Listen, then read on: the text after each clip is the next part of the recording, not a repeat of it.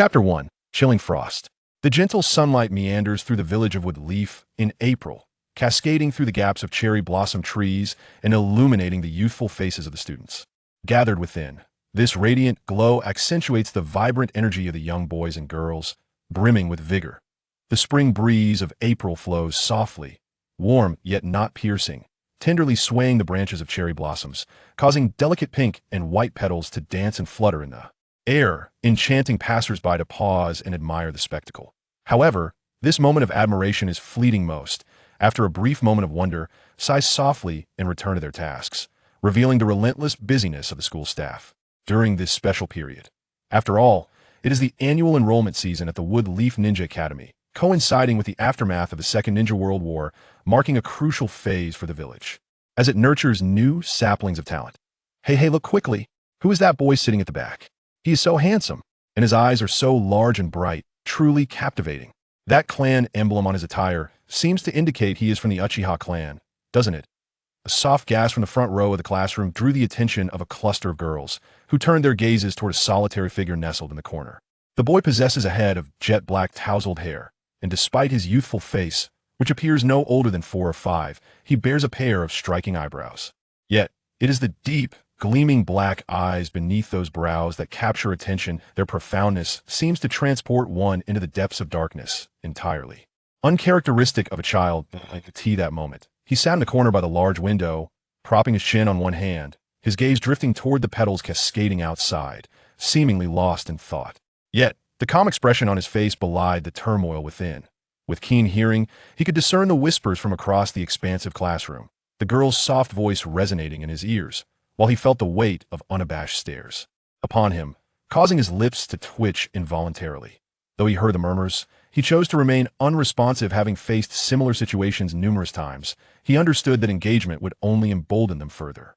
Ignoring them was the only way to let the chatter fade with time. Is Chilling Frost also attending class in this room? A somewhat familiar voice emerged from behind Uchiha Chilling Frost. Turning around, he found a boy, slightly older than himself, smiling warmly. Dressed in a simple black high-neck short-sleeve shirt adorned with the distinctive Uchiha clan emblem on the back, he bore the rare round nose characteristic of the Uchiha lineage. Upon seeing this sunny boy, a rare smile flickered across Chilling Frost's usually serious face. It is you, Shursui. It seems we shall be classmates in the future. I look forward to your guidance. It is not that Qianshuang and Jishui are particularly well acquainted. They have merely crossed paths a few times among their peers in the clan. Yet, both exhibit none of the aloof arrogance typically associated with the Uchiha lineage. Despite their limited interactions, they find themselves enjoying a pleasant conversation, growing familiar with one another. Moreover, this expansive classroom is not a domain of the Uchiha, but rather a gathering of nearly all the children of Konoha of their age. The moment they meet again, an unexpected sense of camaraderie akin to encountering an old friend in a foreign land arises, leaving Qianshuang both amused and bemused. I must say, I am the one who should be asking for your guidance, kind Schwanken, Jishui replies. Suddenly, the creaking sound of a door interrupts the lively chatter in the classroom, bringing a momentary hush to the noise. All eyes, including those of Qianshuang and Jishui, turn towards the podium. A middle-aged ninja, adorned with a Konoha headband and sporting a full beard, strides in with a steady gait and comes to a halt at the front. Please quiet down and find your seats. We are about to commence our lesson, he instructs. Exchanging a glance and a smile, Jishui settles beside Qianshuang. The middle-aged instructor, after a brief self-introduction, promptly begins distributing the curriculum materials of the Ninja Academy and instilling the so-called Will of Fire. Qianshuang tilts his head slightly, observing Jishui, who is engrossed in the teachings. Little does he realize that this very belief will ultimately lead to his demise. With a silent sigh, Qianshuang reflects on the difficulty of altering such an entrenched mindset. 5 years have elapsed since Qianshuang arrived in this ninja realm. In his previous life, he was an ordinary individual living in the early 21st century, and even among ordinary people, he was less fortunate, having been born an orphan. Without the assistance of the villagers, he likely would not have survived to adulthood. As an adult, in pursuit of sustenance, he took on various jobs. Perhaps due to the exhaustion that ensued, he collapsed one day and, upon regaining consciousness, found himself a member of the Uchiha clan. In this life, he considers himself fortunate, belonging to a prestigious family, blessed with loving parents and a kind grandmother. Although his parents are merely ordinary Chunin without significant status, Shuang cherishes the happiness he has found in this life, which he deems hard-won. However, misfortune struck 2 years ago, as the Second Ninja World War was nearing its conclusion. During a supply mission, his parents were ambushed by mist ninjas, leaving no trace of their remains. This devastating news struck Shuang and his grandmother like a bolt from the blue. As if the heavens had collapsed, in that moment, he resolved to emerge from his sheltered existence and awakened his Sharingan amidst profound grief. Perhaps due to the innate spiritual strength of a transmigrator, his awakening began with the emergence of a Totemo Sharingan. Over the past 2 years, Shuang has diligently trained his body and refined his chakra, never once neglecting his practice. Although he still falls short compared to seasoned ninjas, he stands among the few of his age who can rival him. Yet despite this progress, Shuang understands that it is still far from sufficient. Only 12 or 13 years remain until the Uchiha clan's annihilation. If he were alone, he could simply flee from Konoha and return with greater strength to exact his vengeance. However, he has an elderly grandmother in his past life. Shuang cherished this sole family member even more after losing his parents. Therefore, escape is not an option. He understands that he must make the most of every moment, so that when the Uchiha coup leads to the clan's destruction, he might find a glimmer of hope. After much contemplation, Shuang has devised a plan. What he currently lacks are strength and reputation. Only with formidable power can he survive in the face of formidable foes, and only with sufficient renown can he secure a position within the clan, thus influencing the Uchihas. Fate that in this world where strength reigns supreme. The latter is closely intertwined with the former. Thus, the most pressing concern is to elevate his power as swiftly as possible. With this thought, Shuang clenches his fist. Power. He must attain greater strength. Chapter 2. Encounter with Might Guy and his son. Very well. We shall conclude today's lesson here. However, do not become complacent upon returning home. From this day forth, you must dedicate time each day to refining your chakra, for chakra is the foundation of ninjutsu. Unbeknownst to him, the morning session is already drawn to a close. Kai and Schwenken, it's still early. Would you like to join me at the training grounds to practice shuriken throwing? A voice pulls Shuang from his reverie. Turning, he sees Shui, who has packed his bag and is extending an invitation. Shuang smiles slightly and waves his hand. There's no need. I have other matters to attend to shortly. Perhaps another time. Good luck with your training. With that, he offers an encouraging glance. Very well, but next time, you must let me see your strength. Shuang nods and watches Shui leave the classroom before he too picks up his bag and exits. In truth, shuriken throwing is an essential component of Shuang's training regimen. The primary reason he declined Shizui's invitation is his desire to avoid premature exposure. Over the past 2 years, he has mastered the level of shuriken throwing taught at the Ninja Academy. To advance further, he would need to employ the exceptional insight of the Sharingan, a technique unique to the Uchiha clan. If he accepted the invitation and sought to achieve results, Shuang would inevitably activate his Sharingan. What does it mean to possess a 5-year-old double Tomo Sharingan? It would surely leave many astonished, making it nearly impossible for Shuang to remain inconspicuous. Conversely, if he refrained from activating the Sharingan and merely practiced techniques he had already perfected, it would be a waste of an entire day. Thus, after weighing the pros and cons, Shuang resolutely declined the invitation.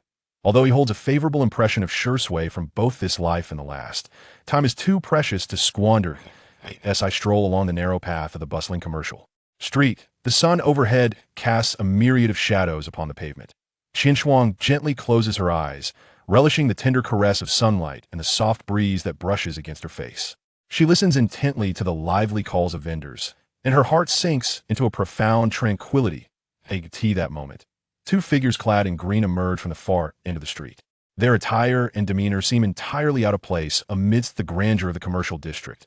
Noticing the 2 green figures, Shuang helplessly rubs her forehead, wiping away non-existent beads of sweat.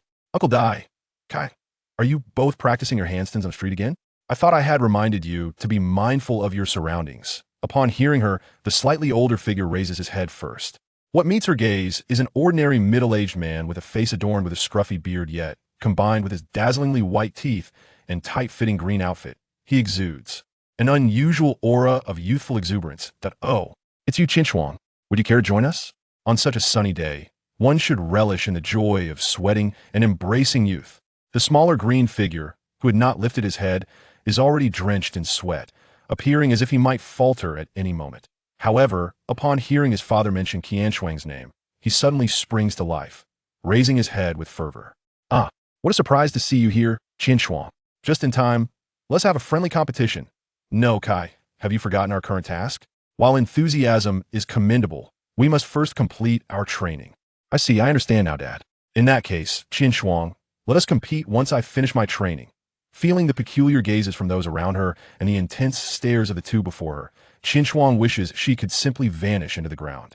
She forces a smile, one that is painfully strained at, right, I just finished class and have yet to eat lunch. You both carry on with your practice. I shall grab a bite to eat and meet you by the wooden posts in the forest this afternoon." Without waiting for a response, Qin Shuang hurriedly departs. Once distanced from the two exercise enthusiasts, she exhales a sigh of relief. It is not that she dislikes them, in fact. She enjoys the company of these two simple-hearted individuals. Yet, their exuberance can be overwhelming, especially when they latch onto her in public, creating a significant strain on both her mind and spirit. Qianshuang's acquaintance with the father and son duo, Might Dai and Might Kai, began 2 years prior.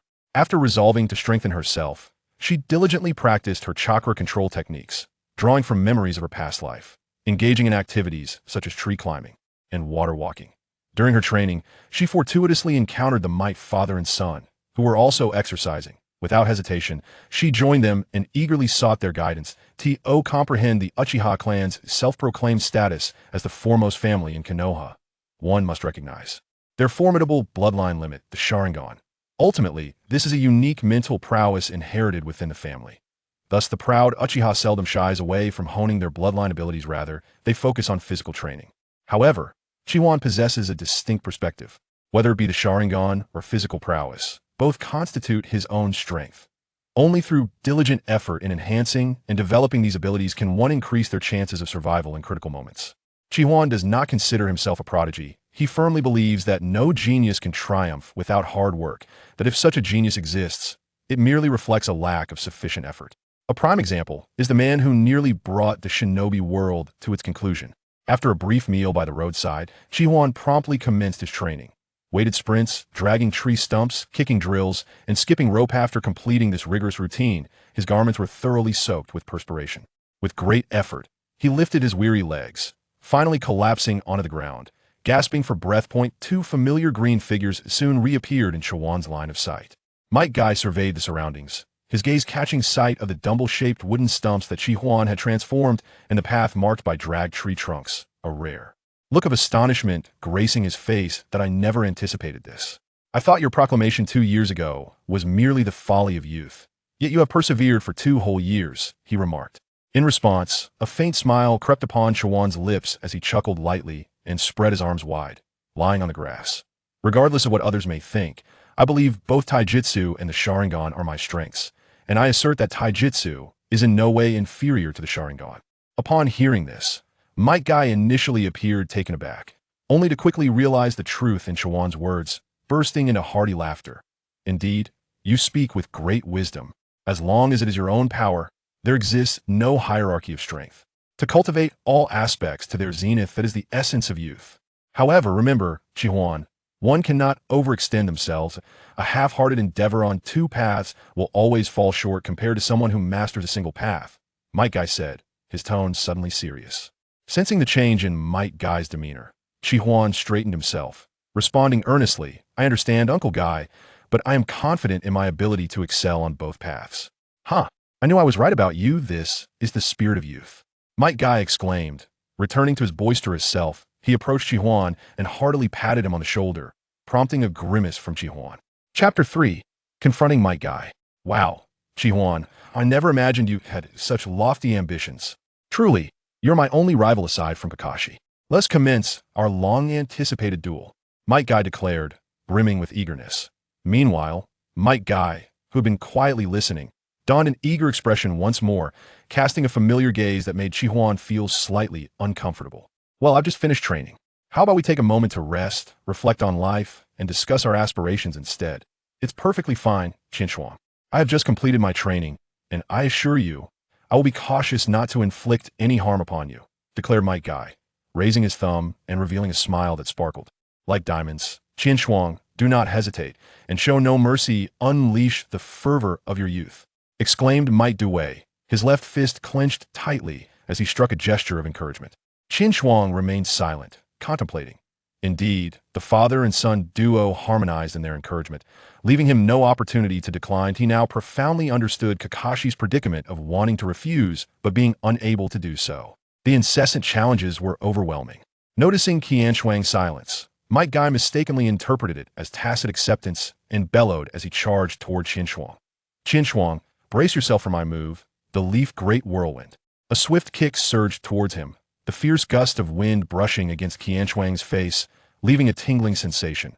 Without a moment's hesitation, Qianshuang propelled himself backward with a powerful thrust of his right foot, narrowly evading the impending attack. Alas, I have yet to accept your challenge.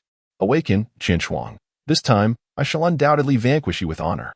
Unfortunately, at this moment, Might Guy is consumed by fervor, and it seems that nothing but his fists can halt his advance. In a moment of desperation, Qianshuang retaliates by extending her leg, countering Guy's whirlwind kick. With a resounding thud, their legs collide. Might Guy maintains his balance, while Qianshuang is forced to retreat 2 steps, feeling a pang of discomfort from the clash. Despite her relentless training over the past 2 years, her physical prowess has soared like an ascending aircraft. Yet, when matched against someone 2 years her senior, who is trained in martial arts to a degree that surpasses her own, Qianshuang must momentarily shy away from the confrontation. Rock Lee's bad rock rise. Might Guy, sensing his advantage, presses forward with unyielding determination. His toes barely touch the ground as he launches into an upward kick, striking heavily against Qianshuang's guarded arms, propelling her into the air. With a swift motion, Might Guy pivots and unleashes a downward kick aimed squarely at Qianshuang's abdomen.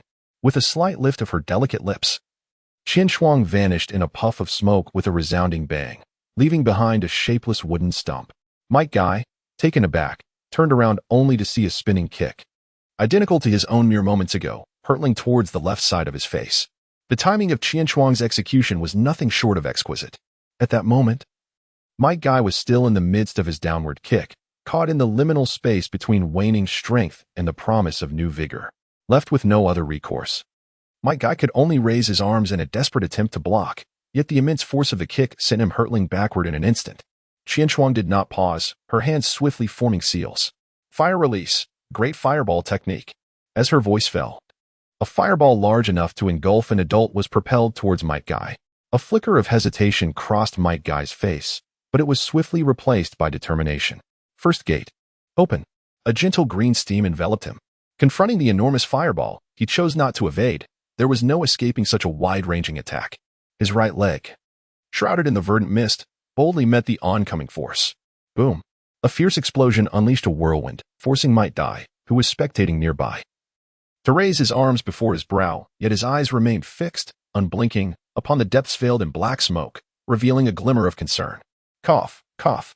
As the smoke gradually dissipated, a figure, slightly charred, emerged, gasping heavily.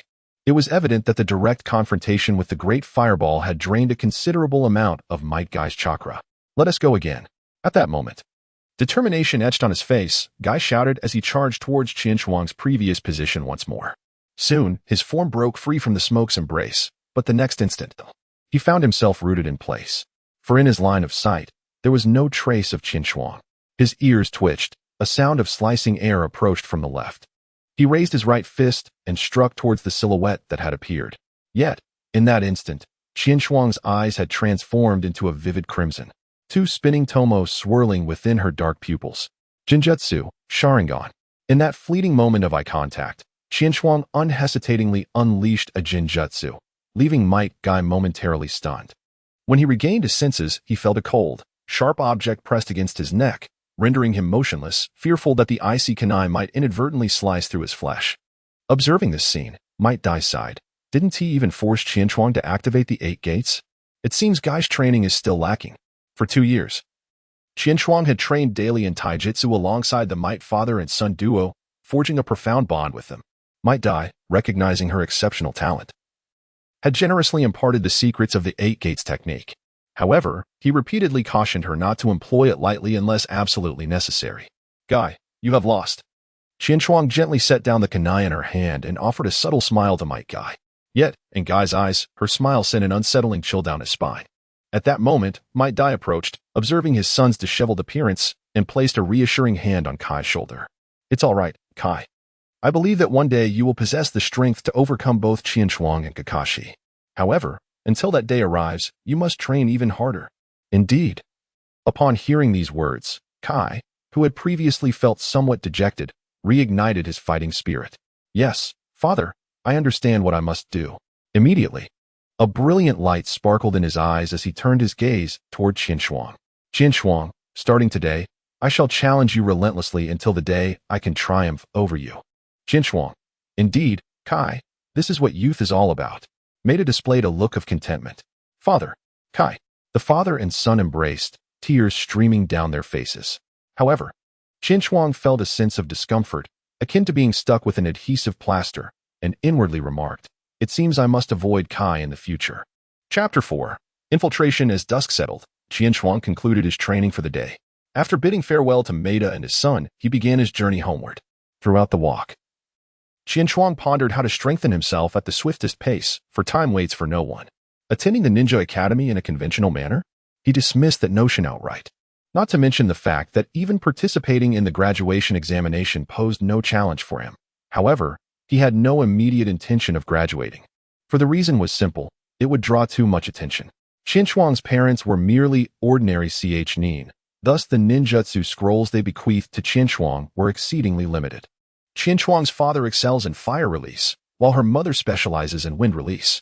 Ever since Qinshuang discovered her possession of 3 chakra attributes, wind, fire, and lightning 2 years ago, she has devoted herself to mastering the ninjutsu techniques inherited from her parents.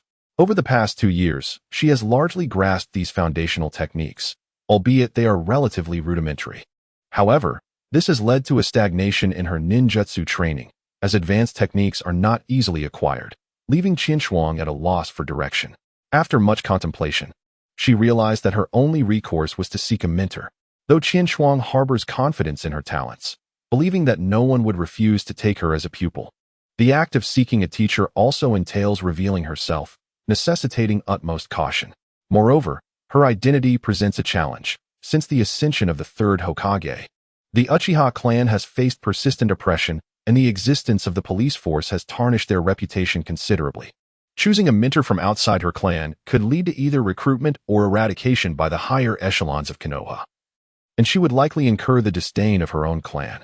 While she herself might not mind, she has an elderly grandmother to consider, making it a precarious situation. Despite the precedent set by Uchiha Kagami, the policies of the 2 Hokages have varied significantly, and with the shadowy figures lurking in the ninja world, Qinshuang finds herself merely an inconspicuous member of her clan, far removed from the stature of her predecessors. Thus, seeking guidance from someone within her own clan seems the most prudent choice. Having perused the original texts, Qinshuang recalls that Uchiha Fugaku, the clan leader, is known for his indecisiveness. Even after the Ninetales incident, he hesitated to instigate a coup despite being bullied by the higher-ups in Konoha. Ultimately, when faced with the prospect of his own son's downfall, he resigned himself to inaction. Should he become aware of Qinshuang's existence, he would likely attempt to conceal her.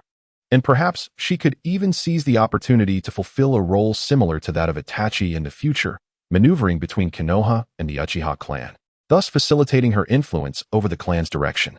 As for her abilities, there is little doubt. Anyone capable of leading a clan must possess formidable strength. If even Uchiha Fugaku is unable to instruct her, it is unlikely that anyone else in the clan could. With her strategy firmly established, Qinshuang felt a sense of relief and, without realizing it, found herself standing at her doorstep. Qinshuang gazed at the bright lights of her home, instinctively aware that her grandmother was waiting for her return for dinner. A warm current surged within her, prompting her to hurriedly approach and open the door. "I'm back, Grandma." Qinshuang beamed at the elderly woman seated at the dining table. "Welcome back, little Qinshuang. You've had a tiring day of training, haven't you? Please take a seat. I'll warm up the food." Upon seeing Qinshuang return, a smile unfurled on the grandmother's face, and she quickly rose to head toward the kitchen. Observing her grandmother's solitary and slightly hunched figure, Qinshuang felt an inexplicable pang in her nose, prompting her to swiftly remove her shoes and run toward the kitchen. "Grandma, I'm not tired. Let me help you." "Hee, all right. Our Qinshuang has grown up." The comforting voice of the elder resonated in the kitchen, as the gentle light cascaded over their 2 figures, enveloping them in a warm and harmonious atmosphere. After satisfying her hunger, Qinshuang sat quietly in her room. not focusing on refining chakra but rather on regulating her breathing to maintain her optimal state. A few days prior, she had heard the news of clan leader Fugaku's wife giving birth, and it was anticipated that Uchiha Itachi had entered the world. With a newborn son and a still weak wife, it was unlikely that Fugaku would venture out at night, especially given his character. Furthermore, the night's arrival could help avoid unnecessary attention. Thus, seizing the moment, Qianshuang resolved to take action that very night. Exhaling slowly, Qianshuang rose from her room, ensuring her state had reached its peak. She donned a black hooded cloak from the rack, transforming herself into a shadow as she leaped out of the window and vanished into the night. It was now deep into the night, with only a few pedestrians lingering on the streets. Most of the Konoha guards were stationed at the borders of the Uchiha compound, with only a handful patrolling the interior. Over the past 2 years, Qianshuang had meticulously memorized these patrol routes, making it not particularly challenging for her, a small yet agile figure, to navigate around them. As for why she did not enter openly, Qianshuang wished to remain uninvolved in the power struggles. Ever since the second Hokage fell in battle and the third Hokage assumed power, the Uchiha clan had faced intensified oppression. A significant faction within the clan had begun to entertain thoughts of a coup. Should her visit to the clan leader's residence draw the attention of the Doves and Hawks, it could pose a considerable problem for Qianshuang. Despite the absence of life-threatening danger, after all, she lacked background and strength, yet possessed notable talent, making her an appealing prospect for anyone seeking to claim an unanchored genius for themselves. This is yet another reason why Qianshuang chose Fuyue as her mentor. After all, regardless of one's faction, if you bear the Uchiha name, one must heed the words of the clan leader. However, even before Fuyue took on disciples, Qianshuang felt it prudent to remain cautious. The residence of Uchiha Fuyue, the leader of the Uchiha clan, was a sanctuary of tranquility. As he gazed upon his wife and son peacefully slumbering on the bed, a faint smile graced his lips. He quietly withdrew from the room, closing the door behind him. Seated alone on the wooden boards outside, he sipped his tea, his brow furrowing in contemplation, torn between thoughts and dilemmas. Presently, several clan elders were contemplating exerting pressure on Konoha, seeking to reclaim a portion of their political influence. Such audacity would have been inconceivable during the reign of the first and second Hokage. Yet, following the demise of the second Hokage, the mantle was merely passed verbally to Sarutobi Hiruzen instead of Uchiha Kagami. Once in power, Sarutobi Hiruzen aggressively suppressed the Uchiha clan. In the aftermath of the second great ninja war left Konoha's strength significantly diminished. This led some of the proud Uchiha clansmen to feel it was time to retaliate. Retaliation. Fuyue too longed to reclaim the dignity that had been stripped from them. Yet, as the clan leader, he bore the weight of responsibility, not just for Konoha, but for the Uchiha as well. While Konoha had indeed suffered losses during the war, the Uchiha were not faring any better. Even if they were to achieve victory, it would likely be a narrow one, and with the other 4 great nations ever watchful, they might find themselves under assault before they could solidify their position. It was a daunting challenge. After much deliberation, Fuyue found himself at a loss for a viable solution. Knock, knock, knock. A gentle rapping at the door disrupted Fuyue's train of thought. He scratched his head, pondering who could be seeking him at such a late hour. Hadn't all matters concerning the clan been clearly addressed earlier? Perplexed, he approached the door to see who awaited him outside. Chapter 5. I can help you resolve your issues. Uchiha Fuyue opened the door, only to be met by the sight of a diminutive figure who swiftly squeezed into the room, naturally closing the door behind them. At the instant the shadow entered, Fuyue activated his Sharingan, retreating swiftly to distance himself from the intruder. In his view, anyone capable of evading the scrutiny of the guard was no ordinary individual, and he could not afford to underestimate them. Who are you? Although puzzled by the intruder's short stature, Fuyue maintained his necessary vigilance. Qianshuang slowly removed the hood from her head, revealing a delicate and fair-skinned visage that exuded youthful charm. Witnessing this scene, Fuyue was taken aback, astonished not only by the youthfulness of the individual before him, but also by a peculiar sense of familiarity, as if he had encountered this person within the clan. I am Uchiha Qianshuang, and I have had the honor of meeting the clan leader. Qianshuang performed a standard gesture of respect towards Fugaku, fully aware that his unannounced intrusion this evening was already exceedingly disrespectful. Thus, he dared not be remiss in adhering to other courtesies. Uchiha Qianshuang, knowing that I am the clan leader, how dare you trespass upon the residence of the clan leader? What punishment do you deserve? The air around Uchiha Fugaku was imbued with a profound and inviolable authority. Qianshuang hurriedly cupped her hands in salute. her tone tinged with a hint of grievance as she replied, "Please, Chief, do not be angry. I bear no ill intentions in coming here. I merely wish to avoid drawing attention from the esteemed elders due to my visit today. Given my lack of power and influence, should my presence be discovered, it would be quite perilous for me." Upon hearing these words, Fuyue's expression visibly softened, though he couldn't help but smile slightly. Considering the youth's age and the skill he had just displayed upon entering, it was evident he possessed rare talent. Yet, it seemed he harbored an inflated sense of self-worth, believing himself to be a prized commodity, eagerly contested by others. It is worth noting that the Uchiha clan boasted many prodigies, while Qianshuang was indeed remarkable. She was hardly of such stature as to warrant the deference of the clan elders. Suddenly, a series of knocks echoed through the air once more. Qianshuang and Fuyue simultaneously gazed towards the entrance, subsequently exchanging a glance. Fuyue cast a puzzled look at Qianshuang, who, understanding his unspoken question, slowly shook her head, indicating her lack of knowledge regarding the individual outside the door. Fuyue cautiously approached the entrance, this time exercising caution by refraining from opening the door immediately. Instead, he inquired through the door, "Who is it?" "Esteemed clan leader, I apologize for the intrusion. While on my patrol, I perceived a fleeting shadow near your door, and I wish to inquire if you have noticed any suspicious individuals." Fuyue glanced once more at Qianshuang, his authoritative gaze now tinged with a hint of peculiarity and a touch of mockery, as if to suggest that he would not hesitate to thrust her into the situation without further clarification.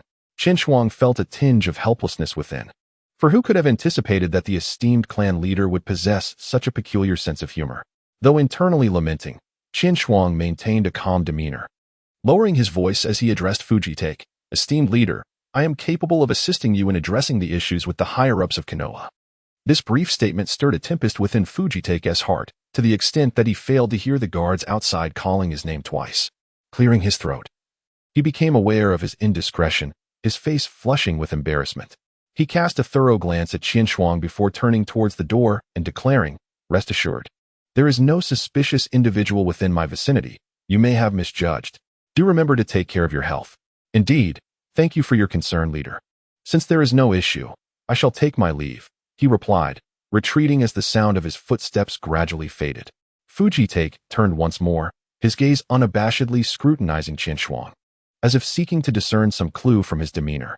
Yet, apart from the respectful and composed expression on Qianshuang's face, he found nothing. "Uchiha Qianshuang, follow me." Fujitake abandoned his observations and strode directly towards the backyard, with Qianshuang closely trailing behind. Upon entering the spacious backyard of Fujitake's residence, Qianshuang beheld a solitary figure standing with arms crossed, facing away from him. This figure loomed like a mountain, appearing utterly unattainable. After a brief moment, Fujitake slowly turned around, his eyes a deep crimson, exuding an overwhelming aura of power that surged towards Qianshuang. Qianshuang mustered her strength, straightening her posture as her crimson eyes met Fugaku's unwavering gaze. A fleeting spark of surprise flickered in Fugaku's eyes before he gradually closed his Sharingan. "With a dual Tomo Sharingan, it appears I have underestimated you. State your intentions and the matter you mentioned earlier. Should it fail to satisfy me, you shall have no chance of leaving this place." Feeling the pressure dissipate, Qianshuang flexed her slightly sore limbs and respectfully inclined her head towards Fugaku. "Chief, I have heard that since the conclusion of the Second Shinobi World War, the higher-ups of the village have frequently marginalized the Uchiha clan. Even among the common folk, the reputation of the Uchiha has been steadily declining. Is there any truth to this?" Fugaku nodded, offering no further elaboration. Such matters had long become an open secret within the clan, and he was not surprised that Qianshuang was aware of it. However, her next statement nearly caused Fugaku to falter. "I imagine many within the clan harbor thoughts of instigating a coup, do they not?" Observing Fugaku's increasingly somber expression, Qianshuang silently berated herself for her excessive jesting and quickly added, "Chief, please do not misunderstand. Given the nature of our clan, it seems almost inevitable that we would arrive at this juncture. Anyone could surmise this, and I can only imagine the turmoil within your heart. I have a means to assist you." "Oh, you can provide assistance with matters I myself cannot comprehend?"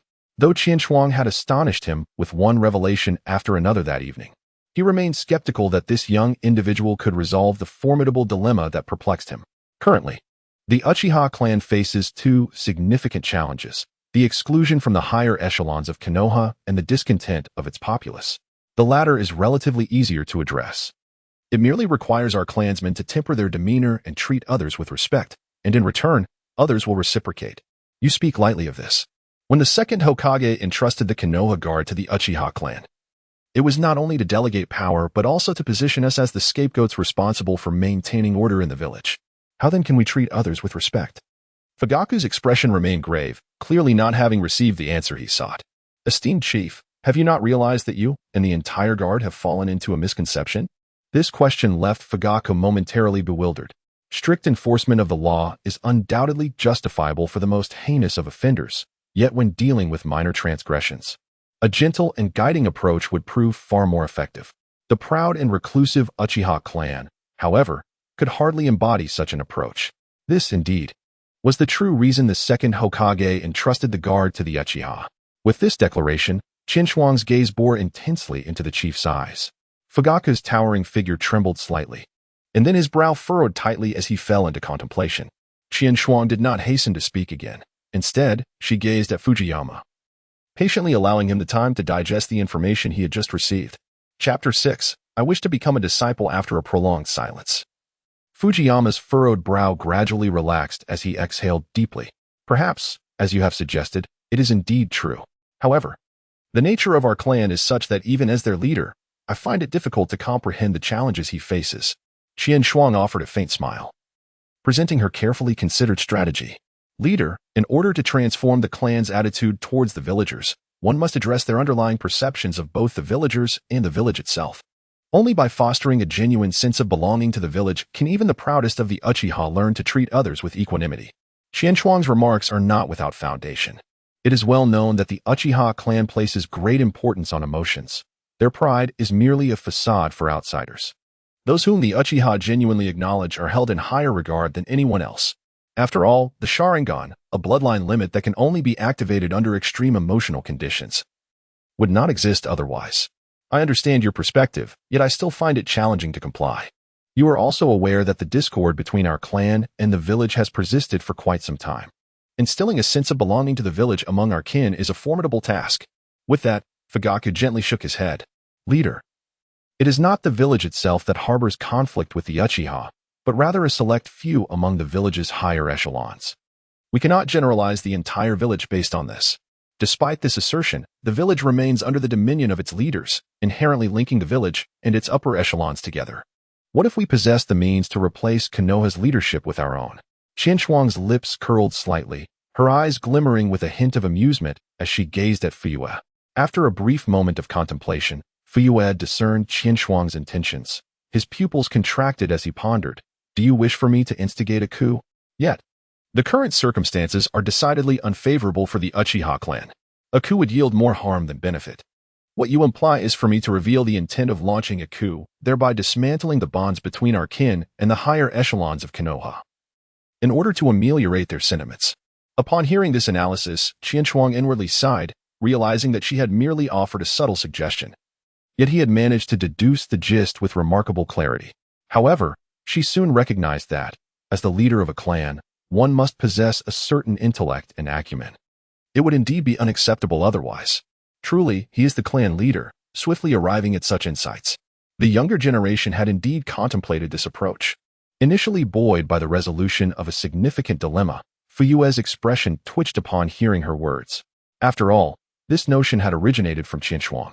His self-praise for his quick understanding was, in essence, a veiled commendation of her original idea. Nonetheless, Fuyue chose not to dwell on it. Recognizing that in addressing such a colossal matter, Qian Shuang had played a pivotal role. He nodded slightly, his expression less stern than at the outset. With the first issue resolved, what of the next? Qian Shuang furrowed her brows slightly, pondering for a moment before relaxing her expression once more.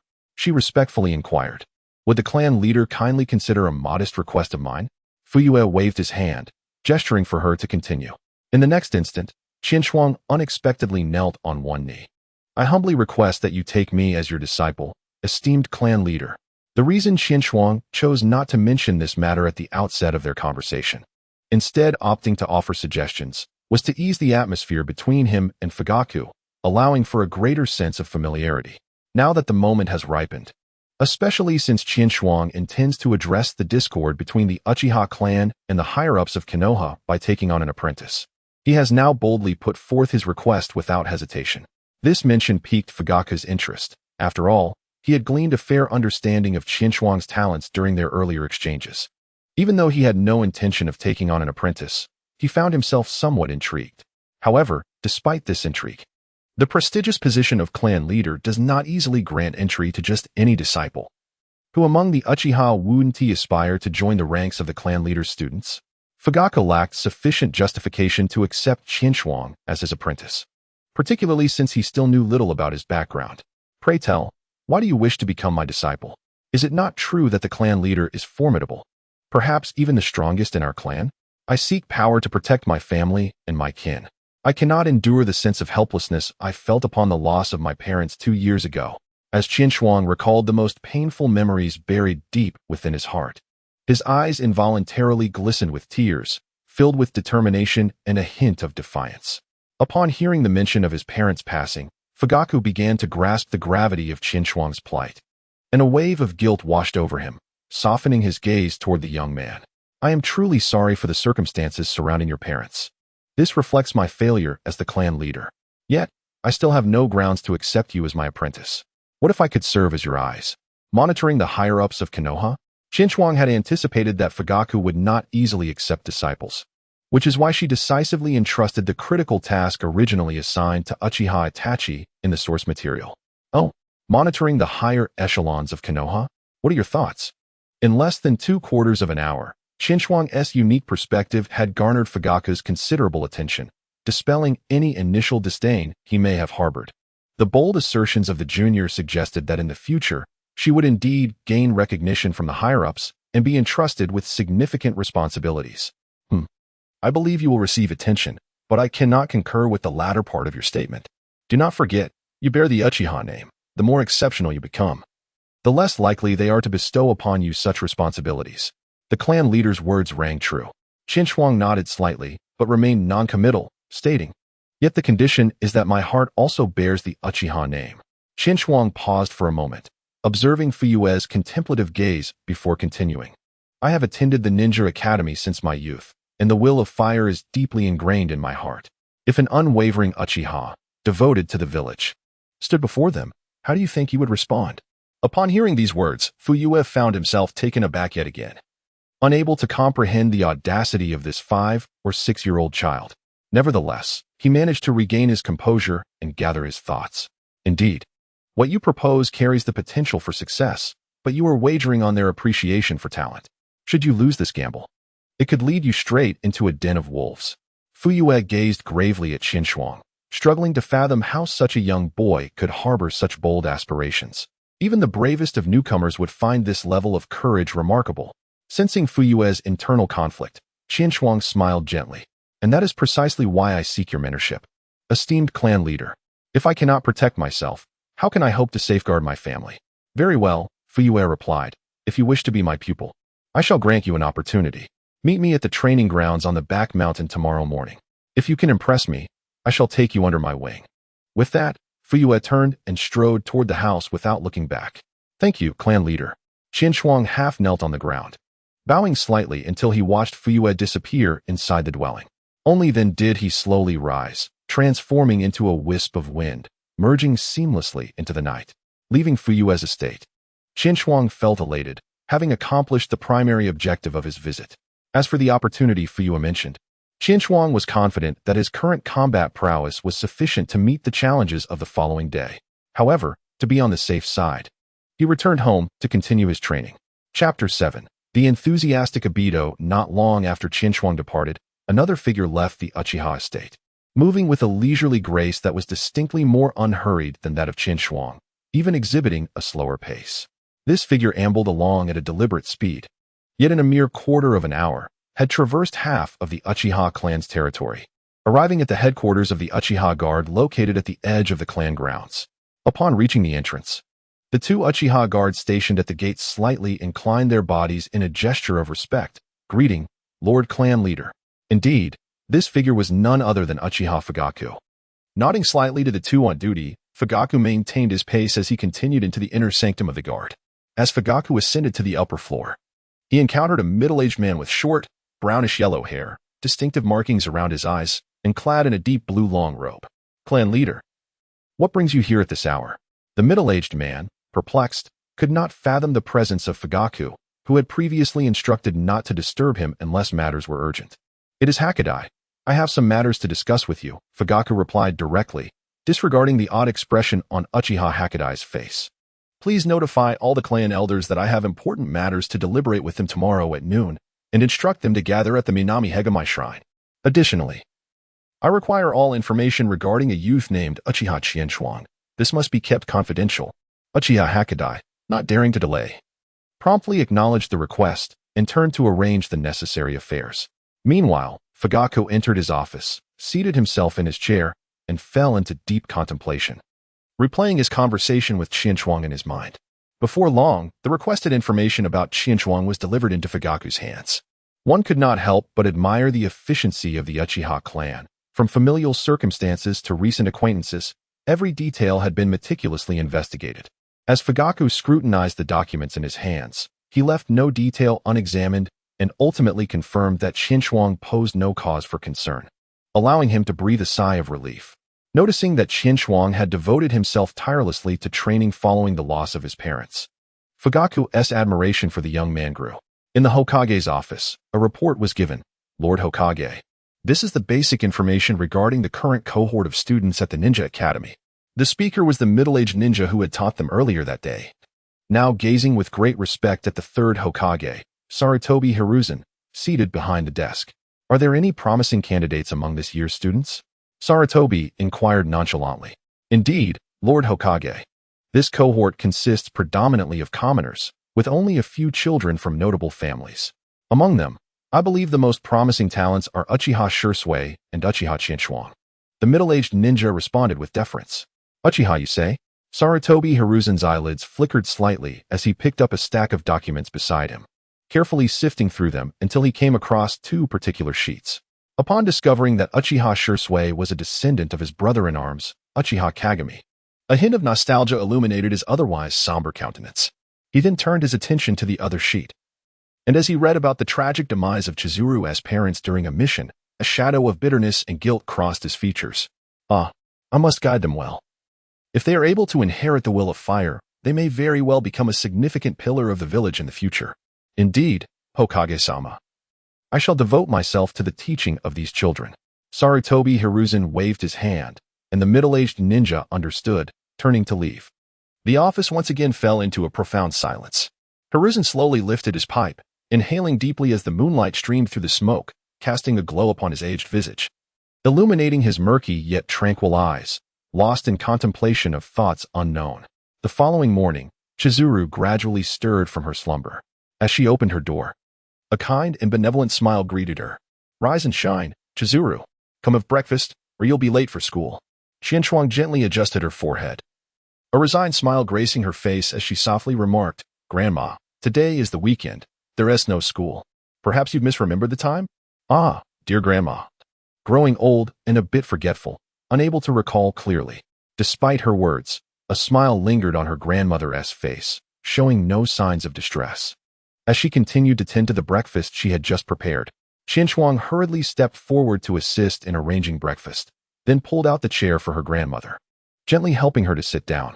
With a smile, she said, Grandma, I have grown up and can take care of myself now. You need not worry about me. Oh, splendid. My grandson has matured and is thriving. If your parents could see you now, they would undoubtedly be proud.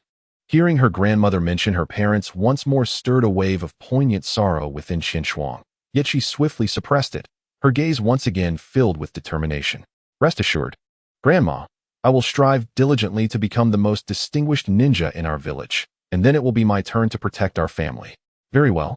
Grandma eagerly awaits that day. Listening to Qianshuang's ambitious declarations, her grandmother's smile broadened as she continuously served her breakfast.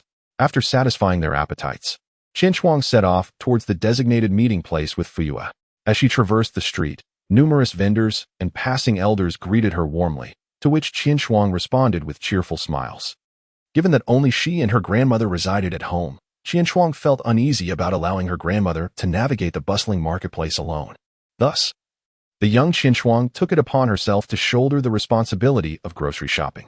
Over time, she became well acquainted with the familiar faces along the street. And the vendors and elders developed an immense fondness for this amiable, handsome young lad before them. Qianshuang's gaze swept over the passers-by along the road, ultimately resting upon an elderly man who was crossing the street with hesitant steps.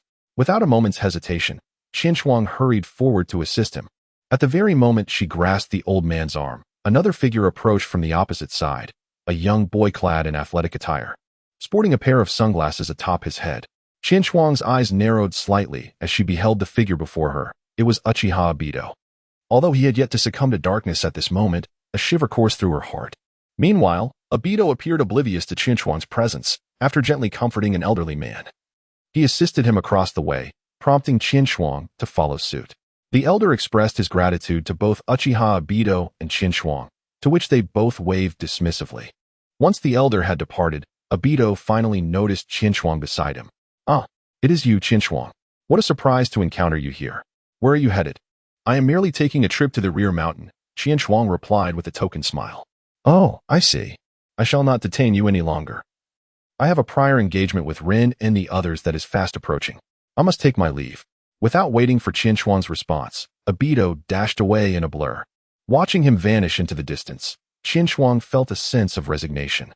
She had endeavored to dissuade Obito from developing feelings for Rin, yet her efforts had ultimately proven futile. Now, the only means of preventing Obito's descent into darkness lay in ensuring Rin's safety. The task of saving the Uchiha clan indeed felt daunting. With a sigh resonating within her heart, Qianshuang resumed her journey towards the rear mountain. Chapter 8. Consideration in the training grounds of the Uchiha clan's rear mountain. A diminutive figure sat quietly beneath a tree, unaware of how many hours had elapsed. The sun hung nearly at its zenith when a tall silhouette gradually emerged in the training area. Sensing the arrival of this figure, Qianshuang concluded her meditation, rising to greet the imposing middle-aged man with arms crossed over his chest. "There have been some issues within the clan. I needed to address them. Which is why I am late," Fugaku stated, his expression calm and serious, revealing no hint of regret for his tardiness. Qianshuang, equally unconcerned, respectfully replied, "It is of no consequence. Esteemed leader, you are preoccupied with myriad affairs, and my matters are indeed of secondary importance." On the surface, Qianshuang appeared calm. Yet internally, she had already berated Fugaku countless times. Although it was spring, the sun overhead blazed like a furnace, and even with the shade of a large tree, the heat still made Qianshuang feel irritable. Were it not for her desire to grow stronger, she would have long since abandoned her efforts.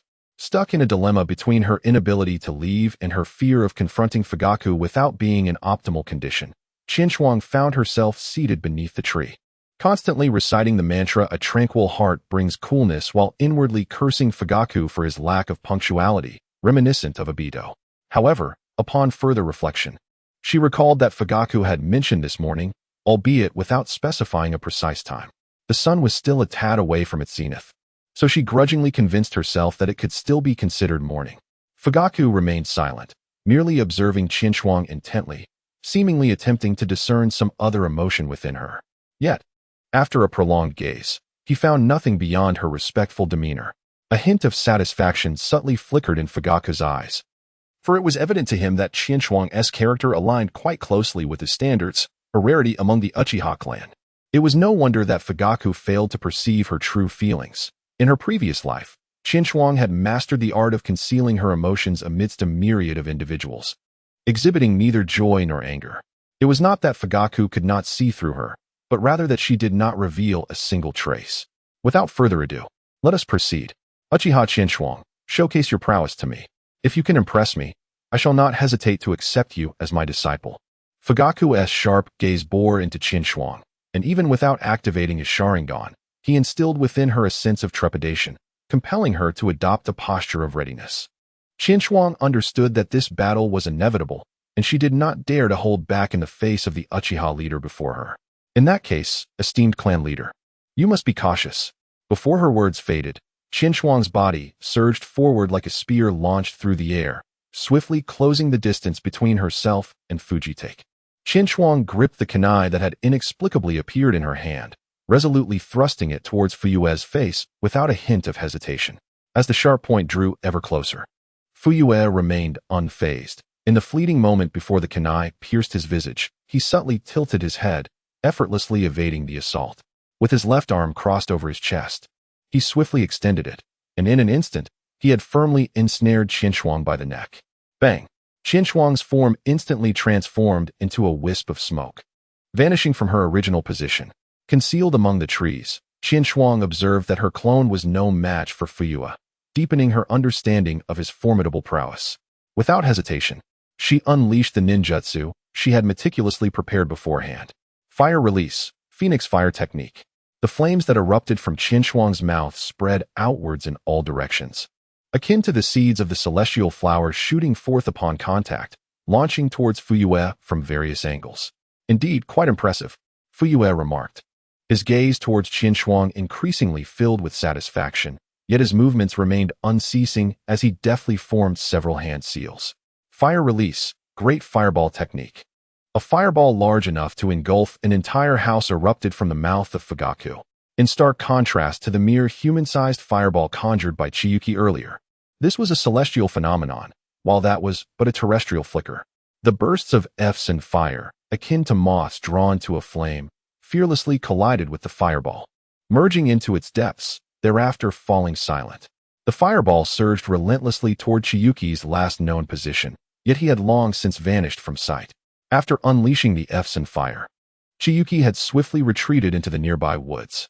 He understood all too well that, in terms of ninjutsu and jinjutsu, even 10 of them combined would not stand a chance against Fugaku. Only in the realm of taijutsu did he harbor a glimmer of hope. However, in a formal combat scenario, be it taijutsu, jinjutsu, or ninjutsu, no limits would apply. Thus, to earn the opportunity for a taijutsu confrontation, he needed to carve out a path for himself. Consequently, following his previous strike, Chiyuki immediately vanished, seeking not to land a blow but merely to divert Fugaku's attention. At that moment, Chiyuki found himself beside a tree adjacent to Fugaku, who was still fixated on the fireball. Seizing the moment, he advanced once more, wielding a kunai, and attempted to thrust it toward Fugaku's face. Fugaku turned around, once again confronted by the close-range point of the kunai, and shook his head slightly. After all, he was merely a child of 5 or 6 years, lacking practical combat experience. His timing was commendable, but beyond that, he fell short. With this thought, Fugaku tilted his head once more, intending to evade Chiyuki's kunai. However, this time, the outcome diverged from the previous encounter. Unbeknownst to Fugaku, the blade of Chiyuki's kunai shimmered with a faint blue glow, a layer of chakra enveloping its surface, augmenting both its length and width. This technique was derived from Asuma Sarutobi's chakra blade in the original work, wherein Chiyuki had trained to attach his wind-style chakra to the weapon's edge with remarkable precision, enhancing its reach and sharpness. Fugaku's attempt to dodge did not fully evade the kunai's cutting edge. In a critical moment, he displayed astonishing reflexes, and with a flash of cold light, a kunai in his hand intercepted Chiyuki's chakra-infused kunai just in time. Nonetheless, the razor-sharp chakra kunai left a minuscule yet noticeable scar upon Fugaku's face. Utilizing the force of Chiyuki's attack, he swiftly retreated, once again increasing the distance between them. Yet, Chiyuki, having gained a fleeting advantage, could not let such an opportunity slip away. He immediately pursued, re-engaging Fugaku in close combat. Neither party resorted to ninjutsu. Instead, they found themselves instinctively engaged in a contest of taijutsu. The more they clashed, the more astonished Fugaku became. Although Chiyuki's combat techniques appeared rather immature, the force he exerted gave Fugaku the surreal impression of facing a peer. Coupled with the enhancement of the chakra blade, Fugaku found himself momentarily unable to overcome Chiyuki. The strength rivaling that of an adult ninja? What does that even mean? How had this boy trained? What an extraordinary prodigy! On the other side, Qinshuang's heart was heavy with concern. He had initially believed that after 2 years of training, even if he could not surpass Fuyue in physical techniques, he would not suffer significant losses. However, each time he successfully defended against Fuyue's assault, the next strike would come from an angle so elusive that even his Sharingan could not clearly perceive it, leaving him bewildered. Though he could still barely hold his ground for the time being, he feared that if this continued, defeat would merely be a matter of time. Chapter 9, Apprenticeship Clang. Two kunai collided once more, the immense force sending the already weary Qinshuang flying, skidding across the ground for several dozen meters before he finally stabilized his form. That will suffice. A stern voice interrupted Qinshuang's urge to charge forward again. Qinshuang gazed at Fugaku with a hint of bewilderment, clearly still reeling from the recent battle. As Fugaku approached slowly, a rare expression of admiration and appreciation flickered in his eyes. Even with the pride of the Uchiha clan, I must concede that to engage with me to this extent is indeed a remarkable talent. Upon hearing Fugaku's commendatory tone, a subtle smile emerged on Qinshuang's pale face, betraying a sense of gratification. Qinshuang understood that winning Fugitake's praise signified her complete acceptance by him, and at this juncture, the matter of becoming his disciple was practically settled. As expected, in the next moment, Fugitake resumed his serious demeanor and solemnly declared, "Uchiha Qinshuang, do you wish to take me as your master and follow me in your training?" Upon hearing these words, Qinshuang promptly knelt on one knee, her expression earnest as she replied, "Disciple Qinshuang greets you, master." Observing this scene, even the stern Fugitake couldn't help but slightly curve his lips, gazing at Qinshuang with satisfaction as he extended a hand to assist her up. "Qinshuang, I must forewarn you, my training is quite arduous. Should you have any regrets now, it is not too late." Sensing the shift in Fugitake's attitude, Qinshuang flashed a smile, unafraid of hardship, and boldly responded, "Bring it on, Master Fugitake." Fugitake nodded, patting Qinshuang on the shoulder. "Let us pause for now. You've exerted yourself significantly. Go rest, and come to my place this evening." "Understood, master." With that, Fugitake turned and walked towards the training ground's exit. After taking only a couple of steps, he halted, and his stern voice echoed once more, this time, "Do not sneak back in." He then resumed his stride, leaving Qinshuang to chuckle wryly to herself. After a brief moment of rest, she retrieved 2 soldier pills and consumed them before commencing her training for the day. Now that she was officially a disciple of the Uchiha clan leader, she could be considered an internal member of the Uchiha. Thus she no longer needed to run to that grove to practice taijutsu with Might Guy and Might Dai. Moreover, it seemed she had been regarded by Might Guy as an equal to Kakashi, so it was best to keep a distance. Qinshuang expressed that she had just endured a beating and could hardly bear it. The Nain's shrine, situated at the periphery of the Uchiha clan territory, is considered a remote corner of Konoha village. The deity it once revered is likely a mystery to all but a few. Aside from the ancient temple at its center, which still exudes a faint air of grandeur, the rest of the shrine has succumbed to the ravages of time and neglect. However, unbeknownst to outsiders, within this seemingly abandoned site, Fayake was engaged in conversation with 6 elderly men in a hidden chamber below. "Patriarch, can we trust that child?" Uchiha Gen, seated at the leftmost position, inquired with a voice aged by time. "I have conducted a thorough investigation. Although Qinshuang possesses unconventional thoughts, his heart is aligned with the Uchiha clan, especially since he has a grandmother within our ranks," Fayake replied with calm assurance. "Patriarch, while the child's words may carry some merit, you must not entrust the future of our clan entirely to him. Moreover, whether he is truly trustworthy remains to be debated." Uchiha Jin attempted to voice further concerns, but was abruptly interrupted by a coarse voice. "Humph, you old fool. Always advocating for deliberation and debate. By the time you make a decision, the opportunity will have passed."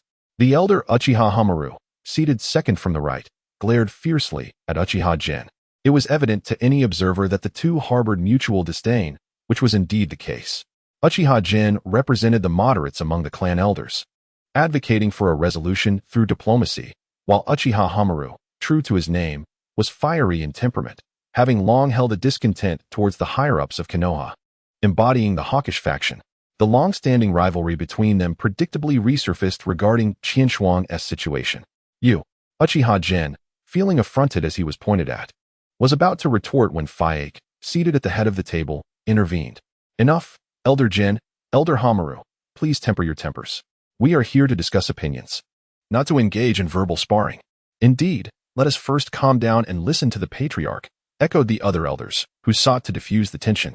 "Yes, arguing serves no purpose." With the elders quieting down, Fayake seized the moment to continue his address. "I believe Qinshuang's perspective holds a degree of validity, which we cannot deny." The elders exchanged glances, and they all nodded in unison, signaling their agreement. Witnessing this scene, Fugaku slightly inclined his head and remarked, "Since there is merit in this, we might as well give it a try.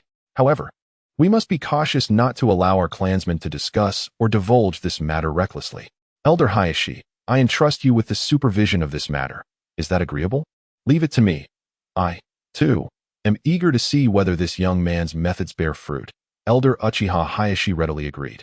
As for the subsequent discussion regarding joining the Umbu to monitor the higher-ups of Konoha, I contemplated for a moment and concluded that among the younger generation of the Uchiha clan, only Chisumi and Shursui possessed the capability to undertake such a significant responsibility. However, this undertaking should not be rushed. We must allow them time to mature. I have already taken Chisumi as my apprentice, and during this period, I shall personally tutor him until he is equipped to shoulder this weighty duty. What do the elders think? Furthermore, to err on the side of caution, until Chisumi has attained sufficient strength, his affairs must remain confidential, even from those within the Uchiha clan. In Fugaku's strategy, should he openly declare his apprenticeship, the elders would likely label Chisumi as the patriarch's disciple. Following the revelation of Chisumi's insights, the credit for his achievements would likely be attributed solely to Fugaku, leaving little profound regard for Chisumi himself, which is not the outcome Fugaku desires. Thus, at the commencement of the meeting, he prioritized articulating Chisumi's perspectives before announcing his apprenticeship, thereby demonstrating his support for Chisumi while also allowing the elders to gain a deeper understanding of him.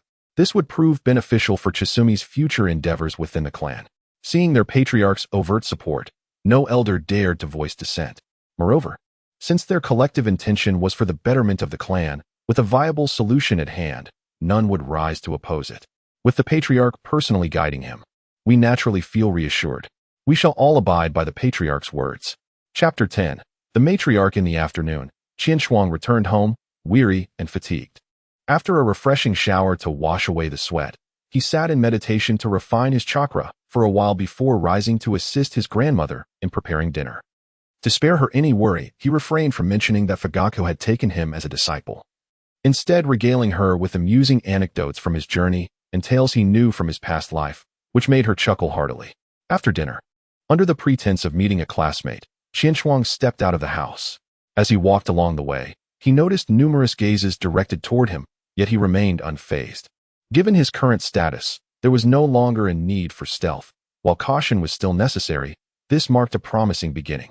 With such thoughts in mind, his spirits lifted, and his steps became lighter, leading him to the entrance of the clan leader's residence in no time. Standing before the door, Qinshuang felt a twinge of sentimentality. Just yesterday, he had to sneak in, and today he could enter openly. Truly, a new era brings new subjects. Shaking his head to dispel the cluttered thoughts, he approached and knocked on the door.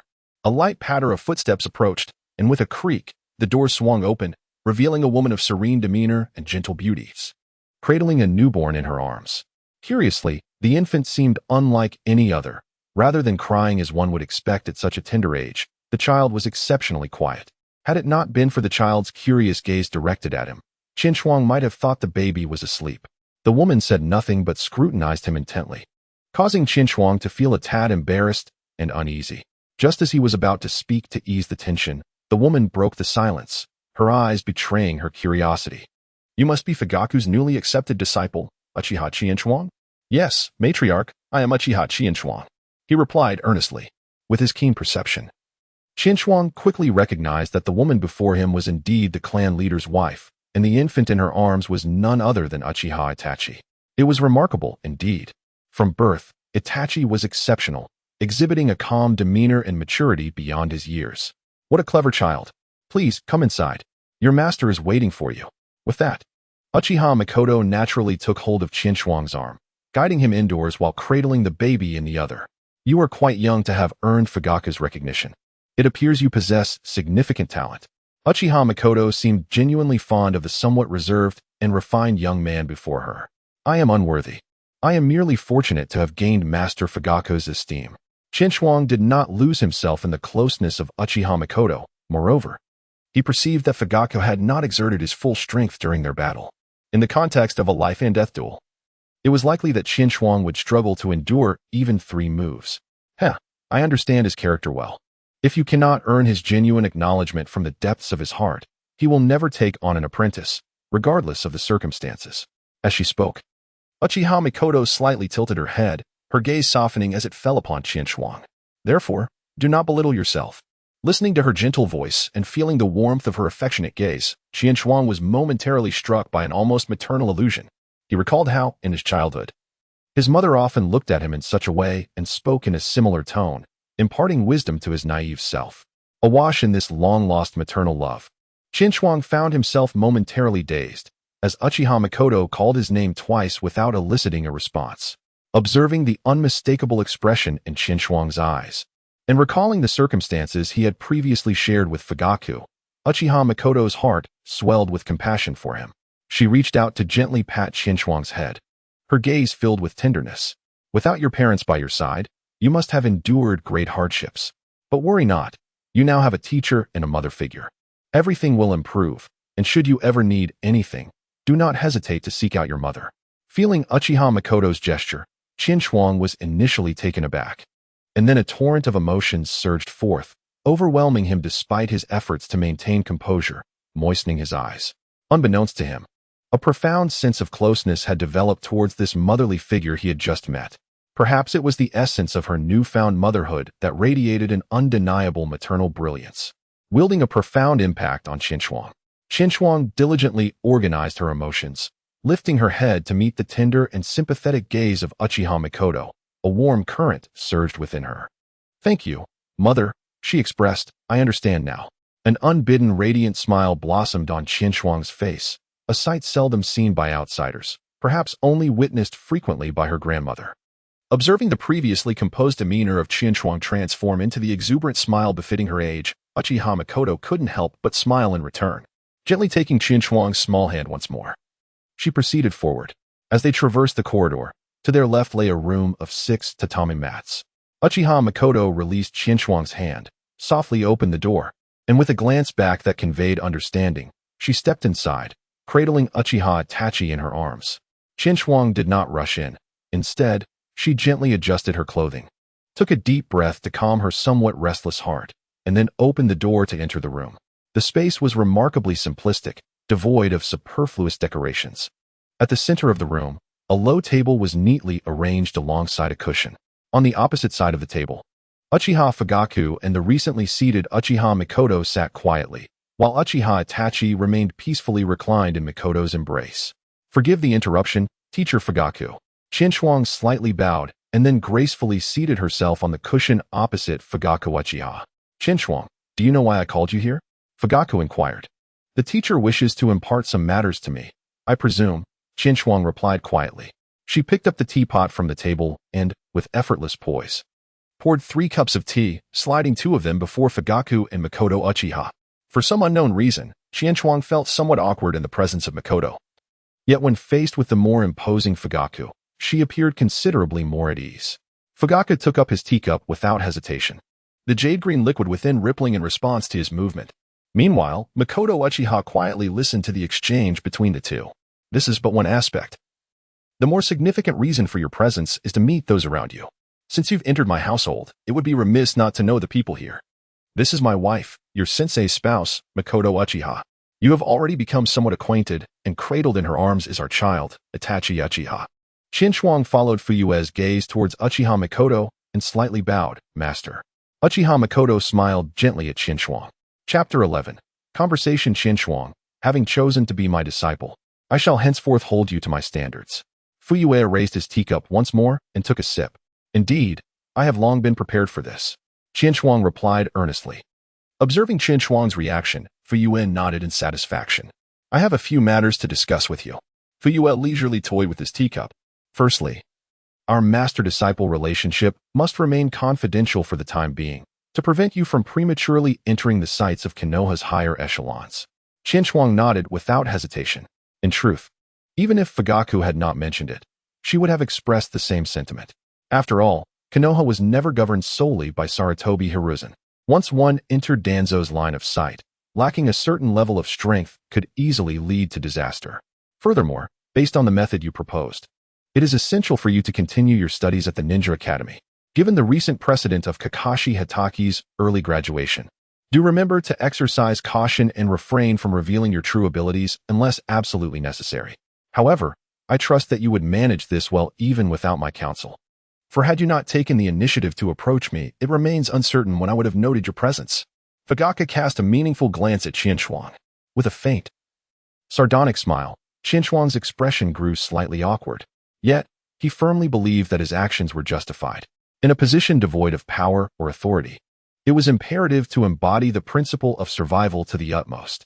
Fortunately, he had recently taken the clan leader as his mentor, providing him with the formidable backing of the entire Uchiha clan. Anyone who dared to challenge him would need to think twice. As for the third point, let us discuss your training. Beyond the curriculum offered at the Ninja Academy, I shall allocate 1 hour to guide you. The remainder of your time is yours to arrange as you see fit. Whether to practice the techniques I impart, refine your chakra, or indulge in slumber, I shall not interfere. However, should you fail to deliver the results I expect within the designated time, you alone must bear the consequences. Upon hearing Fugaku's arrangements, Qinshuang felt no surprise. After all, in the original narrative, Fugaku had adopted a similarly lenient approach with his own son. The techniques were bestowed, and it was up to him to practice, with only the outcome subject to scrutiny. Yet, this method likely suited a prodigy like Uchiha Itachi, who grasped concepts effortlessly. A more ordinary individual might struggle to keep pace. Nevertheless, Qinshuang did not consider himself inferior to Uchiha Itachi. Through self-directed study, he had already mastered the C-rank technique, Great Fireball Jutsu, along with several other C-rank wind release techniques, and had even developed his own control methods for chakra blades. He was confident that under his mentor's guidance, his achievements would rival those of his esteemed predecessors. This was the innate pride of the Uchiha clan, as well as Qinshuang's own faith in his diligence and innate talent. However, one aspect did trouble Qinshuang slightly. Teacher Fugaku, is the guidance time perhaps a bit too brief?" he timidly inquired. Upon hearing this, Fugaku nearly spat out the mouthful of tea he had just sipped. Who was unaware of his reputation for sternness? It was debatable whether most could endure even this single hour, yet this lad found it lacking. Moreover, as the clan leader, was he not burdened with other responsibilities? Having carved out an hour for him, was this not sufficient? Was he truly trying to wear out his mentor? Nearby, Uchiha Makoto stifled a laugh at Fugaku's rare display of being taken aback. After swallowing the tea, Fugaku cast a sidelong glance at Makoto before fixing a stern gaze on Qinshuang. "You impudent boy, do not set your sights too high. First, see to it that you endure this hour, and I hope you still have the energy to complain about the duration afterward." "Yes, teacher." Qinshuang wore an innocent smile, seemingly harmless. In truth, she did not anticipate that Fuyue's training would be particularly effortless. Her remarks were primarily intended to tease him, especially since their instructor often maintained a stern expression. Moreover, she wished to indirectly convey her determination to grow stronger. Observing Fuyue's exasperation, nearly choking on his frustration, Qinshuang struggled to suppress her laughter. However, she dared not laugh aloud, for she was uncertain if she could exit the room unscathed. Having expressed her thoughts, she turned her attention to him.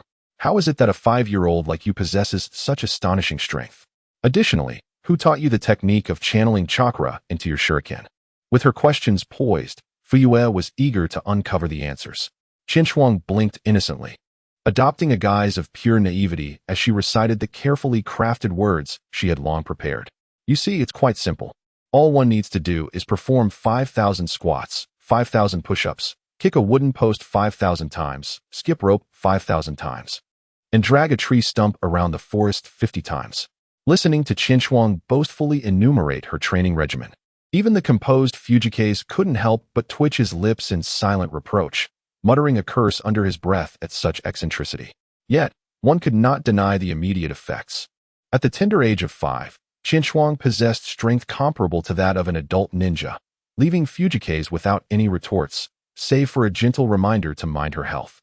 Meanwhile, Uchiha Makoto gazed at Qinshuang with a heart full of concern, evidently having fully embraced the role of a devoted mother, treating Qinshuang as if she were her own child. As for the chakra kanai, it was a discovery of my own making. The wind-style chakra is sharp and piercing, and I thought that by infusing such chakra onto the surface of a kanai, I could create a weapon with a greater range and enhanced lethality. However, this demands considerable control over chakra, and I can only manage it with difficulty. Fugaku nodded slightly, not doubting the veracity of Qinshuang's words, for he had thoroughly investigated everyone she had encountered and found nothing of concern. Thus, her explanation was evidently the only plausible one. "Indeed, your idea is quite commendable.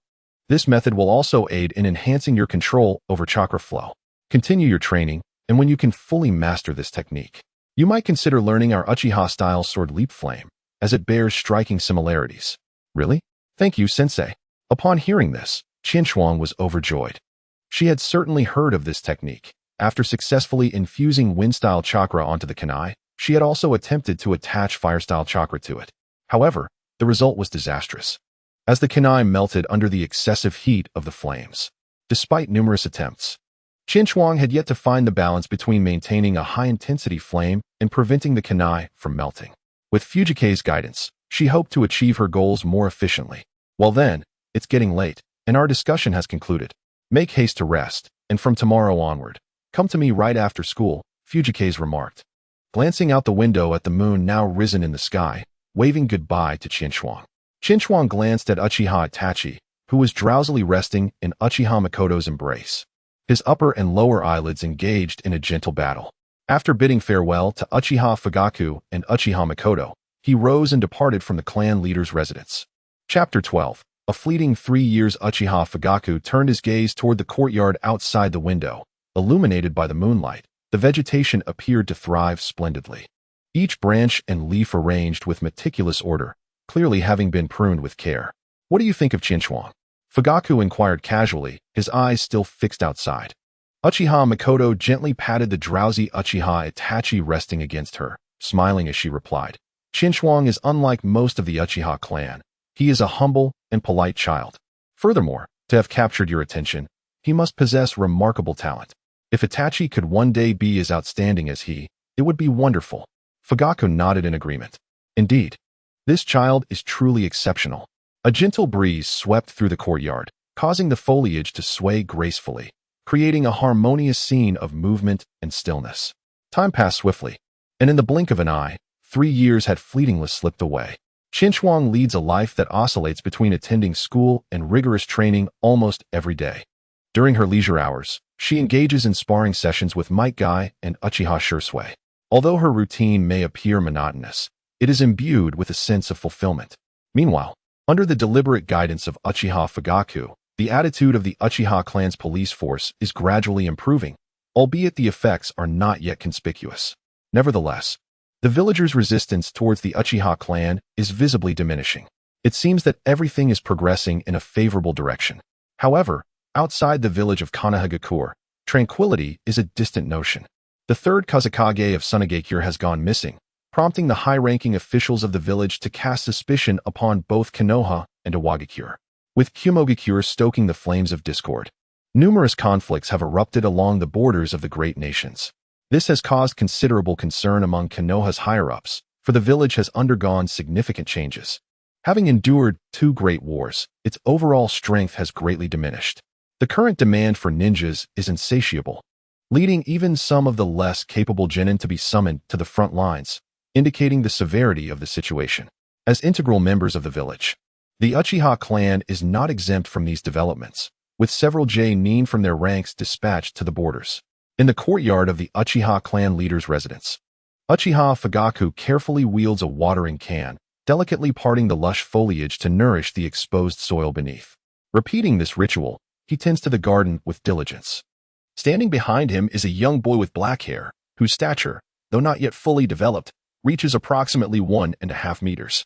Most striking are his deep onyx eyes, reminiscent of an endless expanse of stars and sea. This boy is Qinshuang, who has been learning under Fugaku's tutelage for 3 years. Qinshuang received a message from Fuyu early in the morning, indicating that there was an urgent matter to discuss. Without even having breakfast, she hurried over, only to find that this inconsiderate teacher had spent 10 minutes watering the flowers for himself. Although Qinshuang felt helpless in her heart, she did not dwell on it excessively.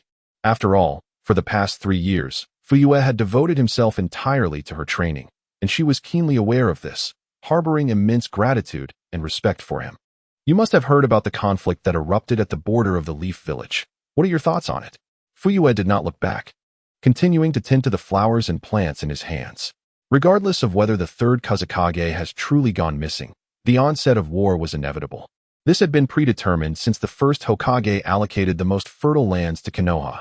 Naturally, Qinshuang, well versed in the intricacies of the situation, would not utter foolish words about wrongfully accusing the innocent. In a scenario of unequal resources, it was only a matter of time before the other hidden villages, burdened by harsh environments, coveted Konoha's territory. The disappearance of the third Kazekage was merely a convenient excuse. Fuyue cast a fleeting glance at Qinshuang, quickly averting his gaze. Evidently, he was not surprised by her precocious insights. I did not expect you to see through it so clearly. Since you understand that Konoha has always been under the watchful eyes of other villages, you must also realize that the front line likely requires more participating ninjas. Qinshuang felt a sense of foreboding in her heart. A few days ago, the Hokage subtly proposed that he wishes for you and Shisui to graduate early, and I have already agreed. In her heart, Qinshuang silently mused that her idyllic school life was indeed coming to an end. Fuyue turned around, a composed gaze imbued with a hint of satisfaction as he regarded Qinshuang. His tone now softened slightly. Over the past 3 years, I have imparted to you the majority of what I have learned. Initially, I anticipated that achieving this level of proficiency would require at least 5 years. Yet you have accomplished it in merely 3. You have truly excelled. You are indeed worthy of being my disciple. Upon hearing these words, Qinshuang felt a rush of astonishment. For even when she had exceeded the goals set by Fuyue, the most she had received was a mere acknowledgement of well done.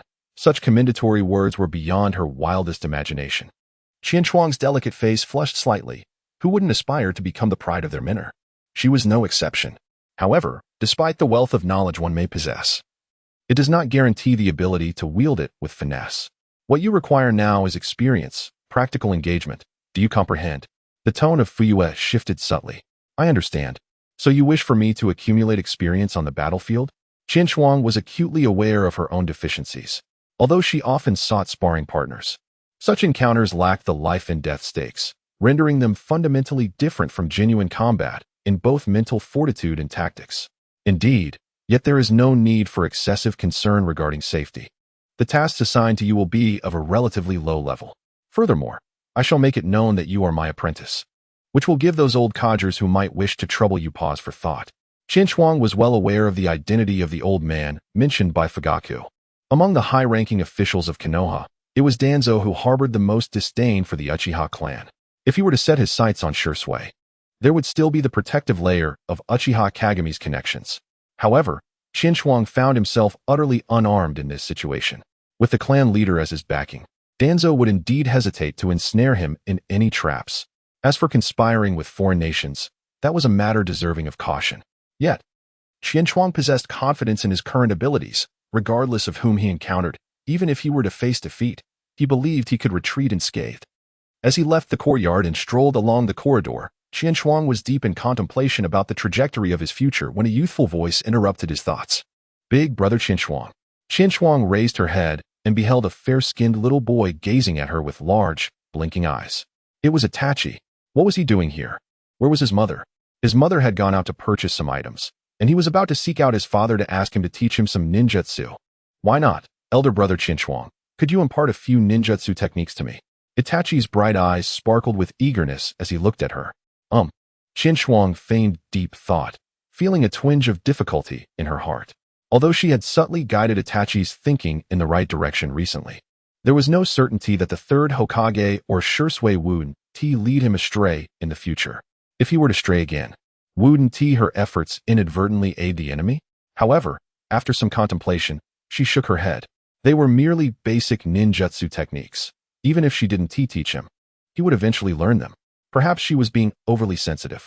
Shaking her head to dismiss those unrealistic thoughts, she reached out and gently ruffled Itachi's little head. Of course, that would be fine, but it was necessary to seek your father's consent first. Itachi obediently nodded his head. Chapter 13. News. Qinshuang led Uchiha Itachi back to the courtyard, and after obtaining Fugaku's permission, brought him to the lakeside in front of their residence. Big brother Qinshuang, what ninjutsu do you intend to teach me? Uchiha Itachi asked, his face filled with curiosity and eagerness as he gazed at Qinshuang. Listen well, Itachi. What I am about to impart to you is a C-rank ninjutsu developed by our Uchiha clan, the Fire Release, Great Fireball Technique. However, before we proceed, you must promise me that you will use your powers to protect those you hold dear. Can you do that? While imparting ninjutsu, Qinshuang did not forget to subtly guide Uchiha Itachi. After all, he was the son of her esteemed mentor. Killing him was out of the question. Thus, she could only begin to influence him gently from a young age, ensuring he would not be overly swayed by the will of fire. Uchiha Itachi, being merely a 3-year-old child, possessed little in the way of complex thoughts. He obediently nodded, his gaze fixated intently on Qianshuang's movements. Qianshuang received a response from Uchiha Itachi, and without uttering another word, he formed hand seals, deliberately slowing his movements to ensure Itachi could perceive them clearly. As he executed the sequence, Si, Wei, Shun, Hai Wu, In, his chakra surged within him, transforming into a searing force that coalesced in his throat. Fire style, great fireball technique. A blazing orb, ample enough to engulf the entire surface of the lake, erupted from Qianshuang's mouth, the intense heat relentlessly scorching the lake's surface and shrouding the area in a hazy mist. Uchiha Itachi gazed at this spectacle with wide, astonished eyes. To him, Qianshuang now appeared as a deity wielding the flames. Whether due to the sweltering temperature or the thrill of the moment, his small face flushed a deep crimson. Qianshuang severed the supply of chakra, causing the immense fireball to dissipate into the air. Turning her gaze towards Uchiha Itachi's flushed face, a faint smile graced her lips. Itachi, do you comprehend now? After forming the hand seals, one must gather the chakra within the throat and then expel it in the form of flames. Qianshuang refrained from repeating the sequence, for he was well aware that Uchiha Itachi had memorized it. Itachi nodded, his hands awkwardly mimicking the gestures that Qianshuang had previously demonstrated. With a slight parting of his lips, a fireball, significantly smaller than Qianshuang's, erupted forth. Despite having anticipated the outcome, Qianshuang could not suppress his astonishment. After all, even he had spent several hours mastering this technique during his self-study. It was indeed commendable for Itachi, the protagonist's brother, to possess such an extraordinary aptitude. To successfully execute the great fireball technique right from the outset was truly remarkable. Itachi. Qianshuang did not hesitate to express his admiration. Upon receiving praise from Qianshuang, a rare hint of shyness graced Itachi's face as he humbly replied, I still have a long way to go compared to brother Qianshuang. Do not belittle yourself, Itachi. Your talent is indisputable. Qianshuang affectionately ruffled Itachi's hair. However, I hope you will direct your talents toward the right path. Itachi did not shy away from Qianshuang's touch. He felt a strong bond with this elder brother who had cared for him since childhood. Although he was unsure why Qianshuang often emphasized the application of power, he did not dismiss his words as unfounded, thus he complied obediently. All right, Itachi, let me teach you some techniques regarding throwing. As he spoke, a kunai appeared in Qianshuang's hand. Itachi followed closely behind Qianshuang, diligently practicing the techniques imparted to him. The next day, the entire Uchiha clan was taken aback by the sudden news that their leader, Uchiha Fugaku, had taken on an apprentice.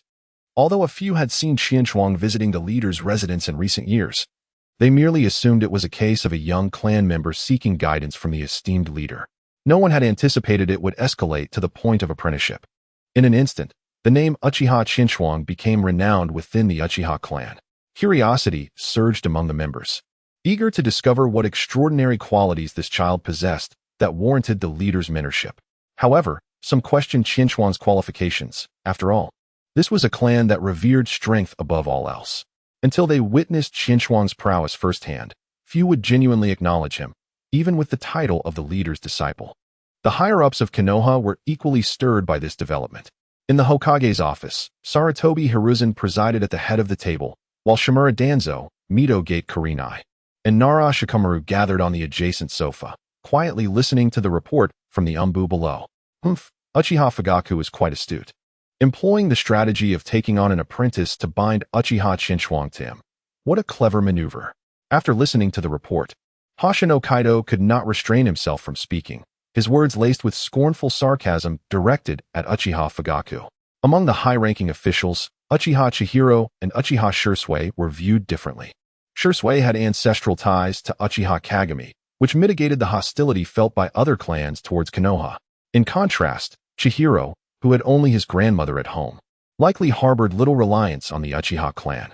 Instead, having grown up immersed in the will of fire at the Ninja Academy, he might develop an attachment to the village that supersedes his ties to the Uchiha. If managed appropriately, they could cultivate a young Uchiha prodigy who is close to the village and distanced from his clan. However, this plan was thwarted by Uchiha Fugaku's decision to take on an apprentice, which understandably incensed Hoshino Kaido. Beside him, Shimura Danzo maintained a calm demeanor. But his exposed left eye was filled with wariness and cunning, even betraying a hint of concealed malice. Another Uchiha? He mused. Hiruzen, I have warned you before. Uchiha are a naturally malevolent clan.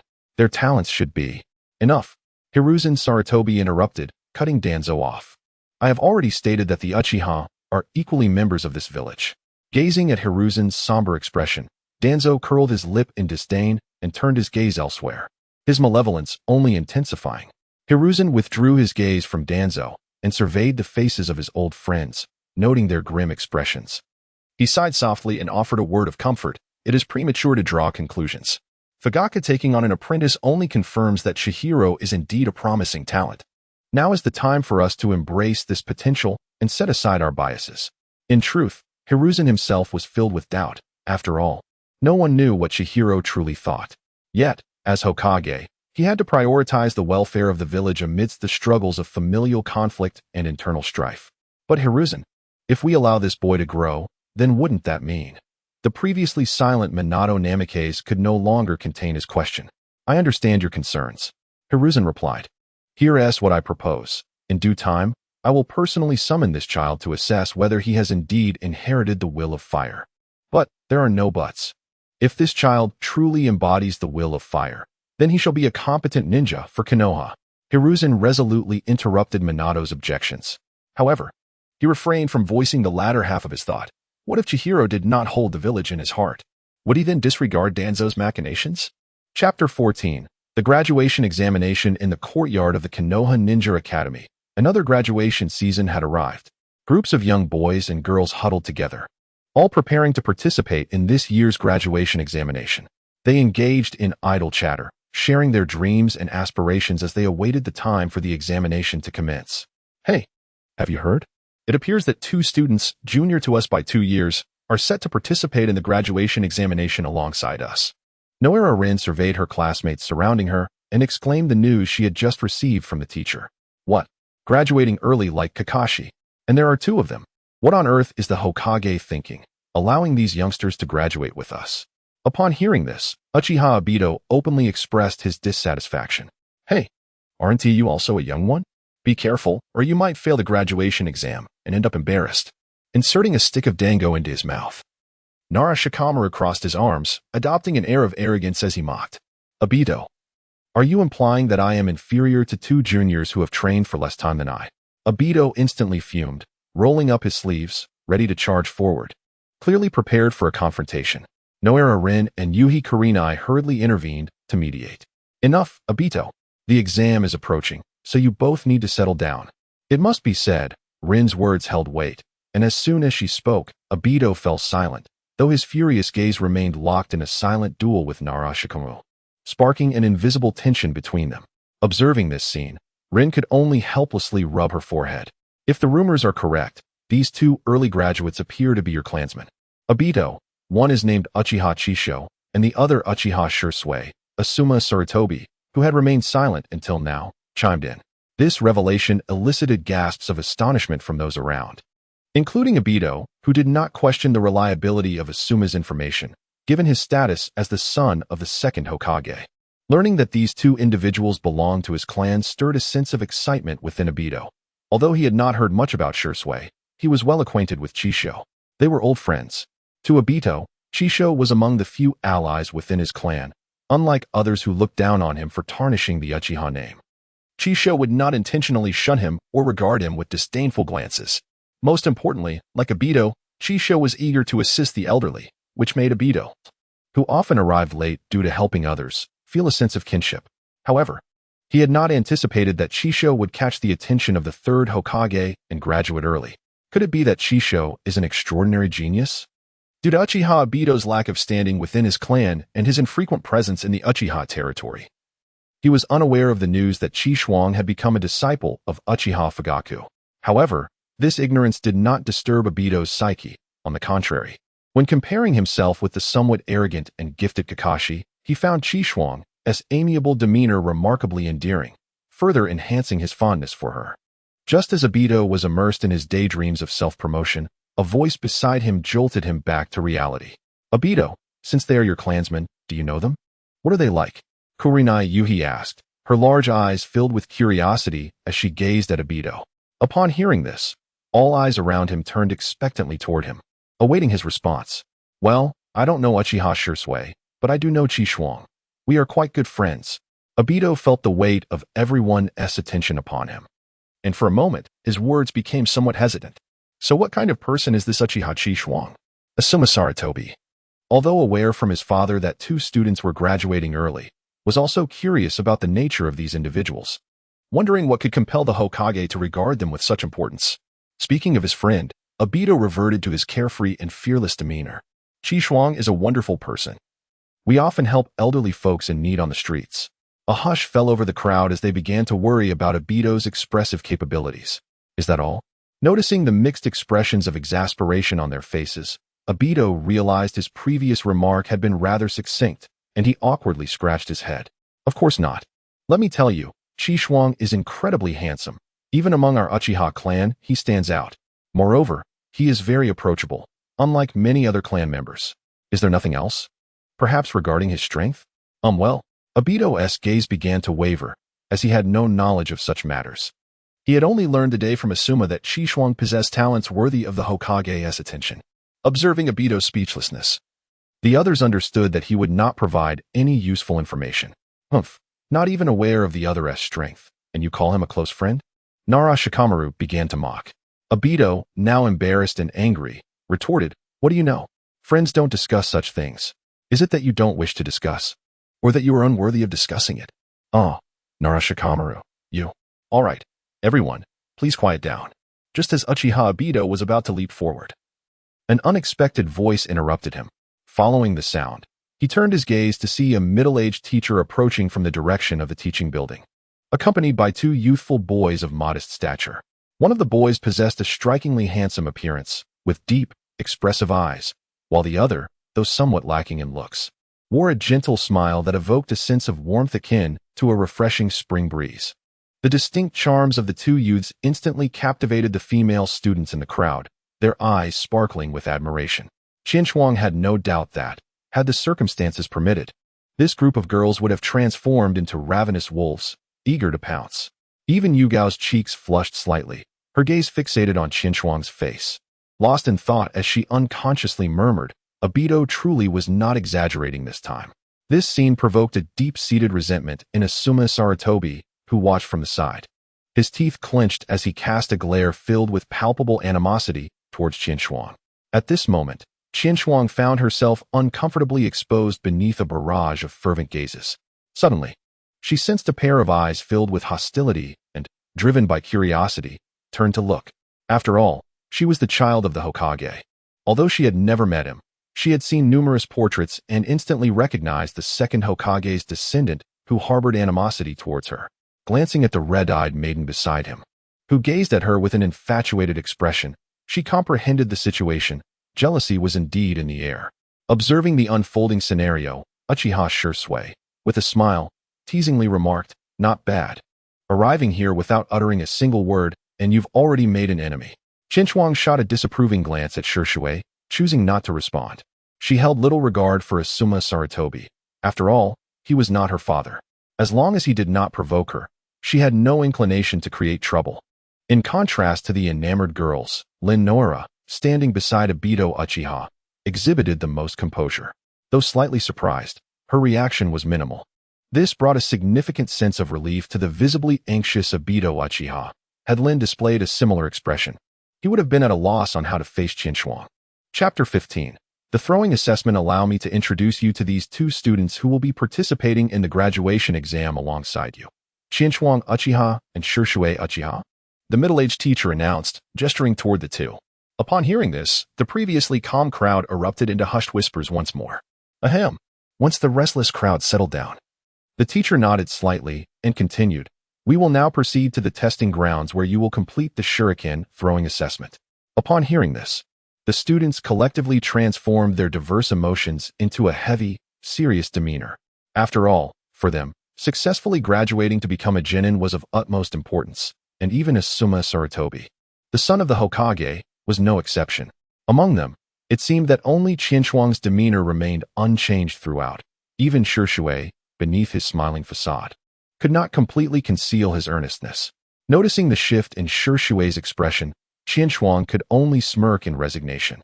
Did he truly need to be concerned about such a trivial graduation exam? It was well known that during their usual sparring sessions, despite Qinshuang's formidable overall strength allowing her to best Shishui, his exceptional skill in body flicker technique had often posed significant challenges. To suggest that a mere genin could rival him was laughable. While one might hesitate to claim superiority over a jounin, Qinshuang was confident that among chunin, none could withstand Shishui's prowess. Yet, despite his extraordinary abilities, Shishui still possessed the mindset of a child, yet to transform into the deeply concerned protector of his clan and village. His nervousness about the assessment was, therefore, quite understandable. As her thoughts raced, the group began to move under the teacher's guidance, and Qinshuang kept pace, trailing at the rear. Just as she emerged from the anxious atmosphere surrounding the exam, Obito Uchiha hurried excitedly to her side, exclaiming, "I used to think you were just another clumsy one like me, but I never imagined you were a genius." Despite the presence of Uchiha Shisui, Uchiha Obito remained undeterred, engaging in lively conversation with the two, predominantly dominating the dialogue himself. Uchiha Shisui responded with a blend of enthusiasm, curiosity, and a hint of awkwardness, feeling a certain fondness for his clansmen. However, he found it somewhat challenging to keep pace with Obito's incessant chatter and thus cast a pleading glance towards Qinshuang, who returned his gaze with an expression of helplessness. In Qinshuang's perception, there were indeed some striking similarities between Uchiha Obito and Might Guy. When their fervor ignited, no one could restrain them, leaving Qinshuang feeling utterly powerless. Fortunately, this situation did not persist for long, as the group that had previously encircled Uchiha Obito gradually began to approach. A glimmer of realization sparked in Qinshuang's eyes. It became apparent that her future teammates were likely among the crowd before her. Rather than hastily getting acquainted post-formation of their team, it would be far more prudent to foster relationships at this very moment. "Obito, aren't they all your friends? Would you care to introduce us?" Qinshuang gestured towards the few individuals approaching slowly. Uchiha Obito, clearly still reeling from his earlier excitement, gazed vacantly in the direction of Qinshuang's finger before finally grasping her intent. "I nearly forgot about them," he replied, a hint of embarrassment creeping into his demeanor as he scratched his head and offered a sheepish smile. Quickly, Obito dashed to the forefront of his companions and began the introductions. As Qinshuang listened to the familiar names, she matched them with the corresponding faces. When Obito introduced himself, the others greeted Qinshuang and Shisui with amiable warmth, to which Qinshuang responded in kind. However, Sarutobi Asuma merely nodded in a lukewarm fashion, clearly harboring some reservations about the two. Yet, Qinshuang remained unfazed, smiling back in acknowledgement. After all, she considered herself a mature individual. What adult would allow a child's disdain to provoke their ire? "Do you have confidence in the graduation exam, Qinshuang?" Nara Rin inquired, her curiosity piqued. She had keenly observed that Qinshuang displayed no signs of nervousness, but rather an air of relaxation, as she felt the eyes of her peers converge upon her once more. Qinshuang smiled, finding the naivete of these young souls endearingly innocent. Though internally she was a bundle of nerves, she found solace in their concern for one another. Who can truly predict such things? As long as we strive to present our best selves when the time comes, whether we succeed or not, we shall have no regrets. Shall we?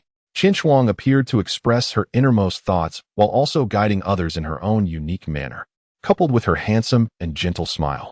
She touched the hearts of those around her, who felt as though she had spoken directly to their souls.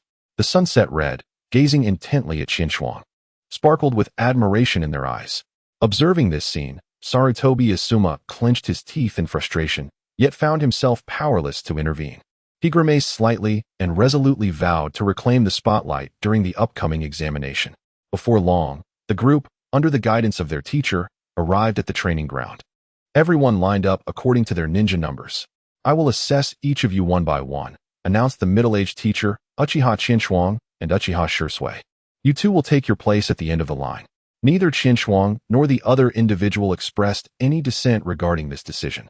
They nodded toward the middle-aged instructor to signify their understanding. "Your initial task will entail an assessment of shuriken throwing. Each of you is permitted to throw 10 kunai, with your scores determined by the total number of targets struck. Are there any questions? Scanning the surroundings and noting the absence of inquiries, the middle-aged instructor wasted no time, swiftly commencing the examination.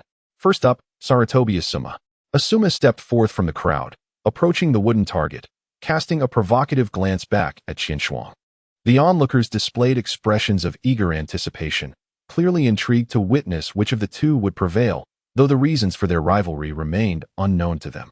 Nevertheless, their intelligence prevailed, and they refrained from siding with either party, recognizing that one was the son of the Hokage while the other hailed from the formidable Uchiha clan.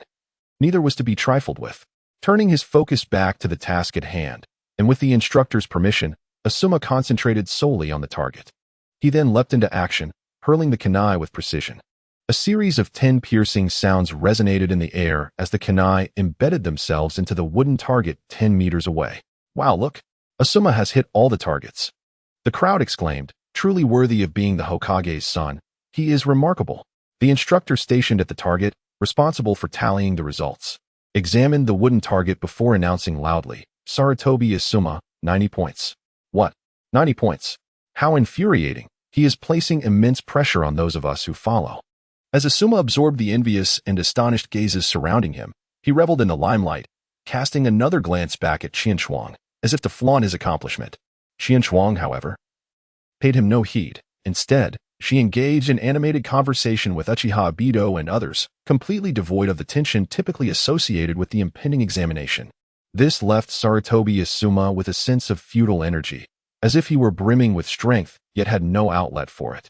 Chapter 16, Perfect Score. One after another, classmates stepped forward to complete the throwing assessment. Some returned to the crowd, their faces alight with the joy of having survived the ordeal, while others came back looking ashen and despondent. Lin, Qinshuang, I passed, exclaimed Uchiha Ibido, who belonged to the former group, eagerly sharing his elation upon his return. Yahiko Lin shook her head in exasperation. Ibido, what are you making such a fuss about? Did you not see that you barely scraped by the passing mark? If you had devoted more time to training, you wouldn't be so anxious. Despite being chastised by Yahiko Lin, the smile on Uchiha Ibido's face only grew brighter. Don't worry, Lin, I am destined to become Hokage. How could I possibly be defeated by a mere graduation exam? He then turned to Qinshuang and Shisui, declaring, Qinshuang, Shisui, I've passed the test. You both need to keep up the good work. Qinshuang smiled gently at Dato and nodded. Uchiha Shisui also smiled as he clenched his fist, making a gesture of encouragement. Next up, Uchiha Shisui. I'm on my way. Uchiha Shisui greeted Qinshuang and the others. Qinshuang offered no words, merely casting an encouraging glance as she watched Shisui proceed to his examination position. Uchiha Shisui stood approximately 10 meters from the wooden target, refraining from immediate action.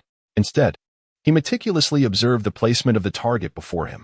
Beside him, 2 rows of shuriken were neatly arranged on the rack, glinting with cold light under the illumination. Are you prepared, Uchiha Shisui? Inquired the middle-aged instructor, standing not far from him. Shisui nodded earnestly. Go for it, Shisui. The students behind him, including Uchiha Ibido, couldn't help but feel a chill of apprehension for Shisui. Nearby, Asuma Sarutobi was equally intent on watching Shisui's movements, curious to see if this early graduate, akin to Kakashi Hitaki, possessed the requisite abilities. Without further ado, the middle-aged teacher declared loudly, Commence. With a swift motion, Shisui's hand brushed past the shuriken rack, and in an instant, only a single row remained. The next moment, 10 shuriken were released almost simultaneously, unerringly striking the bullseye. Not only the observing students but even the instructors failed to perceive Shisui's actions before it was all over. Uchiha Shisui, full marks. Although astonished, the counting instructor reported Shisui's score without hesitation. Is this for real? Are you joking? The surrounding graduates stared at Shisui in disbelief, as though witnessing a ghost. Even the middle-aged teacher appeared momentarily stunned. While perfect scores were rare, what truly astonished him was the speed of Shisui's shuriken throw, so swift that he had scarcely registered it. The astonishment lingered for quite some time, and even as Shisui returned to Qinshuang's side, no one took notice. Did I perhaps go a bit overboard? Shisui mused, scratching his head with a wry smile at the reactions around him. You performed admirably, Shisui. Qinshuang smiled warmly. At this level, I believe you could accomplish it too, Qinshuang. Just don't hold back later. Shisui teased. Qinshuang gently patted Shisui's shoulder, and without waiting for the teacher's call, She stepped forward to the assessment position. Upon seeing Qinshuang before him, the middle-aged teacher slowly regained his composure, and his gaze towards her transformed entirely. Indeed, none of those who graduated early were to be underestimated. A few years prior, Kakashi exemplified this truth, and now he could not afford to take these two Uchiha prodigies lightly. Uchiha Qinshuang, are you ready? The teacher's voice brought the surrounding graduates back to reality. Their eyes ablaze with curiosity as they scrutinized Shirzue and Qinshuang, whispers beginning to circulate among them. This Uchiha Shirzue actually achieved a perfect score. How impressive. Isn't that so? I wonder what score this Uchiha Qinshuang will attain. In my opinion, at least 80 points. With Shirzue's precedent, no one dared to underestimate these two early graduates any longer. Even Asuma Sarutobi no longer regarded them as mere juniors. His expression was grave, and his instincts warned him that Qinshuang's abilities might surpass even Shirzue's. The momentary realization dawned on Uchiha Obito and the others as they widened their eyes, astonished at Shirzue's formidable strength, having never anticipated that a friend they had just met a minute ago possessed such prowess. It was Obito who spoke first. Shirzue, you're remarkably strong. So, does that mean Qinshuang is even more so? Uchiha Shirzue maintained his gentle smile and replied, Qinshuang is far more capable than I. This declaration left everyone astounded, their gazes instinctively turning towards Qinshuang. Begin. With the command, Qinshuang's movements mirrored those of Shirzue from earlier. She seized a kunai, threw it, and hit the target with a fluidity that seemed effortless, her serene expression adding an air of grace to her actions. Uchiha Qinshuang, perfect score. A wave of astonishment swept through the crowd. Who could have foreseen the emergence of such talent in their cohort, and not just one, but two? Meanwhile, the middle-aged teacher felt a sense of numbness. He scrutinized every detail, nearly straining his eyes, yet he still could not discern Qinshuang's technique. Could it be that he was truly aging? Ultimately, he attributed it all to the extraordinary abilities of the two students. On the other hand, Asuma Sarutobi, though somewhat prepared, was nonetheless taken aback. The humiliation of having previously underestimated Qinshuang washed over him, yet he reassured himself that it was merely impressive kunai throwing and in overall ninja capabilities. He would not be outdone. As Qinshuang returned to the side of Uchiha Obito and the others, Obito stepped forward, grasping Qinshuang's shoulders with excitement, looking at her as if he himself had achieved a perfect score. Well done, Qinshuang. You two received a perfect score, truly. You are the right-hand ally of my future Hokage. Beside them, the enigmatic Shirinui Gunma did not hesitate to pour cold water on Obito, remarking on his remarkable prowess, yet contrasting it with the mere mediocrity of someone who dared to aspire to the position of Hokage. Do you still seek a fight? Enraged, Obito charged once more at Shirinui Gunma. Witnessing the relentless chase, Noara Rin felt a sense of helplessness, yet she approached to extend her congratulations, saying, Chikage, Shizune, my heartfelt congratulations to you both. With the lead taken, others in the vicinity also stepped forward to offer their accolades. Only Sarutobi Asuma could not bring himself to join in, retreating to a distance away from the crowd, his heart heavy as he observed the throng surrounding Chikage and Shizune. Meanwhile, within the Hokage's office, Sarutobi Hiruzen sat attentively, gazing into the crystal ball that displayed the unfolding scene of Chikage and the others during their graduation examination. As he beheld the remarkable throws executed by Chikage and Shizune, a glimmer of approval sparked in his eyes, and he murmured, Indeed, they are two exceptional youths. It seems they require proper mentorship. He then summoned the Umbu waiting outside, instructing them to visit the Ninja Academy and inform the assessment instructors of a last-minute change regarding the final examination.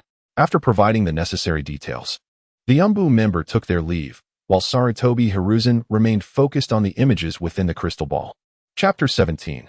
Examination Alterations. Observing the students who had begun to chatter once again, the middle-aged teacher clapped his hands, intending to proceed with the next segment of the examination, only to be interrupted by an unexpected figure approaching him. Fixing his gaze, the teacher recognized an Umbu operative, and after a hushed exchange, the middle-aged teacher nodded, prompting the Umbu to utilize body flicker technique and depart. This scene did not escape Chikage's notice. It was evident that everything transpiring here was under the vigilant watch of the third Hokage. However, this suited him well, for only by demonstrating sufficient strength could he gain the third's attention and further his ambitions. The middle-aged teacher turned back to converse with the counting instructor before facing the students again, clapping his hands once more. Everyone, I have just received news that the format of your final examination has been altered. Upon hearing this, the students, though puzzled, were not entirely surprised. As the graduation examinations at the Ninja Academy varied each year, with the nature of the assessments left to fate. Nevertheless, it was customary for the examination content to be determined days in advance, and now, the sudden change left them bewildered. Your assessment will consist of students pairing off randomly to battle.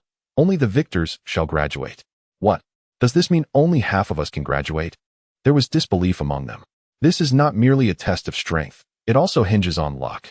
As soon as the assessment content was announced, a chorus of discontent arose among the crowd, revealing that the graduates harbored significant reservations regarding the criteria. With a gentle clap to regain their attention, the middle-aged teacher continued. Do not despair, everyone. While it is true that only the victors may graduate, it has not been stated that the vanquished cannot. As long as one meets the graduation standards, even those who falter may still earn their diploma. Upon hearing these words, the discontented students felt a sense of relief. At that moment, the teacher responsible for counting approached with a box, standing alongside the other instructors by the middle-aged teacher's side. The latter nodded slightly to the assembled faculty and gestured towards the box, stating, "We shall now commence the random grouping. Each of you will draw a slip of paper from the box, and those bearing the same number will form a team for competition, supervised by one of the teachers." The graduates, upon hearing this, obediently approached the box in an orderly fashion to draw their slips. However, when it came time for Qinshuang and Jishui, the box was regrettably empty. The two exchanged puzzled glances with the middle-aged teacher. I neglected to mention that, due to your 2-year age difference compared to the other graduates, for the sake of fairness, you shall be placed in a group together, the teacher clarified. Qinshuang instantly comprehended the situation. The notion of fairness was evidently a clever scheme orchestrated by the third Hokage. Anyone with a modicum of discernment could perceive that, despite being merely 2 years younger, Qinshuang and her companion were likely unmatched by the other graduates. The third Hokage, who had been observing the proceedings, could not have failed to notice this, and it was even conceivable that he regarded the current instructors as lacking in competitive viability. Hence, the rules were altered on a whim, pitting Qinshuang against Uchiha Shursui. A decision that not only spared the others from humiliation but also allowed for a thorough assessment of their abilities, an exquisite twofold strategy. Upon discerning the intricacies of the situation, Qinshuang inwardly berated the third Hokage for his cunning, yet refrained from voicing any objections. After exchanging a glance with Uchiha Shursui, she followed an instructor to a spacious arena. Do you require a moment to recuperate? The middle-aged teacher's words hinted at an understanding of the circumstances surrounding Qinshuang and her companion. Naturally, he extended the utmost leniency towards these prodigious students. Qinshuang and Jishui both shook their heads. The teacher, no longer speaking, positioned himself between the two and raised his palm to separate them. In light of this, let both sides prepare. Qinshuang and Jishui simultaneously raised their right hands, their fingers elevated to the height of their cheeks in a gesture of respect. This was a customary display of courtesy among ninjas before battle, signifying their readiness to engage. Qinshuang and Jishui locked eyes in silence, yet the battle intent reflected in Jishui's gaze unknowingly ignited a flame within Qinshuang's heart. Despite possessing memories of a past life, the combative essence inherent in the Uchiha clan coursed through her veins unabated. Thus, the duel of ninjas commenced. As their palms withdrew, both Qinshuang and Jishui simultaneously drew a kunai from their ninja tool bags and charged at one another. The kunai clashed, producing a shrill sound of metal striking metal. The two figures intertwined, engaging solely in a physical confrontation devoid of any ninjutsu. However, their speed was such that even the observing teacher struggled to discern their movements, only able to hear the continuous clanging of their weapons. Clang! The kunai in their hands met once more, and Qinshuang, leveraging her strength, successfully deflected Jishui's weapon, causing him to stumble backward uncontrollably. Seizing the opportunity presented by Jishui's exposed flank, Qinshuang propelled herself forward, her left fist poised to strike at his chest. To her surprise, her fist made contact with Jishui, yet the sensation was not as she had anticipated. In the blink of an eye, Jishui's figure dissipated like a phantom before her, reappearing 5 meters away. The body flicker technique, indeed impressive, Jishui. Over the past 3 years, Qinshuang had not wavered in her training of physical techniques. She had unleashed her speed and power to the utmost with that punch.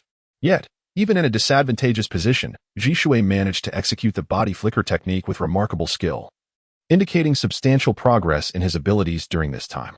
Your physical prowess remains formidable.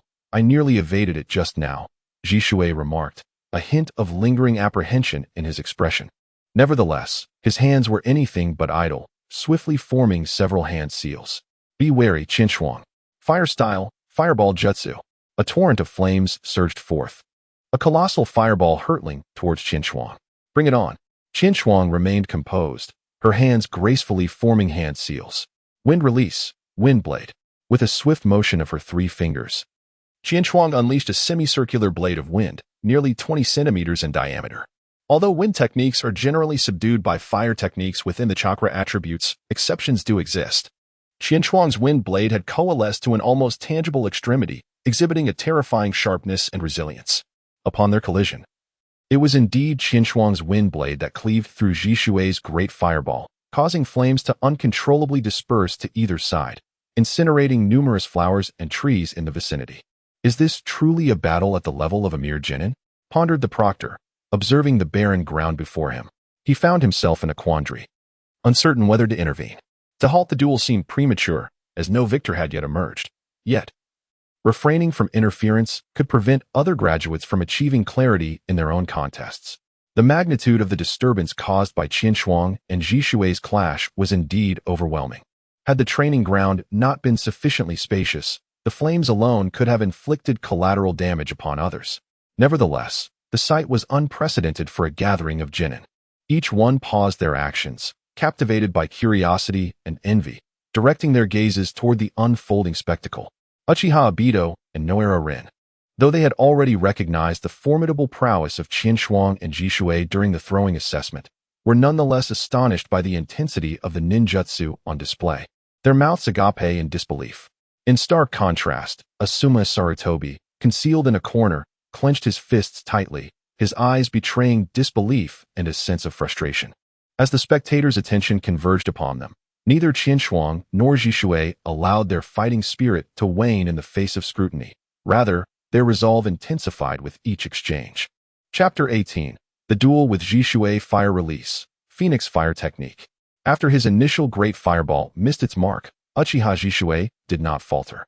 He swiftly formed new hand seals, flames rekindling within his mouth as a barrage of fireballs surged forth from above, below, and the center, once more targeting Qinshuang. Qinshuang remained utterly composed as she deftly executed her teleportation technique, evading the fireballs that came hurtling towards her. When she lifted her gaze once more, the figure of Jishui had vanished. Behind her, 3 years of relentless training had transformed Qinshuang entirely.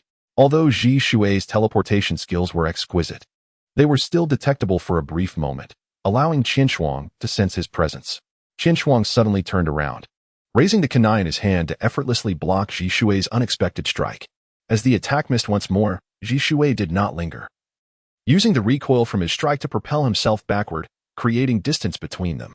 He was acutely aware of the extraordinary prowess of Qinshuang's physical techniques and thus refrained from giving him the slightest opportunity to showcase his strengths. Still not enough, is it? The pure body flicker technique truly cannot contend with you, Qinshuang, Jishui remarked with a hint of regret.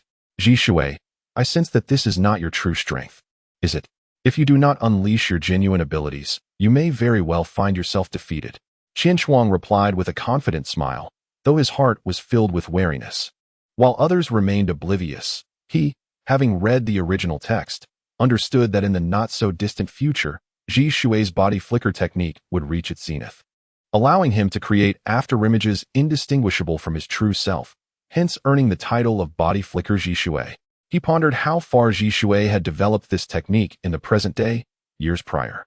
Have you discerned it? Then I shall no longer conceal my intentions.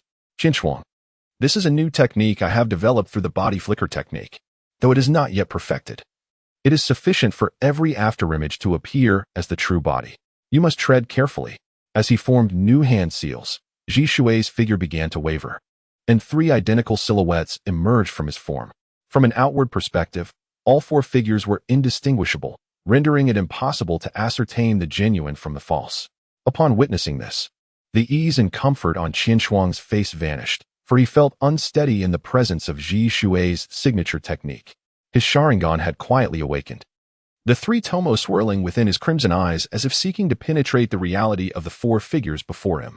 Yet, he remained unable to discern anything conclusive.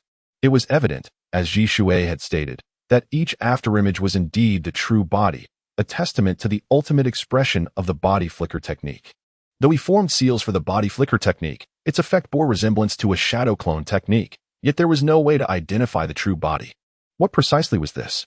Even the instructors, who prided themselves on their extensive knowledge, found themselves perplexed. Apart from the practitioner Ji Shui, it seemed that only Qianshuang comprehended the underlying principle of this technique. However, knowing the theory and executing it were entirely different matters. If Qianshuang were to attempt it, the likelihood of failure would surely outweigh that of success. It was time to strike. No more time to ponder. Ji Shui and his lingering shadows have surged forth. His eyes have transformed into the Sharingan, suggesting he intends to exert every ounce of his strength in this battle. The four Ji Shui are attacking from the left, front, and right, and even with Qianshuang's formidable prowess, fending off the coordinated assault of four adversaries is proving to be quite challenging. At this moment, Qianshuang's mind is racing, tirelessly devising a strategy to counter this onslaught. After an indeterminate number of exchanges, Qianshuang narrowly evades the strikes of two figures, parrying one Ji Shui's kunai with her own, only to be sent flying by a kick from the fourth Ji Shui that appeared before her. Despite having raised her arm to block the blow just moments prior, a searing pain radiates through her arm, without affording her a moment's respite. The four Ji Shui advance simultaneously. This time, their movements are synchronized, their kunai thrusting forward from various angles toward Qianshuang. Even the observing teachers and classmates cannot help but break into a cold sweat for her. Should all four strike at once, she would surely be pierced like a sieve. Just as the supervising teacher prepares to intervene, Qianshuang remains unfazed, a faint smile gracing her lips. Fire style, dust concealment technique. A torrent of scorching dust erupts from her mouth, rapidly expanding to envelop a vast area. The dense cloud obscures the vision of all present, and even Ji Shui, with the advantage of the Sharingan, loses sight of Qianshuang's position for a fleeting moment. Whoosh! Amidst the smoke, a shuriken hurtles forward, aimed directly at Ji Shui's face. However, how could such a trick hope to affect one endowed with the Sharingan? Sensing the trajectory of the shuriken, Ji Shui effortlessly sidesteps. But Qianshuang's assault is far from over. Shuriken launch from various directions and angles, with Ji Shui and his shadows deftly evading each one. Although the attacks fail to inflict any substantial harm, the distance between the four Ji Shui gradually diminishes. While blocking the incoming projectiles, Ji Shui employs his Sharingan to continually seek out Qianshuang's whereabouts based on the shuriken's trajectories. Found it. Ji Shui's four crimson eyes sharpen their focus on a specific point within the dust, and all four figures dash toward that location simultaneously. In the shadows, a soft chuckle resonates. Have they been discovered? Yet it is already too late. In the next instant, an unforeseen twist occurs, before Ji Shui's figures can cover much ground. They feel an uncontrollable force pulling them together from an unknown source. What?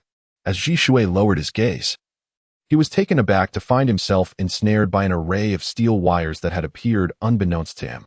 Previously, shrouded in smoke devoid of light, he had been oblivious to the wires binding the shuriken in his hand. However, the realization dawned too late. Despite his desire to resist, his efforts proved utterly futile.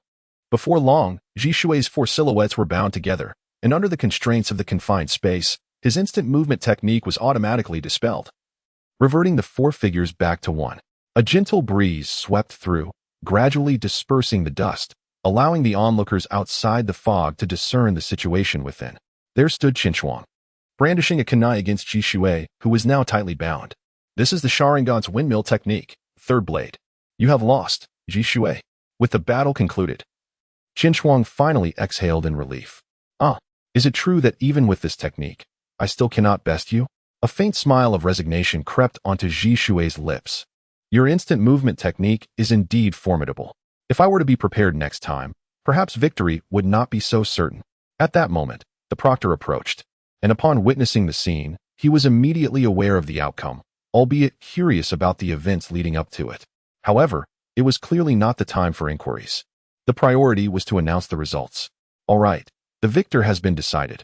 In this ninja battle, Uchiha Qinshuang emerges triumphant. Both parties seal the reconciliation sign. Qinshuang, Qinshuang. A wave of cheers erupted, echoing like a tide.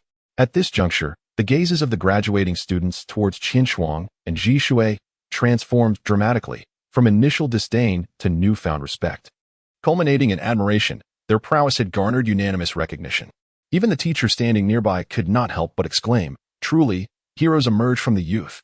Congratulations. You have both qualified as genin." "Wait a moment, teacher. I clearly lost." Zhishui, recently unbound, questioned the proctor's declaration with a hint of confusion. The proctor's lips twitched in exasperation. With such strength, how could he possibly be deemed a genin? How could he expect the other graduates to fare? Yet he explained, "Your abilities fully meet the criteria for passing as genin. You are both qualified to become genin." Chapter 19. Zhishui's innocence. Congratulations, Qinshuang and Zhishui. Congratulations.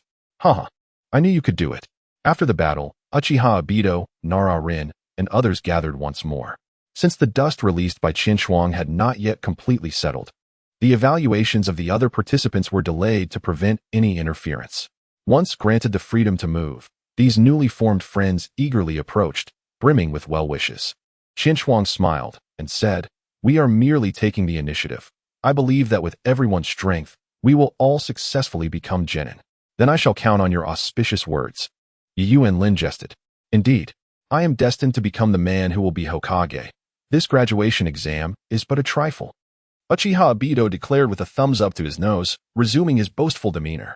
Meanwhile, Shiranui Genma nodded in agreement, while Yugao seemed hesitant to speak, after a prolonged silence. She ultimately chose to remain silent. Qinshuang's gaze shifted, noticing the unusual demeanor of the Crimson Sunset.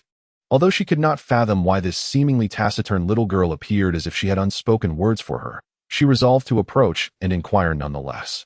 "Uchiha Qinshuang." "Uchiha Shisui." As Qinshuang was about to step forward, she was halted by the proctor, leaving her with no choice but to address the matter at hand. "What is it?" "Teacher?" Qinshuang and Zhishui turned their gazes toward the proctor, who was approaching them slowly. "It is this. You two have officially become lower ninjas. So you should find time in the next few days to visit the Hokage Tower to take your photographs and collect your certificates." As the teacher spoke, he handed each of them their ninja headbands. "Understood. Thank you, teacher." Qinshuang and Zhishui exchanged a glance, accepted the headbands, and nodded slightly to the teacher. The proctor waved his hand and turned to call upon the other graduates. "Everyone, the earlier dust has been cleared away by the wind release instructors. So please make the most of your time to continue the assessments." "Nanny? How can it be so soon? I haven't had enough time to chat with Qinshuang." Uchiha Obito lamented, his expression devoid of the earlier spirited determination. "Stop your nonsense." Noera Rin scolded as she tugged at Obito's ear. "Instead of complaining, you should focus on how to deal with your opponent." "Ayaya, Rin, you're pulling too hard. Be gentler." Uchiha Obito grimaced but made no attempt to break free, enduring the pain with a hint of enjoyment as he was led away.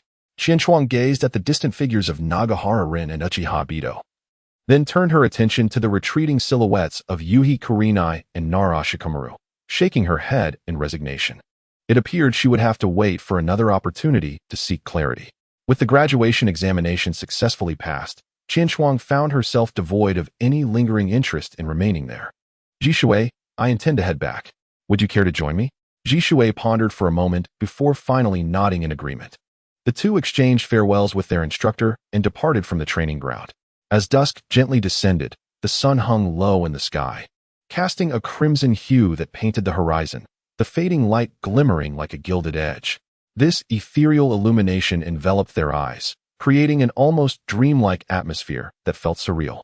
Perhaps due to the dinner hour, pedestrians hurried homeward to reunite with their families, leaving the once bustling streets notably tranquil, with only a smattering of individuals remaining.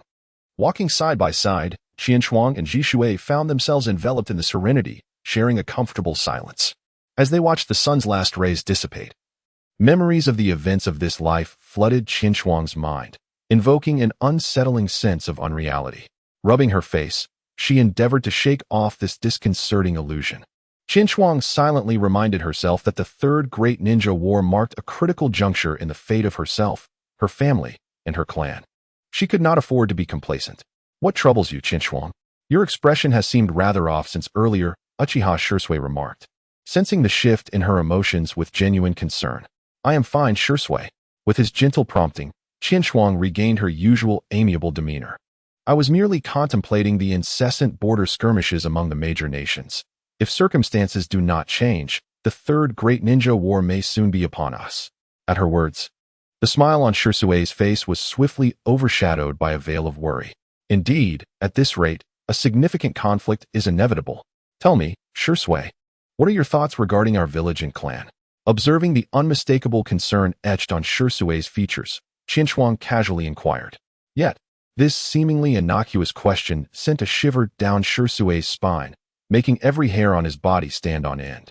Was she inquiring about his perspective on the discord within the village and their clan? Qinshuang is now the disciple of the clan leader, so it is not surprising that she is aware of such matters. In an instant, countless thoughts flashed through Jishui's mind. What are you so anxious about?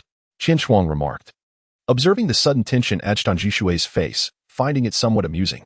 I was merely inquiring casually. Sensing that she may have reacted too strongly, Jishui offered an awkward smile. How could I not be anxious? Such questions are rarely broached within the clan. Qinshuang chuckled lightly, yet her expression swiftly turned serious.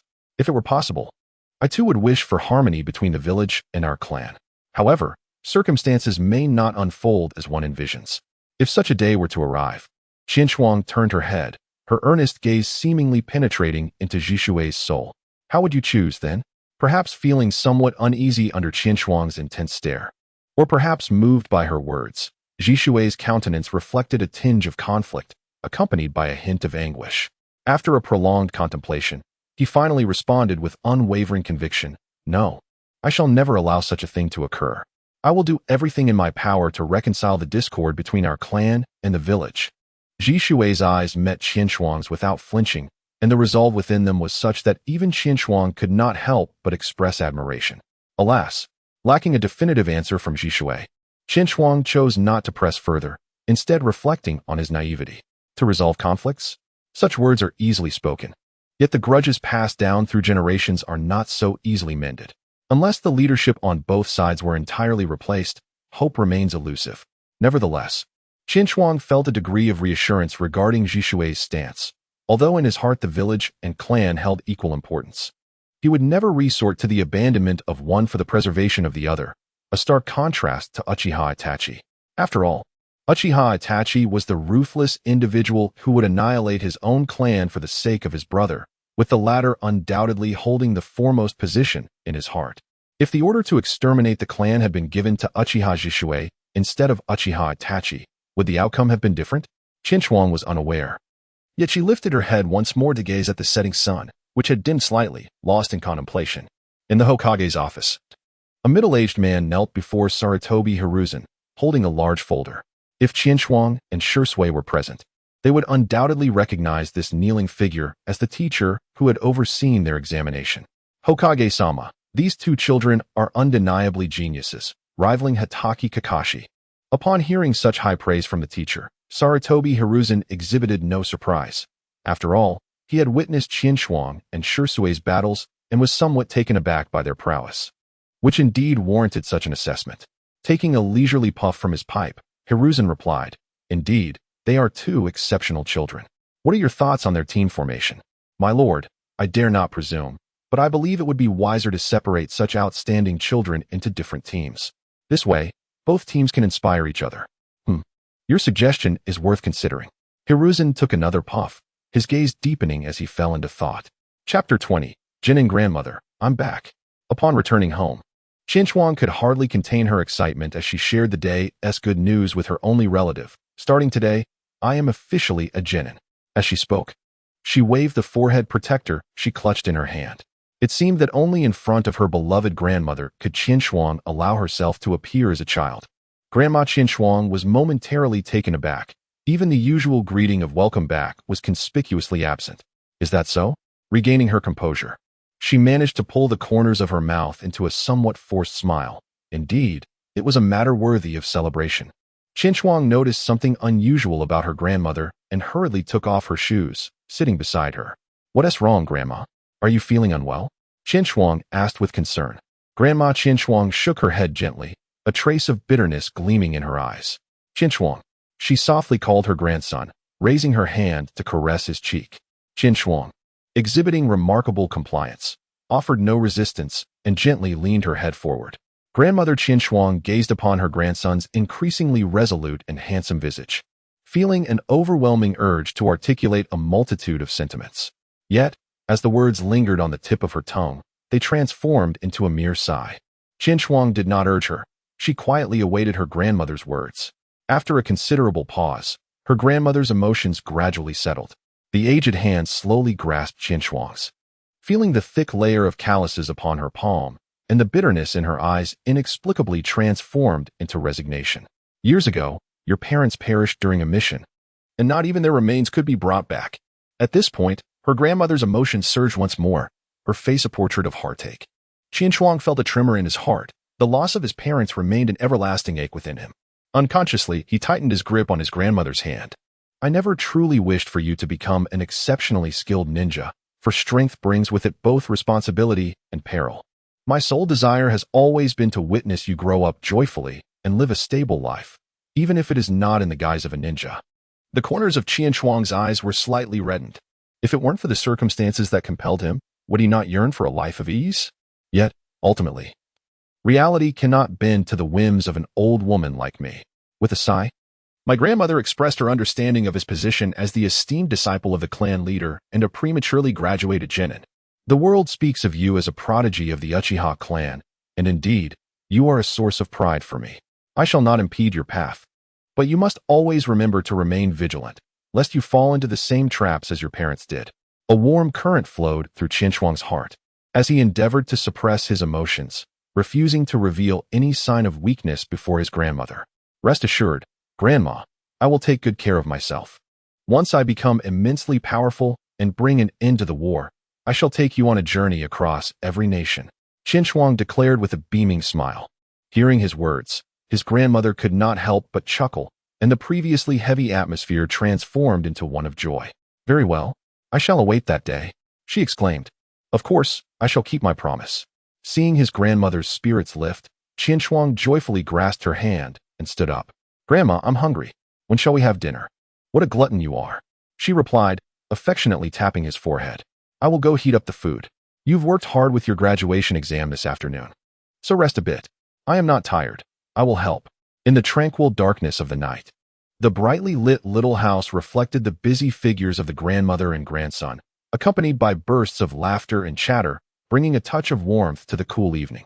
The following morning, Qin arrived early at the Hokage building, for he knew he would eventually have to make this trip. Better to be early than late. Especially since this might be his first encounter with the third Hokage, he had deliberately chosen the early hours when his mind was clearest. Today, Qin appearance bore no significant difference from her usual self. The sole noteworthy detail was the conspicuous forehead protector adorning her head, signifying her status as a genin. In a short span, she ascended to the rooftop of the Hokage building. Gazing into the distance, she spotted a contraption resembling a camera from a bygone era, with a middle-aged man sporting a long beard standing beside it. Excuse me, is this the place for taking photographs and obtaining certificates? Qin inquired with a casual demeanor. The middle-aged man, momentarily taken aback by her youth, recovered and responded, Are you a newly graduated genin this year? Indeed, she affirmed. I see. Please have a seat here and strike a natural pose. I shall take your photograph, he instructed, gesturing towards the chair in front of the machine. Upon hearing the words, Qin nodded, promptly taking a seat and facing the camera with a smile. As a beam of light flashed by, a film strip appeared in the hands of the middle-aged man. Child, what is your name? Uchiha Qin. The middle-aged man nodded and began to rummage through a stack of small notebooks on the adjacent table, perhaps fearful of forgetting, occasionally murmuring Qin name as he searched. Shortly thereafter, he extracted one of the numerous notebooks, affixed the photo, and then stamped it. Congratulations, Uchiha Qin. From this day forth, you are a true genin of Konoha. This is your ninja identification. Be sure to keep it safe. Qin gingerly accepted the identification, carefully tucking it into her bosom, and nodded solemnly. Bidding farewell to the middle-aged man who had taken her photograph, Qin descended the stairs step by step. To her astonishment, everything today unfolded quite normally. She did not encounter the anticipated third Hokage. Logically, one would presume that the esteemed elder would be eager to meet the disciple of the Uchiha clan leader. Why then? Did she find herself at his doorstep without any response? Was her arrival too sudden, leaving the news uncommunicated? Or perhaps she had come too early, while the elder was still in slumber? As Qianchuan pondered these thoughts, she unknowingly ascended to the second floor of the Hokage building. Still lost in contemplation, she remained oblivious to the white figure that had materialized around the corner of the staircase. In her distraction, she nearly collided with this apparition, but with a quick reflex, she firmly planted her foot on the ground to stabilize her momentum, retreating a few steps to create distance. I apologize, I was not paying attention. Are you unhurt? Though she had not actually bumped into the figure, Qianchuan felt compelled to express her regret. Higi, you did not collide with me, so there is no need for apologies. I am unscathed, the figure replied, turning to reveal a somewhat aged visage. In her earlier agitation, Qianchuan had not discerned the details. She only recognized that the figure was clad in white. Now, as she steadied herself and scrutinized the individual, her heart quivered with recognition. The Hokage hat.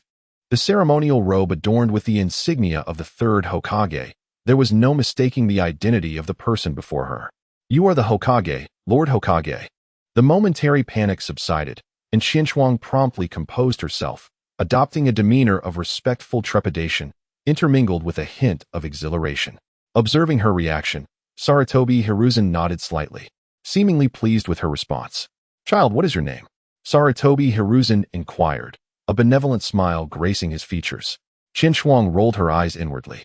Only a child would believe this was a mere coincidence. Anyone with a modicum of intelligence could discern that this old man was clearly waiting here to intercept someone. It was absurd to think he was unaware of his own name. Nevertheless, she maintained an expression of utmost respect and replied, Hokage-sama, I am Uchiha Qianchuan. Oh, what a delightful encounter. Such meetings are indeed fateful. If you have no pressing matters, would you care to join me for a conversation? Sarutobi Hiruzen said with a cheerful smile. Really? Qianchuan exclaimed, her face a mixture of surprise and honor. Of course, I would be delighted. Well? It seemed there was no escaping this encounter. Sarutobi Hiruzen nodded in satisfaction and turned to walk inside. Qianchuan, upon witnessing Sarutobi Hiruzen's demeanor, secretly exhaled a sigh of relief and hastily followed suit. Chapter 21. The test of Sarutobi Hiruzen in the Hokage's office. Sarutobi Hiruzen settled into his chair behind the desk, while Qianchuan stood respectfully before him. Observing this, Sarutobi waved his hand and gestured towards the sofa beside him, saying, Since we are here to converse, why do you stand there? Please, take a seat. Qianchuan, taken aback, shook her head in disbelief. In the presence of Lord Hokage, how could a junior like me dare to take a seat? Such formalities are quite unnecessary. Sarutobi Hiruzen produced his pipe, taking a slow draw. At this moment, I am not the Hokage, but merely an elder of Konoha. Let us converse about life and aspirations. Surely, that permits us to sit together. Qianchuan feigned contemplation for a moment, ultimately conceding with reluctance as she settled onto the sofa. Upon witnessing Qianchuan take her seat, Sarutobi Hiruzen's aged visage once again broke into a smile. May I call you Qianchuan? He inquired. Of course, Hokage-sama. She replied, maintaining an air of utmost respect. In truth, I have been observing you for quite some time. You are an exceptionally talented young individual, and I express my deepest condolences regarding the demise of your parents. Sarutobi's smile faded, replaced by an expression filled with sorrow and remorse. Hearing him mention her parents, an overwhelming sense of desolation washed over Qianchuan, a sentiment that was far from feigned. Yet, in an instant, her melancholy was supplanted by determination and reverence. No, Hokage-sama, there is no need for your apology. This is not your fault. Moreover, my father and mother sacrificed themselves for the peace of the village, and I take great pride in their legacy. Observing the maturity reflected in Qianchuan's understanding, Sarutobi nodded in satisfaction. However, a shadow of guilt lingered as he continued. As the leader of this village, I bear the weight of all the heroes who have made sacrifices. Yet, to achieve peace, sacrifices must be made. I hope you can comprehend the sincerity of my intentions. Qianchuan nodded in understanding. What a remarkable child. Sarutobi Hiruzen, witnessing the successful resolution of Qianchuan's inner turmoil, once again wore a faint smile of satisfaction upon his lips. Were you here to collect your ninja identification? Sarutobi Hiruzen inquired knowingly. Indeed, Lord Hokage, Qianchuan replied, producing her identification from within her robes and presenting it to Sarutobi Hiruzen. He accepted it, glanced at it symbolically, nodded, and returned it to her. Congratulations. It is quite rare for someone of your age to attain the status of a ninja. Fugaku has certainly taken on an exceptional apprentice. Qinshuang could effortlessly discern the probing intent behind Sarutobi Hiruzen's words. She swiftly responded with humility, attributing her accomplishments to the guidance of her teachers at the Ninja Academy. Without their instruction, I would not have achieved such results. I vow to tirelessly strive for the future of Konoha, dedicating my life and blood. Observing Qinshuang's genuine sincerity in her deep, dark eyes, Sarutobi Hiruzen was nearly convinced that this young lad had perfectly inherited the will of fire. His fondness for her grew exponentially. To dedicate one's life and blood? He murmured, then burst into hearty laughter. Good child, your intentions are commendable enough. Let us refrain from speaking of blood and life, as it carries ill omens. Even in sacrifice, this old body will charge ahead of you all. Qinshuang, filled with excitement, unconsciously rose to her feet and declared, Yes, Lord Hokage, I shall not disappoint your expectations. Sarutobi Hiruzen nodded slightly, increasingly pleased with Qinshuang. Her evident respect for him and unwavering loyalty to the village appeared genuine, devoid of any pretense. However, to ensure certainty, Sarutobi Hiruzen resolved to conduct another test. He slowly stood up, approached the cabinet on his right, opened the second drawer, and retrieved a palm-sized scroll. A large question mark loomed over Qinshuang's head, pondering what schemes this old fellow was concocting again. In the next moment, Qinshuang's curiosity was swiftly addressed. Sarutobi Hiruzen unfurled the scroll in his hand, revealing a remarkably intricate sealing technique. Given Qinshuang's current mastery of sealing arts, attempting to decipher this was akin to chasing a mirage. Sarutobi Hiruzen began to form hand seals, his movements deliberate yet unhurried, seemingly allowing Qinshuang to observe each gesture closely. After a series of 10 seals, which took nearly half a minute, he suddenly struck the sealing technique inscribed upon the scroll. In an instant, a scroll much larger than the previous one materialized out of thin air. At that moment, a single term erupted in Qinshuang's mind, the Book of Seals. Sensing Qinshuang's astonishment, Sarutobi Hiruzen chuckled softly. Qinshuang, do you know what this is? Qinshuang finally managed to suppress the tumult within her heart. After all, this was the Book of Seals, containing the profound techniques developed by generations of Hokage. Who wouldn't yearn to catch a glimpse? Yet, it was evidently not the right moment. Even a fleeting glance could arouse the third Hokage's suspicions. I am not aware. Qinshuang feigned confusion in her response. However, the instant the Book of Seals appeared before her, she comprehended the myriad of behaviors exhibited by Sarutobi Hiruzen. So he wishes to test me? This old fox truly finds it hard to trust others. In that case, I shall continue to play along, and let us see who outmaneuvers whom. Sarutobi Hiruzen smirked with a hint of pride and remarked, This is the Book of Seals, which houses countless powerful forbidden jutsus accumulated over the years in Konoha. So formidable. Upon hearing this, Qinshuang's gaze towards the Book of Seals brightened significantly. Lord Hokage, how might one learn the techniques within? If you can contribute significantly to Konoha in the future, there will naturally be opportunities to learn, Sarutobi Hiruzen said earnestly. I understand. I will strive to do my best. While she projected determination outwardly, inwardly, Qinshuang sneered, skeptical of the third's grand promises. Even if she were to make contributions, it was unlikely she would be granted access to the forbidden techniques, particularly as a Uchiha. Pleased with Qinshuang's response, Sarutobi Hiruzen smiled, achieving the desired effect. Subsequently, amidst Qinshuang's reluctant gaze, he tucked away the Book of Seals and returned to his seat, resuming his pipe. Qinshuang, you must understand, where Konoha flourishes, the fire endures. You are the village's future, the new sprouts of Konoha.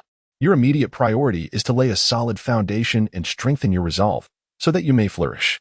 After this motivational discourse, Qinshuang successfully exited the Hokage's office, rubbing her ears and inwardly lamenting the experience.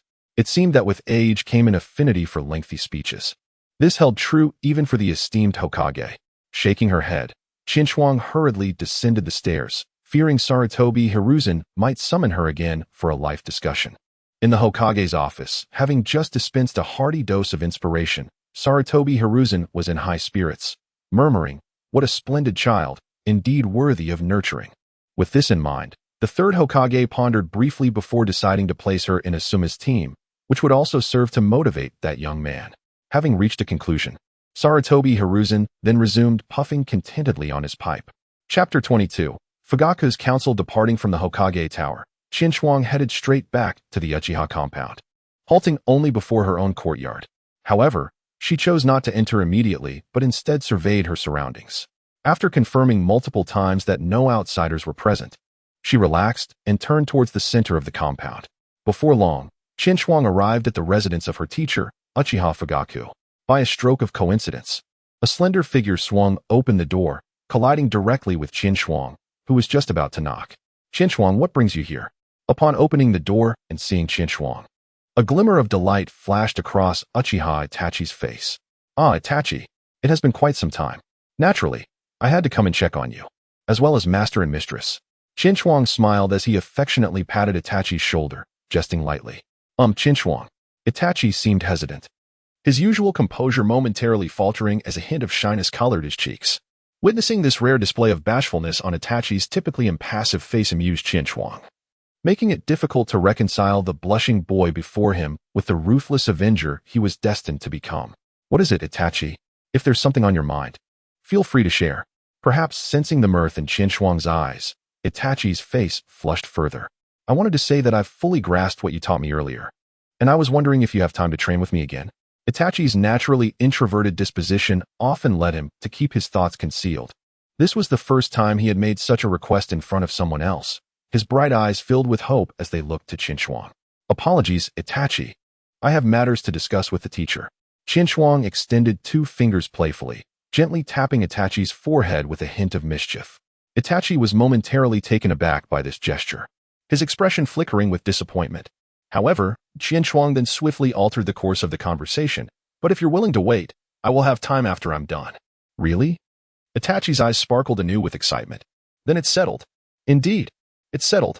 Qin could not help but smile at Itachi's jubilance, wishing fervently that this child's radiant smile could endure forever. Returning to the present, Qin sighed and made his way toward the courtyard. In the familiar courtyard, which he had traversed for 3 years, Qin effortlessly located Uchiha Fugaku, who was sipping tea. You're here. Having sensed Qin's arrival, Uchiha Fugaku did not glance over, but instead casually turned a teacup, pouring himself some tea, and gestured to the seat beside him. Have a seat. Yes. Qin slightly bowed and promptly took a seat. The master and disciple sat side by side like a father and son, neither speaking first, instead focusing intently on the lush flora surrounding them. After a lengthy pause, it was Uchiha Fugaku who broke the silence. Did you go to collect your documents? Hiki, teacher. You truly possess an uncanny ability to foresee things. Nothing escapes your notice. Qin chuckled, his face adorned with a hint of flattery that starkly contrasted with his usual demeanor. You cheeky brat, refrain from buttering me up. Uchiha Fugaku, evidently unfazed by Qin's antics, could not suppress a slight smile that crept onto his lips. Get to the point. Upon hearing this, Qin ceased his playful demeanor. Earlier this morning, while obtaining my ninja credentials, I encountered the 3rd Hokage. It seemed that the memories of being inundated with motivational platitudes resurfaced, causing Qin to involuntarily shiver. What did he say to you? Uchiha Fugaku inquired, seemingly prepared for the answer, as he lifted his teacup and took a sip. Nothing particularly remarkable, Qin replied. The 3rd Hokage first expressed his apologies regarding my parents, and then proceeded with the usual cliché of imparting will. However, Qin paused, perhaps feeling parched, and lifted his own teacup for a sip. Sensing that Qin was deliberately building suspense, Uchiha Fugaku shot him a glare, but chose to say nothing further. Regarding his disciple, although Uchiha Fugaku did not vocalize it, he held a considerable degree of satisfaction. In terms of both strength and perseverance, Qin had proven himself over the past 3 years of guidance. In fact, in the hearts of both him and his wife, Qin was indistinguishable from their son, Uchiha Itachi. Yet, it was the boy's personality that sometimes seemed to diverge from that of the Uchiha clan. There was an impression that he occasionally displayed an unpredictable nature when faced with his mentor.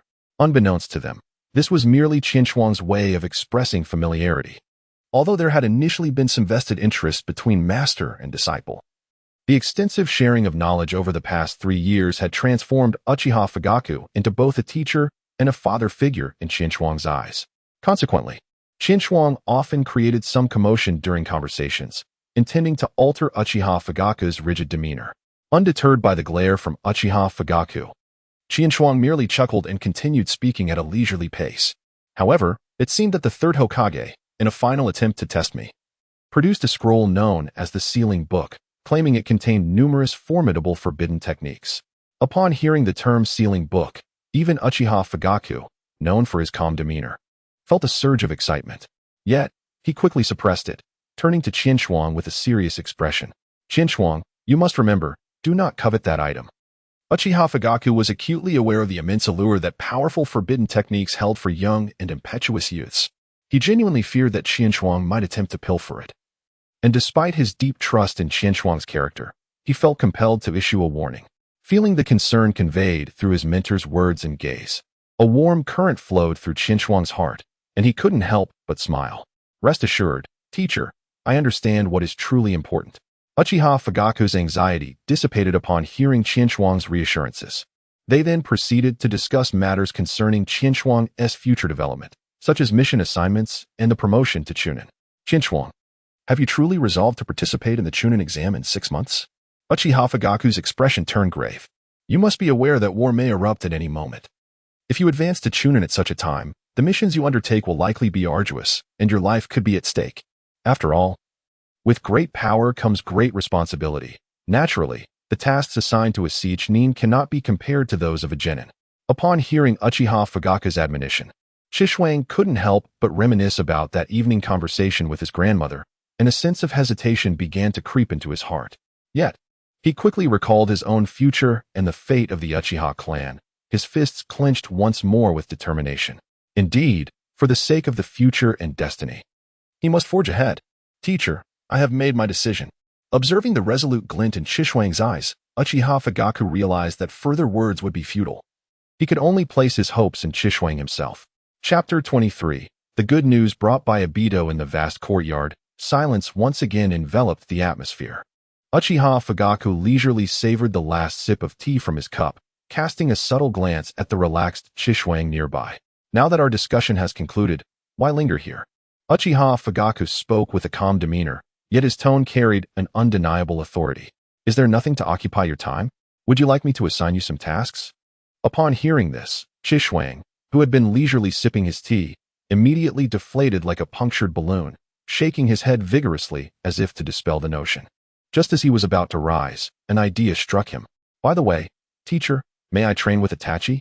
Uchiha Fugaku pondered for a moment before nodding in agreement. Offering no objections, Shuang then rose to her feet, once more bowing respectfully before making her way outside. Just as she was about to push the door and enter the house, the voice of Uchiha Fugaku echoed once again. Indeed, Uchiha Fugaku's tone remained as unvaried as ever, reminding her not to forget to return for lunch. Shuang paused for a moment, then turned her back to Uchiha Fugaku, allowing a light laugh to escape her lips. She acknowledged him with a brief response before stepping through the door, leaving Uchiha Fugaku alone in the courtyard, where he wore a serene smile as he refilled his teacup. Itachi.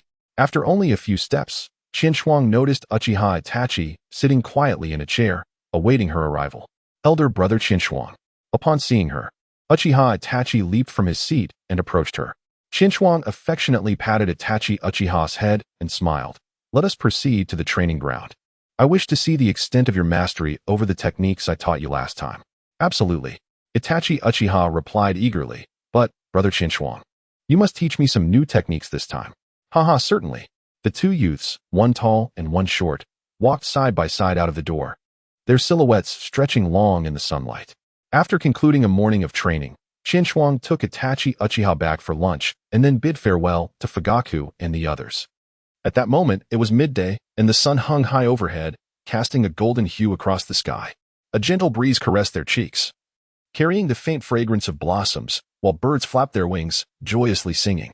Everything appeared tender and delightful. Shuang equally relished the current scene, her steps unusually slow and leisurely, as if she were meandering. Make way. A sudden, jarring cry erupted from behind Shuang, shattering the previously serene atmosphere. A youth clad in blue was racing towards her at an alarming speed, having only recently noticed her presence ahead. In a moment of panic, he found himself unable to halt, his body uncontrollably hurtling towards Qinshuang's back. At a critical moment, Qinshuang subtly turned to the side, calmly evading the impending collision. She then seized the back collar of the youth's garment, bringing the previously speeding boy to an abrupt halt. "Hey, I told you. Don't run so fast on the busy street. It's dangerous." Qinshuang was about to express her disapproval when she raised her gaze and recognized the face of the approaching individual. Obito? Upon hearing his name called by the one who had halted him, Uchiha Obito turned in confusion, and upon realizing it was Qinshuang, he immediately leaped up in delight. "Qinshuang, it's you. I never expected to run into you here. What a twist of fate." With an air of carefree exuberance, he seemed to have completely forgotten the near mishap. What a twist of fate indeed. Qinshuang did not indulge Uchiha Obito, raising her hand to lightly strike his head. "Haven't I told you countless times? Why are you still running so fast? This time you were fortunate to encounter me. What would you do if you ran into an elderly person next time?" Uchiha Obito rubbed his head, which was stinging from her playful reprimand, with a look of pitiful remorse. "I'm sorry, Qinshuang. I promise I will be more careful next time." Qinshuang gently rubbed her head. Having heard that phrase countless times before, "What's the rush? What are you up to this time?" Each time Uchiha Obito darted about the street. The reasons were invariably similar: delays caused by helping an elderly person or the like. Qinshuang had long since grown accustomed to it. Upon hearing that she was not continuing to berate him, Obito's smile returned, and scratching his head with a hint of pride, he said, "By the way, Qinshuang, you might not know this. After you and Shui passed the exam, everyone else did too. We are all now shinobi." Qinshuang felt no surprise at the news of Obito and his friends successfully becoming genin. After all, she was well aware of the script. Though there had been some discrepancies in the exam content, their abilities were evident, making their promotion unsurprising. "Congratulations." She offered her heartfelt wishes. Noticing that Qinshuang did not display the expected astonishment, Obito pouted in mild discontent, but then a thought struck him, and his expression brightened. "Oh, Qinshuang, we are planning to go out for a nice lunch to celebrate. I wanted to invite you, but you weren't home this morning.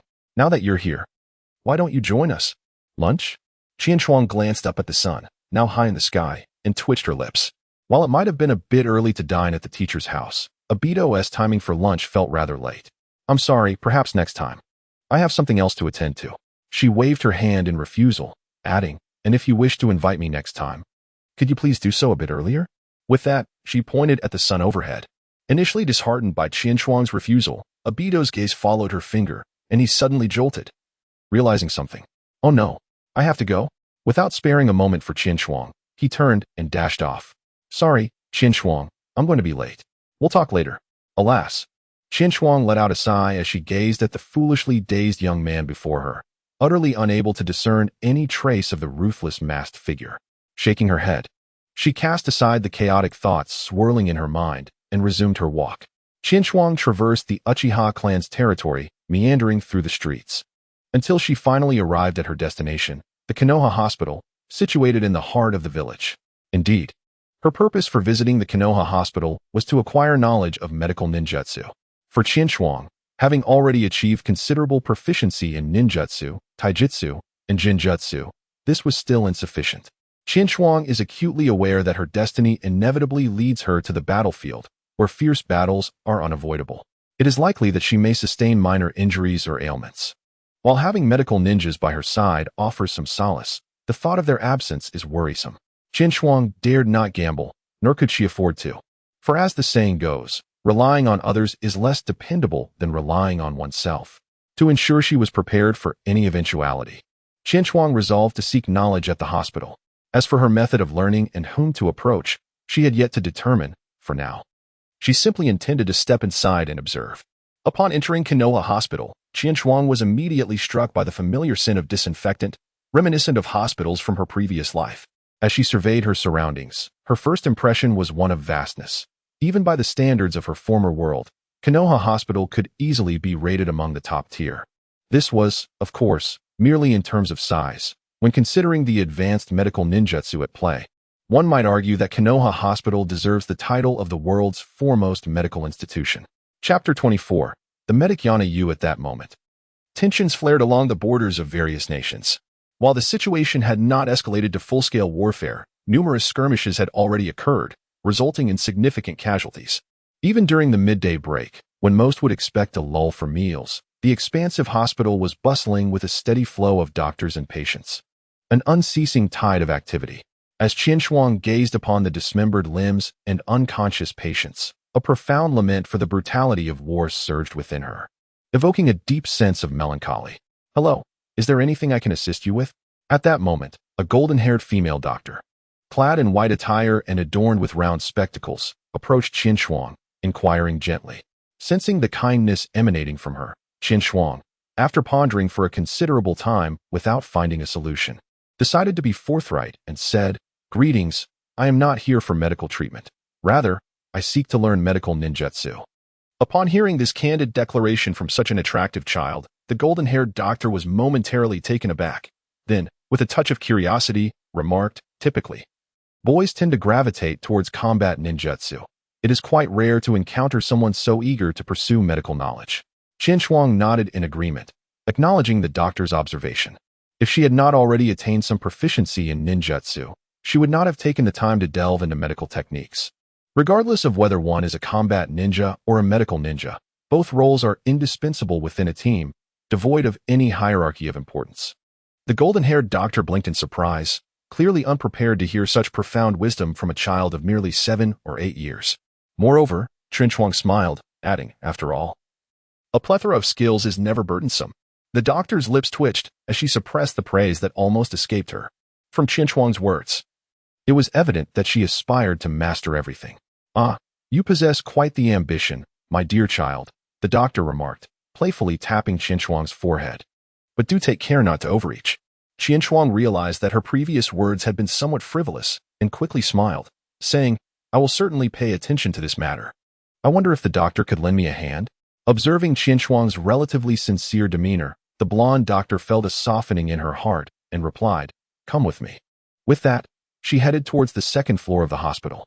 Qin Shuang hurriedly followed behind the doctor, fearful of losing the savior she had just encountered. Along the way, the golden-haired physician advised her, "While I can assist you to some extent, the ultimate outcome depends on your own efforts." Qin Shuang felt a twinge of confusion at these words.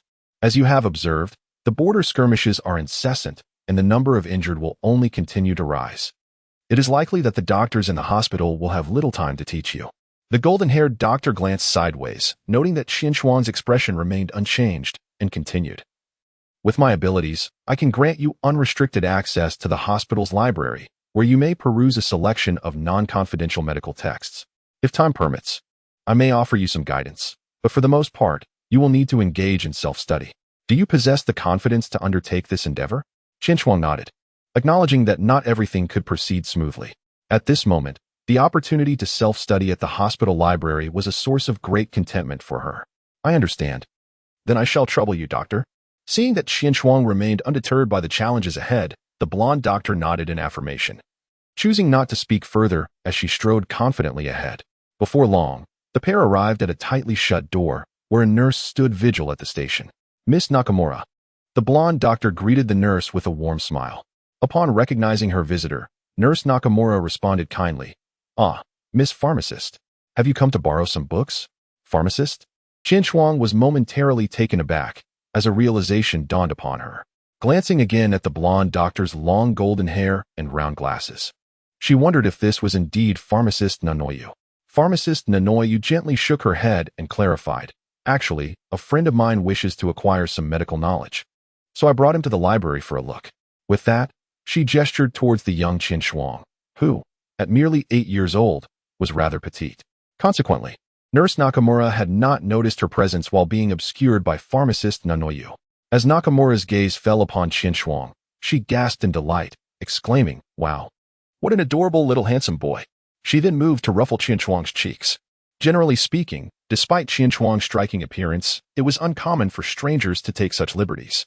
Yet, with the connection to the pharmacist, everything felt remarkably natural. Although Qin Shuang felt a tinge of reluctance, her desire for assistance prevailed, and she allowed the playful gestures. Wearing an expression that spoke of resignation, Pharmacist Nanoyu observed the scene with interest, but after a brief moment, she gently pulled Nakamura away. "All right, Nakamura. It's time to cease this." Nakamura, feeling a bit embarrassed, scratched her head and offered Qin Shuang an apologetic smile. "I'm so sorry. I couldn't help myself." Qianshuang, enduring humiliation and bearing the burden, shook her head and swiftly adjusted her mindset, inquiring, "May I enter and take a look?" "Of course," Nakamura replied, confidently patting his chest. "Feel free to come to me anytime you wish to see it." Qianshuang nodded slightly in gratitude and, under the guidance of the pharmacist Yanao, entered the library. "Allow me to introduce you to the classification system here." Yanao indicated the rows of bookshelves before them. The section on the far left is dedicated to herbal medicine, containing texts that document the medicinal herbs used in various remedies. Adjacent to it is the ninjutsu section, which records the medical techniques commonly employed by healing ninjas. Qianshuang dared not be careless and focused intently on memorizing the locations of various categories of books. After thoroughly introducing the classification of the library's collection, pharmacist Yeno swallowed hard and cleared her slightly parched throat. "Well, I have said all that needs to be said. I have matters to attend to, so the rest is up to you." Without lingering, pharmacist Yeno turned and departed. "Please wait," Qianshuang called out, blinking her clear eyes. "I still don't know your name." Pharmacist Yeno turned back, smiling gently. "I am Yeno, the director of a nearby orphanage. If you have any questions, feel free to seek me out." Evidently, Yeno held a favorable impression of Qianshuang, viewing her as an ordinary child deserving of care. As Qianshuang watched Yeno's figure grow distant, she murmured, "What a kind-hearted person. Can I alter her fate?" At present, Yeno remained the head of the orphanage and had not been reinstated by Danzo, though Qianshuang was aware of this. She found herself at a loss regarding how to proceed. Suppressing her thoughts and refraining from overthinking, she reminded herself that she was still in the process of growing. After all, who could predict what the future held? Qianshuang strolled into the herbal district and retrieved an ancient tome titled A Compendium of Extraordinary Flora. As she perused its pages detailing the miraculous effects of various rare herbs, even her extensive knowledge accumulated over 2 lifetimes could not suppress her astonishment. Could such wondrous entities truly exist in this world? Qianshuang remained somewhat non-committal. Chapter 25, The Orphanage. Qianshuang returned home as darkness enveloped the sky. "I am back," she announced, removing her shoes and neatly placing them at the entrance. At that moment, her grandmother was setting the prepared dishes on the table. Upon seeing Qianshuang enter, she immediately smiled and said, "Qianshuang has returned. Come and enjoy your meal." Qianshuang responded affirmatively and strode forward. "By the way, that child Abito came to see you this morning, expressing a desire to celebrate your promotion to Genin together, but unfortunately you were not present." The grandmother, with a benevolent smile, served a piece of food to Qianshuang. Qianshuang devoured her meal, responding in a muffled voice, "I encountered him later. But by then I had already dined at the teacher's house, so I did not go." "Is that so? Abito is a good child. You should get along well with him." "Rest assured, Grandma, I will." After satiating her hunger and thirst, Qianshuang returned to her room. Eager to experiment with the medical ninjutsu she had recently learned, she retrieved a kunai and made a small incision on the back of her hand, then formed the hand seals for the healing technique. A faint green orb of light materialized above her palm. Qianshuang brought the glowing orb close to the wound on her hand, feeling a subtle itch at the site before it began to heal gradually. It took a full quarter of an hour for the wound to completely mend. Although the chakra consumed was minimal, the prolonged duration left Qianshuang feeling rather dissatisfied. Qianshuang let out a sigh, realizing that medical ninjutsu was indeed a complex endeavor. The path to becoming a well-rounded ninja was fraught with challenges. Yet, despite her size, Qianshuang remained undeterred. Armed with the experience of her first attempt, she embarked on her second and third trials. In the days following her successful graduation examination, her life regained a sense of structure. Mornings were dedicated to training, during which she occasionally offered guidance to Uchiha Itachi. In the afternoons, she would often find herself immersed in the library of Konoha Hospital, seizing any opportunity to engage in discussions with Yakushi Nanu, should their paths cross. "Excuse me, Nakamura-san. Is Yakushi-san at the hospital today?" Qianshuang peeked out from the library, casting a glance toward the entrance where Nakamura stood. After a moment of contemplation, Nakamura shook her head. "I haven't seen her all day. She likely isn't here. Is there something you wish to ask her?" "Yes. I have some questions regarding certain techniques that I would like to consult with her about." A tinge of disappointment crossed Qianshuang's face, but it was quickly replaced by a spark of hope. "Do you think she might be at the orphanage?" Nakamura pondered for a moment before responding, "It's quite possible." Qianshuang nodded thoughtfully, remaining silent as she pondered. According to the original text, during the Third Great War, Kabuto Yakushi would arrive at the orphanage run by Nanyu. thus commencing his tumultuous journey through life. It remains uncertain whether he has arrived during this period. Perhaps I could visit the orphanage and engage in a discussion with Nanyu regarding various matters. Having made her decision, Qianchuang placed the book back in its rightful place and exited the library. Is she departing? Qianchuang nodded, expressing her desire to visit Sister Yaoshi's orphanage. Make sure to convey my regards to her and the little ones. Nakamura smiled faintly, clearly a frequent visitor to the orphanage. I will, Qianchuang replied cheerfully, waving her hand. Upon exiting the hospital, Qianchuang did not head directly to the orphanage, but instead meandered along the street. After all, it would be rather inappropriate to visit empty-handed. After some deliberation, she finally paused in front of a pastry shop. Half an hour later, Qianchuang arrived at the orphanage, which was situated on the outskirts of the village. The establishment was modest in size, featuring a single larger building. Peering through the upper windows, one could see that although the room's decor was simple, it was remarkably tidy, suggesting that someone was cleaning daily. In the yard before the building, a slightly plump middle-aged woman was leading a group of children in play. Unbeknownst to her, as she faced away from the entrance, Qianchuang's arrival went unnoticed. However, one child, with wide blinking eyes, was intently gazing at Qianchuang. Auntie, look, someone's here. This child pointed with a tiny finger in Qianchuang's direction.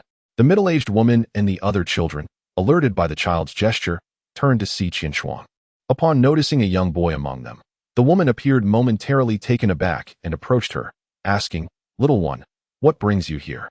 You should head home. This is not a place for you." "Hello, Auntie. I'm here to see Sister Yaoshi," Qianchuang replied politely. "You wish to see the director?" Although the woman harbored doubts, she decided to report this, saying, "Please wait here for a moment while I go fetch her."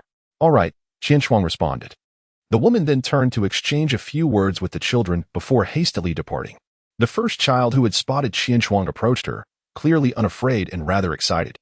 He tugged at Qianchuang's sleeve and asked, "Hey, big brother, what are you here for?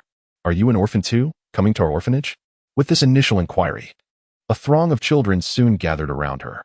Despite Qianchuang's own youthful stature, the children in the orphanage were generally only 4 or 5 years old, making her stand out distinctly among them. Qianchuang gently stroked the boy's head and said kindly, "The older brother is also an orphan, but he will not reside in an orphanage. I have come to visit you all this time." As she spoke, Qianchuang lifted her hand and shook a large bag of snacks. Upon seeing the treats, the children instantly transformed into eager little cats, their eyes sparkling as they fixated on Qianchuang's hand, drooling in anticipation. "No need to rush. Everyone will have a share." Qianchuang maintained order while distributing the snacks from her hand. Before long, a middle-aged woman arrived, accompanied by the pharmacist Yanoyu, followed closely by a timid white-haired boy. Yanoyu observed Qianchuang mingling with the children, a smile blossoming on her face. "Qianchuang, what brings you to the orphanage today?" Upon hearing the sound, Qianchuang diverted her gaze from the ravenous children. Wasn't she here to visit Sister Yaoshi? A smile graced Qianchuang's lips as she seized the opportunity to engage in a discussion. Yaoshi Yanoyu shot Qianchuang a glare, as if to suggest that her inquiry was merely a pretext. "You all continue your conversation. I shall attend to the children." The middle-aged woman gracefully excused herself, yet she did not take the white-haired boy behind her. Realizing her intentions had been uncovered, Qianchuang offered an awkward smile, her attention shifting to the white-haired youth led by Yaoshi Yanoyu. Although she harbored some suspicions, she chose to feign ignorance and inquired, "Who is this child?" "Him." Yaoshi Yanoyu also turned her gaze toward the boy, her expression tender. "He is an orphan I recently adopted. I was just conducting a health examination for him." The white-haired boy, sensing the focus of both their gazes upon him, instinctively tensed, anxiously inching closer behind Yaoshi Yanoyu. "Do not take offense. The children who arrive here often exhibit such shyness," she added kindly. Qianchuang nodded in understanding. Having just arrived at the orphanage, with white hair, this child is most likely Yaoshi Do. Indeed, it is better to arrive opportunely than to arrive early. Qianchuang picked up the few remaining snacks in her hand and knelt down before the young boy. At that moment, the boy gazed at Qianchuang with a look of sheer terror, his small hands clutching tightly to the hem of the apothecary Nanoyu's dress. "Do not be afraid. I shall treat you to some snacks." With that, Qianchuang extended the treats towards the boy. As he beheld the enticing delicacies before him, the boy's eyes sparkled with delight, and he instinctively swallowed hard. Yet, he hesitated to take them, instead casting a doubtful glance towards apothecary Nanoyu. With a gentle nod and a warm smile, Nanoyu encouraged him, prompting the boy to finally accept the snacks and begin devouring them eagerly. Chapter 26. A gift for Apothecary Do. The child's examination is not yet complete. If you do not mind, you may join us, or perhaps play with the children over there, Apothecary Nanoyu said. Her expression filled with tenderness as she watched Apothecary Do relish the treats. Qinchuang certainly chose to follow along. To be honest, he held little interest in the obscure youngsters over there. In contrast, the two here piqued his curiosity far more. Pharmacist Nanoyu swiftly led Pharmacist Do and Qinchuang into a room. At that moment, Pharmacist Do had already finished his snacks, leaving a ring of crumbs adorning his mouth. Observing the feline visage of Pharmacist Do, Nanoyu offered a gentle smile, retrieving a tissue to tenderly wipe his mouth, causing Pharmacist Do to blush profusely.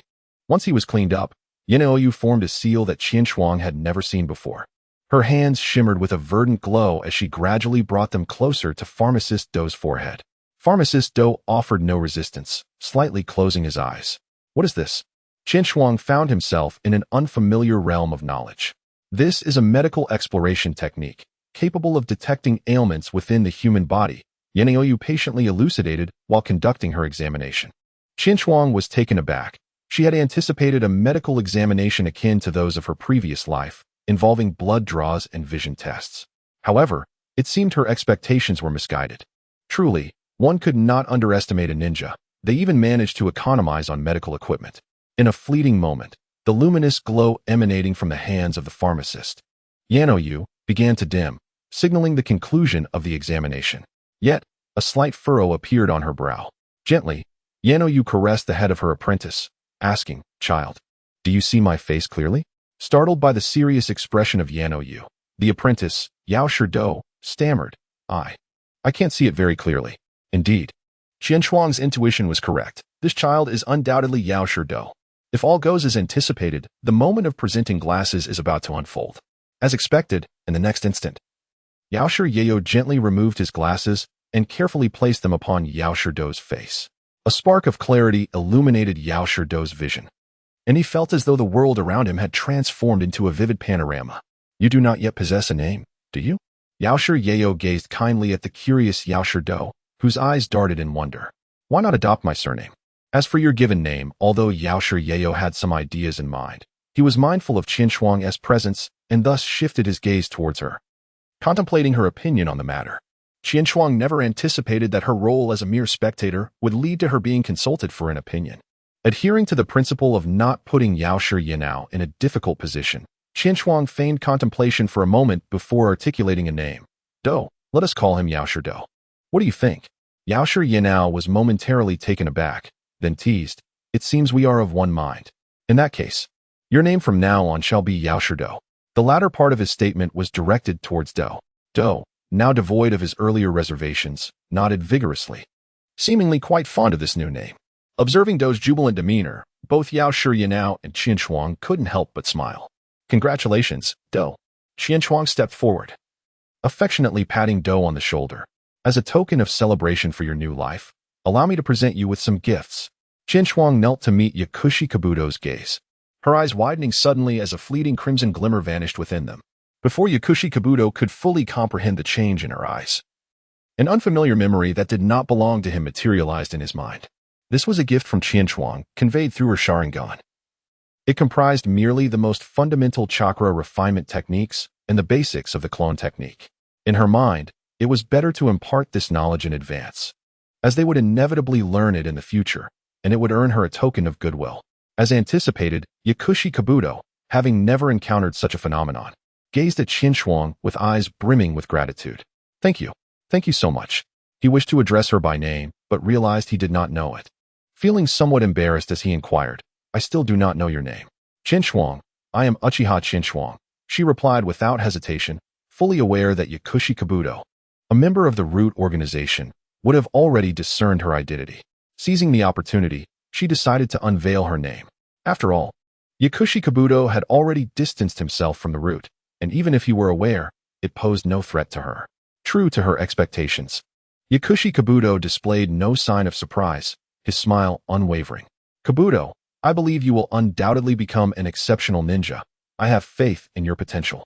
Qinchuang encouraged, gently patting his shoulder. As Yakushi Kabuto looked at the very first person to teach and acknowledge him, a torrent of emotion surged within him, ultimately crystallizing into a single thought. I will strive to become an outstanding ninja. Thank you, Qianchuan Aizen. It seemed he had made a significant impression on one of the instigators of the future Fourth Shinobi World War. Qianchuan mused internally. Yakushi Nanoyu remained silent, quietly observing the exchange with a look of satisfaction. Subsequently, Qianchuan posed all her inquiries to Yakushi Nanoyu, receiving answers to each. After which she offered a few words of advice regarding Yakushi Kabuto's training before bidding farewell to both. Upon leaving the orphanage, Qianchuan did not head to the Konoha hospital but returned home instead. Why are you home so early today? In the kitchen, Qianchuan's grandmother, surprised to see him back before sunset, was taken aback by his early arrival, as he was typically busy from dawn until dusk. Hee. I visited the orphanage in the village today, so I came back early. I won't chat long, Grandma. I'm off to practice in the backyard, Qianchuan exclaimed, quickly removing his shoes. Qianchuan waved his hand, disappearing without a trace. The child, his grandmother, felt a sense of helplessness, yet her heart swelled with pride as she observed her grandson's diligent training. Upon arriving at the backyard, Qianchuan eagerly began to experiment with the medical ninjutsu he had learned that day, feeling quite pleased with the results. After careful contemplation, he resolved to create his own ninjutsu. Under the guidance of Uchiha Fugaku, he had made significant strides in wind and fire release techniques. However, his proficiency in lightning release left much to be desired. Although Qianchuan possessed some formidable lightning techniques, he regrettably felt he had yet to harness its explosive power and penetrating capabilities. Thus, after much deliberation, he decided to forge his own path. In truth, Qianchuan had set his sights on Kakashi Hitaki's Chidori, a technique that utilizes extraordinary speed to deliver devastating penetrating damage, perfect for one endowed with the Sharingan like himself. However, as Chidori was conceived on the battlefield by Kakashi, Qianchuan could not afford to wait for its formal development and subsequent training. He had to rely on the memories of his past life to learn it independently. Despite his lack of confidence, he resolved to attempt it nonetheless. With this thought, Qianchuan began to cultivate the lightning chakra within him. Recalling the seals from the original text, the rat, the horse, the monkey, the horse, and the rabbit, he felt the lightning chakra surge within him like a torrential river rushing into a channel, flooding towards his right arm. In the next moment, arcs of electricity crackled and danced around his right hand. Just as he felt elated, he realized that the chakra he had just gathered was swiftly depleting, and the arcs dissipated into the air. Chapter 27. Obito's worries. Feeling a tingling sensation in his right arm, Qianchuan let out a bitter smile. Creating ninjutsu was far more challenging than he had anticipated. Regaining his composure, he once more focused on cultivating chakra, this time extending the duration of his concentration, resulting in a quality and quantity that surpassed his previous attempt. He unleashed Chidori once again, and a sharp, piercing explosion resonated. This time, the blue arcs had undergone a fundamental enhancement, enveloping his entire hand and part of his forearm in a brilliant azure glow. A searing pain shot through his arm, prompting Qianchuan to involuntarily cry out as he hastily cut off the chakra supply. Gasping for breath, he gazed at his right arm, which now bore the marks of ruptured pores and oozing blood, and felt a shiver of trepidation. Silently performing the healing technique, he restored his disfigured arm while his mind continued to search for the equilibrium of chakra. The Thousand Birds technique is classified as an A-rank ninjutsu, lauded for its formidable offensive capability, yet its cultivation is undeniably challenging. Mastery of chakra control is paramount. Insufficient chakra renders the technique ineffective, while excessive chakra may lead to self-inflicted harm. Unfortunately, Qianchuan has encountered both predicaments. Discovering the optimal balance is not an endeavor that can be achieved overnight, requiring continual experimentation to amass experience, and even Qianchuan is not exempt from this truth. Through repeated attempts, Qianchuan diligently senses and adjusts. When chakra is depleted, she sits down to reconsolidate her energy, resuming her practice once revitalized, perpetuating this cycle. This period is particularly significant for the Ninja Academy, marking a transition as old students graduate and new ones enroll. Those who successfully pass the graduation examinations have begun to receive their Genin credentials, while those who have not must regrettably endure another year of study.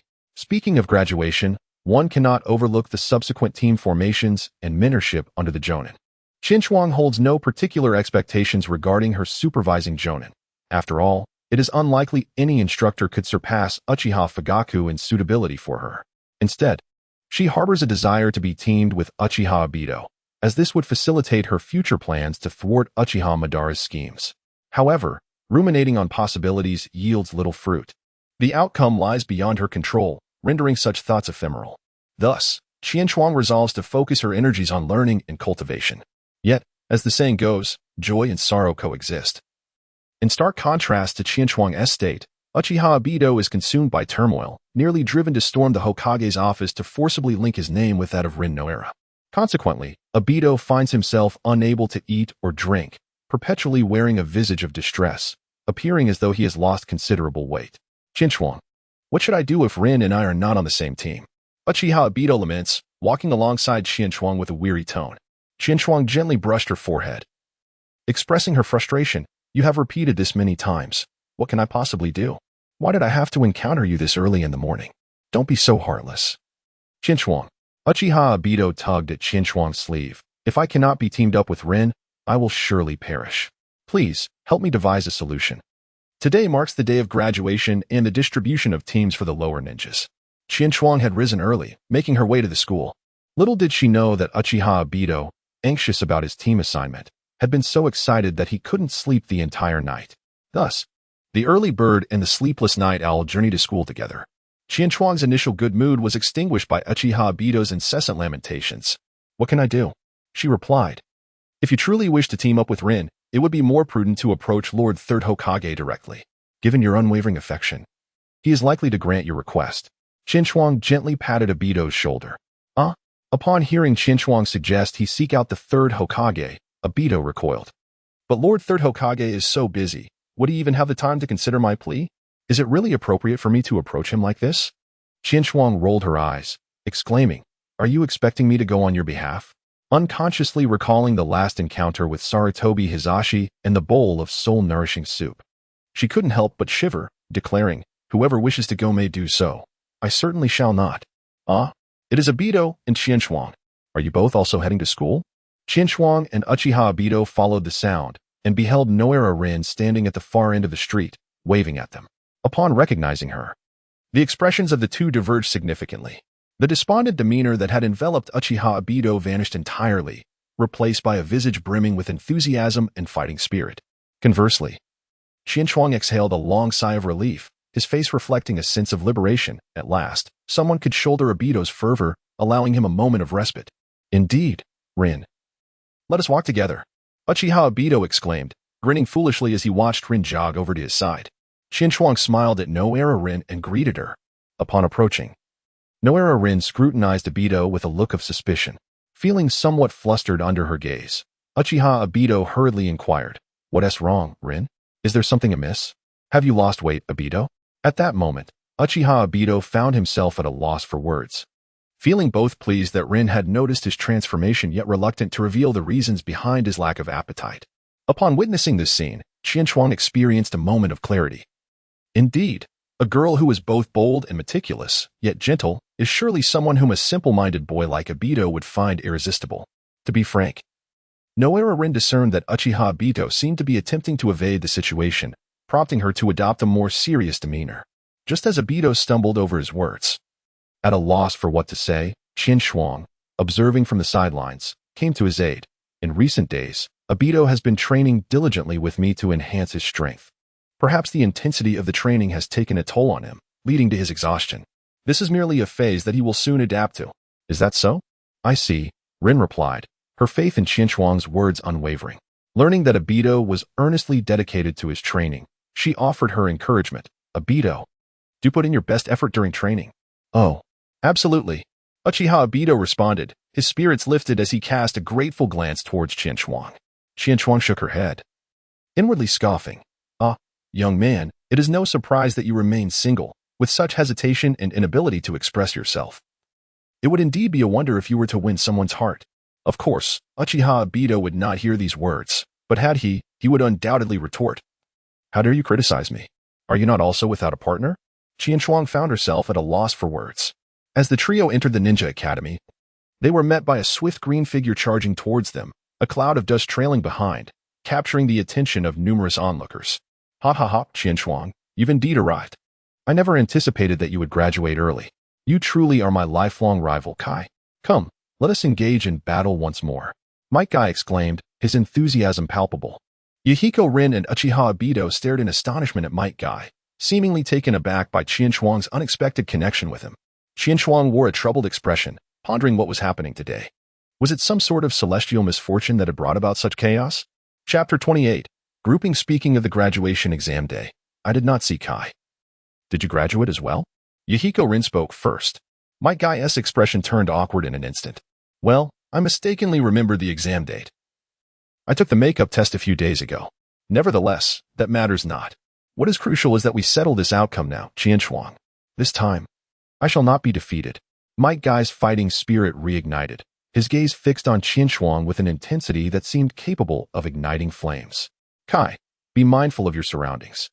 Qian Shuang felt somewhat exasperated, wishing to disappear into the ground under the scrutiny of so many observers. Indeed, who initiates a duel right upon arrival? This is rather peculiar. Especially since we are to be grouped shortly. Uchiha Obito interjected. Might Guy's momentum faltered as he tilted his head in thought. It seemed there was merit to this reasoning. He then relaxed his stance. In that case, let us battle after the grouping is concluded. It is settled then. Without giving Qian Shuang a chance to retort, Might Guy dashed back to the classroom with remarkable speed. Why does he always act this way? Even Yahiko Rin found the situation somewhat troublesome. Uchiha Obito agreed. Indeed. He should consider his own abilities. How could he possibly be a match for Qian Shuang? By the way, Qian Shuang, how did you come to know this peculiar individual? I met him a few years ago during training and have been following Might Guy and his father to learn taijutsu over the years, Qian Shuang explained. Is that true? I heard that this fellow's father is merely a chunin. What could you possibly learn from them? Uchiha Obito asked, incredulous, while Yahiko Rin also seemed perplexed. Noticing their expressions, Qian Shuang hesitated to elaborate, aware that the secrets of forbidden techniques were best kept from too many ears. She could only utter meaningfully, you must not underestimate Kai. Especially you. Obito. Me? Uchiha Obito replied, somewhat bewildered. Why? Qian Shuang curled her lips. She certainly could not divulge that you would be kicked twice by Might Guy in the future. With that thought, she chose to say no more and quickened her pace towards the classroom. Hey, Qian Shuang, you ought to clarify your words. Uchiha Obito called out as he hastily pursued her, while Noera Rin could only follow behind helplessly. As expected, several graduates had already gathered in the classroom, engaged in casual conversation. With a creak, the classroom door swung open abruptly, the loud noise drawing the attention of many. However, upon recognizing that the newcomer was Uchiha Qian Shuang, their expression shifted to one of reverence, before gradually averting their gazes. After all, aside from the anomaly that was Might Guy, who among them had not witnessed the fierce clash between Qian Shuang and Shi Sui? Anyone daring to provoke her would merely be inviting trouble. Qian Shuang, along with Uchiha Obito and Noera Rin trailing behind, paid no heed to the gazes directed at them. Qian Shuang surveyed the surroundings and, at last, spotted Uchiha Shi Sui, encircled and adored by a multitude in a distant corner. As Qian Shuang was about to step forward, a sudden voice from behind caught his attention. What the hell, Kakashi? How did you end up here? Uchiha Obito shouted vehemently. Following the direction of Obito's pointed finger, Qian Shuang beheld a cool-looking youth with white hair and a mask. Is this Hatake Kakashi? Quite expected, a mere facade. Noera Rin approached Hatake Kakashi to greet him, to which he responded with indifference. As for Uchiha Obito, Kakashi did not spare him even a glance throughout the entire encounter. Ah, you bastard. This is infuriating. Uchiha Obito seethed with indignation, feeling utterly disregarded. Now, Obito. Calm down. Noera Rin hurriedly intervened as Obito seemed poised to charge forward. Hatake Kakashi continued to ignore Obito, merely casting a fleeting glance before directing his gaze toward Qian Shuang. Locking eyes with him, Kakashi was somewhat taken aback. It was rare to encounter someone who made even him feel a surge of trepidation. He was convinced that this individual before him possessed formidable strength. Qian Shuang observed Kakashi Hatake, who appeared lost in thought, and decided not to pursue further conversation. She offered a slight nod as a gesture of goodwill before walking towards Shi Sui Uchiha. Who is that person? Kakashi Hatake remarked coolly, before Lin Yohara could respond. Obito Uchiha interjected, What's the matter? Are you intimidated? Qian Shuang is also a prodigious genius who graduated early. You might not stand a chance against him. Humph, fool. Kakashi shot Obito a cold glare with his lifeless eyes. Hey, you bastard Kakashi, dare to insult me again? Obito fumed, rushing forward as if to grab Kakashi by his collar. Thud, thud, Thud. The heavy sound of knocking echoed from the podium, just as Obito had seized Kakashi's collar. He turned back in confusion to see a middle-aged teacher, who had previously supervised their assessment, standing at the podium with a piercing gaze. Students, I shall now announce the group assignments. Please take your seats. Though he addressed all the students, his sharp eyes were fixed on Obito, who was decidedly the most animated among them. Feeling slightly embarrassed, Obito released his grip and sat beside Lin, who had taken her seat next to Kakashi. Kakashi merely huffed, exuding an air of nonchalance as if everything unfolded according to his expectations, which only served to aggravate Obito further. The middle-aged teacher scanned the now quiet classroom and nodded in satisfaction before saying, "Next, I will call out names. Those mentioned should step forward and proceed to the designated class to await your instructor." Might Guy, Ebisu, and Kakashi Shiranui stepped forward. 3 individuals of varied heights, builds, and appearances stood in unison, awaiting the teacher's instructions. You 3 will form a team and wait for your instructor in classroom 1. They acknowledged and strode out of the classroom. Next group, Obito Uchiha, Lin Yahara, and, upon hearing this, Obito nearly leapt from his seat in excitement. Partnering with the goddess of his dreams, Lin Yahara, was precisely what he had been hoping for these past few days. However, the next words struck him like a thunderbolt. And Kakashi Hitaki. What? Isn't he already a Chunin? Why is he being grouped with us? Obito exclaimed in distress. The middle-aged teacher, interrupted by Obito's outburst, remained unperturbed and patiently explained, "These decisions are made by Lord Hokage. I have no authority to intervene." Ultimately, Obito had no choice but to reluctantly follow Kakashi and Lin towards the assigned classroom. Meanwhile, Qianchuang, sitting at the back, contemplated the scene before her. It seemed her arrival had not disrupted the trio's formation, indicating that future endeavors might prove challenging. Simultaneously, she felt quite curious about who her teammates would be. As if perceiving Qianchuang's subtle thoughts, Uchiha Shursui teased, "What's the matter? Are you beginning to worry about your team? Do you not care?" Qianchuang pouted slightly. "Of course I care, but in comparison, one's own strength is of utmost importance. It is indeed the only aspect we can truly control, don't you agree?" Uchiha Shursui smiled. Qianchuang nodded slightly, neither denying nor affirming. This notion resonated with his own thoughts.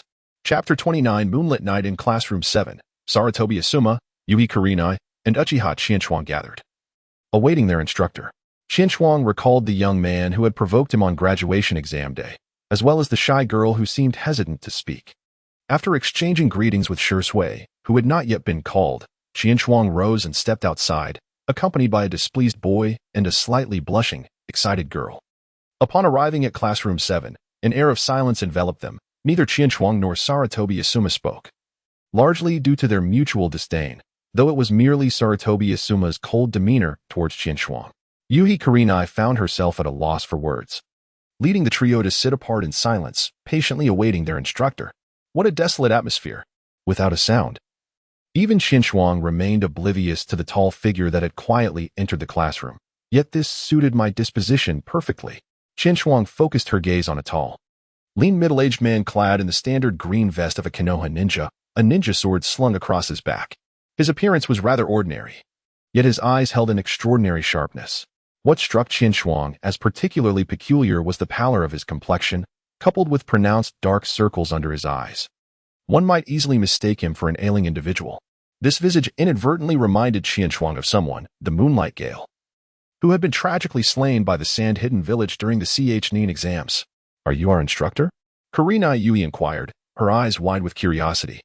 "Allow me to introduce myself. I am Moonlight Knight, a jonin of Konoha. I possess neither particular likes nor dislikes, and my expertise lies in the art of swordsmanship. My aspirations are not grandiose. I merely wish for the continued prosperity of Konoha." Moonlight Knight. Qianchuang began to rummage through her memories from her previous life. It was said that Konoha once boasted 8 exceptionally talented ninjas, renowned for their formidable prowess, collectively known as the 8 Colors of Konoha. Among them, the Dancer of Night was of the Moonlight Clan and was also the father of Moonlight Gale. If her deductions were accurate, this must be the man before her. Yet, her knowledge of him was scant. She only knew that Moonlight Knight was composed, skilled in swordplay, and a well-rounded ninja. Moonlight Knight swept his gaze across the 3 of them. "Now it is your turn." Kurenai Yui stood up first, her excitement causing a slight blush to grace her youthful face. "I am Kurenai Yui, a genin of Konoha. My favorite food is wasabi octopus, and I detest cake. I excel in genjutsu, and my dream is to become an exceptional ninja. Asuma Sarutobi remained seated, his arms resting on the table, hands crossed, adopting a cool demeanor. In a nonchalant tone, he stated, I am Asuma Sarutobi. My favorite things. He cast a discreet glance at Kurenai Yuhi before quickly averting his gaze. I have none.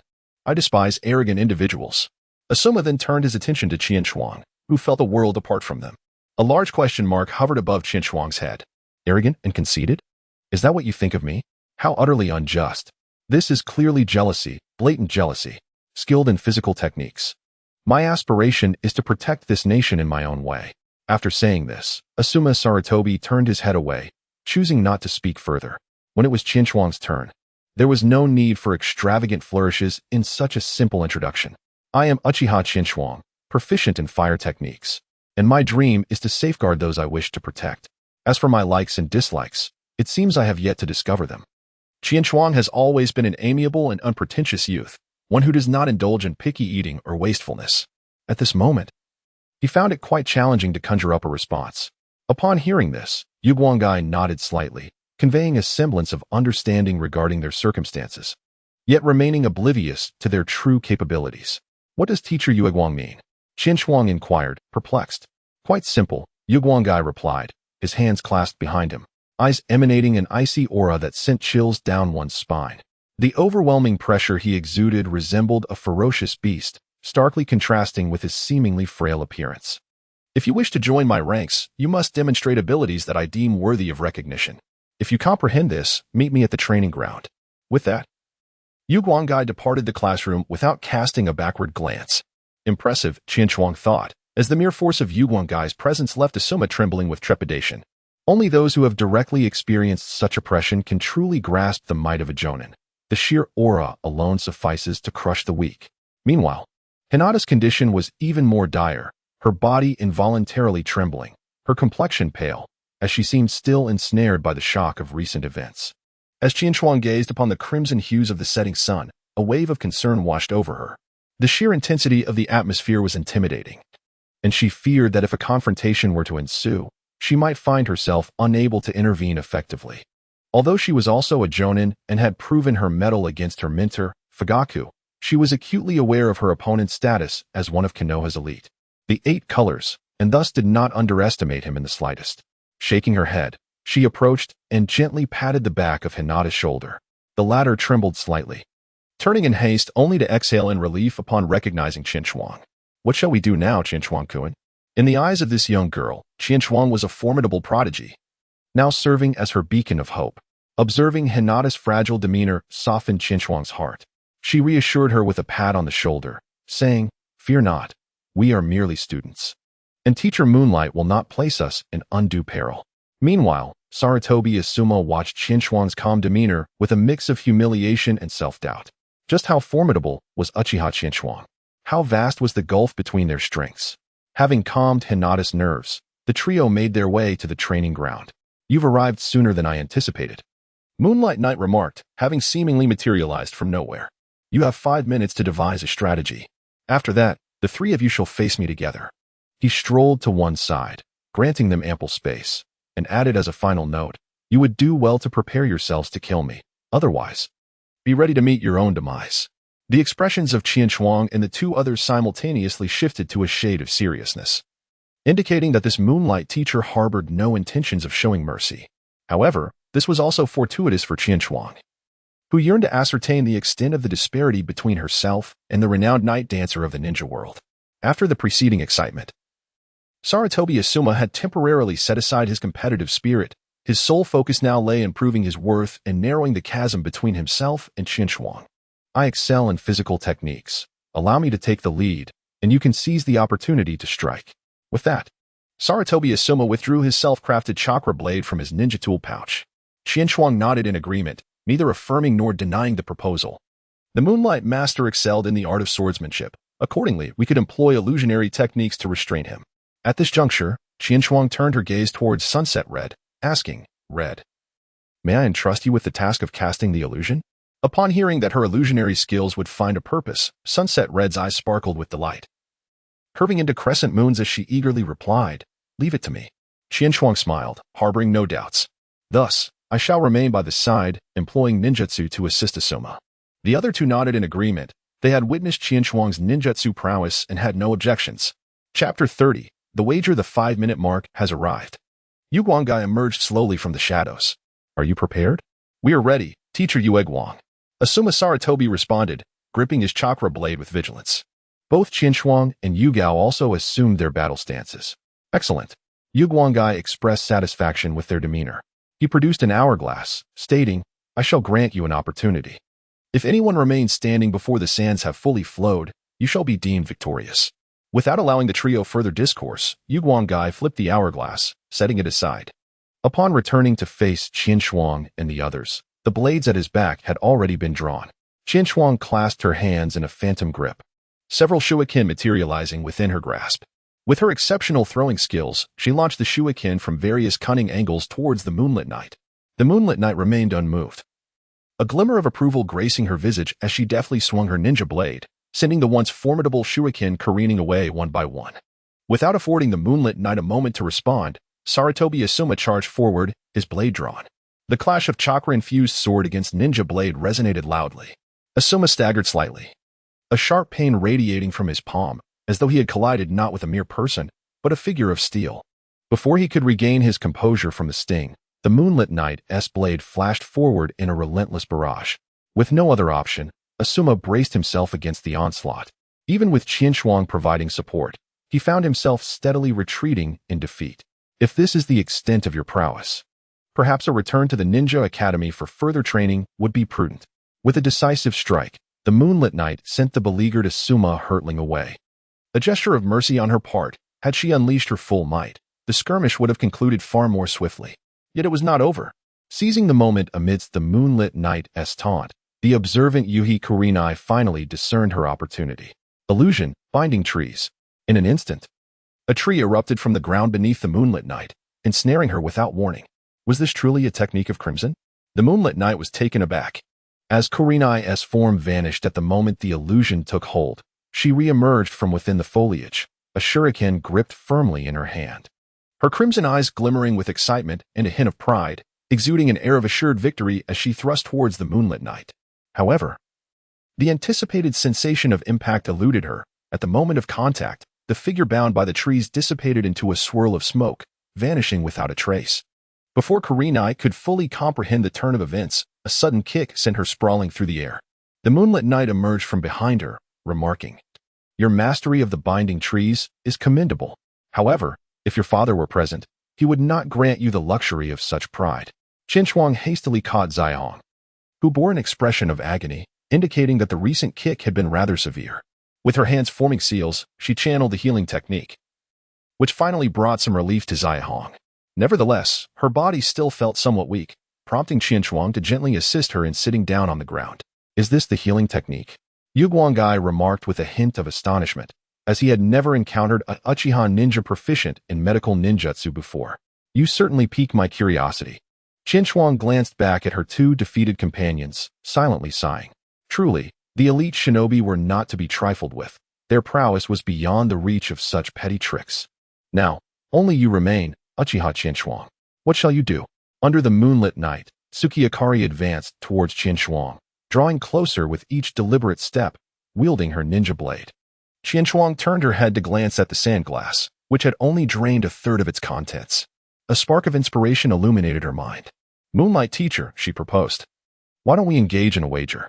Oh, Moonlight Knight displayed a keen interest. What do you wish to bet on? Qianchuang pointed to the hourglass beside her and said, Let us wager on whether I can endure until the last grain of sand falls. If I win, I desire nothing more than for Teacher Moonlight to impart your swordsmanship to me. Moonlight Knight did not respond immediately. Instead, he pondered the pros and cons of the proposition. In truth, even without Qianchuang's challenge, the current state of Asuma Saratobi and Kurenai Yuhi was nearly ineffective. Which is precisely why Qianchuang seized this opportunity to gain a little advantage. Even in defeat, the consequences would fall solely upon her, thus allowing her companions more time to strategize. However, Moonlight Knight evidently considered this as well. He had no intention of allowing Qianchuang to benefit so easily. A bet was acceptable, yet should she lose, all three of them would face elimination. This maneuver was undeniably cunning. Any discerning observer could see that there had been previous discord between Asuma Saratobi and Qianshuang, and Moonlight Knight was surely aware of this as well.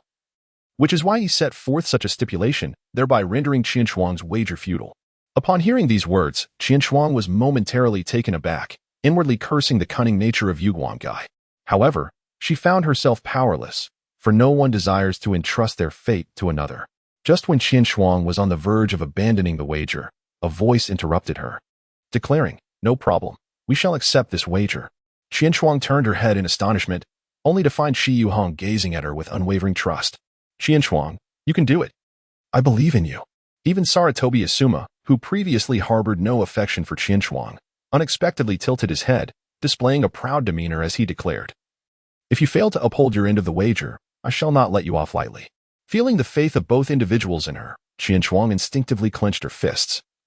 An unidentifiable surge of power coursing through her entire being. The Moonlight Knight, too, had not anticipated the scene before him. However, he quickly regained his composure, although somewhat unexpected. He mused, "Let me see if you possess the qualifications to inherit my swordsmanship." With that, the sharp edge of his blade lunged towards Qianshuang, who, sensing the imminent threat, swiftly drew her kunai to defend herself. Although Qianshuang's mastery of swordsmanship pales in comparison to that of Moonlight Knight, she successfully intercepted his attack, thanks to the formidable insight afforded by her three-tomo Sharingan. As Qianshuang focused intently on the confrontation, Moonlight Knight, observing the three tomos in her eyes, felt a pang of unease. This child, despite her tender age, had already cultivated her Sharingan to the third tomo. Indeed, she was a prodigy worthy of even the Hokage's attention. As time slipped away like sand through an hourglass, Qianshuang began to feel the toll of fatigue weighing heavily upon her. Conversely, Moonlight Knight, no longer the picture of calmness, recognized that the stakes of their wager had intensified. He could not afford to divulge the techniques of Konoha's swordsmanship. With renewed resolve, he swung his blade once more, retreating to create distance between them. "I must concede. Uchiha Qianshuang, you are the most exceptional newly minted genin I have ever encountered, without exception. Yet, this battle must reach its conclusion. Indeed, it is time to conclude." Qianshuang nodded in agreement, a slight smile gracing her lips. "I am prepared to learn the sword techniques of teacher Moonlight.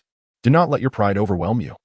Moonlight Knight retorted with a cold snort, raising his ninja blade before him, a chilling glint flashing along its edge. Chapter 31.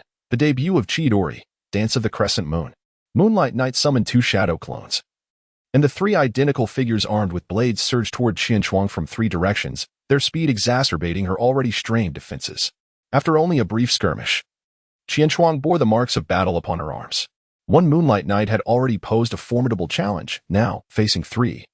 The complexity of their synergy rendered her chances of withstanding their assault virtually non-existent. Shadow Clone Technique. Aware that she could not fend off Moonlight Knight's onslaught alone, Qianshuang conjured her own shadow clones. The three clones rushed forward, striving to halt Moonlight Knight's advance, but in a mere instant, they were dispatched, dissipating into a cloud of smoke as if they had never existed. Moonlight Knight and his clones, undeterred, pressed on with their assault. As Asuma Saratobi and Kurenai Yuhi watched the distance between Moonlight Knight and Qianshuang rapidly diminish, Asuma let out a resigned sigh, foreseeing impending defeat, while Kurenai anxiously covered her eyes, unable to bear the unfolding scene. It was evident to all that should Moonlight Knight close the distance, Qianshuang would stand no chance against him, even if she had tenfold her current strength. Qianshuang was acutely aware of this reality. Despite her previous shadow clones shattering like moths to a flame, they had successfully bought her precious time. Fire Release, Dragon Flame Song Technique. For blazing. Resplendent fire dragons erupted from Qianshuang's mouth, surging forth from the four cardinal directions towards Tsukiyomi, leaving no room for evasion. The spectators, Asuma and his companion, were engulfed in astonishment as they witnessed this moment of impending triumph. Asuma clenched his fists instinctively, his fervent gaze brimming with a yearning for formidable power. Unbeknownst to him, Yukumo had already removed her hand from her eyes, gazing incredulously at the fire dragons unleashed by Qianshuang. Tsukiyomi was equally taken aback by the spectacle before him, unable to fathom that an 8-year-old child could wield such a high level of ninjutsu. However, despite his astonishment, he understood that recklessly charging forward could result in injury. Not to mention the likelihood of his two shadow clones being obliterated, it would be a futile endeavor. Thus, after careful consideration, he opted to retreat. Tsukiyomi swiftly distanced himself from Qianshuang, and before the fire dragons reached him, he performed hand seals in unison with his 3 clones, invoking water release, water barrier. A colossal wall of water, spanning several dozen meters in width, rose up, seemingly intent on completely severing the worlds on either side. Yet the ferocious fire dragons paid no heed to such barriers, charging relentlessly towards the water wall. In the next instant, a thick steam erupted, obscuring visibility, aside from Qinshuang, who possessed superior eyesight. The other 3 individuals, along with the 2 shadow clones, found their surroundings shrouded in a haze. Nevertheless, as a seasoned Jainin, Tsukiyomi's perceptive abilities remained remarkable despite his limited vision. With a slight awareness, he re-established his focus on Qinshuang, and the 3 figures darted forth with remarkable speed. Although casting ninjutsu provided a slight edge, Qinshuang's condition was far from favorable, having already expended a significant portion of chakra during the taijutsu battle. The recent fire release had further depleted his reserves, leaving him on the brink of exhaustion. Yet Tsukiyomi had no intention of granting Qinshuang any respite. With a razor-sharp blade of light slicing through the haze, he ruthlessly aimed his strike towards Qinshuang. Even though Qinshuang was nearly exhausted, he still exerted every ounce of strength to wield the kunai in his hand, attempting to buy himself a little more time. Yet, in the next moment, 2 cold flashes of light struck from either side, instantly leaving deep, bone-revealing wounds on his exposed flanks. At that moment, Qinshuang was drenched in blood. With the gaping wounds on his sides starkly visible, nonetheless, he remained half-kneeling on the ground, summoning every bit of fortitude to keep himself from collapsing. Uchiha Qinshuang, to be able to fight me to this extent at such a young age, I acknowledge your strength. I am willing to forego the conditions of our wager. But let this battle end here. Your injuries require immediate attention. Yu Guanggai refrained from attacking again, instead gazing at Qinshuang with admiration for his refusal to falter. Until this moment, a radiant smile finally broke through the otherwise impassive expression of Qinshuang, yet in Yu Guanggai's eyes, that smile was imbued with an unsettling aura. Unbeknownst to Qinshuang, an extraordinary strength surged within him.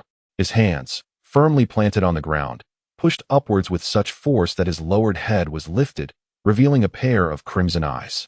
Do not underestimate the Uchiha. It was only at that moment that Moonlight Knight seemed to grasp the situation, yet it was evidently too late. A deafening thunderclap resounded, severing his connection with both of his shadow clones. Paying no heed to the blood-soaked Qinshuang before him, Moonlight Knight sensed the imminent danger behind and swiftly turned, drawing his blade in a fluid motion. The strike was executed with seamless precision, the edge of the sword harmonizing perfectly with his formidable aura, achieving an unparalleled velocity and force. However, this powerful strike was effortlessly countered in the blink of an eye. Before Moonlight Knight stood a pristine Qinshuang, his right hand brimming with a multitude of lightning bolts resembling spider legs, a testament to his meticulous research over the past few days, culminating in the mastery of the Chidori technique. As Moonlight Knight's relentless slash approached, Qinshuang extended his palm, unleashing the destructive power of the lightning to meet the kunai head-on. A piercing sound of slicing filled the air as Qinshuang astonishingly severed Moonlight Knight's kunai with his bare hand. The Chidori surged forth with unabated momentum, aiming directly at Moonlight Knight's head. Although taken aback by the formidable nature of Qinshuang's lightning ninjutsu, Moonlight Knight's innate qualities as a powerful ninja emerged at this critical juncture. He leaned back just in time to narrowly evade Qinshuang's thrust, then leveraged the motion to deliver a swift kick. Caught off guard, Qinshuang could only raise his left arm in defense. Qinshuang involuntarily retreated, skidding several meters before finally halting. The fiery pain radiating from her already wounded left arm made her grit her teeth, stifling any sound of discomfort. Under the moonlight, she seized the opportunity to inspect her beloved blade, only to discover that the once sharp edge had diminished to a mere half, the remaining fragment lying quietly on the ground. A pang of guilt washed over her as she tenderly caressed the remnant of her old companion. As if apologizing for its fate, Moonlight Knight cautiously sheathed the broken weapon before raising his gaze to meet Qinshuang's eyes. At that moment, the steam generated from the clash of water and fire had dissipated significantly, as Asuma Saratobi and Kurenai Yuhi anxiously searched the mist for their figures. They exhaled a heavy sigh of relief upon spotting Qinshuang standing there, seemingly unscathed. Moonlight Knight's glance fell upon the hourglass, now emptied of sand. His foot paused mid-step as he turned his gaze back to Qinshuang, where admiration mingled with a hint of complexity. With a resigned sigh, he acknowledged, "The time has come. I concede, you have triumphed." Chapter 32. The shock of Saratobi's daybreak. The moment had arrived. I concede, you have triumphed. The initially anxious expressions of Kurenai and Asuma transformed into broad smiles, with Kurenai even exclaiming in delight as she eagerly jogged toward Qinchuan. Qinchuan revealed a smile of relief, her weary body no longer able to sustain the exhaustion, and the 1,000 birds in her hand vanished without a trace. The tension that had gripped her suddenly relaxed, and she felt a wave of dizziness wash over her, as if her eyelids weighed 1,000 pounds. Stumbling, she fainted. This startled the nearby Zairong, who hurriedly rushed to support the tilting Qianchuan with her small hands. However, the petite girl, specializing in illusion techniques, could hardly bear Qianchuan's weight and almost toppled over with her. At a critical moment, Yu Guanggai stepped forward to steady Qianchuan, preventing both from falling. Seeing the predicament, Sarutobi Asuma promptly approached. With one hand supporting Qianchuan, Yu Guanggai began to examine her condition. Noticing the silence, Zairong grew anxious, her small fists clenched tightly. Teacher Yueguang, what is wrong with Qianchuan-kun? Is she all right? Yu Guanggai cast a meaningful glance at Zairong, causing her to avert her gaze slightly, and slowly replied, she is fine. It is merely exhaustion compounded by some injuries. She has fainted, but a bit of rest will suffice. Upon hearing this, Zairong's heart finally eased. Meanwhile, Sarutobi Asuma observed Zairong's concern for Qianchuan with a sense of irritation. After confirming that Qianchuan was not in grave danger, he exchanged brief greetings with the two conscious individuals and departed first. Yu Guanggai then lifted the unconscious Qianchuan and made his way outside the training grounds, with Zairong following closely behind. In the Hokage's office, a series of knocks jolted Sarutobi Hiruzen from his thoughts, pulling him away from the documents he had been perusing. Come in, he called, setting the papers aside. A tall figure, bearing a shinobi sword, entered and approached the desk, bowing respectfully. Hokage-sama. Upon recognizing the visitor, Sarutobi Hiruzen offered a faint smile, picking up a pipe that had been set aside and taking a couple of puffs. So, yeah, have you visited? How is the child? Yu Guanggai, his eyes reflecting a hint of admiration, nodded respectfully and replied, yes, I have been there. The child is remarkable, exceptionally gifted, and not just him. The other two children are also quite excellent. Sarutobi Hiruzen cast a cursory glance at Yu Guanggai and waved his hand dismissively. Let us not get carried away. I cannot speak for Jinhong's daughter, but I am quite familiar with my own troublesome brat. Although he possesses some talent, he pales in comparison to Qianchuan. Yu Guanggai smiled symbolically at this remark. Sarutobi Hiruzen chose not to pursue the matter further. What do you think of the child's disposition? The question posed was self-evident. Sarutobi Hiruzen merely sought to ascertain whether Qishuang held any allegiance to the village and if he could be of service to him. I found myself at a loss for words. Tsukiyajetsu rested his chin in contemplation for a moment. During his self-introduction, he had mentioned that his dream was to protect those he wished to safeguard. Coupled with previous observations of his harmonious interactions with fellow students, it was evident that the village held a significant place in the boy's heart. Sarutobi Hiruzen nodded in satisfaction. His resolve to bring Qishuang under his wing solidified by Tsukiyajetsu's words. By the way, Hokage-sama, a rare hint of guilt and discomfort flickered across Tsukiyajetsu's usually serene visage. There is a matter I must report to you, as well as extend my apologies. Oh, Sarutobi Hiruzen's interest was piqued. He had not anticipated that a distinguished elite J-nin would find himself embroiled in a dilemma merely after a morning stroll, and within his own village, no less. It is thus, this morning, I intended to gauge the abilities of these three children, and Uchiha Qishuang challenged me to a wager. Oh, what sort of wager? Sarutobi Hiruzen inquired with curiosity. He wagered whether he could withstand my assault until the sands in the hourglass ran out. If he succeeded, I would impart my swordsmanship to him. Tsukiyajetsu expressed some regret, his thoughts becoming convoluted. I had assumed that proposing the condition of the three returning to the ninja school together upon losing would dissuade him. To my surprise, the other two children were willing to stake their fates on him. Sarutobi Hiruzen seamlessly interjected. Upon hearing this, he could no longer feign ignorance of the situation. The initial curiosity in his expression was replaced with understanding. So, due to your uncertainty regarding Qishuang's capabilities, you lost the bet, correct? Tsukiyajetsu nodded, somewhat abashed. After all, most of his swordsmanship was derived from the Leaf Village's techniques established by the second Hokage, and even he lacked the authority to share them freely. To have unwittingly lost to a child left him feeling quite flushed. Sarutobi Hiruzen puffed on his grand pipe, exhaling clouds of smoke.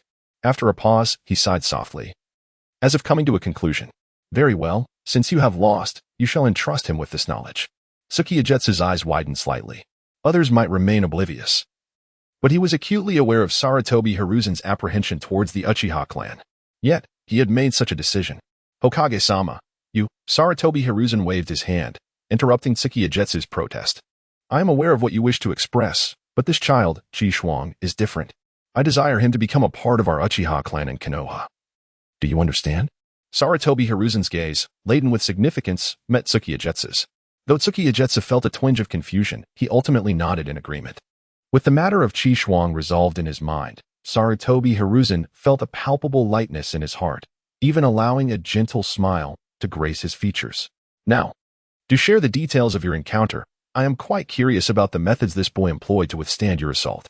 Certainly, under the moonlit night. Tsukikage respectfully acknowledged and began to reminisce about the battle that transpired earlier that morning. The illusion that even you could not unravel. Along with the lightning technique that coalesced in the palm of one's hand, was it not astonishing? Upon hearing Tsukikage's account, Sarutobi Hizashi could no longer maintain his composure. The shock imparted by Chikage was indeed overwhelming, and he found himself questioning whether he could truly keep this child under his guidance. Yes, the former must undoubtedly be an illusion created by the Sharingan, as it was impossible for me to fall victim without the slightest awareness. As for the latter, Tsukikage's voice faltered momentarily. Even now, his eyes could hardly conceal the astonishment. It must, without a doubt, be a self-created technique. Sarutobi Hizashi nodded in agreement. Even with his extensive experience, he had never encountered such a jutsu. Truly, Uchiha Chikage was an extraordinary child. Ah, the night, Sarutobi Hizashi mused thoughtfully. This child is even more remarkable than I had anticipated. We must cultivate him into a true inheritor of the will of fire. Chapter 33. A visit as consciousness gradually returned. Chikage felt an emptiness in his mind. Struggling to open his eyelids, a foreign white ceiling came into view, accompanied by a familiar scent of disinfectant. Shaking his head gently, he endeavored to recall the events that had transpired. It dawned on him that he had likely collapsed from excessive exertion. It was then that Tsukikage-sensei must have brought him to this place. Where am I? Ah, Chikage-kun. You have finally awakened. Came the weary voice of Yuhi Kurenai from beside him. You are in the hospital. The doctor said you exerted yourself too much, and after waking, you should refrain from moving about too freely. Your wounds have been treated, and you shall recover in a few days. Is that you, Kurenai? Chikage responded, still adjusting to his fatigued body. He turned his head with difficulty and found Yuhi Kurenai watching him with genuine concern. Thank you. Noticing the signs of exhaustion in her eyes, he realized that this girl had been caring for him all along, and warmth flickered in his heart. It's nothing. Kurenai replied with a gentle smile, relieved to see Chikage seemingly untroubled. Just lie here for now. I will go fetch the doctor for you. With that, she hurried away. Qian Shuang watched the figure depart, gently moving his somewhat sore arms. He had gradually acclimated to this sensation, carefully propping himself up to lean against the headboard of the bed. His thoughts drifted back to the battle he had waged against Moonlight Knight that morning. Over the past 3 years, he had diligently honed his skills, and the tangible improvements had led him to believe that he was not far from closing the gap to elite status. However, faced with a true powerhouse, he was starkly reminded of his own limitations. In terms of physical prowess and the precision of ninjutsu, Qian Shuang found himself thoroughly outmatched. He could only manage to hold his ground thanks to the advantages bestowed by his innate bloodline, reigniting his fervent desire to grow stronger. Yet, the path to strength is seldom straightforward. Unyielding determination and formidable talent are indispensable, and Qian Shuang possessed both in abundance. However, the most pressing scarcity he faced was time, the time to cultivate his strength. It is essential to recognize that despite the weight of his thoughts, he was still merely a boy of under 9 years, and reaching his current level had already left the higher-ups of Konoha astounded. Then, another thought struck him, the potential of his bloodline limit. Indeed, if he could evolve his Sharingan to the level of the Mangekyou Sharingan, he could instantly attain power rivaling that of the Kage. But how could he unlock it? The notion of harming a dear friend was a grotesque one that Qian Shuang could not entertain, and the repercussions of awakening such power posed a significant dilemma, especially as he was an only child. Thus, this path appeared to be equally unfeasible. Alas, the road to strength is arduous and fraught with challenges. Lost in contemplation, Qian Shuang could only lament against the headboard of his bed. As he mused over the dawning journey ahead, he heard a familiar voice. Turning towards the sound, he saw a well-known golden-haired woman entering the room. It was none other than Nurse Yao Shernanoyu.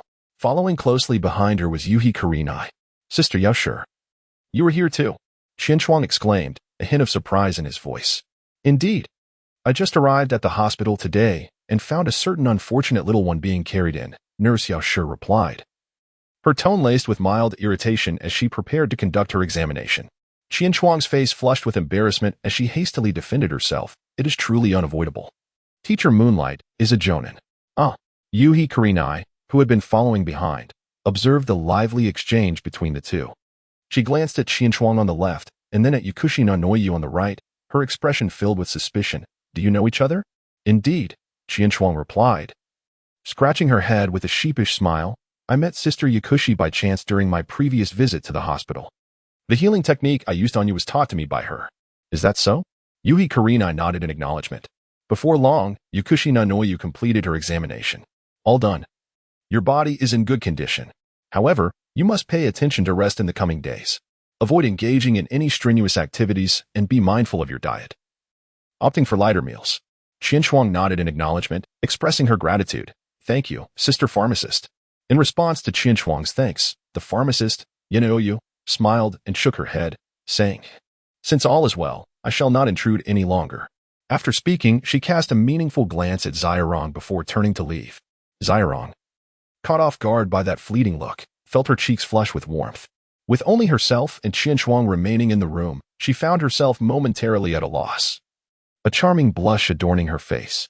Qinshuang gazed at the flustered visage of Zairong as the setting sun cast its warm hues, unable to suppress a chuckle. She patted the empty space beside her on the bed and said, You've exerted yourself quite a bit this morning. If you do not mind, why not take a seat and rest for a while? Blushing, Zairong nodded and settled down beside Qinshuang. As Qinshuang was about to say something, a voice interrupted her. Qinshuang, are you all right? Your instructor has gone too far, haven't they, to send you to the hospital? Even before he appeared. The voice of Uchiha Obito resonated through the hospital walls. You fool Obito. This is a place filled with patients, and Qinshuang is quite weak. How could you speak so loudly? Came the admonishing tone of Noerin. In the next moment, 3 figures appeared before the two, Uchiha Obito, Noerin, and Might Guy. I'm so sorry. I got a bit too excited, Uchiha Obito said apologetically to Rin. Upon seeing Qinshuang in the hospital bed, Might Guy's eyes sparkled with fervor. Qinshuang, he exclaimed, rushing to her side, examining her closely before breathing a sigh of relief. I heard that you managed to battle against a jonin for such a long time. You truly are a worthy opponent. However, extending a gleaming thumb, Might Guy continued confidently, I will not fall behind. One day, I shall defeat both you and those jonin. One by one. Yet before that, he looked at Qinshuang with eager anticipation. When will you fulfill your promise of dueling with me? Initially touched by the visitors, Qinshuang's lips twitched in annoyance. You idiot, I'm in this state. All right, Guy, can't you see that Qinshuang-kun is still lying in bed? Yuhi Kurenai quickly stood up, shielding Qinshuang as a hen would protect her chicks. Might Guy then sheepishly scratched his head. Sorry, I got a bit too excited. You really should be more careful, Qinshuang. Uchiha Obito and Noerin approached. Rin placed the fruit basket she held on the bedside table. Qinshuang-kun, is your body all right? She asked with concern. I'm fine. Just some superficial injuries. Thank you for the fruit basket. Qinshuang replied with a smile. Hey, I picked the fruit basket too. Why don't you thank me? Uchiha Obito said, somewhat dissatisfied that Qinshuang only thanked Rin. Yes, thank you too, my future Hokage. Qinshuang remarked, having long understood Obito's nature. Hiki. Uchiha Obito grinned. A mix of bashfulness and pride evident in his expression. Chapter 34, Future Hokage? Wait, are you saying you will be Hokage in the future, Obito? Might Guy looked at him in disbelief, his eyes wide with incredulity. I always thought you were weak. He clearly misunderstood the implications of Qinshuang's words, as did Uchiha Obito, who was still basking in his own self-importance. What do you mean? How dare you underestimate me, Guy? Upon hearing Might Guy's words, Uchiha Obito instantly became displeased. What do you mean by very weak? Who is weak? Since you are so formidable, Guy, let us engage in a spirited youthful duel right now. Believing Obito to be exceptionally strong, Might Guy's fighting spirit surged, his eyes brimming with eagerness.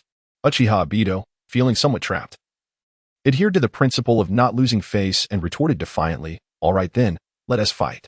Am I afraid of you? Ah, youth is truly wonderful. A familiar voice, tinged with age, suddenly resonated. Although unable to immediately identify the speaker, Chihua could not help but wonder about her own popularity. Had so many people come to visit her in the hospital? Everyone turned their gaze. Even the combative Might Guy was drawn to the source of the voice. There stood an elderly man in a white robe alongside a middle-aged man clad in shinobi attire, appearing at the door of the ward. The elder continued, however, this is a hospital, a place for patient treatment and rest. If you wish to fight, it would be better to go to the training grounds. It is Teacher Moonlight. Who is this old gentleman? Compared to the other three who were unfamiliar, Yui Kurenai at least recognized Moonlight Knight. She gazed at the elderly man following closely behind Moonlight Knight, her heart filled with an indescribable shock. What sort of elderly person could command such respect from a distinguished Genin? In the next moment, Chihua provided the answer, the Hokage. Just as she attempted to muster the strength to rise from her bed, Sarutobi Hiruzen raised his hand to stop her. You are still injured, so you should remain in bed. Sarutobi Hiruzen looked at Chihua with kind eyes. I am merely here to visit. It would not do to exacerbate your condition. The revelation of the Hokage's identity left the four children in stunned silence, unable to comprehend that the gentle elder before them was the legendary third Hokage. There is no need to feel tense. I am here today solely as myself, not as the Hokage. Sarutobi Hiruzen smiled, gesturing for everyone to relax. Yet the four of them clearly felt a newfound restraint. Even Might Guy and Uchiha Bido, who had been clamoring for a duel, fell silent. Qianchuang, filled with symbolic excitement, felt a wave of trepidation as she realized that even the esteemed Hokage had condescended to meet her.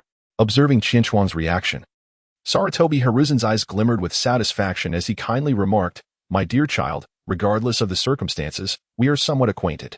Moreover, you are a promising seedling within our village. Indeed, I shall strive diligently to live up to the Hokage's expectations. Qianchuang replied, her eyes brimming with gratitude. Subsequently, Sarutobi Hiruzen offered words of encouragement to the other four young individuals before he and Moonlight Knight gradually took their leave. As they departed, Moonlight Knight, who had remained silent for a while, addressed Qianchuang and Yui Kurenai.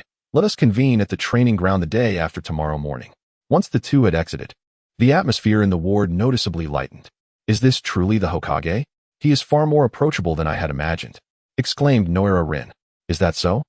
I found the Hokage's aura to be quite intimidating, replied Might Guy, who often felt anxious in the presence of his teacher, let alone the Hokage, and was still recovering from the tense atmosphere. Truly, he is the Hokage. I aspire to become a person like him in the future. Uchiha Bido expressed with admiration. Curiously, the group collectively turned their gaze toward Qianchuang, pondering how she had come to know the Hokage. Qianchuang had no choice but to present her identification, then recounted her chance encounter with Sarutobi Izashi. How infuriating. Qianchuang, how can you be so fortunate?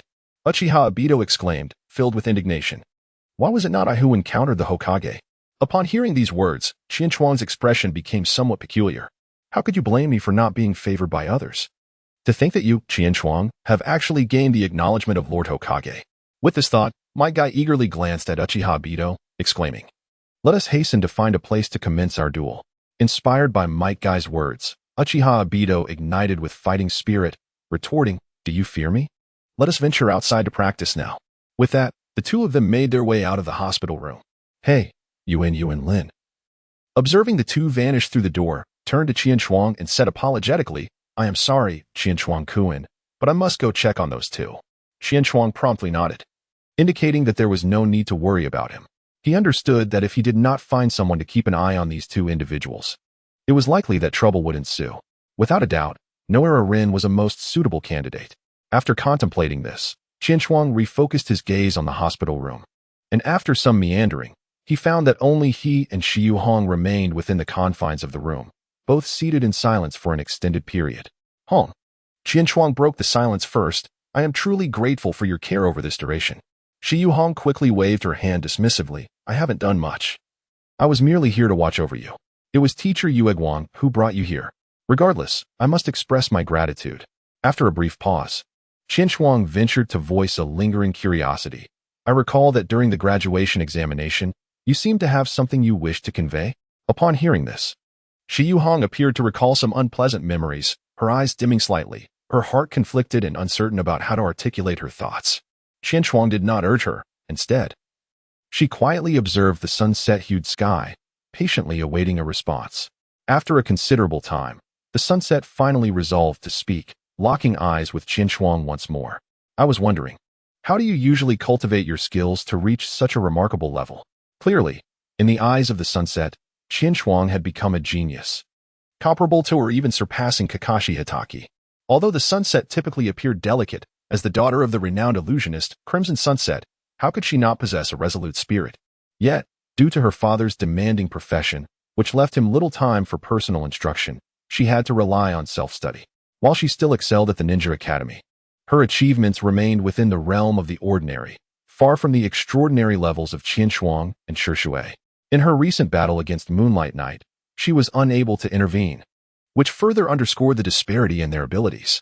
Qin Shuang gazed at the stubbornness reflected in the crimson sunset of Hong's eyes, a fleeting smile flickering across her tranquil gaze.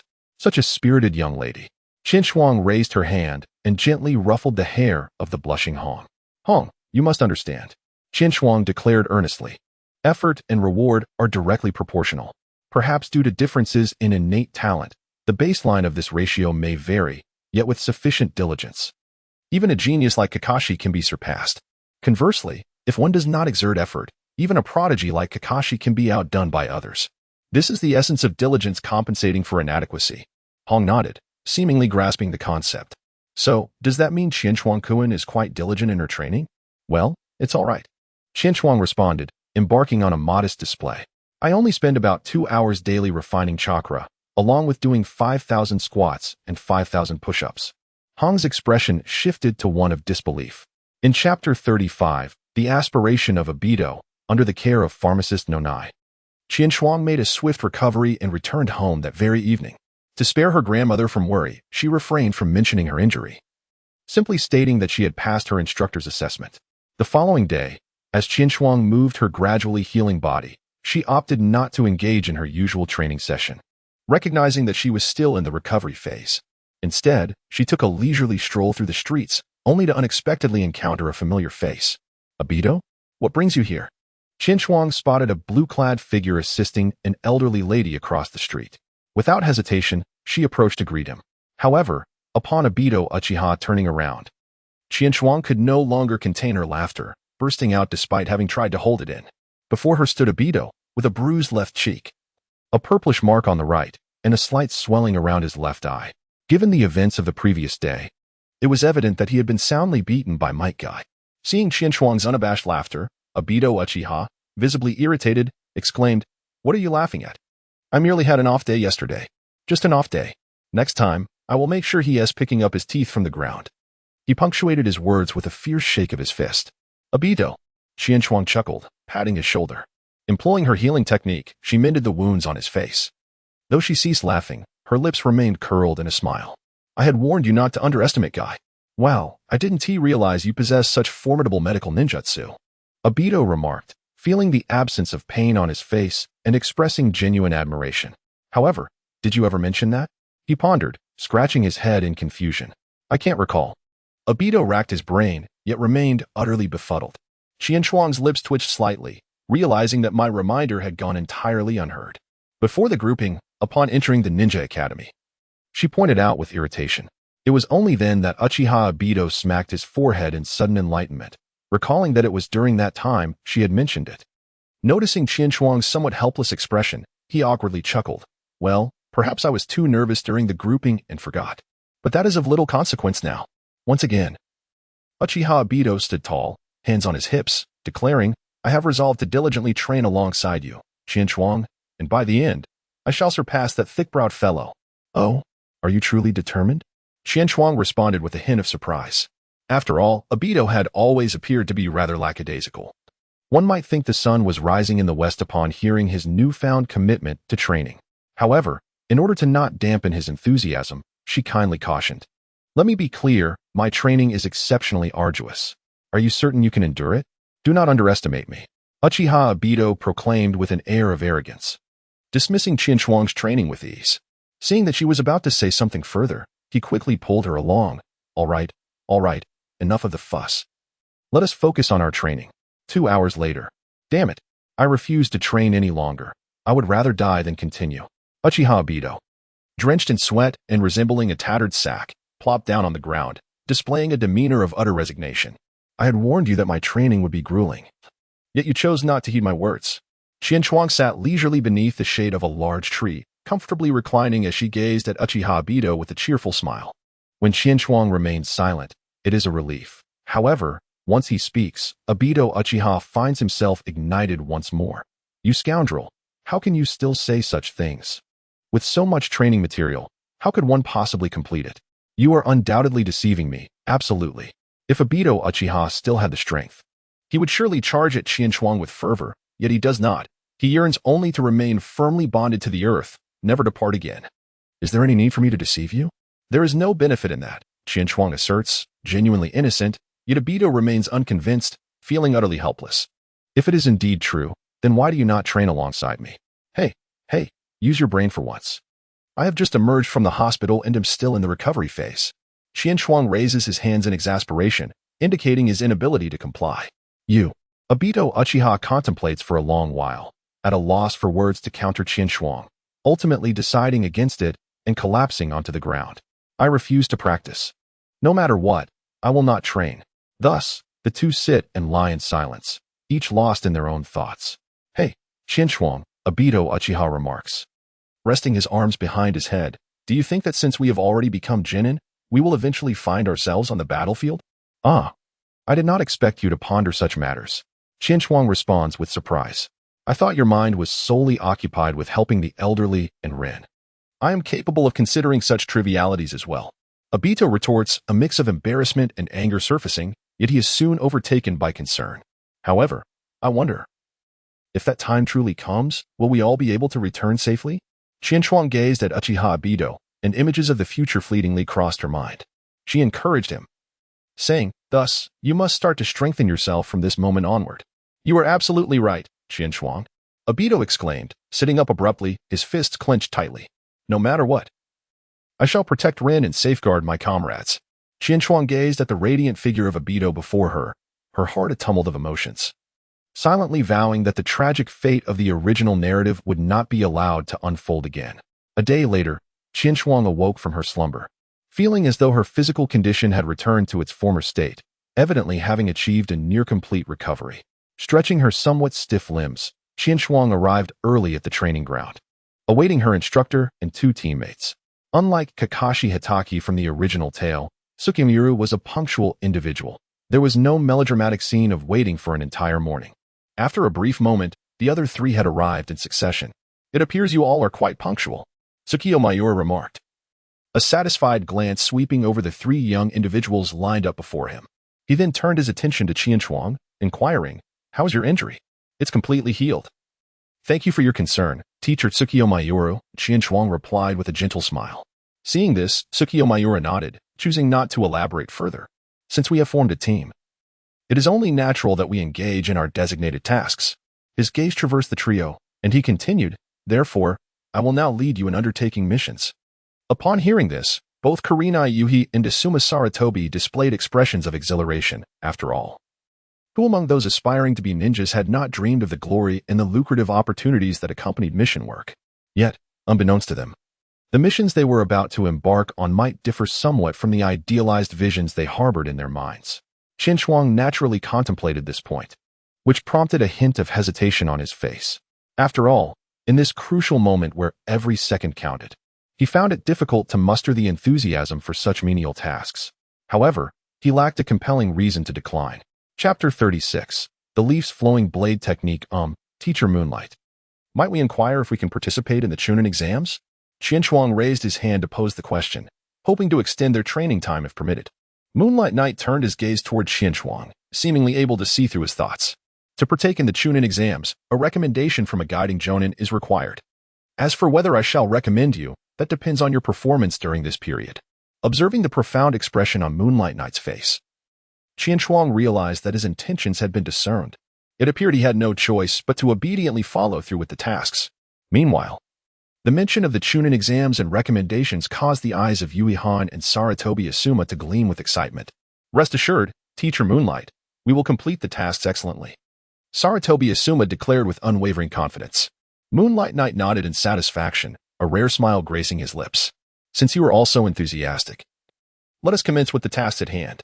With that, he took the lead toward the mission-gathering place. Moonlight Knight accepted 3 D-rank missions and set off with the eager Sarutobi Asuma, Yuihan, and the reluctantly following Qinshuang. Although D-rank missions are ostensibly simple, they are quite time-consuming. For instance, a task such as capturing a small cat necessitated gathering information about the cat's frequent haunts before systematically searching each area. While the absence of life-threatening danger was a relief, it undoubtedly posed a significant test of patience. By the time the sun began to set, the 3 D-rank missions were barely completed. This seems rather different from what I had envisioned. Yuihan gasped for breath, leaning against a tree, clearly exhausted from the consecutive tasks. Damn it! Sarutobi Asuma clenched his fists, muttering in frustration. How could they assign me such tasks? Well done, everyone. That will be all for today. We shall reconvene tomorrow. Moonlight Knight, having also completed a day of tasks, bore no visible signs of fatigue, his countenance as serene as still waters. What? There is more tomorrow? Sarutobi Asuma could no longer contain his dissatisfaction. Teacher Moonlight, we did not become ninjas merely to engage in these trivial matters. Trivial matters, you say? Moonlight Knight's expression turned icy, his piercing gaze sharp as the blade in his hand. A ninja must cultivate their skills step by step. And tasks must also be approached from what you deem trivial. If you believe yourself capable of undertaking life and death missions, then feel free to try. Asuma Sarutobi found himself under the piercing gaze of 2 cold glimmers, a chilling sensation creeping down his back. Though his eyes remained defiant, he parted his lips yet refrained from uttering a retort. If he could not rise to the occasion, then he might as well obediently engage in these trivial tasks. Or perhaps forego the path of a ninja altogether. The tone of Tsukuyami Yoru was laced with disdain. Kurenai Yui stepped forward and gently tugged at Tsukuyami's sleeve. After a long day of missions, she had grown less fearful of this teacher before her. We understand your sentiments, Tsukuyami-sensei, so please do not be angry. Meanwhile, Asuma clenched his fist in humiliation, choosing silence over protest. Qinshuang also echoed to ease the situation. Indeed, Teacher Moonlight has a point. If we cannot even manage these D-rank missions, attempting to take on higher-level tasks would only lead us to our demise. Sarutobi Asuma lowered his head. A vague understanding of Moonlight Knight's intentions dawning upon him, yet his inherently stubborn nature compelled him to remain silent. At that moment, Moonlight Knight regained his composure, as if the earlier words had not been uttered by him. All right, that will be all for today. You may all return home now. After a brief pause, Qinshuang lingered. Sarutobi Asuma left with an expression of displeasure. Yuhi Kurenai cast a worried glance at Qinshuang, but ultimately departed for home after receiving a reassuring look from Qinshuang. What is it, Teacher Moonlight? Why did you keep me back? Qinshuang pondered, unable to discern the reason for Moonlight Knight's request. Moonlight Knight shot Qinshuang an exasperated glare and remarked, "Are you not interested in learning swordsmanship anymore?" Upon hearing this, Qinshuang's eyes sparkled with excitement. "Teacher, are you truly willing to teach me?" Initially, he had thought it exceedingly unlikely that Sarutobi Hisashi would agree to teach him the Konoha-style sword technique. He had approached the earlier wager with a sense of mere experimentation. Who would have thought he would so readily acquiesce? Am I dreaming? Qinshuang quickly pinched his thigh, and only upon feeling the soreness did he realize the delightful surprise was indeed real. "I have always kept my word," he declared, though even he was astonished by the 3rd Hokage's consent to impart swordsmanship. "What are we waiting for? Let's hurry and start learning." Qinshuang eagerly stepped towards the training ground, anxious that the offer might be rescinded. Moonlight Knight shook his head helplessly and followed closely behind. Speaking of which, Teacher Moonlight surely wasn't genuinely angry earlier. He was merely trying to intimidate Asuma, right? On the way, Qinshuang suddenly interjected. "How did you figure that out?" Moonlight Knight asked, intrigued by Qinshuang's observation. "Oh, it was just a hunch. After all, Teacher Moonlight, you wouldn't lose your temper over his words, would you?" Qinshuang shrugged. Moreover, with Asuma's personality, he wouldn't heed your words even if you spoke to him kindly. Listening to Qinshuang's analysis, Moonlight Knight's lips curled into a slight smile. If he understood it so well, why even ask? Soon, the duo arrived at the training ground, where Moonlight Knight produced a ninja sword from seemingly nowhere and tossed it to Qinshuang. Qinshuang hurriedly took it, drawing the blade to feel its edge. Gazing at the sharp, snow-white blade, a broad smile graced his face, clearly enamored and reluctant to set it down. "Qinshuang, listen closely. What I am about to teach you is the Konoha-style swordsmanship passed down from the 2nd Hokage. However, before we proceed, you must promise me that you will never impart this knowledge to anyone else. Can you do that?" Yu Guanggai stated earnestly. "I can," Qinshuang replied solemnly.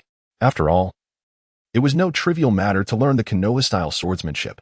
Only a fool would refuse such an opportunity. Guy nodded in satisfaction. Very well.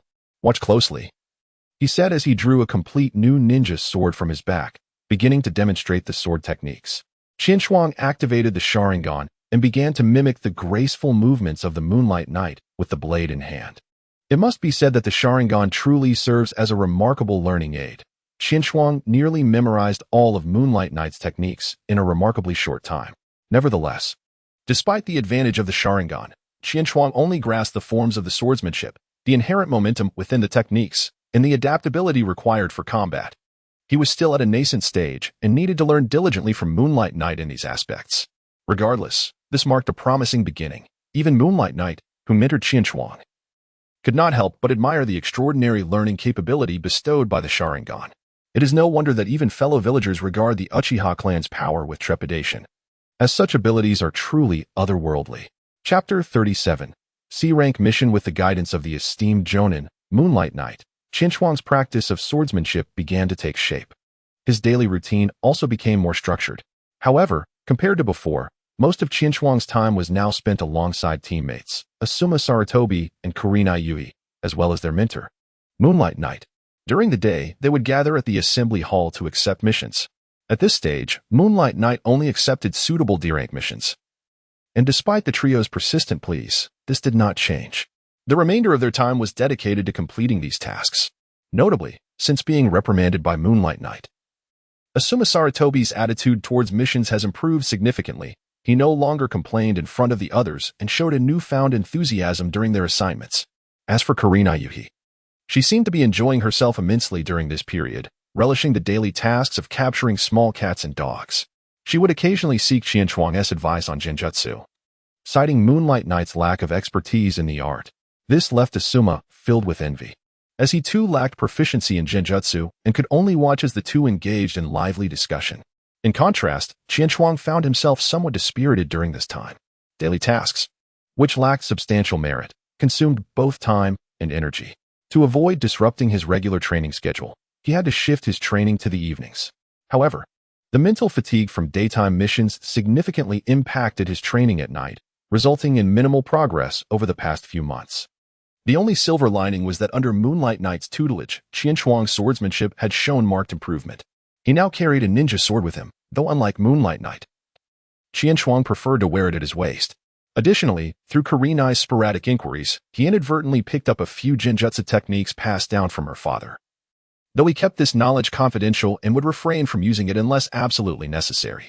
Good morning, Shuang. Once again, it was a day dedicated to routine tasks. As Shuang arrived at the designated gathering spot of the training grounds, he was greeted by the familiar voice of Xiahong. Through months of interplay, the relationship between Shuang and Xiahong had evolved from a certain awkwardness to a burgeoning familiarity, to the extent that Xiahong had now dropped the honorific suffix when addressing Shuang. Good morning. Shuang waved in response. You certainly arrived quite early. Xiahong glanced at the time and playfully shot a reproachful look at Shuang. It's not that early. Yesterday at this time, we had already set off. Is that so? Shuang chuckled sheepishly, scratching his head. Due to the strenuous activities during the day, he had been somewhat distracted during training sessions at night, resulting in poor sleep and consequently, a late start in the morning. Humph, you really are unreliable. Saratobi Asuma leaned against a large tree with his arms crossed, exuding an air of nonchalance. Not at all. I find Shuang quite dependable. Xiahong blinked her large eyes. He often imparts knowledge about illusion techniques to me. Asuma felt a wave of despair wash over him, as though his heart were bleeding. It seems everyone is present. Tsukikage arrived silently before the group, a faint smile gracing his features. Perhaps due to his changed status, the once stern and meticulous Tsukikage, who belonged to the Umbu, had begun to exhibit a touch of humanity after spending time with Shuang and the others, albeit just a little. It appears your spirits are quite high, Tsukikage observed, his eyes sparkling with mirth as he surveyed the trio. Now, let us commence with today's mission. Yes, Xiahong exclaimed with great enthusiasm, in stark contrast to Shuang and Saratobi Asuma, who responded with a somewhat reluctant tone.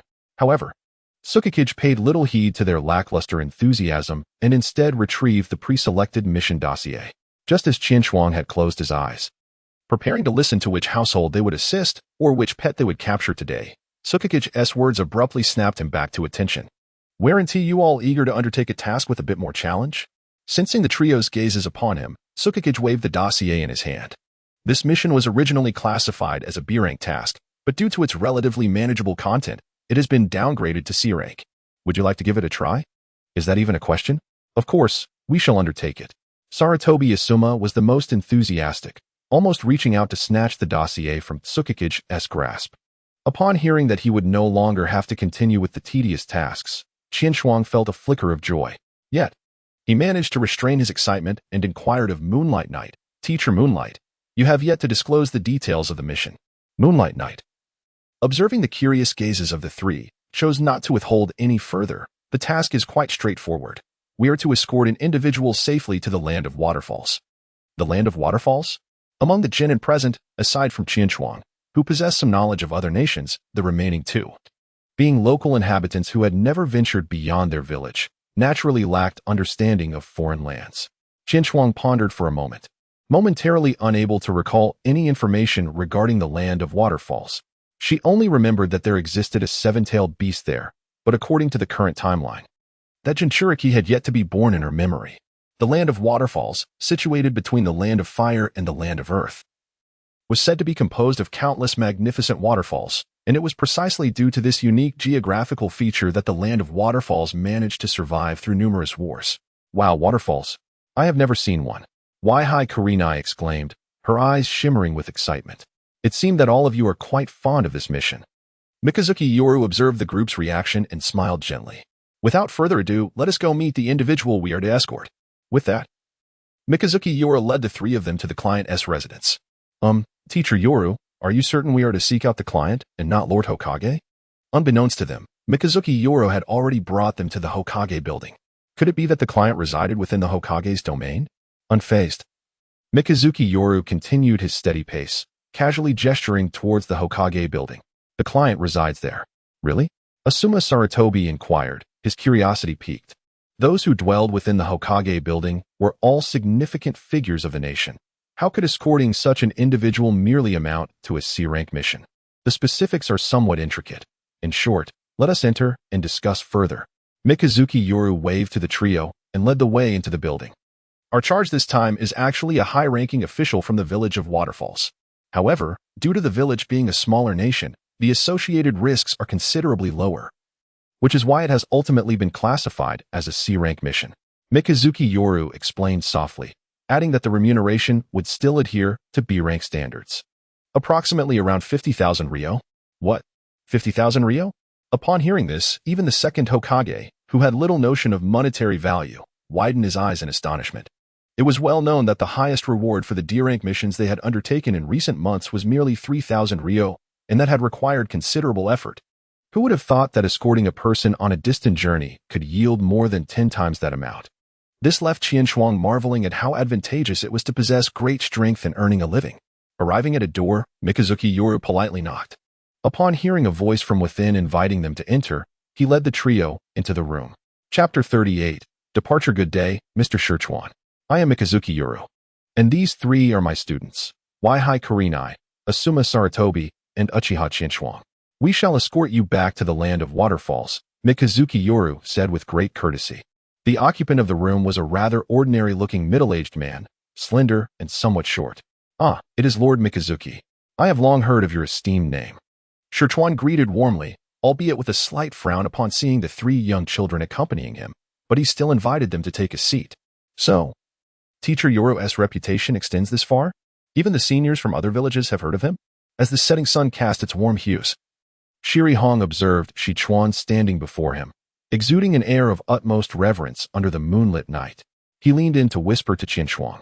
Indeed, the Moonlight Master is a formidable figure, comparable to the legendary White Fang of Konoha. Before Qianshuang could respond, Sarutobi Asuma, noticing Shiri Hong confiding in Qianshuang rather than seeking his counsel, interjected eagerly. Qianshuang nodded slightly in agreement, stating, indeed. It is said that Lord Moonlight was once known by the title of Dancer of the Night. Lord Moonlight, time is of the essence, so I shall be straightforward. As soon as he took his seat, Shichuan spoke candidly. This mission may not align with your expectations. Although Lord Hokage has classified it as a C-rank task, We are likely to encounter adversaries, particularly concerning your students.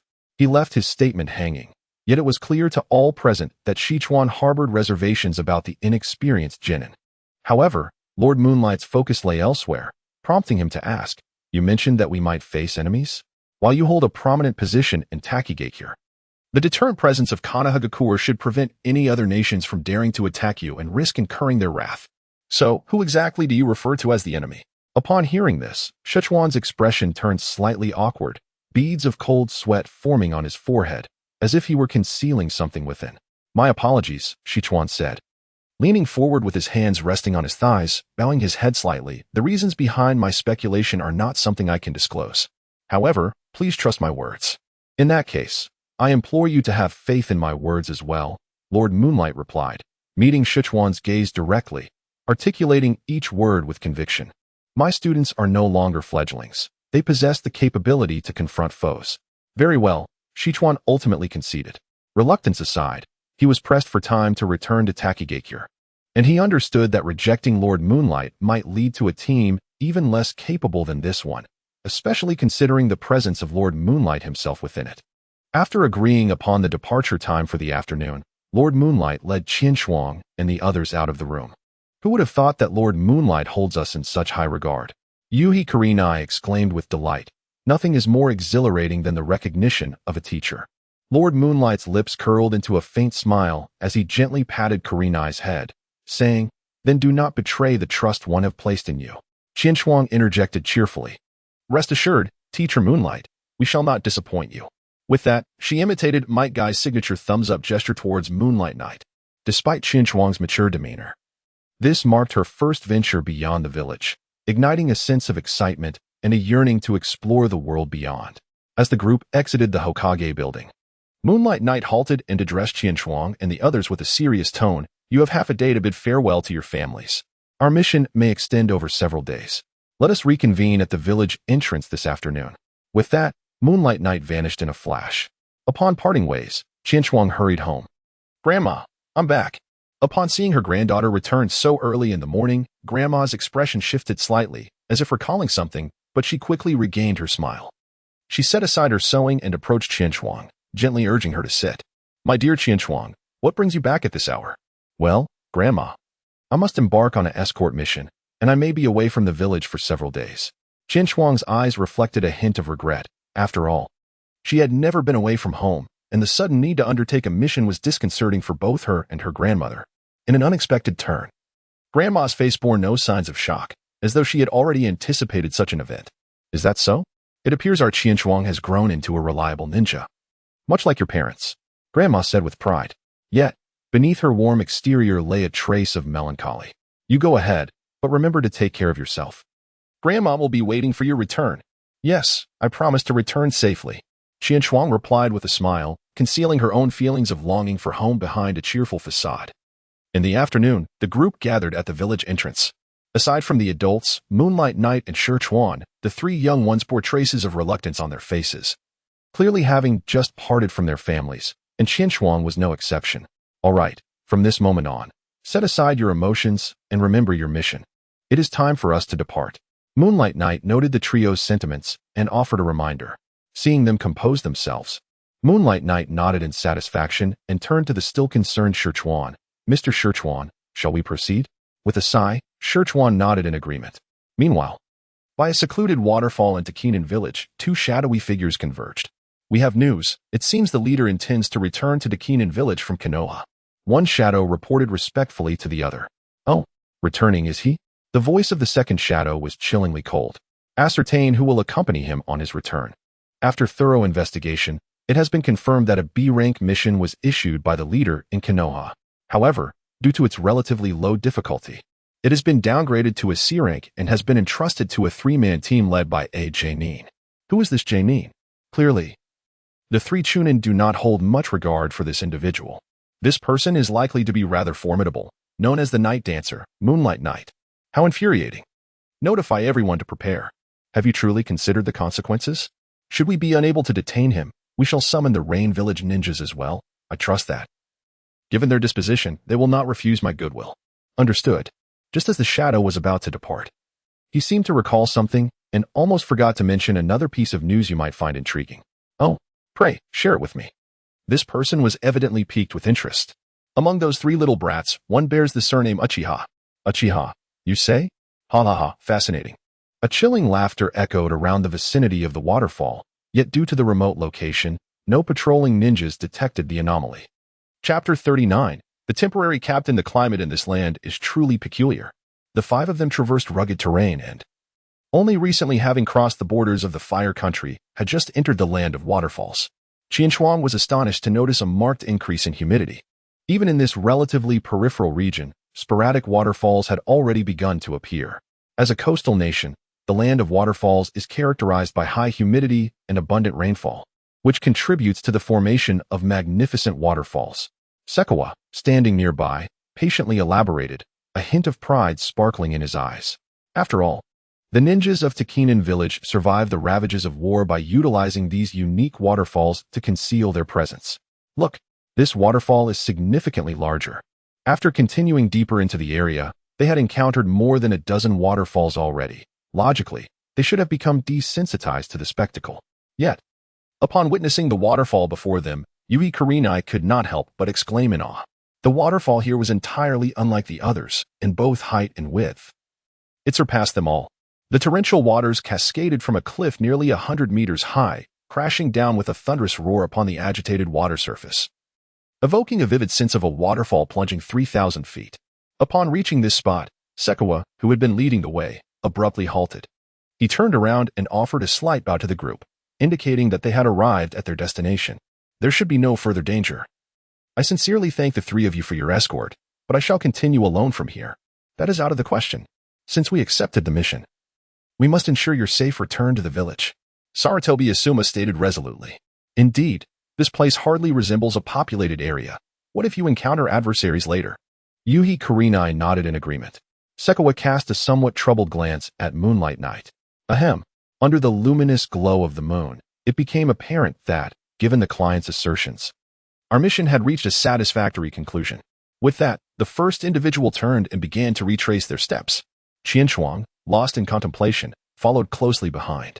Asuma Saratobi contemplated voicing his thoughts, yet was silenced by a mere glance from Moonlight Night, leaving him to depart begrudgingly. Moonlight Sensei, why have we ceased our protection of him? This place is evidently not the Takigakure. Not long after, Asuma began to articulate his dissatisfaction. Before Moonlight Night could respond, the thoughtful Qianchuang interjected. Moonlight Sensei previously mentioned that the land of waterfalls relies on its waterfalls for sustenance. Thus it is highly probable that Takigakure is concealed by one of those waterfalls. Such vital strategic information cannot simply be divulged. Is that so? The previously perplexed Yugao suddenly experienced a revelation, her eyes brimming with admiration for Qianchuang. Moonlight Night cast a surprised glance at Qianchuang and nodded in acknowledgement. Indeed. It seems the other party wishes to keep the precise location of Takigakure a secret, which is why our mission was concluded prematurely.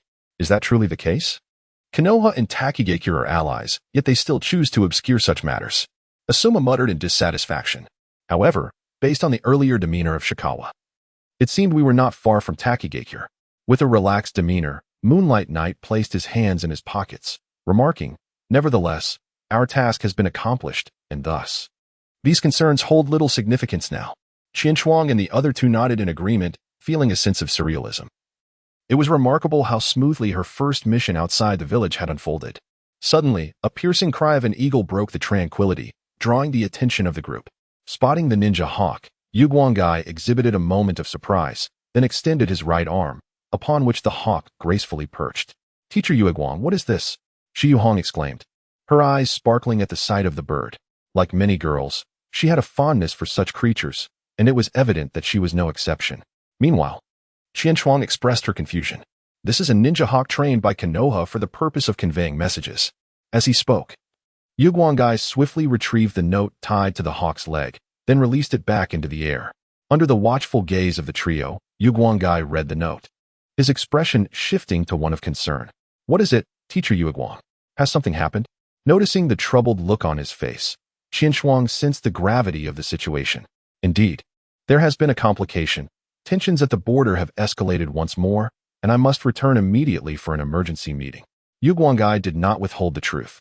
revealing the contents of the note, before falling into deep contemplation.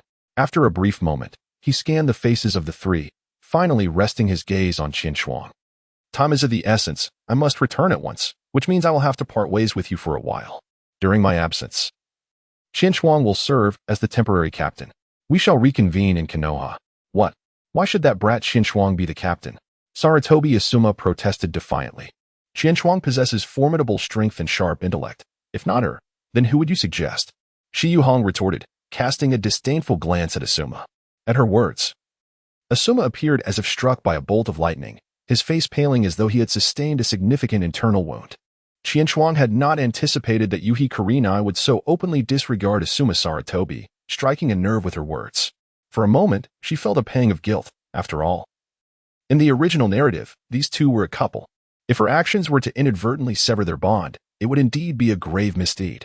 As for the notion of deceiving Kurenai into becoming his wife, Qinshuang had no such intentions at present. Primarily, her youth was a factor, but more importantly, she was hardly in a position to safeguard her own well-being, let alone entertain such thoughts. Contemplating this, Qinshuang shook her head, deciding that it was best to let things unfold naturally. Meanwhile, under the moonlit night, she observed the seemingly heartbroken Asuma Sarutobi and offered a comforting pat on his shoulder before turning and vanishing from sight.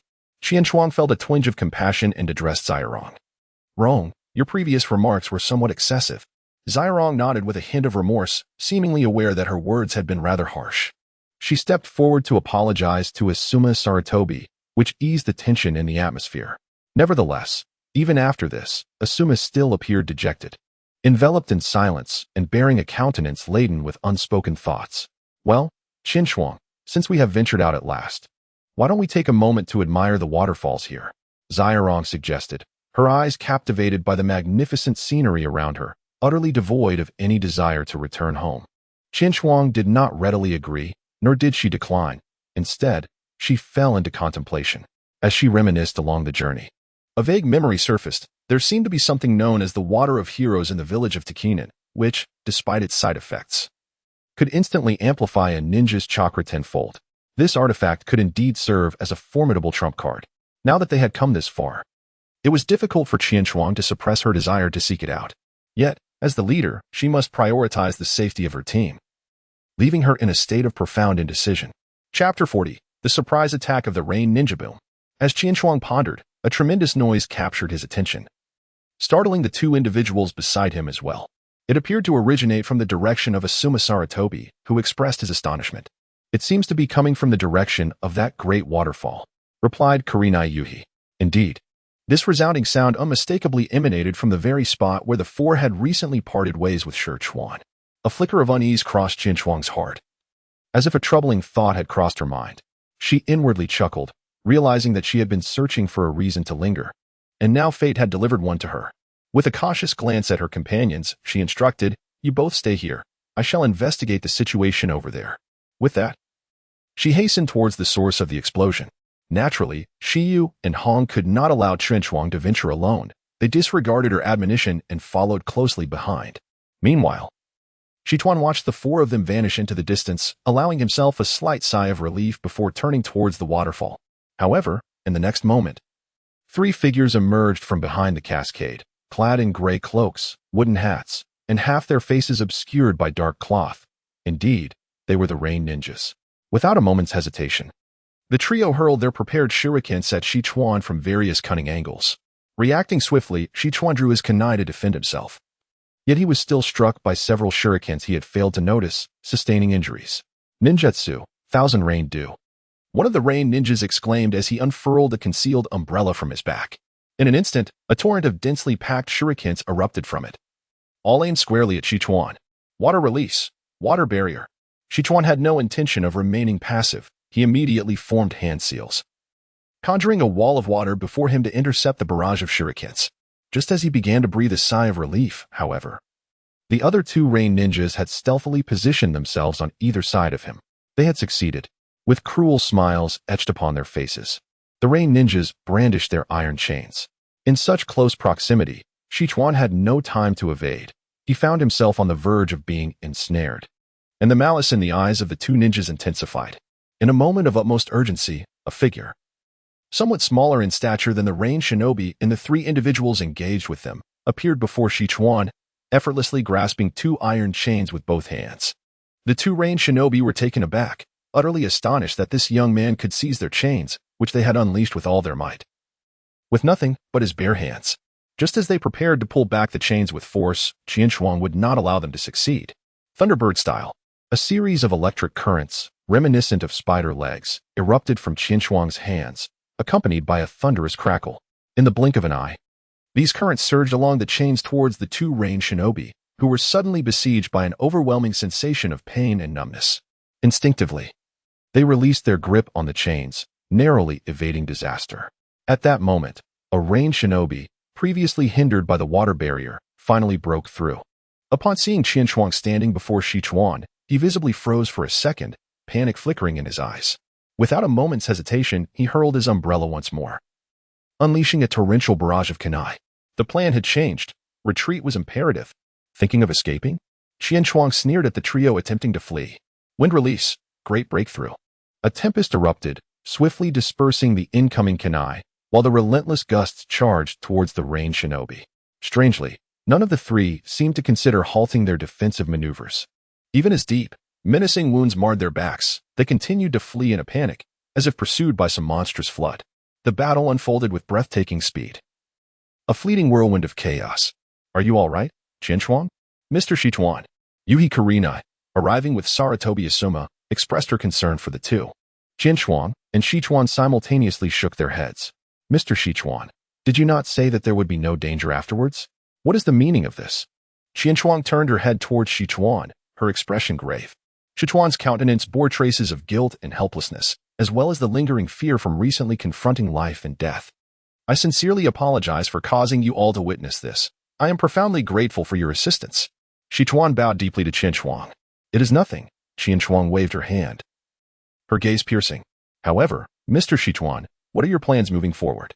What do you mean by that? Having witnessed Qianshuang's remarkable abilities, Sichuan could no longer regard her as a mere child. Noting the subtext in her words, he humbly sought her counsel. Qianshuang, with a serious demeanor, reasoned. Why would those ranged shinobi choose to ambush you in such a place? If Teacher Moonlight were by your side, even if the enemy were to come at you tenfold, they would hardly pose a threat. Yet, they deliberately opted for an ambush, and just coincidentally, you dismissed us here. Don't you find that rather peculiar? Under Qianshuang's guidance, Sichuan began to comprehend the implication. Are you suggesting that they are aware of the location of Takinan village? This possibility cannot be dismissed, Qianshuang replied, feigning profundity while secretly musing. Let them speculate and unleash their imaginations. This way, we can nobly intervene and offer our assistance. We could even demand some compensation afterward. Which wouldn't be unreasonable, would it? How could that be? The location of Takinan village is known to few outsiders. The more Sichuan contemplated, the more apprehensive he became. Unless there is a traitor within the village. Upon hearing this, Qianshuang pretended to ponder, nodding thoughtfully. If that is indeed the case, there may be some truth to it. What are we waiting for? Let us swiftly apprehend this traitor and eliminate them. Saratobi Asuma declared indignantly. Qianshuang silently gave Saratobi Asuma a thumbs up in her heart, yet on the surface, she displayed a troubled expression. This is a matter concerning the Takigakure. It would be inappropriate for us to intervene, especially in the absence of Lord Tsukikage. It would not be wise for us to take matters into our own hands. What? Lord Tsukikage is not here. Qianshuan's countenance immediately darkened upon hearing Saratobi Asuma's words, which had initially sparked a glimmer of hope. Indeed, Lord Tsukikage had urgent business and left ahead, Qianshuang replied truthfully. Do not worry, Mr. Qianshuan. Even with just the few of us, we are more than capable of uncovering the traitor. Yuhi Kurenai assured him with unwavering determination. Qianshuang observed that Sichuan was beginning to waver, and she no longer feigned hesitation. Mr. Sichuan, as the saying goes, those embroiled in a situation often find themselves perplexed, while bystanders possess clarity. Perhaps we can indeed assist you in unearthing the traitor. Was it true that bystanders had clarity? Sichuan hesitated, yet if they had truly allied with Yurin, given our current strength, it seemed improbable. If that traitor wished to avoid causing turmoil in Takunin village, he would not have many accomplices. As for the few lackeys, Qianshuang displayed her three-tomo Sharingan without a hint of hesitation. I should still be able to handle them. As Sichuan gazed into Qianshuang's striking crimson eyes, he felt a sense of calm wash over him, inexplicably soothed by her confident words. Well then, esteemed 3, Shichuan finally resolved. I would like to entrust this task to you. Qin Shuang exchanged glances with the two individuals beside her and nodded. We accept your request, but we have one condition. Upon realizing her objective was achieved, a faint smile graced Qin Shuang's face. Please state your demand. I shall fulfill it if within my capability. She continued. If we successfully unearth the traitor, may we choose our own reward? Casting a reassuring glance at the bewildered Asuma and Hinata, she added, of course. Should we fail or misjudge, we shall not seek any recompense. A flicker of conflict crossed Churchwan's face. He hesitated, uncertain whether the other party was aware of the treasure of Tekinen village. Ultimately, however, his hopefulness prevailed. Very well, I agree. Chapter 41, Water Vapor, Mr. Churchwan. Since we have accepted your request, may we finally visit Tekinen village? Qin Shuang's gaze surveyed the waterfall before her, recalling that the entrance to Tekinen village seemed to be concealed within. Upon hearing this, Asuma and Hinata exchanged curious looks. Indeed, I beg your understanding. Our previous reluctance stemmed from self-preservation. Shichuan offered an apologetic grin. Now, follow me, and I shall lead you to Tekinen village. With that, he stepped forward towards the waterfall. To the astonishment of Asuma and Hinata, the four of them passed directly through the waterfall and entered its interior, revealing a vast pool of water. Through this pool, we shall reach Tekinen village, Shichuan explained, pointing to the shimmering water before them, before boldly leaping into it. This, Asuma and Hinata hesitated, struggling to believe that the entrance to a village would be such a pool. He's not lying. Let us proceed, Qin Shuang declared, following suit into the water. Seeing her leap in, the two suppressed their doubts, steeling themselves before jumping in after her. You three incompetent fools, unable to capture even one person despite your combined efforts. Can you be any more useless? From a large tree, several figures loomed, with a tall female ninja glaring furiously at the three individuals kneeling before her. They were indeed the three rain ninjas who had attempted to ambush Shichuan. All right, Bing Shui, calm your temper and let us hear their explanation, remarked a casually dressed man, adorned with a Tekinen forehead protector, standing beside the irate Bing Shui. Bing Shui cast a dispassionate glance at him, choosing silence as she redirected her attention to the three rain ninjas, evidently eager to hear their account. Upon witnessing their superior's wrath subside, the trio collectively sighed in relief. The leader of the rain ninjas quickly asserted, it is as follows. Lady Bing Shui, we were on the verge of success, but it seems the commotion attracted the attention of those from Konoha, compelling us to retreat. What? Upon hearing this, the previously relaxed Tekinen man widened his eyes in disbelief. Are you telling me those Konoha fellows have returned? Three-range shinobi nodded slightly. Have they entered Takigakure? The Takigakure man harbored a flicker of hope within. He wished that Sichuan would not bring outsiders from Konohagakure into the village. Otherwise, if Konoha got involved, his plans would be delayed indefinitely. We do not know. The leading range shinobi pondered for a moment before shaking his head. We noticed the Konoha ninja turn back and leave. What transpired afterward remains unclear to us. No. At this moment, the expression on the Takigakure man's face darkened considerably. I must return and check. Hey, there's no need to be in such a rush. If the Konoha folks have arrived, they won't be leaving anytime soon. A icy smirk curved on Bing Shui's lips as he observed the increasingly anxious Takigakure man, a hint of schadenfreude glinting in his eyes. The Takigakure man shot Bing Shui a fierce glare. We are currently on the same side. If I cannot obtain that item, you will fare no better. With that, he turned and leaped down from the large tree, vanishing in the blink of an eye. Humph, what an arrogant fool. Bing Shui scoffed disdainfully, clearly unimpressed by the Takigakure shinobi. Enough, Bing Shui, let us prioritize our mission. A masked range shinobi beside her gently patted her shoulder as a reminder. I am aware. No need to lecture me. Ning Shui? Bing Shui brusquely shrugged off Ning Shui's hand before departing with the others. The once bustling tree returned to tranquility, as if no one had ever passed through this place. Well, is this really Takigakure? It's stunning. Inazuka Kiba's eyes sparkled as he observed his surroundings, utterly captivated by the scenery, which was unlike that of Konohagakure. In Takigakure, every street was graced by a flowing stream, with villagers living in harmony alongside the water, creating a picturesque scene reminiscent of a water town. At the heart of the village lay an expansive and exceptionally clear lake, from which numerous tributaries branched out, forming the very streams that adorned the streets. In the center of the lake stood a small island, home to a singular, towering tree, its impressive height blocking out a significant portion of sunlight, casting a shadow over the lake. Even Qianshuang, who had prepared in advance, was taken aback by the overwhelming sight of the tree obscuring the sun, let alone the already awestruck Inuzuka Kiba and Saratobi Isuma. Look, isn't that Lord Sichuan? Has Lord Sichuan returned? Who are those people beside him? Judging by their forehead protectors, they appear to be ninjas from Konoha. Sichuan walked along the street with Qianshuang and the others, quickly drawing the attention of passers-by. Upon recognizing Sichuan among them, the villagers eagerly approached to greet him, clearly indicating his esteemed position within the community. The glances directed at Qianshuang and the others, however, were filled with curiosity. Despite having just endured a harrowing battle, Sichuan maintained a composed demeanor, warmly responding to the villagers. "Make way, please." A stern voice emerged from the gradually thickening crowd, and immediately, a path was cleared. A young ninja, approximately 20 years of age and adorned with a Takinan forehead protector, approached, flanked by two other ninjas who appeared equally formidable. "Welcome back, Leader Sichuan. May I inquire who these three are?" The young ninja, exhibiting a hint of arrogance, nevertheless bowed respectfully before Sichuan. "It is Water Smoke. I appreciate your effort in coming here. These three are Leaf ninjas who escorted me back, and I would be grateful if you could arrange accommodations for them," Sichuan replied, then turned to Qianshuang, beaming with pride as he introduced. "Allow me to present our village's most outstanding young ninja, Water Smoke, who has now achieved the rank of Special Jonin."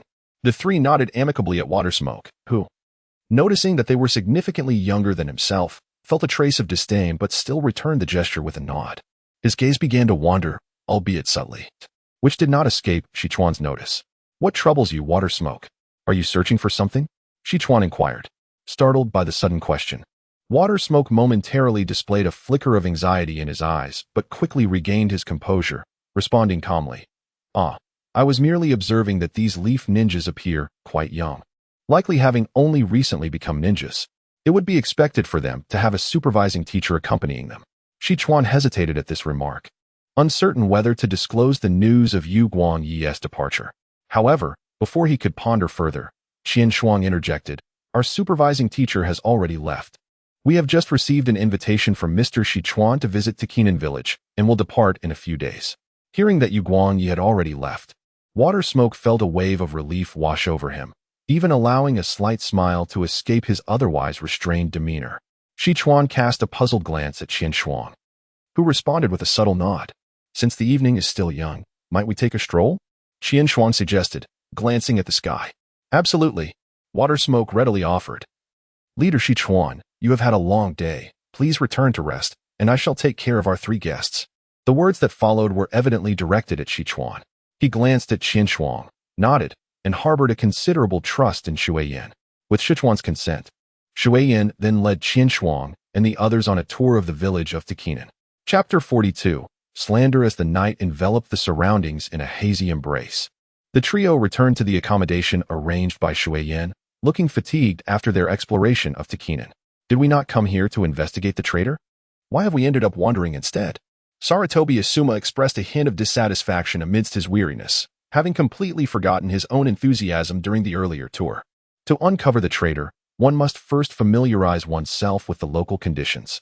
Qianshuang, however, waved dismissively, suggesting, "Let us return to rest for the night. We shall take action tomorrow."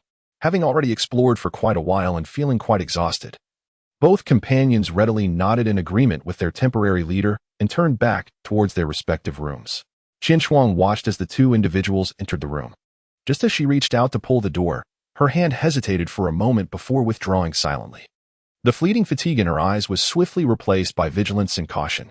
Qianshuang attentively sensed her surroundings, and only after confirming that there were no anomalies did she gradually relax. Shadow clone technique. Qianshuang conjured a shadow clone, and the two exchanged a nod. The original Qianshuang utilized the body flicker technique to vanish from the spot, while the shadow clone stepped into the room in her stead.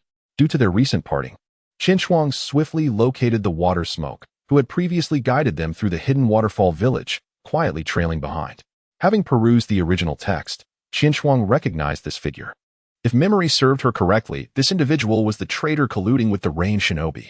However, what Qianshuang needed at this moment was evidence, for without it, given Sichuan's trust in Water Smoke displayed earlier, he would never believe Qianshuang without substantial proof. This was precisely why she had deliberately mentioned that Moonlight Knight was absent during the day.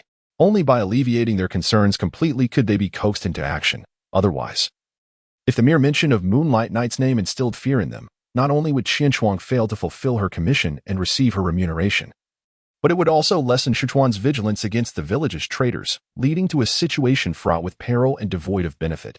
Leader, Water Smoke requests an audience. After parting ways with Qianchuan and the others, Water Smoke arrived at the residence of Sichuan, the leader of the hidden waterfall village, and called out to the house. After a brief moment, the door opened, and Sichuan emerged. "Ah, Water Smoke, what brings you here at such a late hour?" he inquired, perplexed. "Leader, I have matters I wish to discuss with you," Water Smoke began, casting a beseeching gaze toward Sichuan without elaborating further. Understanding her intent, Sichuan contemplated for a moment before allowing her entry into his abode. As the door closed behind them, Qianchuan, who was quietly observing from the shadows, could no longer hear their conversation. However, she chose not to intervene or eavesdrop further. Water Smoke's visit to Sichuan was undoubtedly to malign the three of them, attempting to cast aspersions on others. Yet, baseless conjectures would only serve to sow seeds of doubt in Sichuan's mind, and Qianchuan remained unperturbed. The foremost priority was to shadow Water Smoke, to overhear her discussions with the range shinobi, and to gather evidence, thus allowing for a preemptive strategy. "Lord Sichuan, I recently discovered traces of the range shinobi within the village, but was unable to apprehend them. I beseech you to punish me." Upon entering the room, Water Smoke immediately knelt in contrition, a decision reached after much contemplation. Given the assassination attempt on the leader at the village gate, it was inevitable that the village's ninjas would be questioned. Rather than face such scrutiny, it was wiser to take the initiative. Moreover, by revealing the existence of the range shinobi, she could significantly enhance Sichuan's trust in her, achieving two goals with a single action. As expected, upon hearing Water Smoke's self-incrimination, Sichuan was momentarily taken aback, then raised his hand to assist her up, his gaze now imbued with considerably less suspicion. There indeed have been sightings of the range shinobi in the village. Earlier today, I was attacked by them outside the village. Had it not been for the assistance of Leaf Village's ninjas, I fear. Sichuan did not withhold the details of his assassination attempt, recounting the events to Water Smoke in their entirety. "What? They dared to attack you, my lord? Such audacity is beyond measure." As Water Smoke heard this, his eyes widened in anger, seemingly ready to unleash fire upon his adversary. However, he quickly regained his composure and addressed Lord Sichuan. "Do you not find this matter rather peculiar? Who could have disclosed the location of Tekinan village?" Sichuan nodded, acknowledging the oddity of the situation. "I suspect there may be a traitor within the village." Water Smoke's expression remained unchanged, yet a sense of unease gripped him. He felt a surge of relief for having come today. Otherwise, he might have found himself under suspicion, which could lead to perilous exposure. Thus, he began to persuade.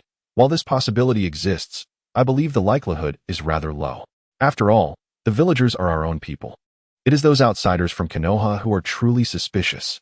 Observing Sichuan lost in contemplation, Water Smoke sensed an opportunity and pressed on.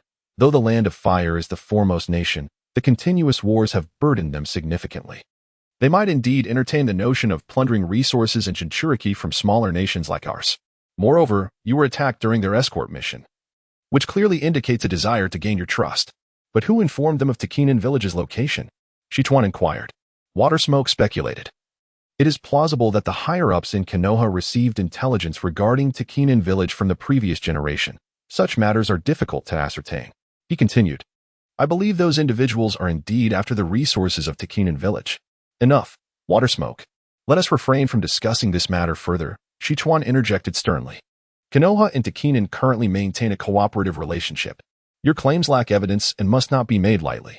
My lord, it is better to be overly cautious than to be caught unprepared. If they succeed, it will be too late.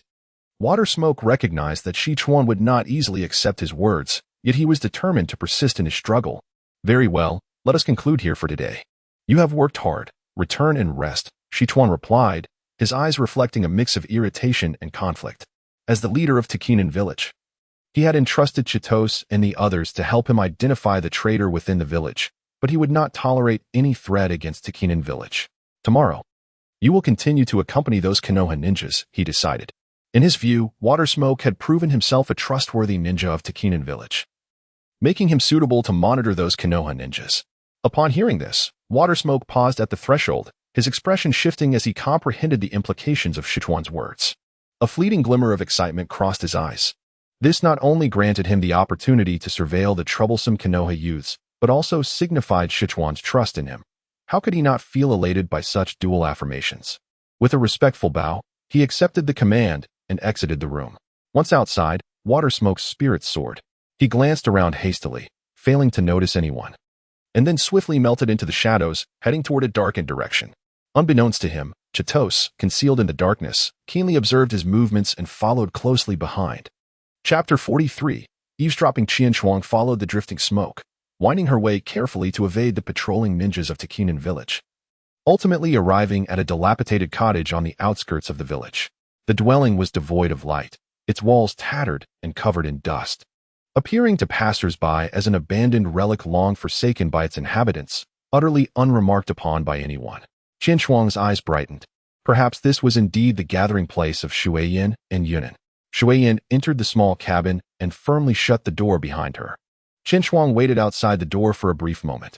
Noticing that no one else was entering or exiting, she approached the house and crouched down close to the wall. Qian has yet to fully mature. Compared to adults, he is already rather diminutive. Moreover, as he currently crouches down, it is difficult for anyone to discern that there is indeed a person huddled in the corner amidst the darkness of the night. Qian concentrated chakra at her ears, pressing close to the wall, and immediately discerned the sounds within the door with clarity. Since Moonlight Night had not arrived, what was there to fear? Let us act decisively to capture Sichuan, and while we are at it, seize that Uchiha boy as well. Mingshui spoke urgently, evidently having conveyed the situation in the village to the ranged shinobi during Qian wait. No, we cannot act just yet, Shuiyin replied gravely, rejecting Bingshui's proposal without a moment's hesitation. What? Are you afraid? Bingshui's voice dripped with mockery. You should refrain from asking such trivial questions in the future. Since I chose this path, I have never regretted it. Only I can lead Takinan village to glory. Shuyin's demeanor remained unperturbed by Bingshui's taunts, maintaining an air of calm throughout. There are two reasons we cannot act at this moment. Shuiyin paused, reflecting briefly before continuing. First, we cannot ascertain whether Moonlight Night has truly returned to Konoha. After all, this is merely the word of a few Konoha children, and we must confirm the information before making any plans. What do you intend to do? At that moment, Ning Shui, who had been quietly listening in the corner, suddenly inquired. Just now, Sichuan entrusted me with the task of monitoring those Konoha brats. Tomorrow, I will go to gather intelligence from them. Upon hearing this, Qian couldn't help but be taken aback. She had considered that Shuiyin might have implicated them in Sichuan's room, but she did not expect that after assigning them to find the traitor, Sichuan would also issue an order to monitor them. What was even more surprising was that this order was given to Shuiyin, leaving Qian unsure whether to commend Sichuan's astuteness or chastise him for his folly. Nevertheless, this indicated that Shuiyin held a considerable level of trust in Sichuan's eyes. Without substantial evidence, it would indeed be difficult to bring him down. And the second point? Bingshui pressed impatiently. Qian ceased her contemplation, pricking up her ears to listen intently. The second point is that we cannot take action while these three little brats are still in Takinan village. Otherwise, if the news reaches Konoha, it would be a tremendous blow to both Takinan and Amigakure. Shuiyin bluntly articulated this second consideration. What? Are you suggesting that we must watch that Uchiha brat return without interference? Regardless of who it is, forcing someone to relinquish their well-planned prey would surely leave them dissatisfied. Especially for Bingshui. If we must patiently wait for the Konoha individuals to leave before we act, then why engage with the little brat from Konoha for information? Such an approach would only increase the risk of exposure.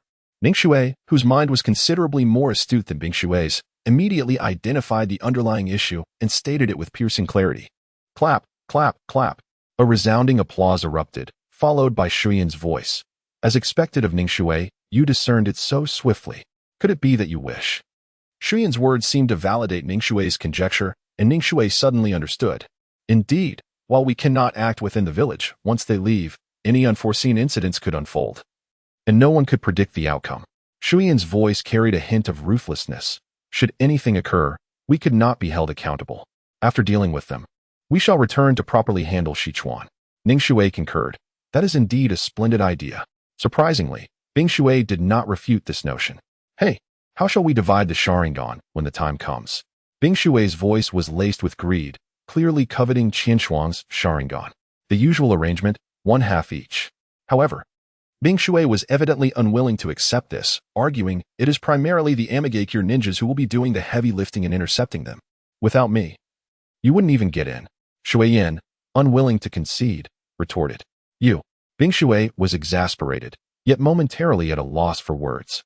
If it weren't for Shui Yin leading them in, they likely wouldn't even know of the existence of the hero's water, much less the Sharingan, which would be considered a bonus for them.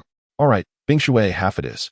We must prioritize the mission, Ning Shui interjected, prompting Bing Shui to cease further arguments with Shui Yin. Ning Shui addressed Shui Yin. In that case, we shall await your news tomorrow.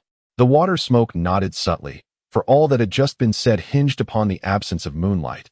Thus confirming this information became their paramount concern. Upon hearing this, Qian Shuang retracted his ear from the wall, as he could distinctly hear the sound of footsteps approaching the door, likely indicating that the water smoke was about to emerge. Without further delay, Qian Shuang immediately rose and executed a swift movement technique, distancing himself from the small dwelling in a few flashes. He had gleaned enough about the plans of the water smoke and urine, following them further seemed futile. In contrast, contemplating countermeasures was of utmost urgency.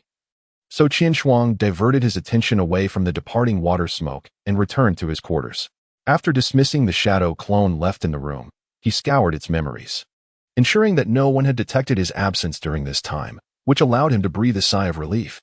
He then settled into a meditative position on his bed, replaying the recent events in his mind, sinking into deep contemplation. The following day, the water smoke arrived early at the residence of Qian Shuang and his companions. His demeanor remarkably calm and composed. On the surface, one could hardly discern his ill intentions towards the trio, although Qian Shuang was aware of the true purpose behind the visit. He feigned an innocent ignorance. Upon seeing the three approach, the water smoke greeted them with a broad smile, saying, "How did you three rest last night? I have come on the orders of Chief Shichuan to assist you in gaining a better understanding of Tekinan village." "Oh, I see. Thank you for the chief's concern," Qian Shuang replied, internally rolling his eyes at the water smoke's infuriating demeanor, yet still responding with enthusiasm. "Then we shall trouble you to guide us through Tekinan village today." The water smoke nodded with a smile and turned to lead the way, all the while inwardly sneering. "Enjoy your exploration while you can. Soon enough, you shall have no such opportunity." Chapter 44. The Sacred Tree. As they journeyed, numerous passers-by evidently recognized the water smoke, each greeting him warmly. He nodded in response. Yet the pride and faint disdain glimmering in his eyes did not escape Qian Shuang's notice. "I recall seeing a grand tree at the center of Tekinan village yesterday. What exactly is it?" Qian Shuang inquired. "Oh, that tree." The water smoke smiled slightly, but a cold glint flickered in his eyes. "That is the sacred tree of Tekinan village. If you are interested, I can take you to see it." Given that it was a sacred tree, it must surely hold great significance. It would not be appropriate to simply approach it, would it? Kurenai Yuhi frowned, her expression one of hesitation. Asuma Sarutobi nodded in agreement, acknowledging that such an approach might be inappropriate. The water smoke smile faltered slightly, taken aback by the perceptiveness of these young leaf ninjas, a surprise indeed. However, he quickly began to explain, "It's perfectly fine. You are the esteemed contributors to Chief Sichuan's safe return. The chief has long instructed me that you may freely explore any area." As the setting sun cast a warm glow, both Shiri Hong and Sarutobi Asuma exchanged knowing glances. Recalling the previous day's commission from Shichuan to locate a traitor, and in light of Shuyan's recent remarks, they both presumed that Shichuan was facilitating their investigation. Only Qian Shuang, who observed the scene with a discerning eye, understood that Shichuan could not possibly be so benevolent, as the latter part of Shuyan's statement was evidently her own fabrication. However, he chose not to expose this deception, feeling a curiosity about the so-called sacred tree and the extraordinary properties that could give rise to the miraculous heroic water. Seeing that the trio had accepted her claims, Shuyan secretly breathed a sigh of relief, hastily taking the lead to prevent any further inquiries. "What a magnificent tree!" exclaimed Shiri Hong, unable to contain her awe as they approached the colossal tree, having only glimpsed its grandeur from afar. Qian Shuang meticulously observed the sacred tree and could not help but acknowledge that it was the largest tree he had ever encountered, without exception. Its trunk was extraordinarily robust. It would likely require a dozen individuals to encircle it fully. The branches and leaves were lush beyond compare, with individual leaves approximately the size of a human head. Beneath the extensive canopy, the sunlight barely penetrated, rendering it a true bastion of shade. In Qinchuang's recollection, only the legendary chakra god tree could rival its grandeur. As the three of them were lost in their astonishment, Sarutobi Asuma was the first to regain his composure and posed the question, how do we proceed from here? This query jolted Qinchuang and Yuhi Kurenai into realization. They had reached the end of the path, with the waters of the lake encircling the sacred tree ahead. Furthermore, there were no boats or bridges in sight to facilitate their passage. Sensing the trio's confusion, Shui Yin explained, indeed, there are no established means of crossing here. The only option is to control your chakra to walk on water, or, if you're adept at swimming, you may traverse it that way. Upon hearing this, Qinchuang's expression remained unchanged, yet Yuhi Kurenai and Sarutobi Asuma suddenly froze, their faces betraying a hint of embarrassment. It was evident that, as newly minted ninjas, they lacked the mastery over chakra that Qinchuang possessed, making such an endeavor exceedingly challenging for them. Shui Yin noted their discomfort, a fleeting look of disdain flashing in her eyes, though her facial expression remained obliviously neutral. Shall we venture a bit closer to investigate? She suggested. Qinchuang observed the two individuals with their evasive gazes, still unable to comprehend the situation. It was evident that their reluctance stemmed from their modesty in addressing such matters. How about this? You should explore areas with a higher foot traffic. The holy tree is rather secluded. I shall investigate on my own. Qinchuang hastily suggested to alleviate the tension. Zairong and Sarutobi Asuma nodded in relief and turned toward a busier street, while Qinchuang exchanged a nod with Shui Yin and stepped onto the surface of the lake with determination. Shui Yin, witnessing Qinchuang's natural ability to diffuse the atmosphere, chose not to elaborate further, merely pursing her lips before following suit. Chief, it's bad news. The trio from Konoha seems to be heading towards the holy tree. A Takinen ninja exclaimed, half kneeling before Sichuan in urgency. What? Sichuan's expression darkened, and a myriad of thoughts surged within him. Where's Shui Yin? Did she not accompany them? Shui Yin indeed followed closely, though for reasons unknown, she refrained from intervening. Contemplating, Sichuan mused that perhaps Shui Yin wished to discern their true intentions. Continue observing, but do not intervene. Report any developments immediately. Understood. In the shade of the trees, Qinchuang beheld the exposed roots, thick as his waist, and lifted his gaze to admire the lush canopy that shielded him from the sun. Before the grandeur of the colossal tree, he felt insignificantly small, akin to an ant. What astonished him further was the immense chakra pulsating from the holy tree, perceptible even without activating his Sharingan, despite not being a sensory-type ninja. To sense such formidable chakra merely through instinct was beyond his imagination. No one could ascertain the age of this holy tree, rumored to have stood sentinel since the establishment of Takinen village, safeguarding it through the ages. Observing the astonishment in Qinchuang's eyes, Shuiyin felt a sense of pride and shared the tree's legacy with him, albeit refraining from mentioning superfluous details, such as the hero's water, as it was best kept from the knowledge of many. Qinchuang nodded slightly, lifting her hand to caress the tree trunk, lost in contemplation for quite some time, yet still perplexed by the sacred tree. Let us depart, Qinchuang declared, turning on her heel and departing with an air of nonchalance, leaving Shuiyin momentarily stunned. Is this truly the end? The time they spent before the tree was hardly longer than their journey across the river. Are they leaving without a second glance? Shuiyin hastily caught up to Qinchuang, eager for her to linger a moment longer, as it would only serve to deepen Sichuan's suspicions towards Mai. Although Qinchuang was well aware of Shuyin's subtle intentions, he remained indifferent to his mischief. However, he understood that lingering any longer would yield no results, and it was far more prudent to engage in meaningful endeavors.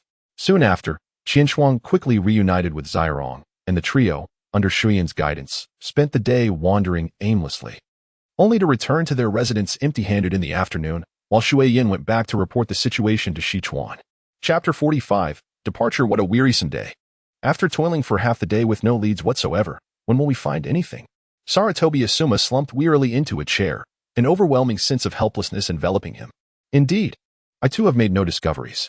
Has Qinchuang uncovered anything? Zairong, equally fatigued, cast a hopeful glance towards Qinchuang.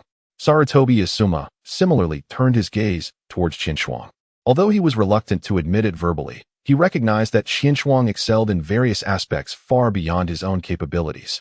At this moment, Qinchuang was leisurely seated on a chair, savoring the fruits delivered by the ninjas of Takinen village, her countenance devoid of any worry. Observing this scene, the two onlookers instantly brightened with anticipation, believing that Qinshuang had stumbled upon something significant, and they perked up their ears to listen. However, the outcome was quite the contrary. I have discovered nothing. It seemed as though Qinshuang was oblivious to their eager gazes. She merely shrugged and continued to indulge in her fruits. Discover? The person we seek is right beside us, so of course, you would find nothing. In Qinshuang's original plan, the daytime investigation was merely a facade. Any evidence regarding the water smoke would need to be gathered discreetly. Nevertheless, the crux of the matter lay in the fact that the daytime charade was proving to be quite exhausting. The trio had barely spent a day in Takinan village, yet had already traversed nearly the entirety of it. At this rate, Qinshuang would lack the stamina needed to quietly collect evidence during the night. Despite her outwardly relaxed demeanor, Qinshuang's mind was racing. Yet she could not conceive a suitable justification to cease this seemingly futile investigation. As for revealing everything, she had no intention of doing so unless absolutely necessary. After all, the more individuals privy to the information, the higher the risk of exposure. Moreover, the two companions were merely genin and might struggle to maintain composure like seasoned ninjas in times of emotional turbulence. Seeing Qinshuang at a loss, Yuhi Kurenai and Sarutobi Asuma's expressions visibly dimmed. Continuing this way is not a viable solution, Sarutobi Asuma remarked. Indeed, this is not a sound approach, Qinshuang concurred, nodding in agreement as she turned to her companions seated beside her. Do you have any good suggestions? This piecemeal investigation is truly draining our energy. Qinshuang can only place her hopes on these two individuals to conceive some innovative ideas. However, hope arrives swiftly, just as disappointment does, after much contemplation. The duo ultimately shook their heads with pained expressions. Qinshuang let out a bitter smile, his face revealing a hint of helplessness. Was this truly the only way forward? Just as he resigned himself to fate, a sudden spark of inspiration illuminated his mind, as if he had grasped an essential point. The target of Shuiyin had always been the hero's water, that much was beyond doubt.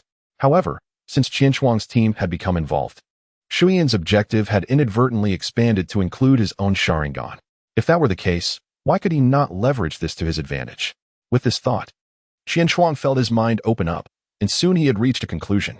Shuiyin, you must be aware that the holy tree is a forbidden area within Takinan village. Why did you not obstruct those 3 Konoha ninjas? I wish to hear your reasoning.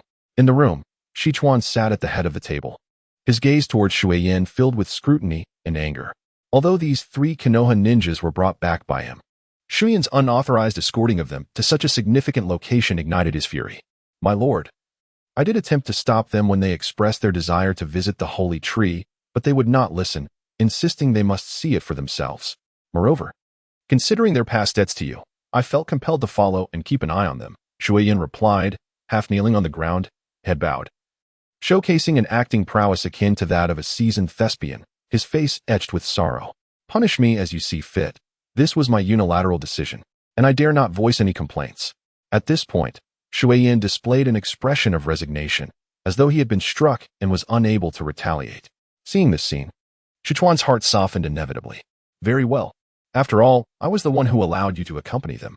If we must assign blame, I bear part of the responsibility as well. However, remember this. No one is permitted to approach the holy tree without authorization. Upon hearing this, Shuiyin was immediately overwhelmed with gratitude. Yes, thank you for your leniency, Chief Sichuan. With a wave of Sichuan's hand, Shuiyin hurriedly expressed his thanks and exited the room. As soon as he stepped out, the tears that had been squeezed from his performance had yet to be wiped away, quickly replaced by a sinister smile that overshadowed his earlier gratitude. Just wait. Soon you will have no opportunity to act so domineeringly. With a cold glare cast back at the closed door, Shuiyin departed. After Shuyin's exit, Sichuan, still seated, finally allowed himself a rare moment of relaxation. Since returning to Takinan village the previous day, he had scarcely had a moment to rest, attending to village affairs and investigating information related to the Rain Ninja, leaving him no time to breathe. Furthermore, news of Qinshuang and the others visiting the holy tree had only intensified his worries and speculations, leaving him in a state of turmoil. He could not discern whether there was a traitor within his village or if Konoha was plotting against Takinan village. Knock, knock, knock. Just as he was lost in thought, a knock at the door interrupted his musings. Was there something else Shuiyin had failed to report? With such speculations swirling in his mind, Shichuan called out, "Come in." The door swung open, revealing an individual who was considerably shorter than he had anticipated. The newcomer donned a deep blue long-sleeved attire, a kunai strapped to his waist, and the conspicuous red and blue emblem on his chest unmistakably signified his identity. Uchiha Shichuan. As Shichuan gazed upon the handsome youth who had saved his life just the day before, a flicker of complex emotions crossed his eyes. Indeed, the words of Shuiyan had taken effect. He now held significant reservations about Shichuan. Shichuan naturally discerned the wariness in Shichuan's gaze, yet he merely smiled, seemingly unfazed. "Mr. Shichuan, I believe it is time for us to take our leave." "Take our leave?" A quarter of an hour later, Shichuan escorted Shichuan out of the room. As Shichuan was about to turn away, a sudden thought struck her, and she turned back to say, "Mr. Shichuan, tomorrow may prove to be quite extraordinary. Do ensure you are adequately prepared." Shichuan nodded thoughtfully, watching as Shichuan departed.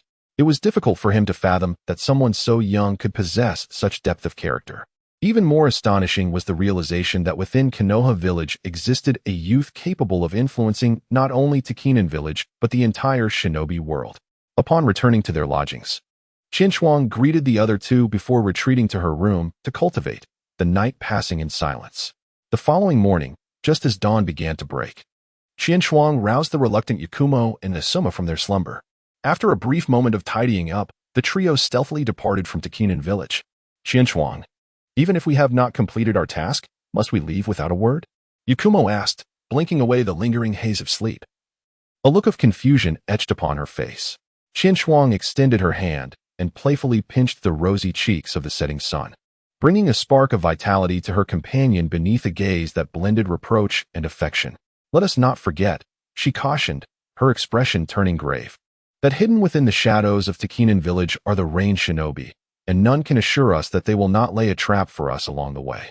The fate of our endeavor hinges upon this decisive moment."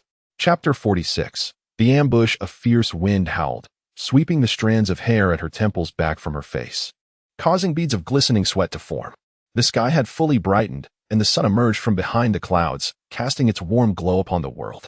After an arduous journey of 2 hours, Shichuan and her companions finally beheld a dense forest at the horizon, marking the boundary between the two nations. The terrain of the Land of Water, characterized by its mountains and rivers, has given rise to the magnificent spectacle of waterfalls, a marvel born from its undulating landscape and abundant water resources. While water inevitably nurtures flora, the trees within the Land of Water merely encircle the rivers, serving as mere adornments to the landscapes. In stark contrast, the Land of Fire truly embodies a realm of trees, a fact evident even from the borders of the two nations. "Look, we have finally reached the boundary," Yuhong exclaimed, her excitement palpable as she had long harbored fears of an ambush by Rain Ninja. The sight of hope stirred her emotions. For who could blame her after enduring 2 grueling hours? Asuma Sarutobi also revealed a glimmer of joy in his eyes, yet Shichuan maintained a serious demeanor, acutely aware that, barring any unforeseen circumstances, trouble was imminent. Although the sun was high in the sky, the area at the border was eerily tranquil, devoid of any other figures, besides the sound of the wind rushing past them due to their swift movement. The only other sounds were the sporadic chirping of birds and the gentle rustling of leaves stirred by the breeze. Shichuan abruptly halted his steps, his gaze fixating on a robust tree trunk to his front right. Although he had not encountered life-and-death struggles frequently, his combat experience was nonetheless formidable.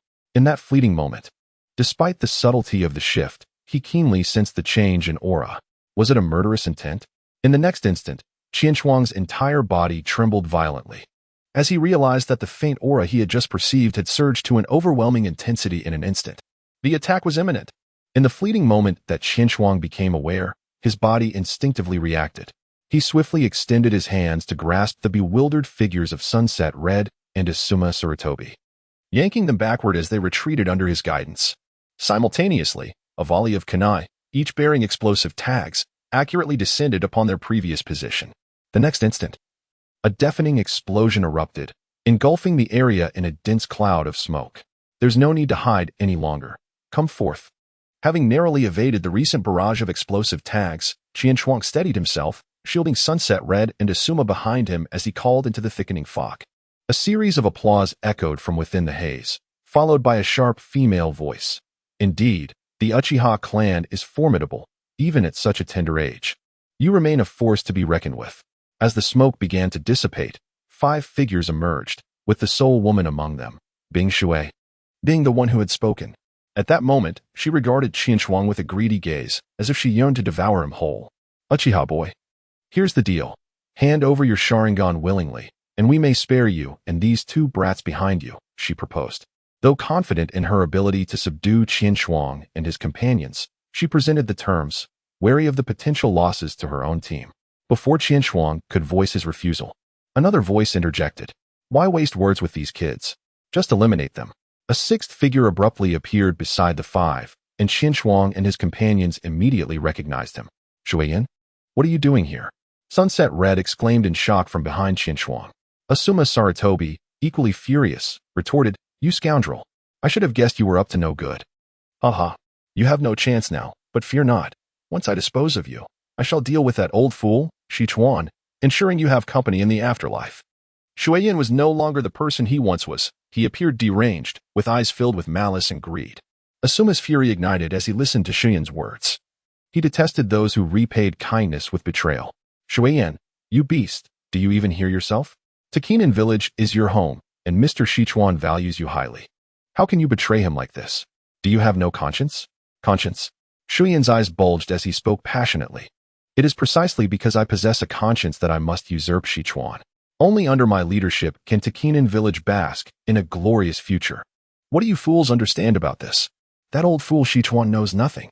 He possesses something so precious and yet chooses to seal it away? What a travesty! As the battle reached its climax, the sound of the water pipe became almost a roar, leaving Saratobi Asuma and Yuhi Kurenai entranced by the grotesque scene before them. It was only when Qianchuang turned and softly called out to them a few times that they regained their composure. Can we still fight? Qianchuang inquired with a hint of concern. Both responded with resolute glances. Very well, you will handle those 3 minor foes, and I shall take care of the remaining 3, Qianchuang declared, referring to the 3 rain ninjas who had initially ambushed Shichuan. The 2 nodded gravely, fully aware of their limited strength. Assisting Qianchuang by confronting these 3 was already their utmost limit. Qianchuang, you must also take care. Yuhi Kurenai expressed her worry. Qianchuang nodded slightly, returning a reassuring glance. So, have you reached an agreement? It seemed she had sensed her earlier lapse in composure, as Shuiyan now restrained her emotions, regaining her former tranquility. Thus, for the brighter future of Takinen Village, I must ask you to temporarily perish. Shuiyan's gaze darkened, suggesting she was ready to strike at any moment. Beside her, the Rain Ninja remained silent, equally poised for action. Even with the pretense of doing it for Takinen Village, it could not conceal the greed and ugliness of your heart. Qianchuang mockingly retorted, her eyes filled with disdain. You are truly a pathetic creature, lost in the allure of power. Silence. Shuiyan could no longer suppress the murderous intent boiling within her. Without waiting for the Rain Ninja beside her to react, she lunged at Qianchuang. You sharp-tongued brat, perish. Shuiyan's right arm became enveloped in swirling water, transforming into a blade of liquid. Consumed by rage, she thrust the merciless weapon towards Qianchuang's head. However, Qianchuang was unfazed by Shuiyan's ferocity. Instead, a barely perceptible, cold smirk graced her lips. Upon witnessing this, a shudder of foreboding coursed through Shuiyan. Just as she contemplated retreating, her gaze inadvertently locked onto Qianchuang's eyes. It was too late to escape now. A peculiar red light flickered in Qianchuang's eyes. Illusionary binding technique. Shuiyan felt the world spin around her as her body was unknowingly ensnared to a pillar, her limbs firmly pinned and utterly immovable. An overwhelming wave of pain surged forth. And before she could utter a scream, her head slumped, losing consciousness, her body collapsing like a deflated sack upon the ground. Chapter 47. Technique of Black Rain Shock. The entire scene was engulfed in astonishment. With a single move, the most talented genius of Takinen Village was effortlessly dispatched. Humph, with such frail willpower. You dare call yourself a genius? Qianchuang kicked the fallen Shuiyan, noting her lack of recovery, with a hint of disdain in her eyes. She seized Shuiyan by the collar and cast her aside. After all, a fierce battle loomed ahead, and she needed to preserve this one's life for the time being. In her mind, Qianchuang had anticipated that although Shuiyan would be weakened by her illusion, she would still possess some fighting spirit, requiring effort to subdue her. To her surprise, this individual could not even withstand the illusion, yet she was supposed to be a special Jainin? Unbeknownst to Qian Shuang, her illusionary technique had grown formidable under the tutelage of Uchiha Fugaku. Previously, her opponents had either been as adept in illusions as Fugaku or, like Tsukuyumi, had defenses against the Sharingan, which had limited her opportunities to showcase her skills. How is this possible? How can this child be so powerful? One of the Rain ninja exclaimed in disbelief. That was the illusion of the Sharingan. The calm and composed Jing Shui, possessing a wealth of knowledge, easily discerned Qian Shuang's tactics and memorized the crucial instruction: do not make eye contact with that brat. Truly impressive, Qian Shuang lives up to her reputation. Shi Hong stood behind Qian Shuang, her gaze fixed on the unfolding battle with an admiration akin to that of a devoted fan watching their beloved star. Witnessing this scene, Asuma Saratobi, who had initially intended to praise Qian Shuang, silently retracted his words of commendation. They must all engage together, leaving no opportunity for that brat to pick them off one by one. The 6-member team had already lost 1 member, and the remaining 5 were now entirely on guard.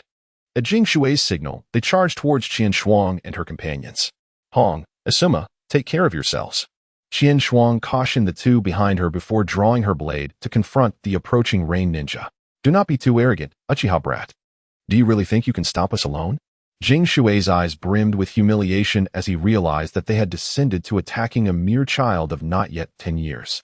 Swiftly forming seals in midair, Jing Shui unleashed his technique, water release, water whip.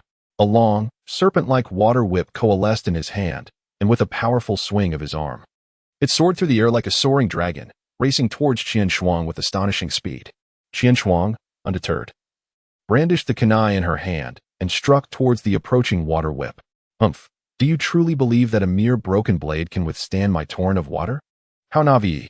Icewater's lips curled into a cold smirk as she began to envision the scene of Qian Shuang being pierced by the water whip. Uchiha style, sword leap flame. In an instant, the ninja blade in Qian Shuang's hand radiated a brilliant crimson light, as scorching flames swiftly engulfed the entirety of the blade. The fiery edge collided fiercely with the water whip, producing a piercing sound that resonated through the air. The icy, aqueous lash vanished amidst a surge of steam, while the flames upon Qian Shuang's blade were equally extinguished. To the untrained eye, it appeared that the 2 combatants were evenly matched. Yet only Qian Shuang was aware that he had exerted every ounce of his strength in that moment, barely managing to sever the water whip. After all, water overcomes fire. Qian Shuang's fire techniques were inevitably suppressed by the Rain ninja's mastery of water. Had he employed the Chidori instead of the sword leap flame, the outcome might have been altogether different. Regrettably, Qian Shuang had only been practicing the Chidori for a mere few months, and reaching his current level was already a formidable achievement. He had yet to master the transformation of lightning chakra to the extent that it could be infused into his ninja blade. Thus, he was left with no choice but to resort to fire techniques. Water release, water severing wave. As the attack of the icy water failed, another strike from the condensed water followed in swift succession. He unleashed an incredibly fine, ultra-high-pressure water column from his mouth. Though seemingly unremarkable, its velocity was astonishing. And Qian Shuang had no doubt that a direct hit would pierce him through. As Qian Shuang's pupils constricted, his Sharingan activated instantaneously. With his formidable dynamic observation skills, he swiftly anticipated the trajectory of Suibuanbo's attack and adeptly sidestepped it. This is truly the 3-tomo Sharingan. Both Bing Shui and Ning Shui spoke in unison, their voices laced with unmasked greed. Previously, when Qian Shuang had employed the illusion of the Sharingan, they had not discerned the nature of his eyes due to the concealment provided by the water vapor. Reflecting on it now, the ability to instantaneously counter a special Jonin like Sui Bing seemed to be a feat only achievable by the 3-tomo Sharingan. However, contemplating this fact was one thing, while witnessing it was another. They could scarcely fathom that someone as young as Qian Shuang had already evolved his Sharingan to such a remarkable extent. This realization only intensified their resolve to eliminate him. Without hesitation, the 5 charged toward Qian Shuang, believing that despite his prodigious talents, he could not possibly withstand their combined assault. Do not underestimate us. In this moment, Yu Gao and Saratobi Asuma would not allow Qian Shuang to fall prey to the encirclement of 5 adversaries. Though their strength was not overwhelming, they exerted their utmost effort to hold back 2 of the Rain ninjas. The burden on Qian Shuang's shoulders instantly lightened. Initially flustered by the onslaught of the 3 adversaries, he gradually adapted, utilizing his exquisite swordsmanship and formidable insight to deftly fend off their attacks, even finding openings to launch counterattacks. This only served to frustrate the trio of ranged shinobi further. Ningxue, do not delay any longer. Employ that technique. Ice Water commanded, as he wielded a water whip that was once again intercepted by Qianchuang's kunai. Impatiently, he turned to Ningxue. Ningxue, recognizing the complexity of Qianchuang's prowess, nodded resolutely, forming hand seals while shouting, "Everyone, retreat." Upon hearing this, whether engaged with Qianchuang or held back by Yuhi Kurenai and Saratobi Isuma, all swiftly withdrew to Ningxue's side. This was troubling. Without needing to speculate, Qianchuang could tell from their reactions that they were preparing to unleash a significant technique.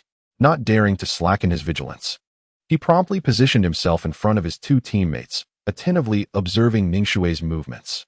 It was not that he wished to interrupt Ningxue's jutsu, but rather that 4 individuals stood guard around him, making any attempt to disrupt the casting exceedingly challenging. It was wiser to focus entirely on defense. Water release, black rain technique. Ningxue's ninjutsu was complete, and the 3 cautiously surveyed their surroundings. However, after a prolonged wait, no substantial changes occurred. Saratobi Isuma, with a hint of derision, was about to mock the enemy for being unable to execute their ninjutsu when he suddenly felt droplets falling from the sky, soaking his hair and clothing. Strange, how can it rain on such a sunny day? Be cautious, this is not rain, but oil. Qianchuang sensed the oily scent permeating the air and observed the inky droplets landing on him, his expression growing increasingly grave. He swiftly grabbed his 2 companions and dashed away from the area affected by the black rain. Chapter 48. Reinforcements attempting to escape? That will not be permitted. Ice Water's face bore a cat-and-mouse smirk, as if Qianchuang and his allies were already ensnared in their grasp. It seemed to be a common tactic among the 5. Ice Water and the 3 ranged shinobi simultaneously produced explosive tags and kunai, hurling them towards the fleeing trio. Damn it! Qianchuang watched as each kunai detonated nearby, igniting a sea of flames around them. He realized they could not continue this way, otherwise, he and his companions would surely be reduced to ashes before the explosive tags were exhausted. Resolving this, Qianchuang halted. You 2 need to leave this area. I will hold them off. However, Yuhi Kurenai cast a worried glance at Qianchuang. Listen, this is a command from your captain. In light of the urgency, Qianchuang felt compelled to invoke his authority as captain. Kurenai wished to protest further, but was forcibly pulled away by Saratobi Isuma. Qianchuang sensed that the 2 individuals behind her had already retreated, yet there was no time for contemplation, as a new wave of explosive talismans rained down. Wind release, great breakthrough. A fierce gale erupted from Qianchuang's mouth, forcefully propelling shurikens back toward her opponents. The shurikens promptly fell at the feet of the 5 ranged shinobi, followed by a tremendous explosion that stirred a considerable cloud of smoke. Seizing this moment, Qianchuang immediately executed the body flicker technique, escaping the range of the black rain. Seeing Qianchuang safely return, Yuhi Kurenai and Saratobi Isuma felt their anxious hearts finally ease. Kurenai anxiously grasped Qianchuang's arm, scanning her for injuries, fearful that she had sustained harm. Qianchuang gently patted the hand that held her tightly, offering a reassuring glance. Yet the fatigue etched on her face revealed that she was far from unscathed. At present, the chakra within Qianchuang's body barely exceeded that of a chunin, just managing to reach the level of a special jonin. After consecutively performing numerous techniques and engaging in a prolonged battle of taijutsu against 3 opponents, Qianchuang's stamina and chakra were severely depleted. As the smoke began to dissipate, the figures of the 5 ranged shinobi re-emerged, appearing somewhat disheveled and clearly having suffered from the explosive talismans Qianchuang had sent back. Kid, I can see that you are indeed a prodigy, managing to force us into such a predicament. Time and again, a mere child has thwarted our assault. Ice Water seethed with rage, given your current exhaustion. How much longer can you endure? Qianchuang remained silent, yet the somber expression on his face betrayed the turmoil within him. His mind raced in frantic contemplation of strategies. For otherwise, his life hung precariously in the balance. Just as Qianchuang found himself in a state of utter desperation, an unexplainable sensation washed over him, causing his frown to vanish in an instant, his lips even curling into a faint smile. The 5 individuals standing opposite him couldn't help but notice the dramatic shift in his demeanor. One moment he wore a gloomy countenance, and the next, it was as if the storm had passed, leading them to suspect that the boy had lost his wits. Hey, what's wrong? Have you been rendered speechless? Ningxue mocked, casting a sardonic glance at Qianchuang. Meanwhile, Ningxue urged impatiently from the side, enough with the nonsense, we must act swiftly. Indeed, Ningxue replied dismissively. But the intensity of his gaze towards Qianchuang became palpable, as if to say, "Are you prepared to meet your demise, little brat?" Qianchuang observed the 5 individuals gradually encircling her, her expression betraying no hint of panic, but rather a smirk of derision. "Are you so certain that you have me at your mercy?" Ning Shui, witnessing Qianchuang's audacious demeanor, felt a pang of unease. "Do not grant him another moment. Strike immediately and subdue them." With that, Ning Shui lunged forward to confront Qianchuang. As Ning Shui approached, Qianchuang remained motionless, her smile widening with each passing moment. "Water escape, water realm in the sky." A sudden voice echoed, and water began to coalesce out of thin air, forming a thick curtain that swiftly enveloped the 5 rain shinobi. Ning Shui's momentum was abruptly halted by the unexpected barrier before her, leaving her and her companions in a state of shock as they stared at the water curtain. They were finally beginning to grasp that Qianchuang's earlier confidence had been predicated on the expectation of reinforcements. Yet, the pressing question remained. In this desolate borderland, devoid of any village or refuge, who could possibly be her allies? Their inquiries were soon answered, accompanied by the potential resolution of their own fates. "At last, Mr. Shuchuan. Had you arrived any later, I might not have endured," Qianchuang remarked with a hint of jest upon seeing Shuchuan land beside her, accompanied by 5 ninjas from Takigakure. A sigh of relief escaped her lips as she acknowledged their presence. "Apologies for the delay. I had to maintain some distance to avoid detection," Shuchuan replied, gratitude and a touch of regret evident in his eyes. He could not allow the 3 to perish within the borders of Takigakure. Setting aside Qianchuang's debt of gratitude, he also had to consider the repercussions from Konoha. Those must be the infiltrators among the rain shinobi. Qianchuang indicated toward the trapped 5. Understanding her cue, Shuchuan gestured, and the 5 ninjas surged into the water curtain, engaging the rain shinobi in combat. The ninjas Shuchuan had brought were at least of special jonin rank, and against the significantly weakened rain shinobi, they advanced with overwhelming force, quickly routing them and ultimately eliminating them one by one. Watching the tide of battle, Qianchuang finally felt a true sense of ease. Her earlier apprehensions about whether Shuchuan's team could contain these adversaries evaporated. If they had managed to escape, it would have spelled great trouble. Thankfully, the situation had been resolved smoothly. In truth, Shuchuan too felt a weight lift from his shoulders. He could not be certain if his contingent was sufficient, but he also had to remain vigilant about the safety of the village. Hence, after much deliberation, he had decided to bring only these 5. This was further evidenced by the tightly clutched water gourd in his arms. "Mr. Shuchuan, what brings you here?" In the background, 2 individuals, blissfully unaware of their imminent rescue, were still processing the situation. "Allow me to elucidate your queries." Qianchuang turned to face the 2 individuals, succinctly clarifying her thoughts as she explained, "In truth, I had already discerned that there was something amiss with Shuiyan." "What?" Saratobi Asuma expressed his discontent. "If you had noticed this, why did you not inform us? Had we captured him sooner, we could have avoided this ordeal altogether." Qianchuang shook her head and retorted, "Do you possess any evidence? What will you use to apprehend without proof?" This left Saratobi Asuma momentarily speechless. "Thus, I devised this strategy to draw the snake out of its lair, intending for them to reveal themselves." "Draw the snake out of its lair? What does that mean?" asked Yuhi Kurenai, her face reflecting curiosity, as such terminology was entirely new to her. Qianchuang's lips twitched slightly, and it dawned on him that idioms were perhaps non-existent in this context. The essence of the matter lay in luring them out with their desires. Seizing the opportunity to capture them, Qianchuang elucidated. "Ah, I see," Zirahong exclaimed, realizing that they sought Qianchuang's Sharingan, prompting him to collaborate with Mr. Shichuan to draw them here. "Precisely," Qianchuang replied, touching his nose, a hint of pride gracing his features. Chapter 49. The reward, by the way, Mr. Shichuan, Qianchuang suddenly recalled, activating his Sharingan to transmit the memories of the encounter with the Rain Ninja and Shuiyan to Shichuan. He then gestured towards Shuiyan, who lay discarded like a heap of mud, saying, "You may handle this individual as you see fit." A surge of unfamiliar memories flooded Shichuan's mind, initially startling him. But upon perusal, his expression transformed into one of ire directed at Shuiyan. He bowed deeply to Qianchuang, expressing his gratitude. "Lord Qianchuang, I am sincerely thankful for your contributions to Dakinan Village. Should you require any assistance, Dakinan Village shall do its utmost to oblige." Qianchuang has rendered immense assistance to Dakinan Village, prompting Shichuan to elevate Qianchuang's title to Your Excellency. Upon hearing the phrase "to do one's utmost," Qianchuang felt a surge of joy in his heart, Had all his efforts not been directed towards this very acknowledgement? Nevertheless, he waved his hand in a gesture of modesty, stating, "There is no need for such formality. As long as the promised reward is forthcoming, that suffices." "What is it that you desire as your reward?" Sichuan inquired, a sense of trepidation swelling within him as he instinctively clutched the gourd in his arms. Yui Kurenai and Sarutobi Asuma gazed at Qianchuang with curiosity, pondering what kind of reward he was contemplating. "I seek." Qianchuang's gaze subtly drifted towards the water gourd in Sichuan's possession, the Water of Heroes. The Water of Heroes? This was a name unfamiliar to them.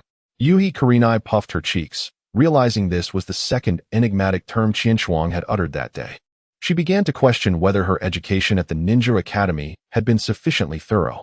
Meanwhile, Sarutobi Asuma fell into contemplation, piecing together the earlier motivations behind Suigetsu's defection. He began to surmise that the Water of Heroes Qianchuang spoke of was indeed the precious substance Suigetsu had mentioned. After all, it would be inconceivable to squander such a significant favor without reason. But when had Qianchuang come to learn of the Water of Heroes? If he had indeed orchestrated everything before arriving at Takinen village, where had his information originated? The more Sarutobi Asuma pondered, the more unsettling the thought became, as he felt an overwhelming sense that a vast enigma loomed behind Qianchuang. Qianchuang vaguely sensed that Sarutobi Asuma was observing her with a gaze filled with scrutiny and confusion. A sense of bewilderment washed over her. Could it be that this fellow had discerned something? It seemed that she would need to employ further deception. In contrast to the reactions of Sarutobi Asuma and Yui Kurenai, Sichuan's heart leaped into his throat upon hearing Qianchuang's words. His eyes turned vigilant as his mind raced. The 5 ninjas he had brought were currently engaged in the aftermath of battle, although they were not far from him.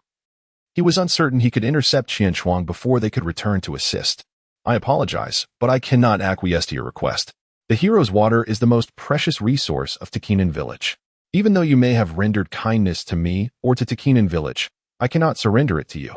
Sichuan's expression was resolute, brimming with the readiness to resort to violence at the slightest provocation. Now, Mr. Sichuan, please calm yourself." Qianchuang waved her hand. Recognizing that engaging in combat would likely result in more losses than gains, thus she opted for a more reasoned approach. "I am not asking for all of your hero's water. A small portion as compensation would suffice." This caused Sichuan to waver slightly, although he was exceedingly reluctant. The two had indeed made prior arrangements. As the leader of his village, it was not fitting for him to violate his promise. Moreover, a mere fraction of the hero's water should not pose a significant issue, should it? Qianchuang observed Sichuan's face contorted with indecision, sensing an opportunity at hand. She promptly seized the moment, stating, "Mr. Sichuan, we can assure you that aside from the high-ranking officials of Konoha, we shall not disclose the secrets of Takinen village to anyone." With that, Qianchuang exchanged glances with her companions behind her, who, understanding her intent and equally intrigued by the so-called hero's water, echoed her promise. "Alas, very well, I shall provide you with some, as I have previously committed to do." Upon hearing Qianchuang's assurances, Sichuan finally chose to relent, though he insisted on clarifying certain matters first. His expression suddenly grew grave as he spoke earnestly. "The hero's water is a sacred liquid produced by the holy tree once every century. Consuming it can amplify one's chakra tenfold. Yet its scarcity means I cannot offer you a substantial amount." After a brief pause, Sichuan reluctantly produced a gourd from his possession, prompting the trio to fixate upon it, curious to discern what made the water within so extraordinary. "The reason we have chosen to withhold its consumption, rather than utilizing it immediately, is twofold. Its limited quantity is one aspect, but the other is that the hero's water bears side effects." Side effects? Asuka and Yui Kurenai were taken aback at the mention of adverse effects, causing them to regard the hero's water with newfound skepticism. Such a rare and peculiar substance, while beneficial to humans, surely harbors drawbacks. This was hardly surprising. Qianchuang, seemingly unfazed, maintained her composure and inquired, "Mr. Sichuan, what exactly are these side effects?" In a bid to ensure her recollections remained accurate, she humbly sought his guidance. Sichuan, somewhat disheartened that the prospect of side effects had not dissuaded Qianchuang from her resolve, patiently elucidated, "The hero's water consumes the life force of the user as the price for the chakra enhancement. The more one consumes, the greater the toll on their vitality. Ultimately, this method of augmenting chakra is a perilous path. Accumulating it gradually through diligent training is far more prudent." Upon hearing Sichuan's explanation, Asuma Sarutobi could not help but scoff at the hero's water. I find Asuma's perspective quite valid, Kurenai remarked, uncharacteristically aligning with his viewpoint. She tugged at Qinchuang's sleeve, urging, "Let us focus on our own training and forego the hero's water." She genuinely feared that Qinchuang, in her quest for strength, might recklessly consume such a dangerous substance. "Fear not, Kurenai," Qinchuang replied, touched by her concern. She gently patted her hand and reassured her, "I am aware of what must be done. The hero's water is merely a contingency plan. After all, sacrificing a portion of one's life is preferable to losing one's life entirely." I believe that both Chief Sichuan and his predecessors must have shared this sentiment. The final words of Qinchuang were directed towards Sichuan. Initially, Sichuan, who was infuriated by Asuma's assertion that the hero's water was a dubious path, found his demeanor softened upon hearing these words, feigning profundity as he nodded. Yui Kurenai, after listening to Qinchuang's explanation, remained somewhat skeptical but refrained from intervening, her gaze fixed intently on Qinchuang. Witnessing the shift in Sichuan's expression, Qinchuang found it amusing yet chose to remain silent.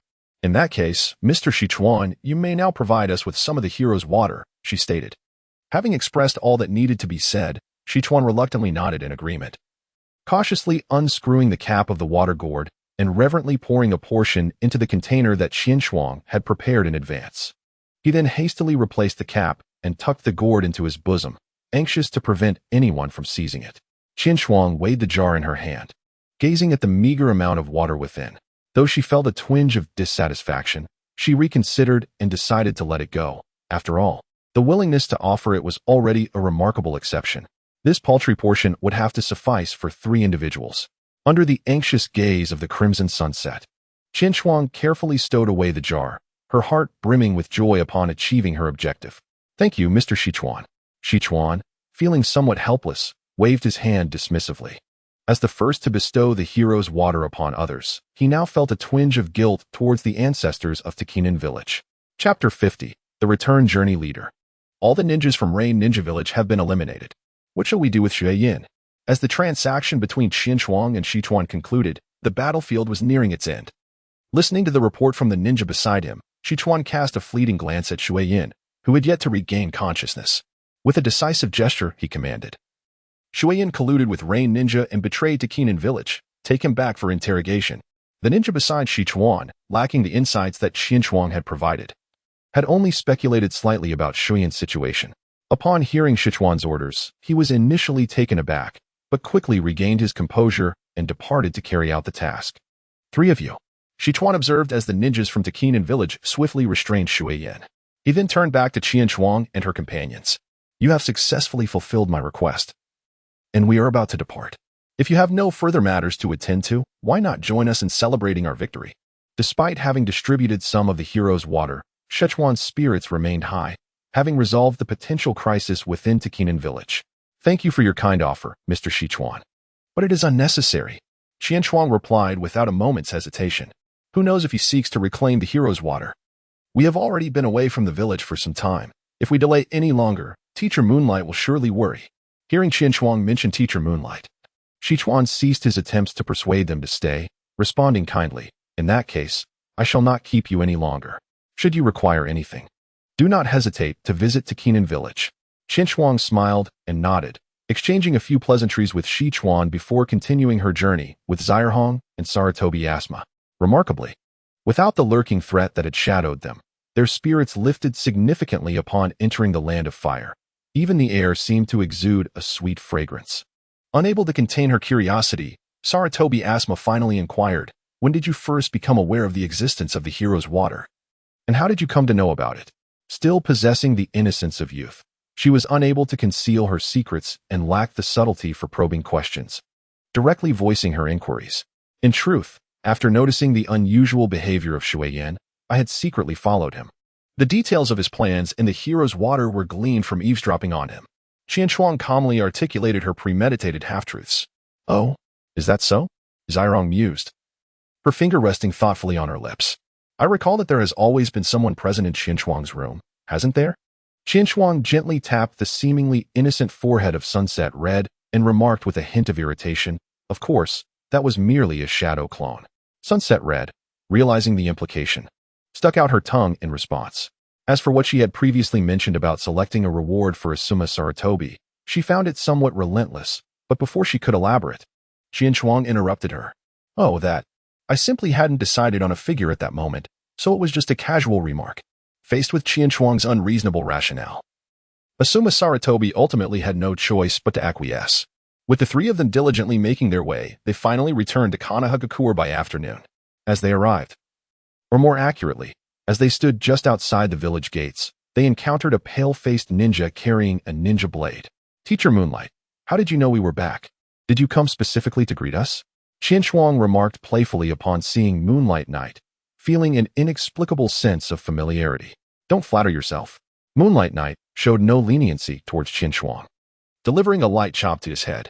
If you hadn't returned soon, the Hokage would have sent someone to fetch you personally. Upon reflection, it was indeed reasonable. Although the trio were merely genin, their identities were anything but ordinary. The daughter of the elite jonin, Sunset Red, the apprentice of the Uchiha clan leader, and the child of the second Hokage. If anything were to happen to them, the Hokage's office would certainly be in an uproar. Follow me.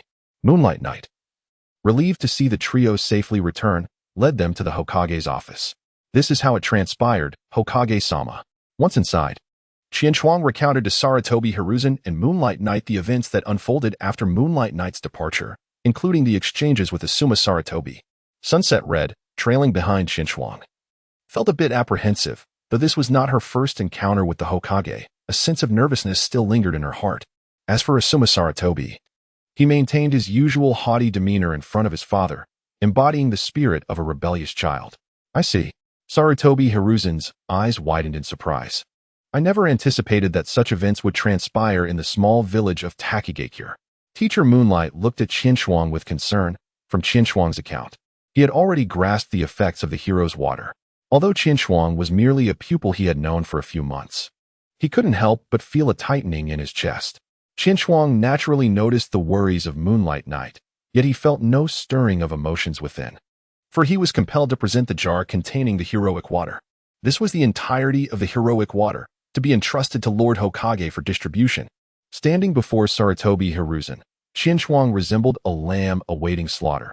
Though his heart ached with regret, he had no choice but to relinquish his hard-won spoils. According to Qianchuang's initial plan, he intended to secretly stash away some of the heroic water before meeting the Hokage, so that even in the event of having to hand over the goods, he would not leave empty-handed.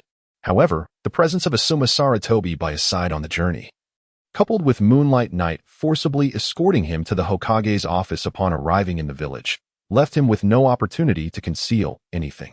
Qianchuang felt as if her heart were bleeding. The trump card she had painstakingly acquired had vanished just like that. To her surprise, Saratobi Hiruzen did not take the jar but merely nodded symbolically, speaking with earnest gravity. Since this is a reward you obtained through your entrusted efforts, I have no right to claim it for myself. You may divide it among yourselves. However, I must caution you against actions that would bring about self-destruction. Initially despondent, Qianchuang was momentarily taken aback by his words. She turned to glance at Moonlight Knight, and upon receiving a nod of encouragement from him, she finally regained her composure. With the jar now in her possession, she exclaimed excitedly, "Thank you, Lord Hokage. We understand what we must do." Qianchuang felt that this was the most genuine expression of her emotions in the presence of Saratobi Hiruzen, her heart still fluttering from the thrill of having regained what she thought was lost. Now that you have finished discussing your matters, shall I not share my own? Saratobi Hiruzen leisurely took a drag from his cigarette, his gaze tinged with a hint of amusement as it fell upon Qianchuang. Oh, your matters? Qianchuang felt a chill run down her spine under Saratobi Hiruzen's seemingly malicious gaze, sensing that he was about to unfold something ominous. Uchiha Qianchuang, as the temporary captain of the night shift, you disregarded the safety of your teammates by accepting a challenging mission. Are you aware of your mistake? In an instant, Saratobi Hiruzen's eyes turned sharp, the cold glimmer within them piercing Qianchuang like a blade. Chapter 51. Punishment. No, Hokage-sama. This was a joint decision, not solely Qianchuang's fault. Despite her overwhelming fear, Yugao resolutely stepped forward, positioning herself in front of Qianchuang. Even Asuma, who had always been at odds with Qianchuang, joined the fray. Exactly, old man. If you wish to impose punishment, then let it be shared among us all. Yugao, Asuma, do not speak disrespectfully to the Hokage.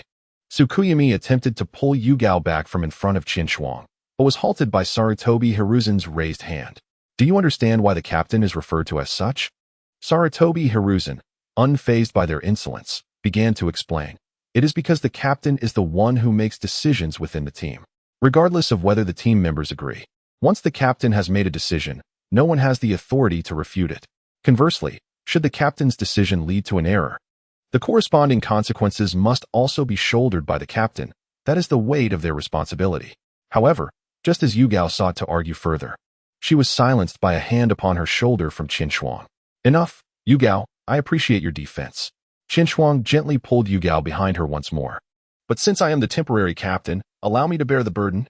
Hokage-sama, this matter is my fault, and I am willing to accept the punishment. I have yet to declare what the punishment will be, and you are already ready to accept? Sarutobi Hiruzen cast a deep look at Qin Shuang. Qin Shuang respectfully said, I trust the decision of Lord Hokage. Please enlighten me. Sarutobi Hiruzen nodded slightly, his expression contemplative. After a moment, he spoke slowly. You are still young. Although your talent is exceptional, your temperament requires further refinement. Therefore, I must revoke your eligibility for this Chunin exam. What? Does this mean that Hong and I will have no teammates? Asuma Sarutobi expressed his dissatisfaction. According to the usual procedure of the Chunin exams, teams consist of 3 members, and losing one member unexpectedly would dampen anyone's spirits. Rest assured, someone will take Qin Shuang's place, Sarutobi Hiruzen thought to himself, somewhat helpless in regard to his son's temperament. He then turned his gaze back to Qin Shuang, adding, in addition, I have another task for you. Please, Lord Hokage, command me. Qin Shuang replied, displaying no sign of discontent, which further pleased Hiruzen. Asuma, Hong, this matter no longer concerns you. You may return to rest. After dismissing Asuma Sarutobi and Sunset Hong, Sarutobi Hiruzen picked up a document from the table and handed it to Qin Shuang. Qin Shuang took it over and merely glanced at the contents. Yet his heart was already overwhelmed with astonishment.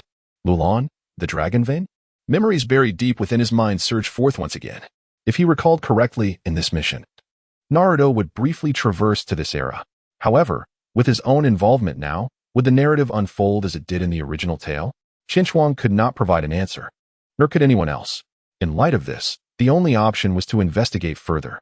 If Naruto were indeed to return from the future, he could also inquire about his own status and that of the Uchiha clan. Sarutobi Hiruzen noticed Qin Shuang's prolonged silence and assumed he was taken aback by the information at hand. If you are unwilling to proceed, I shall not compel you. After all, this may be a bit premature for you. No, Lord Hokage, I accept this mission. Qin Shuang, recognizing the exceptional opportunity, promptly agreed. He was then reminded by Sarutobi Hiruzen to keep the mission's details confidential and to assemble at the Hokage's office the following morning before departing. Lord Hokage, is this mission not a bit perilous? After Qin Shuang left, Tsukikijuru picked up the intelligence report, his expression grave. Even he found the situation somewhat daunting. The power of the dragon vein was extraordinary, and it was best that as few people as possible were aware of it.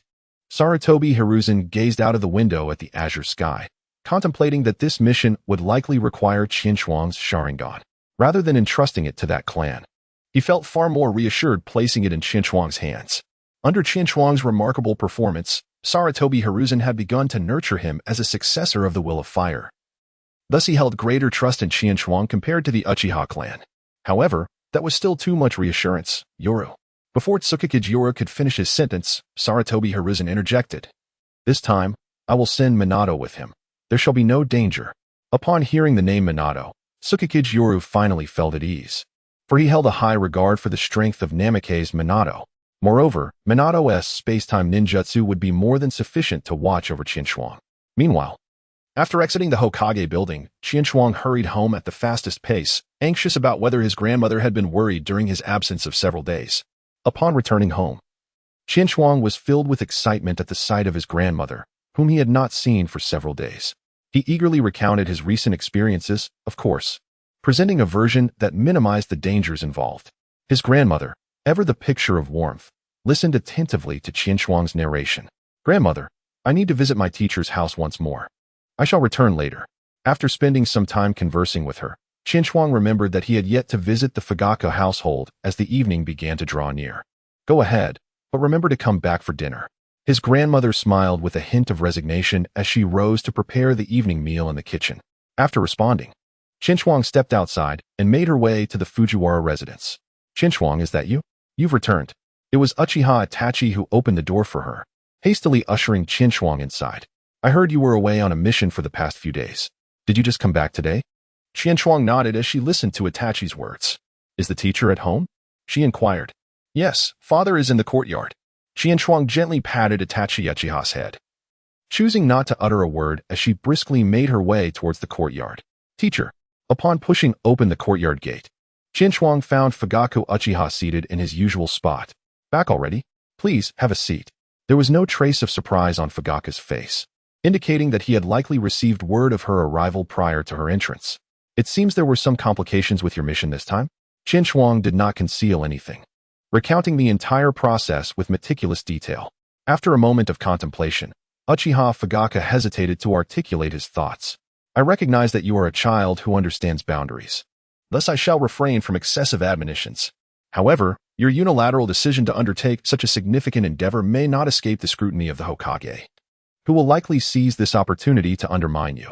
Indeed, nothing escapes a teacher's notice. The third Hokage has revoked my eligibility for the Chunin exam. Although Qinshuang did not place much importance on this trivial examination, the sensation of being punished was undeniably unpleasant.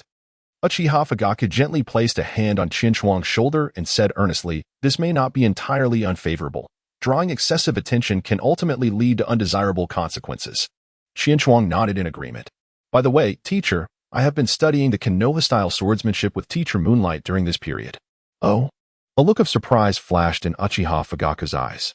I never expected that old man, the Hokage, would agree to pass this on to you. It seems he indeed has plans for your development. This is not a bad thing at all. Chapter 52.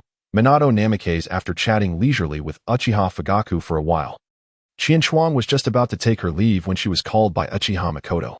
Qinshuang, aren't you going to have a meal before you leave? No, teacher. My grandmother is waiting for me at home. Qinshuang politely declined. Upon hearing this, Uchiha Makoto understood and did not insist on keeping Qinshuang longer. Qinshuang, big brother. Just as Qinshuang was about to exit, she was called back by Uchiha Itachi. Do you have some time recently? Aye. Qinshuang observed the bashful demeanor of his companion and discerned his unspoken thoughts. Gently, he extended 2 fingers to poke Itachi's forehead, expressing his apologies. I'm sorry, Itachi. I have a mission to attend to during this period, perhaps next time. With a hint of disappointment flickering in Itachi's eyes, Qinshuang departed from the Uchiha Fugaku's residence. In his conversation with Uchiha Fugaku, after much contemplation, Qinshuang chose not to disclose the information regarding the dragon vein. He merely mentioned an upcoming, unspecified mission. This decision did not stem from a lack of trust in Fugaku. On the contrary, Fugaku had become both a mentor and a friend, holding a significant place in Qinshuang's heart. However, to ensure that the future Naruto could return to the past unimpeded, he felt compelled to minimize his influence on the unfolding events of the future. For he could not guarantee that Uchiha Fugaku would refrain from taking impulsive actions upon learning of the Dragon Vein's power. Should such a scenario arise, it might preclude the grown Naruto from undertaking the task in Lulan. If Naruto were not to arrive, Qinshuang wondered whether he could extract any insights about the future, or even if this mission would succeed at all. After all, Qinshuang was acutely aware that he lacked Naruto's gift for eloquent persuasion. Without Naruto, it remained uncertain whether the Queen of Lulan could find her resolve. It seemed that everyone had gathered. Sarutobi Hiruzen, as usual, was puffing on his pipe. Yet the warmth in his gaze had been replaced by a somber gravity. This mission bore immense significance, with the potential to directly influence the course of the ongoing conflict, thus necessitating utmost caution from all involved. He surveyed the 4 individuals arranged before his desk, speaking with solemnity. Indeed, if the intelligence proved accurate, the vast chakra of the dragon vein, comparable to that of a tailed beast, must not fall into the hands of enemy nations. For doing so would inflict catastrophic repercussions upon us. Standing beside Qinshuang was a handsome, affable young man with golden hair who nodded earnestly. In that case, prepare yourselves. We must depart the village promptly this evening. At this juncture, Hiruzen turned his gaze once more toward Qinshuang, stating, the reason for summoning you all here so early was to facilitate your acquaintance, as there is a newcomer joining this mission. Upon hearing this, the 3 individuals nearby shifted their attention to Qinshuang. A pleasure to meet you, Uchiha Qinshuang. I am Namikaze Minato. The golden-haired youth offered a polite, yet warm smile. I have often heard of you from Obito. Truly, seeing is believing. Greetings, I am Uchiha Qianchuan. Despite being prepared, he felt an inexplicable nervousness upon encountering Naruto's father. I have also frequently heard about you from Obito. Oh, what did Obito say about me?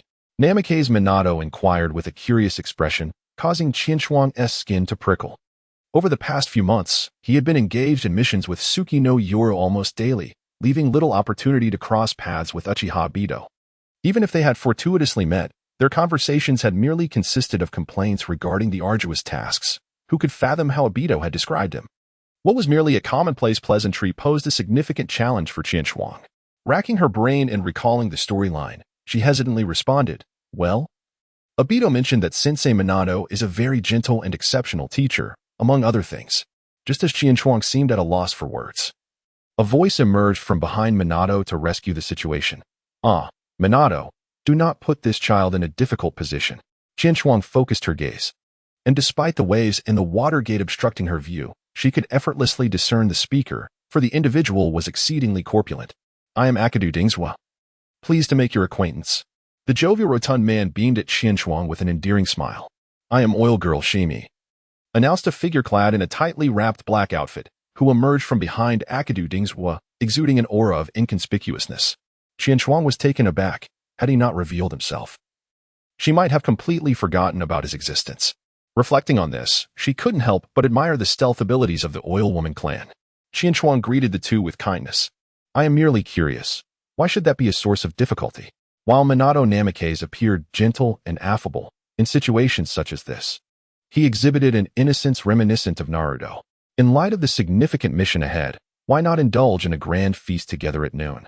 Akimichi Choza, choosing not to dwell on Minato's topic, suggested while patting his ample belly. I apologize, Choza-senpai, but I have matters to attend to at noon, so I must decline. Qianchuang was the first to refuse. He intended to deliver the heroic water to Asuma Sarutobi and Kurenai Yuhi while still in the village, as he had not had the chance to distribute it yesterday due to their hasty departure. Minato Namake's expressed his regrets as well. I fear I too lack the time. My apologies, Choza. Meanwhile, Shimi Yamanaka simply stated, I won't be going. Choza's expression fell instantly. Hokage-sama, I have a request. Minato redirected his gaze to Hiruzen Sarutobi. Would it be possible for Kakashi to join us on this mission? Ultimately, Hiruzen acquiesced to Minato's request. After exiting the Hokage's office, they exchanged farewells and parted ways. Interestingly, Qianchuang and Minato were heading in the same direction. Minato-senpai, are you also going to that newly opened noodle shop? Qianchuang recalled that Asuma would go there for noodles, so he hoped to strike lucky. I am heading there to find Kakashi. You must have met him before. Minato walked alongside Qianchuang, his face adorned with a perpetual, warm smile. I suppose we have met, in passing at least. I remember he is also your student, Minato-senpai. Had he not mentioned it, Qianchuang might have forgotten about that impressively arrogant white-haired boy from the team assignments. Indeed. However, I am not much older than you. Could you refrain from calling me senpai? Minato felt slightly embarrassed by Qianchuang's repeated use of the title and quickly requested a change in address. Then I shall follow Obito and the others' lead and call you Minato-sensei. Qianchuang was indifferent to the formality, viewing it merely as a title. Minato nodded in approval of this designation. The two fell into a prolonged silence, the destination drawing ever closer. Speaking of which, are you headed to the new ramen shop to indulge in some noodles? Minato suddenly inquired. Qianchuang shook her head, expressing that she merely wished to deliver something. Is that so? After all, the crowd there appears to be considerable. Even from a distance, they can sense the vibrant atmosphere emanating from that direction. Chapter 53, An Unexpected Encounter with Jiraiya. Isn't that Minato? At that moment, a lewd, raspy voice drifted from beside them. Both Qianchuang and Namake's Minato turned their gazes, only to behold a tall, middle-aged man with a head of white hair resembling a porcupine. Minato's eyes lit up, and he hurriedly approached, exclaiming, Jiraiya-sensei, have you returned from your journey? Indeed, I have a delightful surprise in store for you, Jiraiya replied, his face beaming with pride. His gaze inadvertently fell upon the curious Qianchuang, and he inquired, who is this little one? Minato smacked his forehead, realizing in his excitement that he had neglected to acknowledge the presence of another. Jiraiya-sensei, allow me to introduce him. This is Uchiha Qianchuang, an exceptionally talented ninja. Minato promptly introduced Qianchuang. Although Qian Shuang's initial impression of the lecherous old man was far from favorable, she still believed in maintaining the necessary decorum. I have long admired your esteemed reputation, Lord Jiraiya. I am Uchiha Qian Shuang. Jiraiya, after a moment of contemplation, suddenly realized, you must be the new apprentice of Fugaku. Qian Shuang nodded, acknowledging that this matter had become widely known, and there was no need for him to conceal anything. To be accepted as a disciple by Fujiyama. You must be quite remarkable, young one. Jiraiya remarked inquisitively, glancing around Qian Shuang. Meanwhile, Minato Namikaze cast a somewhat apologetic look towards Qian Shuang, seemingly wishing to express regret for his teacher's rudeness. After scrutinizing for a while without discerning any clarity, Jiraiya lost interest in Qian Shuang. By the way, what were we discussing? Ah yes, surprise, surprise. Upon recalling this, Jiraiya once more displayed his characteristic pride, raising his right hand as chakra rapidly coalesced in the air, soon solidifying into a sphere in his palm. What do you think? The Rasengan, which you have diligently studied, is now entirely mastered by me. Truly, I am worthy of being Jiraiya-sensei. Although Minato responded with respect, it was evident that his mind was elsewhere. If there is nothing more, I shall take my leave. He had sensed Kakashi Hitaki's presence nearby and departed hastily, leaving Jiraiya, who appeared somewhat frozen in embarrassment, and Qian Shuang, who was engrossed in observing the Rasengan, oblivious to the conversation between the two. Is this the Rasengan? Truly remarkable. Qian Shuang gazed at the sphere in Jiraiya's hand, growing increasingly astonished. He could distinctly feel the exceptionally high density of chakra within the Rasengan, perpetually swirling at high speed while maintaining its spherical trajectory. It was hard to fathom what sort of individual could create such a jutsu. Qian Shuang, having experienced the challenges of developing a jutsu himself, truly grasped the difficulty of such a feat. What do you think, young one? Impressive, isn't it? Jiraiya, noticing that his excitement had failed to astonish Minato, who was now awkwardly seeking an escape, suddenly realized that there was still an audience beside him. Qian Shuang did not deny it and nodded in acknowledgement, stating, "This technique is indeed remarkable." Upon hearing Qian Shuang praise the technique rather than the individual, Jiraiya, who had initially been smiling, felt a twitch at the corner of his mouth and dispelled the Rasengan. Hey, you little brat, who asked you about the technique? I was inquiring about my own prowess. Qian Shuang gazed at the somewhat exasperated Jiraiya, feeling a touch of incredulity. It was indeed amusing how he could be so pedantic over such trivial matters, truly embodying the adage that a man remains a boy until death. When I speak of the technique's prowess, it is tantamount to acknowledging the skill of the practitioner. Qian Shuang replied with poise. Upon hearing her clarification, Jiraiya's countenance improved significantly, a sense of pride returning to him. You have a point. So how about I teach you? Teach me? Qian Shuang pondered, bemused, questioning whether he was merely boasting. To her knowledge, this technique belonged to Master Minato. And was it truly appropriate for Jiraiya-sensei to casually pass it on to others? With a proud smirk, Jiraiya retorted, Minato is my disciple. My words undoubtedly carry weight. Qian Shuang rubbed his forehead, feeling somewhat at a loss against the obstinate elder. The situation was intricate, and how could he possibly arrive at a decision so effortlessly? I see. But I have matters to attend to. Until we meet again, Master Jiraiya. With that, Qian Shuang chose not to linger, dashing away before Jiraiya could respond, leaving him standing there, solitary and petrified. In truth, Qian Shuang, well-versed in the method of training the Rasengan, had no need for instruction. He could learn it independently if he wished. However, the crux of the matter lay in the fact that Minato Namikaze had already pioneered this ninjutsu, and utilizing it without guidance could easily invite scrutiny or skepticism. To employ it openly, he would require the endorsement of Minato himself. Nevertheless, for Qian Shuang, this was not an immediate concern.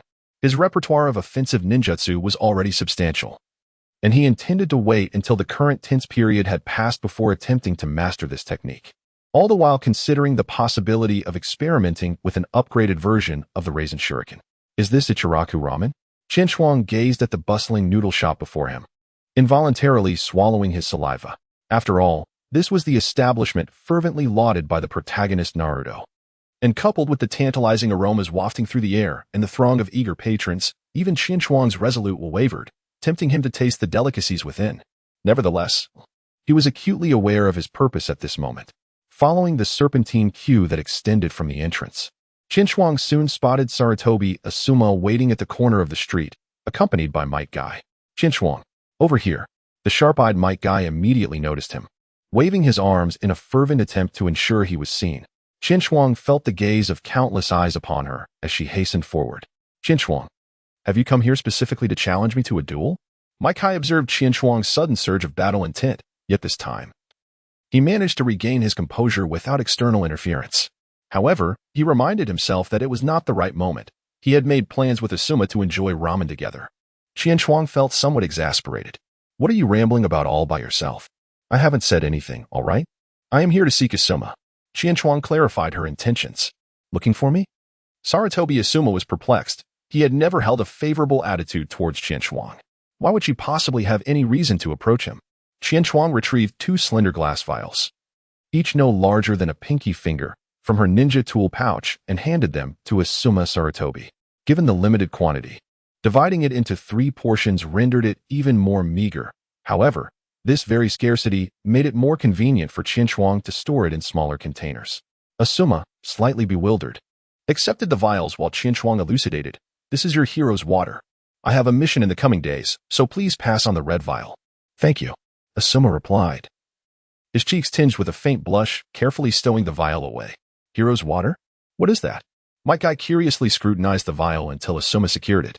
Let Asuma explain that to you, Qinshuang said, having achieved her goal, and promptly slipped away, leaving behind the inquisitive Might Guy and the perplexed Asuma. Might Guy cast a glance towards Asuma, who, with a twitch of his lips, turned his gaze away, remaining silent. Chapter 54. The Trust of Sarutobi Hiruzen that evening. Qinshuang and Minato Namikaze met with others outside the village. The 5 of them departed quietly, embarking on their journey towards Lulon. Teacher Minato, I remember that Lulon borders the Land of Wind. If we are to go there, don't we need to traverse through the Land of Wind first? Kakashi Hitaki inquired curiously as they walked through the woods. Minato shook his head. No, this time we will circumvent the Land of Wind. Given the current state of war, we must avoid encounters with the Sand Shinobi as much as possible. That might not be simple. Qinshuang expressed her concerns at this stage. The Land of Wind is likely to deploy numerous personnel to guard the borders. Safely bypassing them will not be easy. Indeed, Minato nodded gravely. Therefore, everyone must maintain their best condition and be prepared for any impending crisis. Yes, Minato's words carried a surprising sense of rallying, and the group responded in unison. By the way, Qinshuang, what is that on your ear?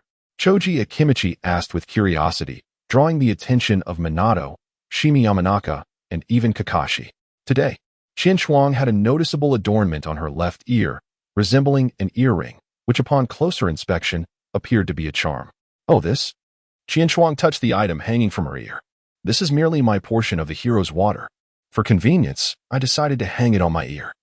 It can easily be mistaken for an ornament, perfectly suited to mislead enemies. It's just a simple decoration.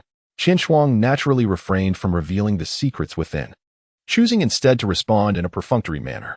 The others, including Namikaze Minato, nodded in understanding, opting not to delve deeper, and redirected their focus to the journey ahead. Thanks to Qinshuang's Sharingan, they were able to foresee and circumvent encounters with the Sand Ninjas. While the Sharingan may not possess the same level of insight as the Byakugan, it remained a formidable asset. In the absence of Byakugan users, none could surpass Qinshuang's perceptive abilities. With an unobstructed path, the group traveled at full speed for several days, swiftly arriving at the juncture where the forest meets the desert, which was also the essential route to Lulon. Halt! Qinshuang commanded, bringing her companions to an immediate stop. Throughout their journey, aside from Minato's guidance on the general direction, it was Qinshuang who led them in evading nearby sand ninjas. Over time, her commands had earned the unwavering trust of the group, and no one dared to voice any doubts. Qinshuang gazed intently ahead, and after a moment, she slowly retracted her Sharingan, her expression growing somewhat grave. What has transpired, Qinshuang? Minato Namikaze inquired, feeling a tightening in his chest at the sight of her demeanor. It appears we may be compelled to engage in battle. Qinshuang pondered for a long time without arriving at a solution, and reluctantly revealed what she had observed. Stationed at the border ahead was a contingent of sand shinobi, and judging by their demeanor, they likely would not depart any time soon. Minato's countenance darkened. If this group of sand shinobi did not vacate, their only recourse to proceed would be to force their way through. Moreover, they would need to annihilate the enemy entirely, for allowing even one to escape could jeopardize their concealment. With this thought, Minato hastily inquired, Qinshuang, can you discern how many there are? Qinshuang nodded slightly, once again activating his Sharingan. The three tomo within his pupils began to rotate slowly. After observing for a considerable time, he finally closed his eyes, somewhat fatigued. There were 13 individuals in total, based on their chakra levels. 8 were CH Nin, while the remaining 5 possessed strength surpassing that of CH Nin. Is that so? Upon hearing that the number of opponents outnumbered his own party by more than double, the gravity on Namikaze Minato's face intensified further.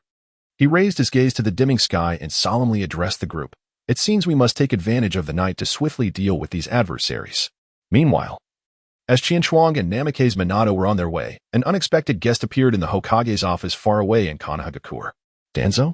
Sarutobi Hiruzen glanced at the figure before him. Entirely wrapped in bandages, with a hint of surprise. What brings you here instead of managing your route in your den? We are old friends, after all. Is a visit to your place really in need of justification? Shimura Danzo nonchalantly settled onto the sofa. You remain as you always were, fond of beating around the bush. Sarutobi Hiruzen replied with a cold laugh, clearly skeptical of Danzo's words. Danzo cast a dark glance at Sarutobi Hiruzen and, with a dismissive smirk, decided to drop the pretense. I've heard that Uchiha Qianchuang has returned? At the mention of Qianchuang, a fleeting understanding crossed Sarutobi Hiruzen's eyes. Yet his expression remained composed as he replied, he indeed returned, but I recently dispatched him on a mission. Oh, this revelation took Danzo by surprise. Prior to his arrival, he had received clear information about the Moonlight Knight remaining in the village. Since Moonlight Knight had not departed, it could only imply that this mission was specifically assigned to Qianchuang by Sarutobi Hiruzen. What sort of mission is it? He inquired with curiosity. Danzo, that is classified. It would be best if you refrain from asking about matters that do not concern you. One must be cautious of eavesdroppers, Sarutobi Hiruzen replied. The reason he had only dispatched individuals from the Hokage's faction was to prevent certain villagers from obtaining any information, Danzo included. Should he learn of the existence of the Dragon Vein, the actions he would take might be more terrifying than those of the Uchiha clan. Upon realizing that even he could not easily disclose the details of this mission, an overwhelming sense of humiliation and fury surged within Danzo. Hiruzen would rather assign such a significant task to a mere Uchiha brat than divulge the mission's content to him. A feeling of betrayal by a longtime friend enveloped him. Hiruzen, that is an Uchiha child, and furthermore, a disciple of Fugaku. Is it truly appropriate for you to unilaterally assign such an important task to him? Danzo's voice now carried a hint of anger. Sarutobi Hiruzen was undeterred by Danzo's ire. As Hokage, he certainly possessed his own authority. Danzo, I have told you before. Qianchuang is the inheritor of the will of fire and a member of Konoha. Foolishness. Shimura Danzo slammed the table in anger, questioning, how can you be certain that this boy won't carry the secrets he acquires from you back to the Uchiha clan? He won't. Sarutobi Hiruzen calmly refuted, his gaze resolute. Much like Shursui, he is a good child who has inherited the will of fire. He would never betray the village. Hiruzen had already discerned that Chikage had never made a disappointing choice, which enabled him to stand firmly against Danzo in this moment. Who can truly predict such matters? Even if his bond with the Uchiha clan is not profound, he is now a disciple of Fugaku. Who's to say when he might return to the Uchiha's embrace? It might be prudent for me to speak now. At this, Shimura Danzo's expression darkened as he raised his left hand, making a gesture across his throat. Upon hearing Danzo's intent to eliminate the young man he had taken under his wing, Hiruzen's temper flared instantly. Casting aside years of friendship, he admonished fiercely, enough. Danzo, bury your nefarious intentions. I am the Hokage. Though Danzo felt a pang of resentment at Hiruzen's righteous anger, he suppressed it, fully aware that, as Hiruzen had just asserted, he was indeed the Hokage. Yet, in the recesses of his mind, Danzo had already placed Chikage on his blacklist. I have warned you. Do not regret this later. Realizing that the objective of his visit was unattainable, Danzo shrugged off his frustration and departed with a venomous remark, leaving Hiruzen alone in the office to sigh in silence. Chapter 55. Confrontation. Upon returning to his own domain, Shimura Danzo seethed with growing ire, wishing fervently to unseat Hiruzen from the Hokage position and claim it for himself. Why hadn't he been more decisive back then? If he had proposed keeping Chikage at the village before Hiruzen, wouldn't he be the one occupying that seat now? With each reflection, Danzo was engulfed in endless resentment and regret. Where is Orochimaru? From the dim corner of the room, a ninja donned in a mask, obscuring his features, slowly emerged, respectfully kneeling on one knee to respond. Lord Orochimaru has already departed for the front lines some time ago. The front lines? Danzo pondered thoughtfully, realizing the scale of the conflict must be considerable if even Orochimaru had ventured forth. Initially, he had intended to utilize Orochimaru to eliminate the troublesome Chikage, but it seemed that such complexities were now unnecessary. Uchiha Chikage, the brutality of war awaits, may you not perish within it. A chilling, rasping laughter echoed throughout the vast chamber, lingering ominously. At the border of the land of wind, where desert met forest, a makeshift camp stood. As dusk had fallen, the campfires had largely extinguished, and apart from a handful of sentinels, the rest had gradually succumbed to slumber. Chikage, what is the caliber of the 3 sentinels standing watch? Not far from the towering tree, the enigmatic figures of Wave Wind Minato, Qin Shuang, and 3 others stood closely together, keenly observing the 3 ninjas meandering within the campsite. Despite being termed a campsite, it consisted merely of 3 tents and a few smoldering remnants of extinguished campfires, with the 3 sentinels conducting their rounds around the tents. Among them was a jonin, accompanied by 2 chunin. As Qin Shuang raised her gaze, she effortlessly discerned the chakra levels of the 3 individuals. One of them possessed an astonishing amount of chakra, evidently surpassing her own, indicating he was indeed a jonin-level ninja. After a moment of contemplation, Wave Wind Minato reached a decisive conclusion. In light of this, we shall act simultaneously. I will take on the patrolling jonin, while the remaining 2 chunin will be left to Qin Shuang and Kakashi. He then turned his attention to Aburame Shimi and Akimichi Dingza, adding, as for you 2, please ensure the elimination of the individuals inside the tents. If they awaken, we could find ourselves in a precarious situation. With their objectives clarified, the group nodded gravely in agreement. Indeed, Wave Wind Minato abruptly interjected, we must not allow any of them to escape. The risk of information leakage is too great. Fully aware of the mission's significance, the team members exhibited no signs of complacency. Pleased with their responses, Wave Wind Minato nodded approvingly. Then, let us commence our operation. As he spoke, he seized the moment when the jonin turned away, his body moving with the swiftness of a specter as he advanced stealthily. Qin Shuang and Kakashi followed closely behind, while Akimichi Dingza and Yamanaka Shimi stealthily approached the tent. In the midst of his sprint, Namikaze Minato observed the approaching sand shinobi. His expression grave. He swiftly hurled his flying thunder god kunai. A faint sound sliced through the air, though subtle. The keen senses of a ninja enabled the sand shinobi to immediately detect the anomaly from behind. He hastily turned around and encountered the oncoming kunai, dodging it with a slight sidestep. Noticing that the attack came from a thrown kunai, the experienced jonin regarded Namikaze Minato with a hint of disdain. Just as he was about to utter a mocking retort, Minato's figure vanished from sight. However, being a seasoned jonin, he instinctively felt the chill creeping from behind.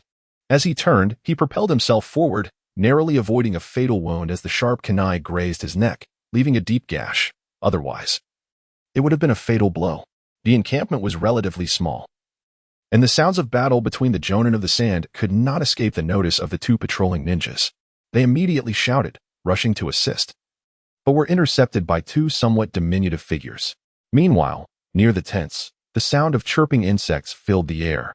Spiral Sphere. Namikaze Minato did not achieve the instantaneous defeat of his adversary as he had envisioned. Instead, he formed the Spiral Sphere once more. Given the proximity between them, the sand shinobi was unable to form seals in time and could only channel chakra into his kunai to defend himself. However, a mere kunai could not withstand the might of the Spiral Sphere. It was effortlessly shattered upon contact. The raging chakra within the Spiral Sphere struck the sand shinobi squarely in the chest, shattering his ribs and sending his body hurtling backward, rendering him mortally wounded. Minato paid no further heed to the jonin, fully aware of the Spiral Sphere's devastating power. A direct hit to the chest guaranteed no chance of survival, regardless of the adversary's physical resilience. He intended to assist Qin Shuang and Kakashi, but was interrupted by Qin Shuang, who urged, Teacher Minato, we can handle this. Please go help Senior Dingza. After a moment's hesitation, Minato nodded and sprinted towards the direction of the tent. How audacious for a mere child to speak so arrogantly. The words of Qin Shuang were clearly audible to the sand ninja opposite him, who felt completely belittled by this young boy from Konoha, his heart brimming with indignation. Wind release, great breakthrough. Previously, the sand ninja had been suppressed by Qin Shuang's swordsmanship, leaving him no opportunity to unleash his ninjutsu. However, seizing the moment when Qin Shuang was distracted by Namikaze Minato, he, in a fit of rage, disregarded all caution and unleashed a barrage of ninjutsu aimed directly at Qinshuang. A glimmer of mockery flickered in Qinshuang's eyes. In the next moment, a furious whirlwind descended upon him, slicing his body into minuscule fragments, leaving even the great trees nearby in a state of disarray, shattered into countless pieces. The arrogant little demon now understood the chasm that lay between them. Before Sharon could finish his words, the sound of a weapon piercing flesh interrupted his speech. How could this be possible? Sharon, bewildered, gazed down at the kunai that had punctured through his chest, still unable to comprehend how he had so foolishly met his demise. As you have stated, you must now recognize the disparity between us. Qinshuang's voice, devoid of any emotion, wafted from behind him. Why? Hadn't I already forcefully extracted the kunai from you? The excruciating pain surged through every nerve in Sharon's body, and before he could utter another word, he coughed up a mouthful of blood. From the very first moment our eyes locked, your fate was sealed beneath my illusion. A chill coursed through Sharon's body, and the last sight he beheld was a pair of cold, emotionless blood-red eyes. In the next instant, he felt a sudden chill at his neck. And after a dizzying whirl, everything returned to a haunting stillness. Chapter 56. The disheartened Kakashi. Meanwhile, Kakashi Hitaki lacked the swiftness exhibited by Qinshuang. As he tirelessly wielded his gleaming blade, engaged in a fierce stalemate with the confronting Sharon. Although Sharon was astonished by Kakashi's prowess, he was still a child. And in terms of stamina and strength, Sharon clearly held the upper hand. Gradually, he began to dominate Kakashi. However, just as Sharon's triumphant smile began to blossom, it was abruptly shattered by the resounding roar of a massive explosion emanating from the tent. The violent blast unleashed a powerful whirlwind, obliterating the tent in an instant, leaving behind a crater in the ground, littered with debris. At that moment, Qinshuang had just slain the J-nin before him and stood in astonishment, witnessing such formidable ninjutsu that even he found somewhat daunting. If he was not mistaken, it must have been the work of Minato Namikaze. Quickly regaining his composure, Qinshuang realized that his immediate priority was to assist Kakashi. He could not allow any of the sand shinobi to leave this place alive. Is this a deception? What kind of ninjutsu possesses such overwhelming power? The sand shinobi who confronted Kakashi was equally astounded. He could not fathom that anyone in their small team could wield such a degree of ninjutsu. If it was not from their side, it could only be the enemy. That blonde-haired individual had swiftly dispatched one of their J-nin in a mere moment. Could he be the one responsible?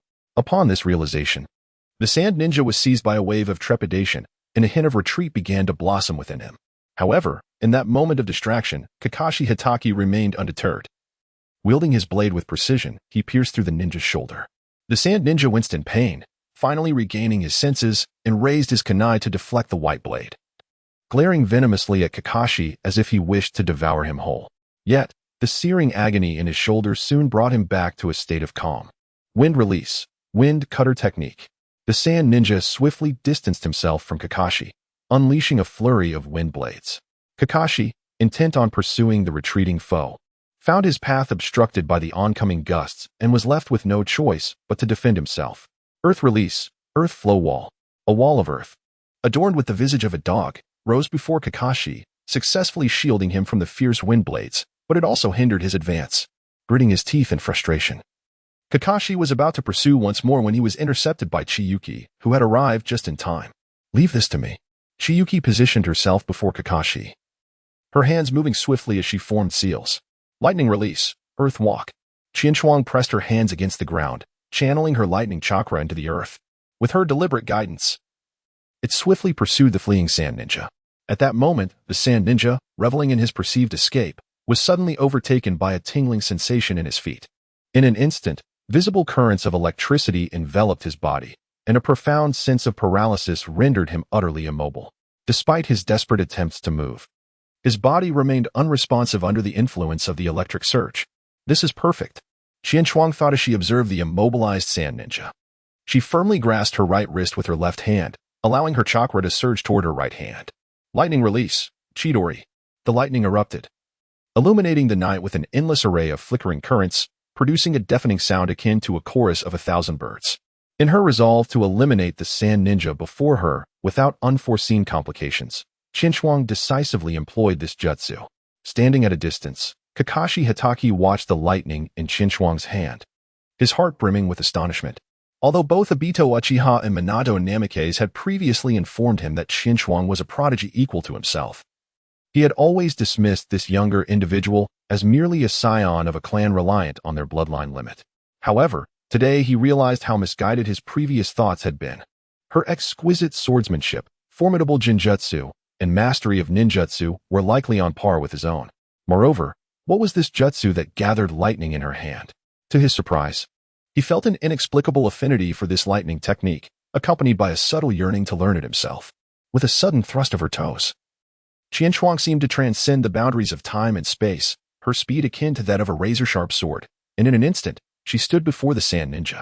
A blinding flash of lightning pierced through the Sand Ninja's body without obstruction, and the rampant currents wreaked havoc upon his internal organs. Following a heart-wrenching cry, the Sand Ninja gradually succumbed to the silence of death. Qianchuang coldly withdrew her hand, and the pierced body immediately collapsed to the ground. An unceasing stream of crimson blood gushing forth from the wound, staining the surrounding weeds of vivid scarlet. Qianchuang cast another glance at the vacant gaze of the Sand Ninja before turning her attention to the somewhat bewildered Kakashi Hatake. All right, Kakashi, the situation here has been resolved. Let us proceed to rendezvous with Lord Minato. Kakashi, evidently still processing the sequence of impressive maneuvers Qianchuang had just executed, nodded absently, his mind yet to fully grasp her intent. It was only after Qianchuang had ventured some distance away that he regained his senses. Observing her retreating figure, he felt a profound sense of disheartenment wash over him, yet he steeled himself and quickened his pace to catch up. Upon their arrival, they found that the last remaining Sand Ninja had already been dispatched by Minato Namikaze, thus marking the successful annihilation of the Sand Ninja squad by Qianchuang and her companions. What is the situation here? Qianchuang inquired. The closest to her, Choji Akimichi, responded cheerfully, rest assured, with Minato here, we have taken care of everyone in the tent. No one escaped.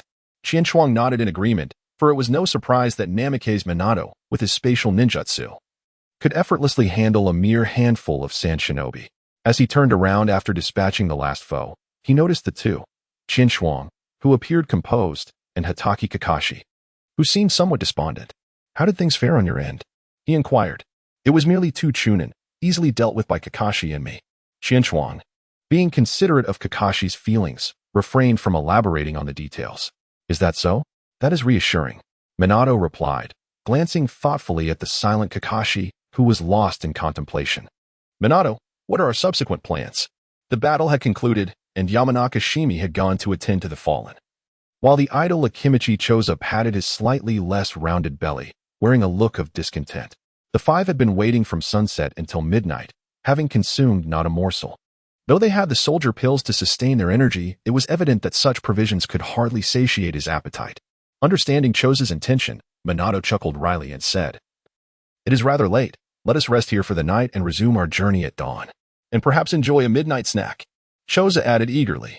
Chapter 57. Enlightenment. Although the tents in the Sand Shinobi's encampment had been utterly obliterated in the recent skirmish, a few campfires still flickered.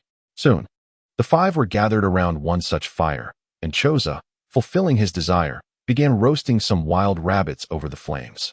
In no time, the meat sizzled, exuding an irresistible aroma. Choza swallowed hard, his anticipation mounting as he reached for a roasted rabbit. Are you truly not going to eat? He asked each in turn. And after receiving a chorus of refusals, he wasted no time in indulging himself. I must say, Qianchuang, it is quite remarkable that you and Kakashi managed to eliminate 2 chunin at such a young age. Choza exclaimed, his mouth greasy from the feast. It is nothing extraordinary. It's all thanks to our teacher's guidance. Qianchuang scratched his head modestly. Do not underestimate yourselves. At our age, we certainly lacked such prowess. Yamanaka Shimi, who had remained taciturn, finally spoke, his eyes concealed behind sunglasses, casting a glance of what seemed to be encouragement towards Qianchuang. While the 3 engaged in conversation, Minato called Kakashi aside. What troubles you, Kakashi? He asked, noticing something amiss since the onset of the battle. Is there an issue you are facing?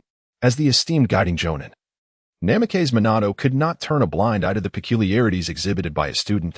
Upon hearing the words, Hatake Kakashi instinctively lowered his gaze, wrestling with his thoughts for a considerable time before ultimately shaking his head. Observing Kakashi's reaction, Minato surmised, it must be due to Chikage. Kakashi, momentarily taken aback, could hardly fathom how easily Minato had penetrated the depths of his thoughts. "No, sensei, I am perfectly fine," he stammered, eager to refute the claim. Yet, the image of Chikage executing the Chidori against the sand ninja resurfaced in his mind, rendering his words feeble. At that moment, he could not deny the profound impact Chikage's prowess had on him. Minato, understanding, smiled gently as he placed a reassuring hand on Kakashi's shoulder. "Have I not previously mentioned that Chikage is an extraordinary genius? Although he is merely a genin at this juncture, his strength is not inferior to yours." Despite this, Kakashi still clung to a flicker of hope. However, after contemplating various aspects, he found himself lacking the confidence to surpass Chikage. Even the swordsmanship he had inherited from his father, which he held in high regard, seemed inadequate. The brief glimmer in his eyes extinguished once more. "What troubles you, Kakashi?" "This is not the demeanor I expect from you," Minato observed, a shadow of concern casting over his features as he regarded the disheartened Kakashi. "I apologize, sensei, for disappointing you," Kakashi lamented. "No, Kakashi. If you persist in this state, it is I who would truly be disappointed." Minato grasped Kakashi's hand firmly, compelling him to meet his gaze. "Chikage is 2 years your junior. Have you considered that he may have grown up hearing tales of your exploits? At that time, who was stronger, he or the Kakashi who graduated early?" Kakashi was momentarily taken aback, clearly not having contemplated such intricate matters. Minato continued, "Thus, transient strength means little. It is steadfast will and an unyielding belief in oneself that constitute true power, and all of this emanates from here." He pointed to the left side of Kakashi's chest. "The heart?" Kakashi inquired, bewildered. Minato nodded, then shook his head. "It is the spirit. Do you know how Chikage trained prior to this?" Kakashi's eyes widened in astonishment, sensing that this knowledge could be the key to surpassing Chikage. During his time at the Ninja Academy, Chikage had engaged in rigorous physical training daily. As a genin, he continued to hone his skills in the art of swordsmanship, learning from the esteemed Tsuki no Senpai, and coupled with his formidable ninjutsu. It was likely that he had not faltered even during the night. Kakashi was struck speechless, unable to fathom the stringent standards Chikage imposed upon himself. Therefore, Kakashi with heartfelt sincerity, Minato Namikaze conveyed, "No one is born a champion, whether a genius or an ordinary person. One must possess a steadfast heart and endure sufficient trials to transform into a formidable being." Was it truly so? Kakashi Hatake, realizing the absurdity of his long-held pride as a genius, quickly regained his composure. "I understand, Teacher Minato. I shall not fall behind." Observing Kakashi's renewed determination sparked by his own words, Minato's face broke into a satisfied smile. "Now that we have come to an understanding, let us return and rest. We must continue our journey tomorrow." He paused before adding, "By the way, today seems to be your and Chisaki's turn to keep watch." Extinguishing the campfire, Minato, Akimichi Choza, and Shimi Yamanaka reclined beside the still warm embers to rest. The night once again grew desolate, leaving only Chisaki and Kakashi vigilant against the surroundings. "What troubles you, Kakashi? You seem as though you have something on your mind," Chisaki remarked, noticing Kakashi's hesitance to speak. Initially anxious, Kakashi found solace in Chisaki's inquiry. "Chisaki, may I ask why you hold yourself to such stringent standards?" Despite having spent several days in each other's company, their personalities rendered their conversations somewhat reserved. Qianshuang was initially taken aback but quickly grasped the situation. It was evident that after Kakashi had been pulled away by Wave Wind Watergate, he had spoken of her, as there was no other way he could have known about her rigorous training. Nevertheless, given that he was the future instructor of her master's second son, Qianshuang did not mind sharing a few thoughts with him. She then feigned profundity and remarked, "Only after you have truly lost something of great significance will you realize your own helplessness. At that moment, regardless of the path ahead, you will recklessly choose to pursue it." The notion of losing something vital? As Kakashi observed a fleeting glimmer of vulnerability in Qianshuang's eyes, he felt somewhat bewildered. Her words resonated as though they had been uttered by seasoned jonin, cryptic and difficult to comprehend. After all, Kakashi's father was still alive, and he had yet to experience the profound anguish of losing a parent, making it natural for him to struggle with the meaning of Qianshuang's words. Kakashi pondered her statement for a considerable time, remaining silent, while Qianshuang, unhurried, lifted her gaze to admire the luminous moonlight against the backdrop of the night. Perhaps spurred by her earlier reflections with Kakashi, she involuntarily reminisced about her childhood, recalling her departed parents, and a subtle ache began to stir within her heart. Chapter 58. The teaching of Chidori. After much contemplation, Kakashi could only grasp the literal meaning of her words, shaking his head in mild frustration as he set aside his thoughts on Chinchuang's insights. Instead, his mind wandered back to the peculiar ninjutsu she had previously demonstrated, the one that had left him with an odd sensation. Despite his inner turmoil, he could not resist voicing his curiosity. Chinchuang, was that lightning technique you used earlier a jutsu of the Uchiha clan? In his recollection, there was no such technique known in the village of Konoha. The only possibility was that it was a secret passed down within the Uchiha clan, and he dared not entertain the notion that Chinchuang had created it herself. Upon hearing his question, Chinchuang felt a flicker of surprise.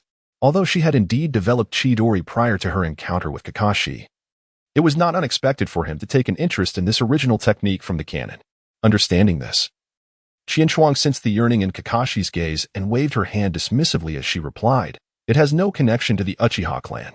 Upon hearing this, Kakashi breathed a sigh of relief. As long as it was not a technique inherited from a clan, it signified an opportunity for him to learn.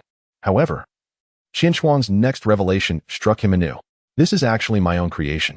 While this was indeed the truth, stating such a thing in front of a genuine original felt somewhat daunting to her. "What? You created it yourself?"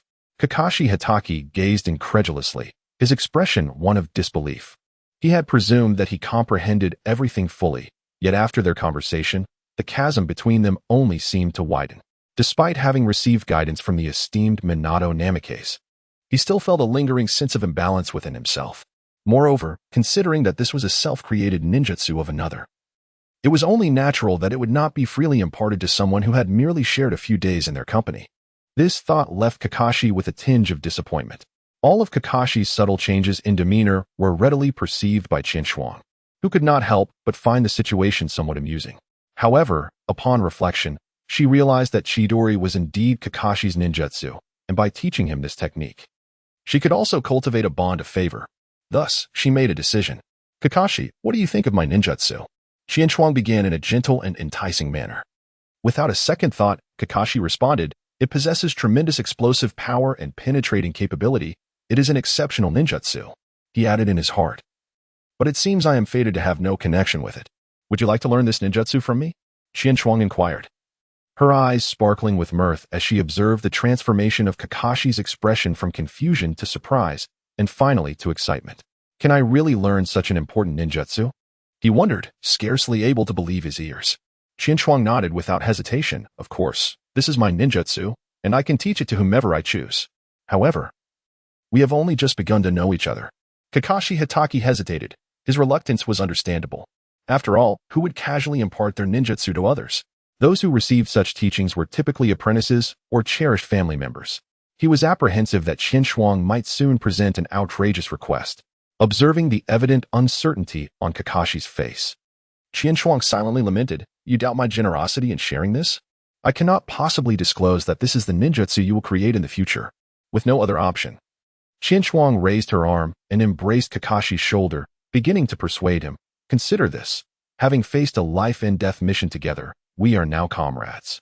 As comrades, sharing a ninjutsu is merely a small favor. You can trust in learning it." Upon hearing Chinchuang's coaxing explanation, Kakashi's doubts remarkably diminished, for the allure of Chidori was simply too great. "Thank you, Chinchuang," he thought, unable to conceal his excitement. His gratitude and affection for Chinchuang had reached unprecedented heights. However, had he known that Chinchuang was using his own ninjutsu to win his favor, the outcome would have been quite different. In the following hours, Chinchuang began imparting the secrets of Chidori to Kakashi, who listened intently, not daring to miss a single word, although they were engaged in this endeavor during the night watch. Fortunately, no danger arose, and gradually, dawn broke. It must be said that Kakashi Hitaki was indeed an extraordinary talent. In just one night, he fully comprehended the nature transformation of Chidori. At that moment, he was exceptionally exhilarated, a stark contrast to his usual aloof demeanor. On the other hand, Chinchuang had developed faint dark circles under her eyes, clearly exhausted from the extensive effort of teaching Kakashi ninjutsu throughout the night. "Good morning, everyone." At this moment, the three who had rested the entire night began to awaken one after another. The freshly awakened Minato Namikaze rubbed his still sleepy eyes, then focused on the visibly excited Kakashi. Puzzled as to what had transpired, his gaze shifted to the slightly fatigued Chinchuang, although he was unaware of the details. His instincts suggested that Kakashi's renewed vigor was closely tied to Qianchuang's influence. He then offered Qianchuang a gentle smile tinged with apologetic warmth. "Thank you for your efforts, Qianchuang.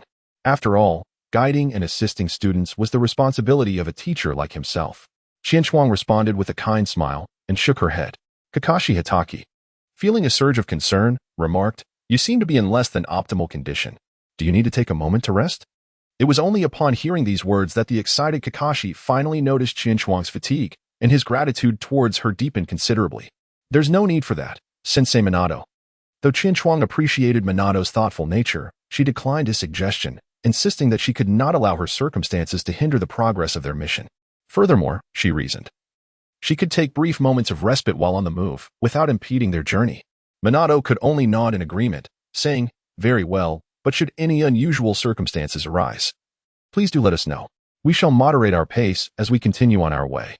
A warm sensation enveloped Qianchuang's heart as he finally grasped the charismatic allure embodied by Minato Namikaze. Such meticulous warmth is rarely unappealing. It is no wonder he garnered a multitude of followers in Konoha, ultimately ascending to the position of Hokage. Meanwhile, Akimichi Dingza and Yamanaka Shimi, oblivious to the situation, were at a loss. However, witnessing Qianchuang's somewhat fatigued demeanor, coupled with Minato's authoritative words, they chose not to decline. After a brief respite, the five resumed their journey towards the kingdom of Lulan. As they traversed the boundary between forest and desert, they soon found themselves stepping onto an expanse of endless golden sands. The vast desert resembled a shimmering sea of gold, sparkling under the sun like myriad stars. With no horizon in sight, after wandering through the boundless desert for several days, Qianchuang felt as though he might be scorched to a mere husk. At last, guided by the map, a majestic structure seemed to materialize before their eyes. "This must be Lulan," Kakashi Hitaki remarked with an air of nonchalance, his energy visibly depleted. The excitement from mastering the Chidori had long since been worn away by the desert's harshness, and he had reverted to his usual state. "All right, it's time. We shall commence our mission in earnest." Minato waved his hand, and the group instinctively gathered around him. "According to the intelligence we have gathered, there exists an ambitious minister in Lulan named Lushan, who will likely be our principal adversary in this endeavor." Minato's expression turned grave. Yet the extent of his abilities and hidden cards remained a mystery to them. Thus, prior to any confrontation, we must endeavor to collect as much information as possible.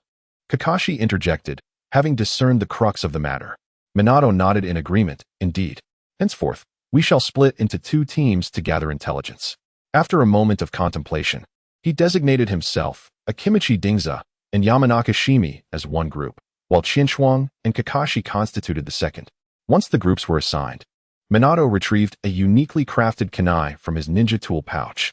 After a brief hesitation, he presented it to Qianchuang. "This kunai bears my flying thunder god seal. Should you encounter any peril, infuse it with chakra, and I will arrive post-haste." The reason Minato entrusted the kunai to Qianchuang was due to his superior strength. Should danger arise, he would be better equipped to create an opportunity to activate the kunai. With all arrangements in place, the 5 donned masks at Minato's request and subsequently commenced their separate missions. "Qianchuang, where shall we gather information?" Since their experience with the Chidori, Kakashi had fully acknowledged Qianchuang, and their relationship had blossomed into a solid friendship. Qianchuang pondered briefly before making a resolute decision. "Let us venture to the square and inquire among the crowd." From a distance, one could see a throng of people gathered in the square where the architectural center stood, undoubtedly. The coronation ceremony of the new queen was about to commence.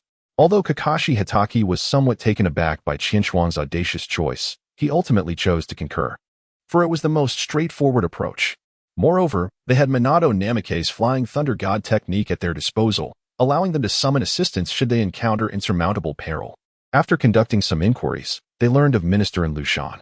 And Lushan had emerged 6 years prior, and with his aid, the once barren Lulan had transformed into a landscape adorned with towering edifices. However, not long ago, the previous queen had passed away under mysterious circumstances. And as Qianchuang had anticipated, the welcoming ceremony for the new queen was currently taking place. Suddenly, a melodious tune began to resonate. And from the heights of the central building, an elegant figure emerged amidst a throng, revealing a lady clad in resplendent attire. The moment she appeared, the crowd erupted into thunderous applause and jubilant cheers. Qianchuang's gaze sharpened as she observed the unfolding scene. An unforeseen twist in the narrative was imminent. Indeed, just as anticipated, a mysterious hand emerged from behind the woman, thrusting her downwards, and the ground beneath her crumbled, causing her to plummet from the towering edifice. At a critical moment, a hazy yellow figure caught it, then stumbled and fell downwards unsteadily. Qian Shuang's gaze sharpened, and although the speed was rapid, he discerned the figure in an instant, a youth of around 16 or 17 years, possessing the same golden hair as that of Minato Namikaze. Who could it be but Naruto Uzumaki? Qian Shuang's heart raced as he caught sight of Naruto. The fear of an uncertain future surged within him, overwhelming him with anxiety at the prospect of embracing the future that Naruto spoke of. However, fear notwithstanding, one must confront reality. Qian Shuang swiftly led Kakashi towards the location where the two had descended. Meanwhile, Naruto had caught the falling woman. But the sudden increase in weight caused him to momentarily lose his balance, teetering on the brink of a fall. At that moment, a hand reached out from behind, pulling him back from the edge of disaster. Breathing a sigh of relief, Naruto turned around with a smile and said, "Thank you." Yet, in the next instant, his expression darkened as he recognized two familiar masks. "You two aren't allied with those three, are you? Who exactly are you?" Naruto asked, his vigilance evident as he shielded the recently rescued woman behind him. Facing him were none other than Qian Shuang and Kakashi, and from his earlier words, it was clear that he had encountered Minato's team before. "And you, as a Konoha ninja, why have you come to such a place?" Kakashi remarked with a hint of disdain, finding Naruto somewhat reminiscent of Obito, both carefree and rather foolish.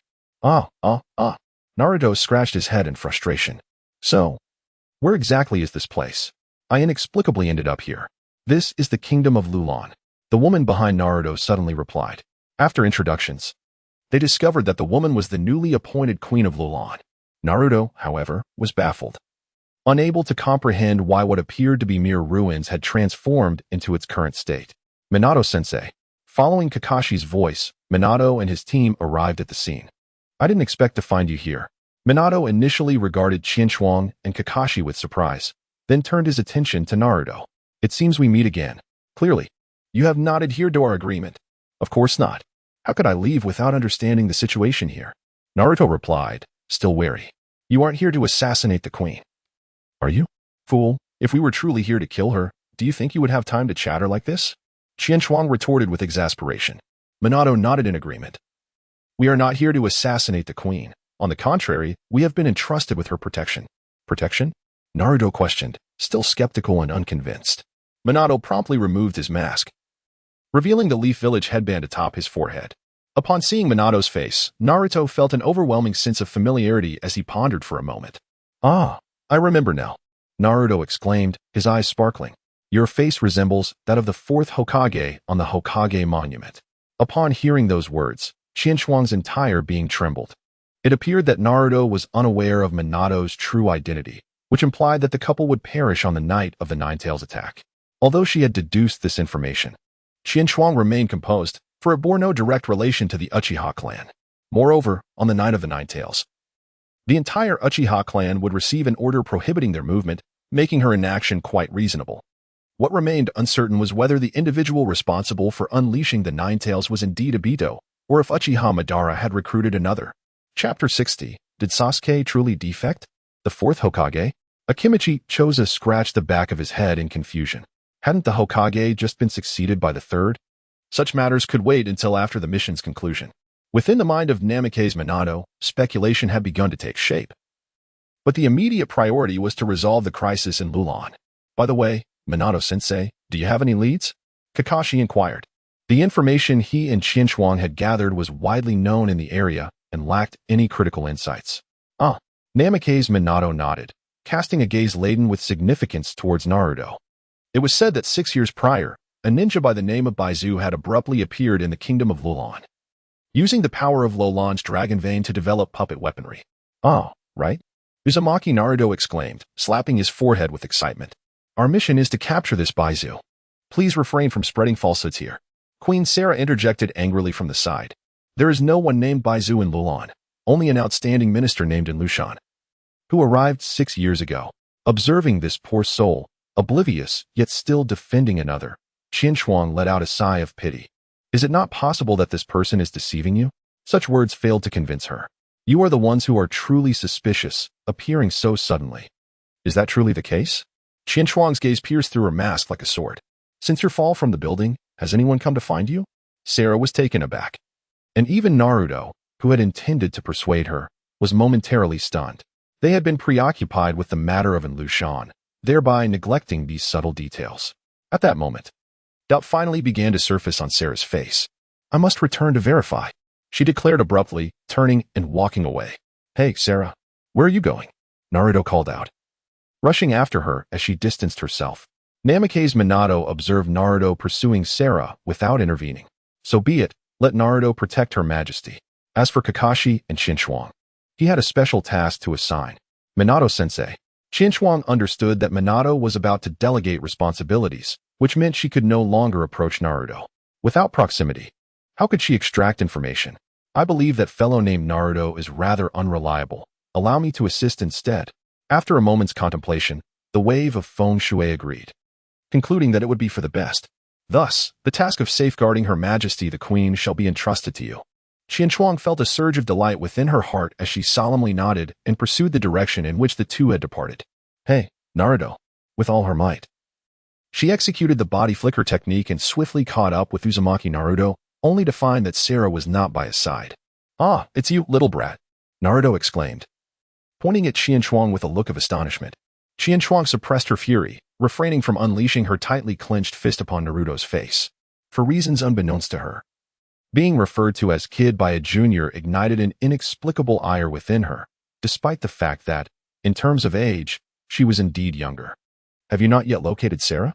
Naruto nodded slightly, an unmistakable hint of disappointment etched upon his features.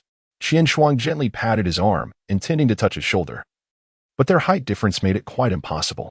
In light of this, let me assist you in the search.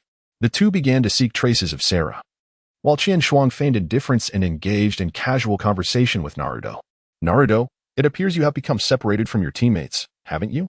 Indeed, he replied. A hint of melancholy and concern flickered in Naruto's eyes as he recalled. During my pursuit, a sudden flash of white light appeared, and then I found myself here. Qianshuang gazed at his expression and smiled faintly, saying, seeing how concerned you are, you must have a strong bond with your teammates. Upon hearing this, Naruto instantly perked up. Of course, we are the best team. However, just as quickly, he seemed to recall something sorrowful, and his spirits fell once more. Yet, one individual silently departed without uttering a word. A tremor ran through Qianshuang as the realization dawned upon her. Sasuke had departed. Logically, if she had altered the fate of his clan's demise, there should be no reason for him to forsake the village. Could it be that the entire Uchiha clan had defected? Or perhaps, she dared not entertain further thoughts, as her mind raced with deductions. Yet she could not cease the growing pressure of her nails digging deeper into her palm. Ah, she had found it. Naruto's exclamation shifted Qianshuang's focus, revealing that he had spotted Sarah within a building. Qianshuang forcefully suppressed her anxious heart and followed closely behind. Hey, Sarah. As they approached Sarah, just a few meters away, Naruto called out excitedly. Before Sarah could respond, an arm unexpectedly emerged from the nearby door, pulling her into the room. This is not good. Sarah's figure vanished from sight, and both of them became alert simultaneously. Due to her current state of discontent, Qianshuang swiftly executed the technique of instantaneous movement, disappearing into the room in the blink of an eye. Naruto followed closely behind, and upon entering the chamber, he beheld Qianshuang with her long blade unsheathed at her waist. Protecting Sarah, the blade was enveloped in searing flames, causing the masked figures across from them, armed with wooden sticks and forks, to tremble in fear. Who are you?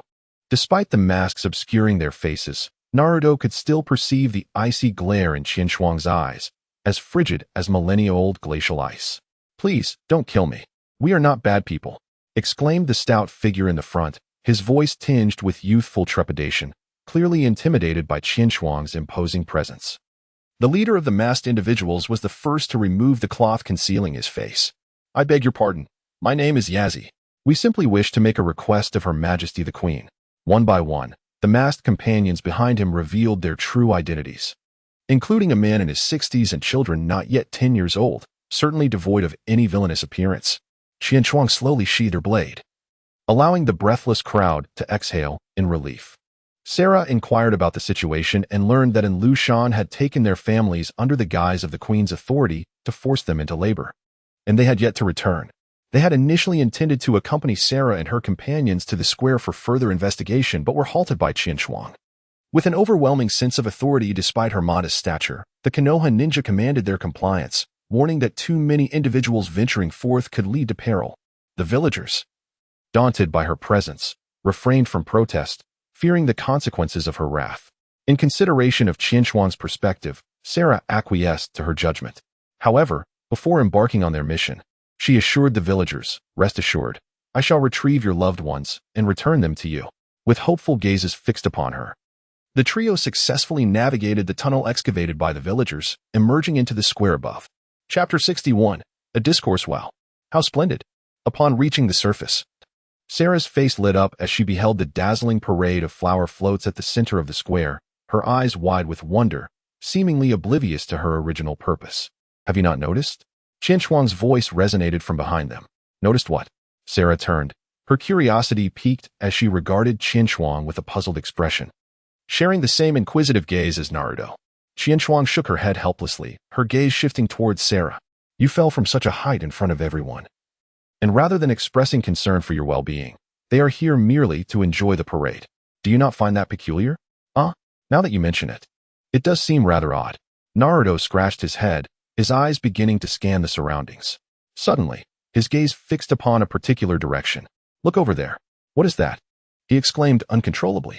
Both Sarah and Qinshuang followed Naruto's line of sight, and there they beheld an unforgettable scene atop the platform where Sarah had once stood. It was Sarah, a puppet fashioned in her likeness, standing on the platform, receiving waves and cheers from the crowd. In that moment, Sarah's complexion turned ashen. Any discerning observer could discern in Lushan's intent. He aimed to replace the queen with a true puppet. Qinshuang unsheathed her and gently drew it across the head of the nearest commoner before her. Instantly, the man collapsed, his body rendered limp and lifeless. Qinshuang, swift and deft, caught the body in her arms and then tossed it before Sarah. Upon closer inspection, it was unmistakably a puppet. A puppet? Naruto's eyes were filled with disbelief. He could hardly fathom that this vibrant scene before him was entirely orchestrated by puppetry. Is this some sort of deception? How could Lushan possibly engage in such acts? The reality was undeniable, and Sarah felt her entire world shatter as she recklessly fled the scene. "Hey, where are you going?" Naruto attempted to call out to Sarah, but it was futile. He hurriedly pursued her. Qinshuang, feeling helpless, rubbed her temples and decided to follow, for if this queen did not muster her strength, they would stand no chance against Lushan.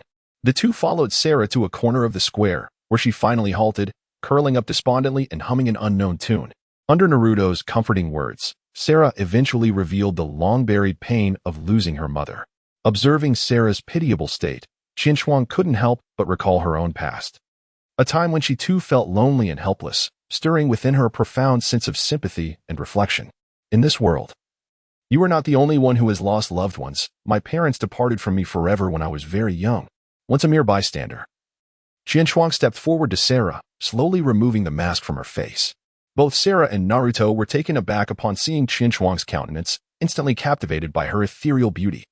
Her fair visage and distinct features, though still youthful, were imbued with an indescribable charm reflected in her deep, dark eyes, while a pendant dangling from one ear lent her an air of enigmatic allure and coldness. Sarah felt her cheeks flush slightly, and upon regaining her composure, she chided herself for her lack of self-control. Naruto, on the other hand, bore a reminiscent expression, as if recalling a cherished memory. Noticing the varied reactions of the two, Qinshuang continued, speaking with conviction, "Though they have passed, the will of the departed shall forever reside in my heart. I shall safeguard my family and kin in their stead." With that, Qinshuang cast a piercing gaze at Sarah. "And what about you? What is it that you must do? Or will you remain in this state of despondency indefinitely?" Though Qinshuang expressed sympathy, she still chastised the other with stern words. Under Qinshuang's gaze, Sarah felt an inexplicable trepidation, yet after a moment of contemplation, her resolve solidified once more. "You are right. I must inherit my mother's will." She finally stood tall, vowing to protect my people. Observing Sarah's rekindled spirit, Qinshuang felt a sense of relief, albeit tinged with peculiarity. Perhaps it was due to a shared resonance that Qinshuang, in her moment of heightened emotion, inadvertently took on the role of a mentor, seemingly usurping Naruto's position. Could it be that she possessed a talent for verbal persuasion? She couldn't help but glance at Naruto, who, at that moment, appeared entirely absorbed in scrutinizing Qin. Why are you looking at me? Qin retorted somewhat irritably. You remind me of someone I know, Naruto mused, rubbing his chin in contemplation. Yet, he quickly dismissed the thought, concluding that he must have been mistaken. How could you possibly be connected to that person? Qin was utterly bewildered, unable to comprehend Naruto's cryptic soliloquy. However, given the urgency of the situation, he had no time for further contemplation. Sarah promptly led the two towards the power tower where the pipes converged. Skillfully evading the patrolling mechanical soldiers, the trio successfully infiltrated the base of the tower. Upon witnessing the oppressed citizens laboring like slaves, both Sarah and Naruto were filled with immense indignation. Sarah's eyes betrayed a deep sense of guilt and regret as she severed the flow of energy from the dragon vein into the factory. That should suffice. I have halted the energy supply from the dragon vein to the factory. Yet, the situation was far from simple. Qin surveyed the surroundings, noting the numerous mechanical soldier parts produced by the factory, along with an abundance of weaponry. Sarah, too, recognized this alarming reality. What shall we do? She queried, her heart racing at the prospect of facing such a multitude of war machines. Having read the original text, Qin knew the solution and promptly relayed it to her. The only way to truly stop him is to completely seal the dragon vein and sever Lushan's connection to it. Right. Sarah, trusting in his words, nodded resolutely. I shall go now. Where do you intend to go, my esteemed queen? Before she could respond, the surrounding parts began to assemble under the intricate web of chakra threads. Suddenly, a portly man with a bushy beard emerged beside the railing above them. And Lushan, you scoundrel, it's indeed you, Baizhu. Although Lushan had transformed from a mere twig into a rotund figure, Naruto recognized him instantly. An inconsequential brat from Konoha. And Lushan remarked dismissively, casting a fleeting glance at Naruto before redirecting his attention to Qin, his expression pensive. I did not anticipate your comprehension to be so profound. It was evident that Qin's words had reached Lushan, who was taken aback by her insight, yet this only solidified his resolve to eliminate Sarah. And Lushan, as your queen, I command you to cease your plans at once and release the citizens you have enslaved. At that moment, a glimmer of hope lingered in Sarah's heart, wishing that Lushan might find redemption. Unfortunately, reality diverged sharply from her expectations. Chapter 62. In Lushan's threatening words, it seems you are well informed. And Lushan's gaze darkened ominously. Thus, it is all the more imperative that we... so we are to begin with the threats, are we? How utterly uninspired. Qin showed no tolerance towards him, interrupting him before he could finish his words. On the surface, it appeared as if she was merely annoyed by his verbosity. Yet only Qin understood that if Lushan continued, he would inevitably reveal the fact that Sarah's mother had met her demise due to his actions. Such a revelation would plunge Sarah into despair, and it would require Naruto's verbal prowess to lift her spirits once more. The entire situation seemed excessively troublesome to Qin, who preferred to address the issue at its root, silencing Lushan altogether. Sarah, you must seal the dragon vein. This task is yours alone to accomplish. As for Lushan, I will keep him occupied. Indeed, we shall take it upon ourselves to restrain this fellow. Naruto chimed in, his expression brimming with eagerness. No. It is I, not we. Qin cast a slightly disdainful glance at Naruto. There is another exceedingly important task I must entrust to you. Upon hearing the words exceedingly important, Naruto disregarded Qin's peculiar gaze and eagerly inquired, what is the task? Qin naturally pointed to the common folk bound by chains in the center, exclaiming, save them. What? Naruto felt deceived and somewhat irate. Why should anyone else be entrusted with this task? Are you confident you can hold him back? Qin inquired. And are you so sure of yourself? Naruto retorted defiantly. Observing the two engaged in a heated dispute over task delegation before the battle even commenced, Sarah, who had just witnessed Lushan's betrayal, felt her momentary despair dissipate, prompting her to intervene. Enough of your bickering. Our immediate priority is to thwart Lushan's scheme. Indeed, I shall confront him. Naruto, you must hurry and rescue the oppressed. Qin seamlessly followed Sarah's lead. With gritted teeth, Naruto ultimately dashed off to save the enslaved citizens, while Sarah turned and raced toward the power tower. You will not sabotage my plans.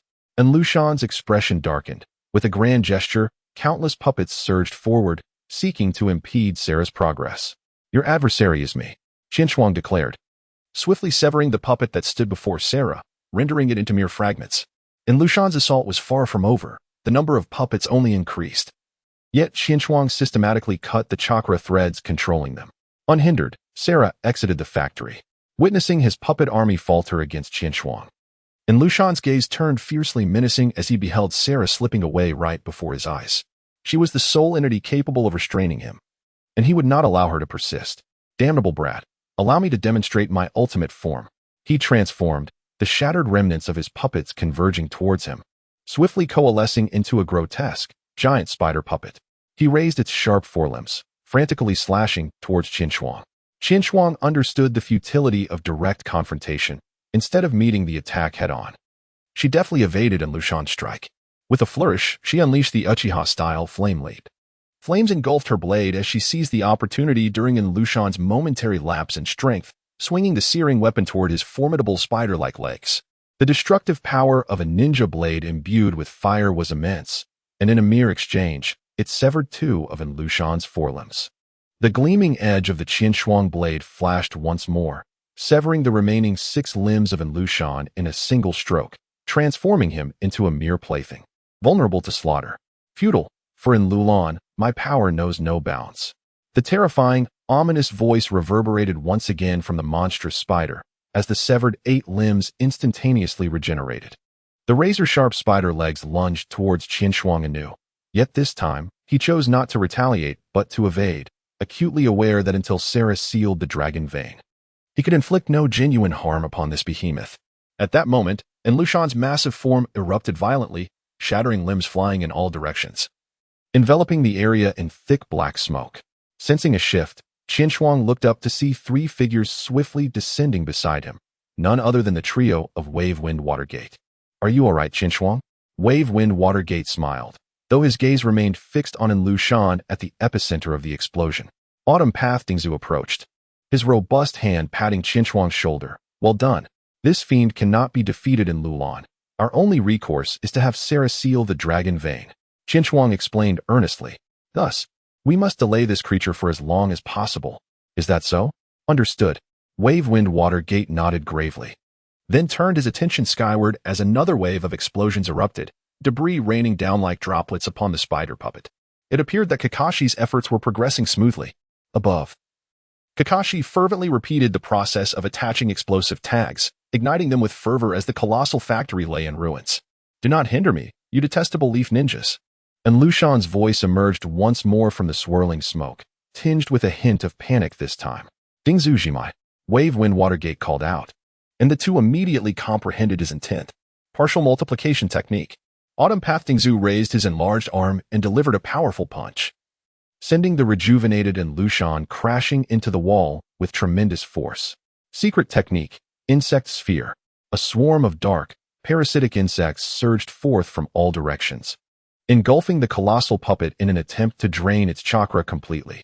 The puppet, entirely covered in insects, was swiftly eroded into a puddle of mud, collapsing under its own immense weight and creating a sizable crater in the ground below. Have we succeeded?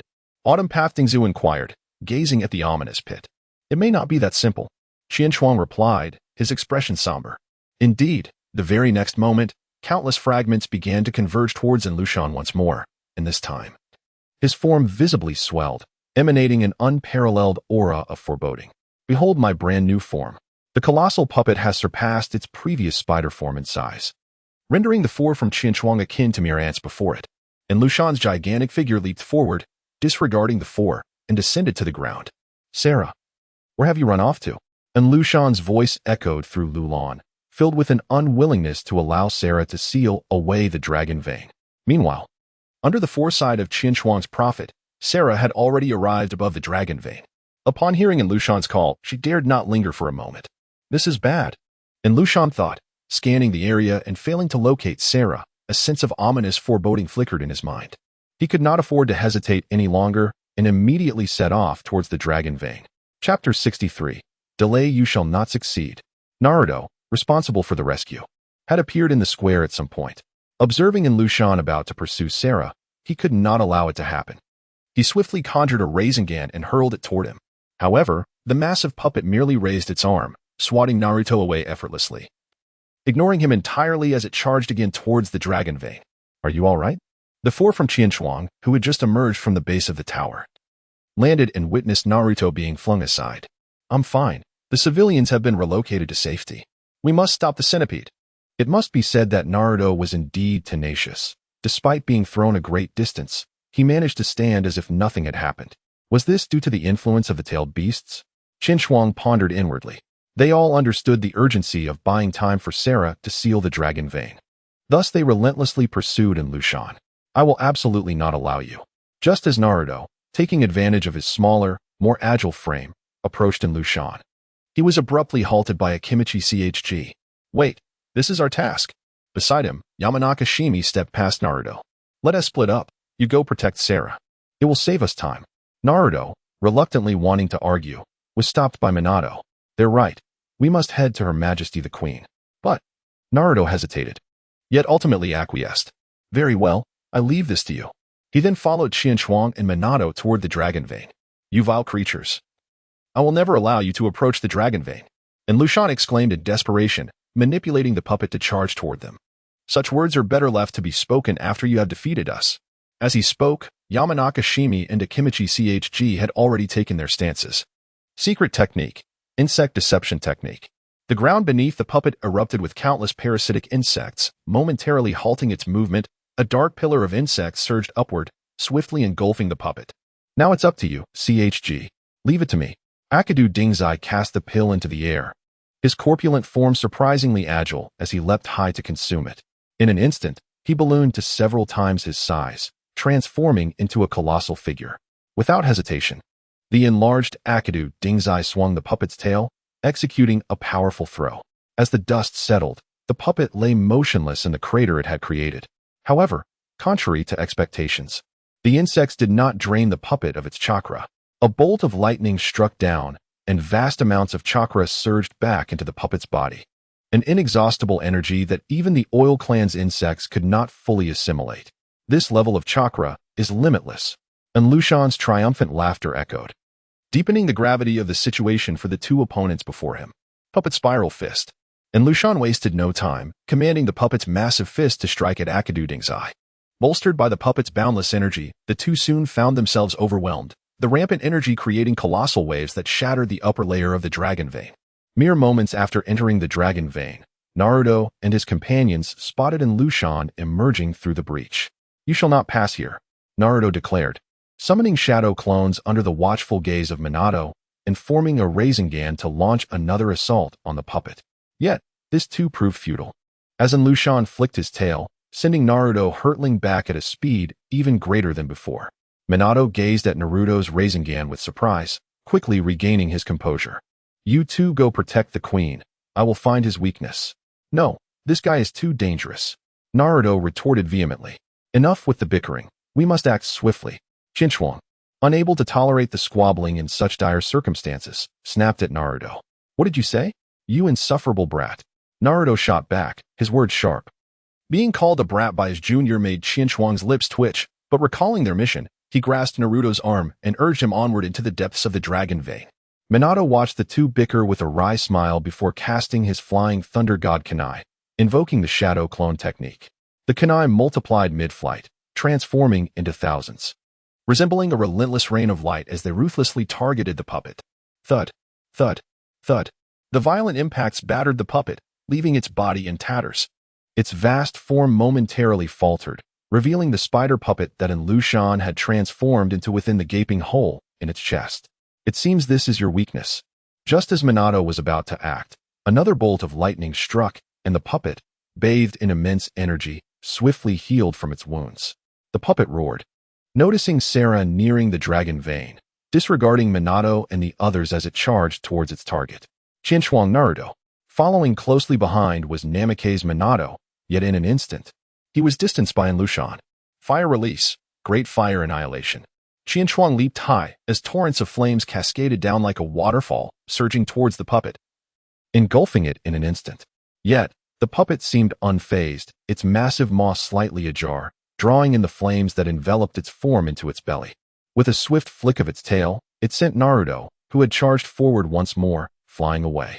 Indeed, was such a degree of assault insufficient? Qianchuang was not the least surprised. Without severing the dragon vein, and Lushan was virtually insurmountable. Is your fire technique merely of this caliber? And Lushan's mocking voice resonated from within the puppet. Allow me to demonstrate the true might of my fire technique. Dragon Vein, Grand Dragon Fire. A thick nozzle extended from the puppet's enormous mouth, unleashing a scorching wave akin to a fiery serpent. Yet, the target was not Qinchuang, but rather Sarah, who had drawn perilously close to the dragon vein. Sarah! Naruto shouted in alarm, but he was already at the end of his strength, utterly incapable of halting the incredibly swift fire serpent. In the distance, Sarah seemed to have sensed the impending danger, her resolve unwavering. She pressed on despite her fear. In this critical moment, the fourth Hokage, Minato Namikaze, finally arrived. Earth release, earth flow wall. Towering earthen walls rose, meeting the oncoming flames head-on, successfully blocking the assault just in the nick of time. Naruto's previously anxious demeanor finally relaxed, though his earlier exertions had left him somewhat unsteady, his body heaving as he gasped for breath. Is it already over? And Lushan, ever so close, would not let such a golden opportunity slip away. His tail swiftly coiled around Naruto, intent on choking the life out of him.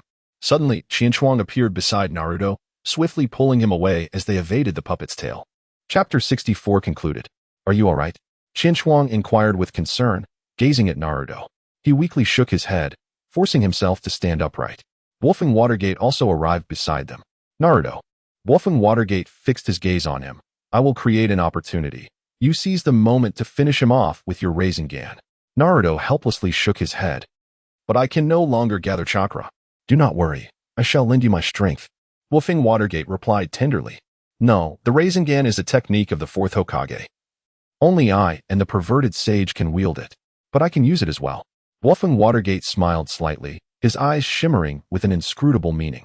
Qinchuang, observing from the side, was taken aback.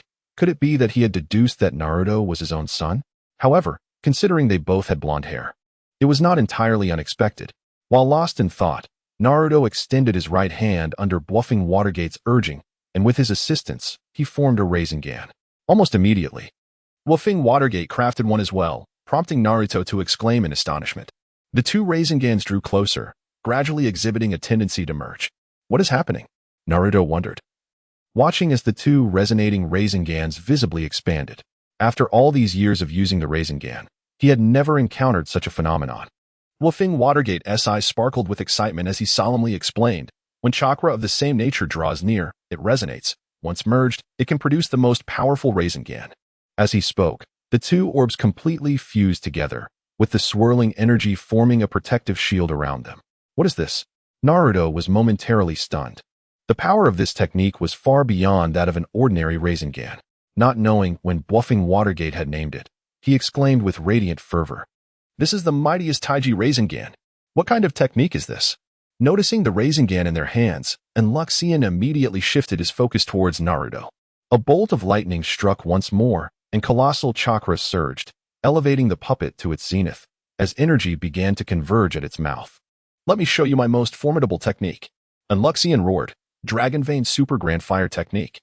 A fire serpent emerged, twice as massive as before, its violent impact creating a cloud of dust. As the smoke cleared, and Luxian observed that the spot where Naruto and the others had stood was devoid of any remnants, a mocking smile forming on his lips as he turned his gaze back to Sarah. To his astonishment, the three, who should have been reduced to ashes by his ninjutsu, stood there unharmed. At this moment, thanks to the delay caused by the Konoha ninjas, Sarah had successfully sealed the dragon vein. It is time to end this. As Wave Wind Minato was about to rush forward to create an opening for Naruto, a figure intercepted him. Sensei Minato, allow me to take care of this. You focus on stabilizing Naruto's Rasengan.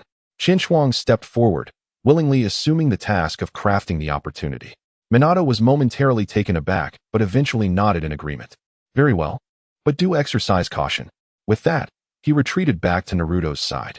Qinchuang sheathed the hidden blade and retrieved a shuriken from his ninja tool pouch, emulating the technique that Minato Namikaze had just demonstrated. Could it be that he intended to? Observing his movements, Minato seemed to grasp the intention behind them. Shadow clone technique of shuriken. The shuriken instantly transformed into thousands, shooting forth with great velocity. However, in comparison to Minato, there appeared to be a slight deficiency. Although it riddled the puppet with countless wounds, the core of Lushan within its chest remained concealed. Having just witnessed his teacher's execution of the technique, Chien couldn't help but turn to Minato, explaining that he had merely replicated it using his Sharingan, hence his lack of finesse. Minato's expression gradually shifted from surprise to a wry smile. Having learned the technique, could he truly expect Chien to forget it? Moreover, it was not a particularly crucial jutsu. Chien once again cast his gaze upon the puppet. Without the support of the dragon vein, the speed at which his wounds healed had significantly diminished. In that case, Naruto, stay close to me, Chien declared in a grave tone. Although Naruto was somewhat perplexed, he nonetheless complied. As soon as he responded, a piercing cry of a bird erupted, and Naruto stared in disbelief at the scene unfolding before him. Is that Chidori? He wondered if he had misperceived the moment. Rubbing his eyes, yet still clearly seeing the lightning in Chien hand. Hey, who taught you Chidori? Such inquiries would have to wait until the present predicament was resolved. Ignoring Naruto's question, Chien unleashed the sharp current, which seemed poised to pierce through the very fabric of space, darting forth like an arrow released from its bow. You rascal! Frustrated by the lack of a response from Chien Naruto felt a surge of irritation, but he understood the gravity of their situation and hastily followed, wielding his Taiji spiral sphere. With Chien leading the way, Naruto closely followed, while Lushan attempted to thwart Chien with the last vestiges of his strength, only to have his efforts effortlessly countered by the Chidori in Chien hand. Witnessing this scene, the vigilant Hokage, Minato Namikaze, could not help but smile with satisfaction, uttering a profound remark. It seems these little ones have truly grown up. As Chien and Naruto drew nearer, and Lushan, intent on obstructing their advance, found himself powerless. Devoid of the dragon vein's strength, he was akin to a fish on a chopping block, vulnerable to their assault. Ultimately, a blinding flash of lightning pierced the chest of the puppet, wreaking havoc and swiftly revealing Lushan within, just as the Chidori in Chien grasp was nearing its end. Chien gazed contemplatively at the dwindling thunder in her hand, seemingly unsatisfied. It appeared that the might of the thousand birds technique was somewhat lacking. Should the fallen ninjas who perished beneath this very technique hear her, they would undoubtedly rise in indignation. Lacking power? It all depends on the target. It may falter against puppets, yet when wielded against a living foe, it would surely strike true. Dismissing the matter from her mind, Chien swiftly withdrew her hand, propelled herself with her feet, and executed a graceful backflip to return to the ground. After Chien exit, Naruto swiftly unleashed the Rasengan with precision, striking the exposed Lushan. Thanks to Chien efforts, Naruto encountered no obstacles along his path. The explosive energy violently tore through the puppet's form, completely perforating the massive construct. No, the history of the 5 great ninja countries should unfold as I desire. Lushan roared in defiance, his resentment reaching its zenith. I will annihilate you along with the dragon vein. In the next moment, he unhesitatingly plunged into the depths of the dragon vein, triggering a sudden explosion. The powerful shockwave reverberated through the entire dragon vein, causing a terrifying surge of energy to spiral out of control. It seemed the dragon vein had spiraled into chaos. Chien observed the ground, which showed signs of collapse. Although he understood that his demise was unlikely here, he couldn't help but feel a pang of anxiety. Sarah. Naruto called out loudly to Sarah, who was still on the opposite side, as the ground began to disintegrate. Hurry over. Chapter 65. Missing? Sarah, lacking the prowess of a ninja, could not match the speed of the ground's collapse. As he neared the precipice, Naruto immediately leapt forward to rescue him. Kakashi Minato also rushed towards them in haste. Chien feeling helpless, rubbed her forehead and ultimately decided to follow. As expected, Sarah had yet to be rescued, and the entire stone bridge had completely collapsed. Just as the 4 were about to plummet, Yamato intervened, utilizing wood release to transport the group to the heart of the dragon vein. Captain Yamato. Upon seeing Yamato safe and sound, Naruto was filled with exhilaration. However, the falling rocks above served as a stark reminder that the crisis was far from over. Minato Namikaze turned his gaze towards Chien saying, Chien, could you please hand me the flying thunder god kunai I entrusted to you earlier? Chien retrieved the kunai stored within his ninja tool pouch and presented it to Minato Namikaze. Upon accepting the kunai, Minato ascended the platform with urgency. Sealing. With the emergence of a dazzling blue light, the dragon vein was entirely sealed by Minato, stabilizing the unstable underground that threatened to collapse at any moment. At that moment, Naruto and Yamato found themselves enveloped in a radiant white glow. What is happening? Naruto wondered aloud, raising his hands to examine the luminescence. The 100-legged beast has perished. The jutsu is restored, and it is time for you to return to your own era. Minato descended the platform with measured steps. He then turned his gaze towards the two youngest individuals present, Qianchuang and Kakashi. You both have performed exceptionally well. Naruto, in disbelief, listened to Minato's words. Fixating on the two as he murmured, Kakashi-sensei? And you, Qianchuang and I, are you really Qianchuang and I? Do you know me? Qianchuang, taken aback, regarded Naruto with surprise, never expecting his future self would take the time to meet Naruto. Of course, our relationship is quite close. At this moment, Naruto appeared to recall a sorrowful memory, lamenting. But ever since that incident, Qianchuang and I, you disappeared. Where have you gone? Boom. Qianchuang felt as if struck by lightning. He had never perceived his mind as so inadequate. He had vanished? Why? What had become of the Uchiha clan, his grandmother, and his master? What incident was he referring to? A multitude of questions surged within Qianchuang.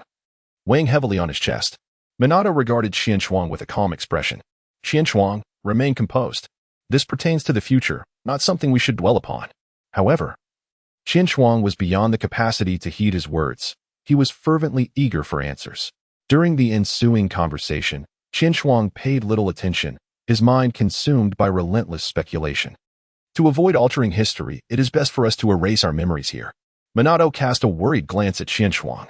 I have already established a jutsu to ensure we all forget one another. In contrast to Qianchuang's calm demeanor, Naruto was far more boisterous. After calming Naruto's emotions, Minato swiftly executed the jutsu. Erasure. As the gentle words resonated, a brilliant white light enveloped the entire core area. Yet, unbeknownst to all, a figure slipped away from the illuminated zone just before the radiant light descended, only to return to their original position the moment the light dissipated. Minato felt a fleeting disorientation, his chakra instinctively becoming tumultuous as he attempted to break free from the illusion. However, the scene before him remained unchanged, causing him to question whether his senses had betrayed him. Strange, I am not ensnared by the illusion. But what was that sensation? The ever-thoughtful Namikaze Minato cast a fleeting glance at Qianchuang, only to find her expression as composed as ever. He dismissed the thought, attributing it to his fatigue-induced hallucinations. At that moment, the collective memories of those present had been successfully erased. Observing the intricate array beneath his feet, Minato pondered briefly before breaking into a carefree smile. Although the reasons eluded him, he was certain of his intentions. In any case, our mission has been splendidly accomplished. The crisis in the kingdom of Lulan has been averted, and with the support of the people, Sarah has ascended as queen, governing the realm. Witnessing all of this, Qianchuang and her companions soon embarked on their journey back to Konoha. What troubles you, Qianchuang? Kakashi inquired, noticing the slight furrow in her brow, his usually indifferent gaze betraying a hint of concern. You seem preoccupied ever since earlier. Upon hearing these words, Qianchuang felt a twinge of embarrassment as she sensed the gazes of those around her. With considerable effort, she forced a smile and replied, You are overthinking it, Kakashi. I was merely lost in thought. It is always better to express your worries rather than keep them bottled up. Harboring them within can lead to complications, Akimichi Dingswa remarked, patting his belly with a cheerful demeanor. Qianchuang's gaze appeared somewhat dim, yet she shook her head, politely declining the goodwill of Akimichi Dingswa. Her thoughts were, of course, consumed by her uncertain future. The mere contemplation of potentially disappearing left her heart heavy with trepidation. In the process of erasing memories, Qianchuang deliberately employed illusions to disrupt Namikaze Minato's perception, seizing that fleeting moment to evade the encroaching technique.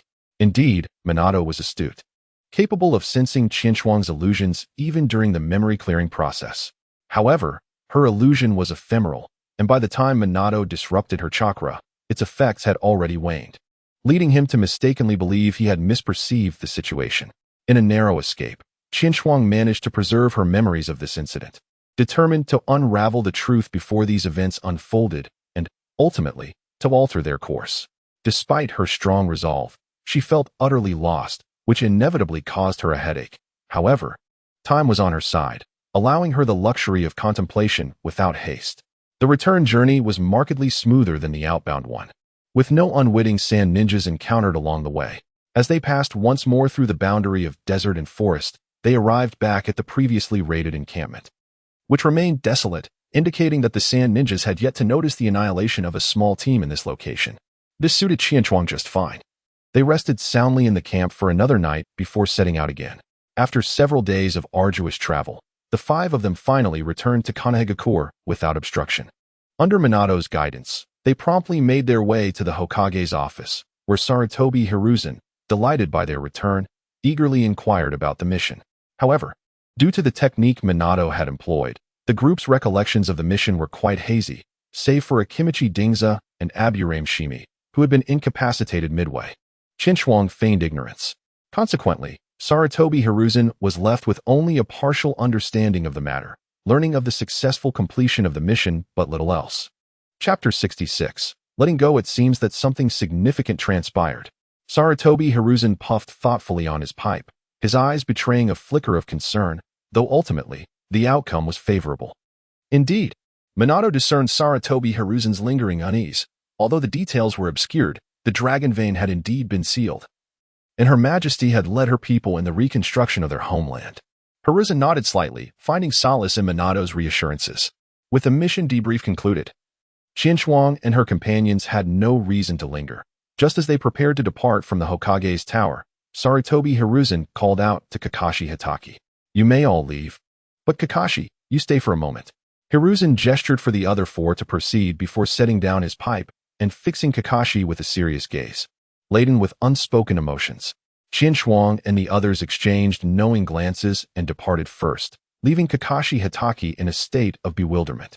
What do you suppose the Hokage wished to convey to Kakashi? The 4 descended the staircase, and ever since they exited the Hokage's office, Minato Namikaze had been wearing a furrowed brow. Akimichi Choza, however, was disinclined to ponder such matters. Having just concluded a mission, he yearned for a hearty meal. How can we possibly guess what the Hokage is thinking? Just listen to me. Let us not dwell on such things. We finally returned. We ought to relax and enjoy ourselves.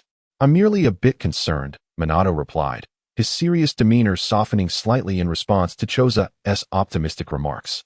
I just have a nagging sense of foreboding. Sometimes, it's best not to overcomplicate matters, Chinchuang interjected unexpectedly. This statement was directed not only at Minato but also served as a reminder to himself. Throughout the journey, he had been contemplating the future that Naruto spoke of. Yet the outcomes he envisioned were less than satisfactory. Moreover, if that is indeed the so-called future, does it hold any significance to strive for change? Having come to this realization, Chinchuang resolved not to cling to thoughts of the future any longer. Since the future appeared to be predetermined, the only course of action left was to endeavor to make that future as favorable as possible. Perhaps Kakashi, with his exceptional abilities, might indeed be promoted to Jonin by the Hokage, Chinchuang mused with a slight smirk. Considering Kakashi's prowess, it's certainly within the realm of possibility.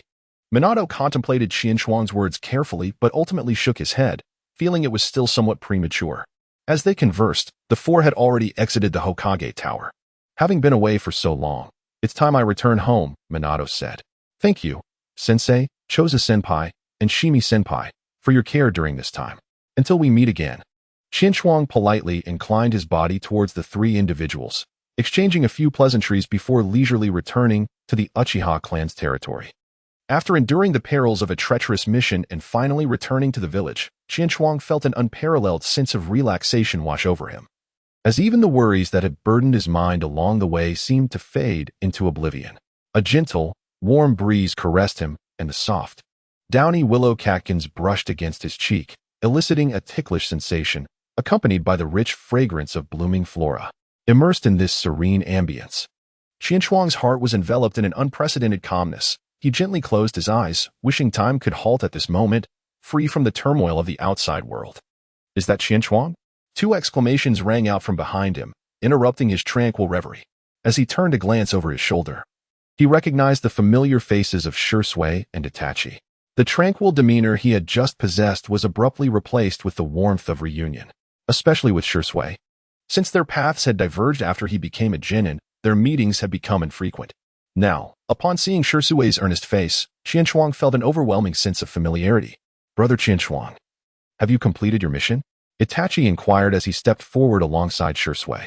Though his expression remained stoic, the subtle glimmer in his eyes betrayed his emotions. In Itachi's heart, Chinchuang had come to embody a fraternal role, and it would be disingenuous for the ever family-oriented Uchiha Itachi to claim he was not concerned for Chinchuang's safety.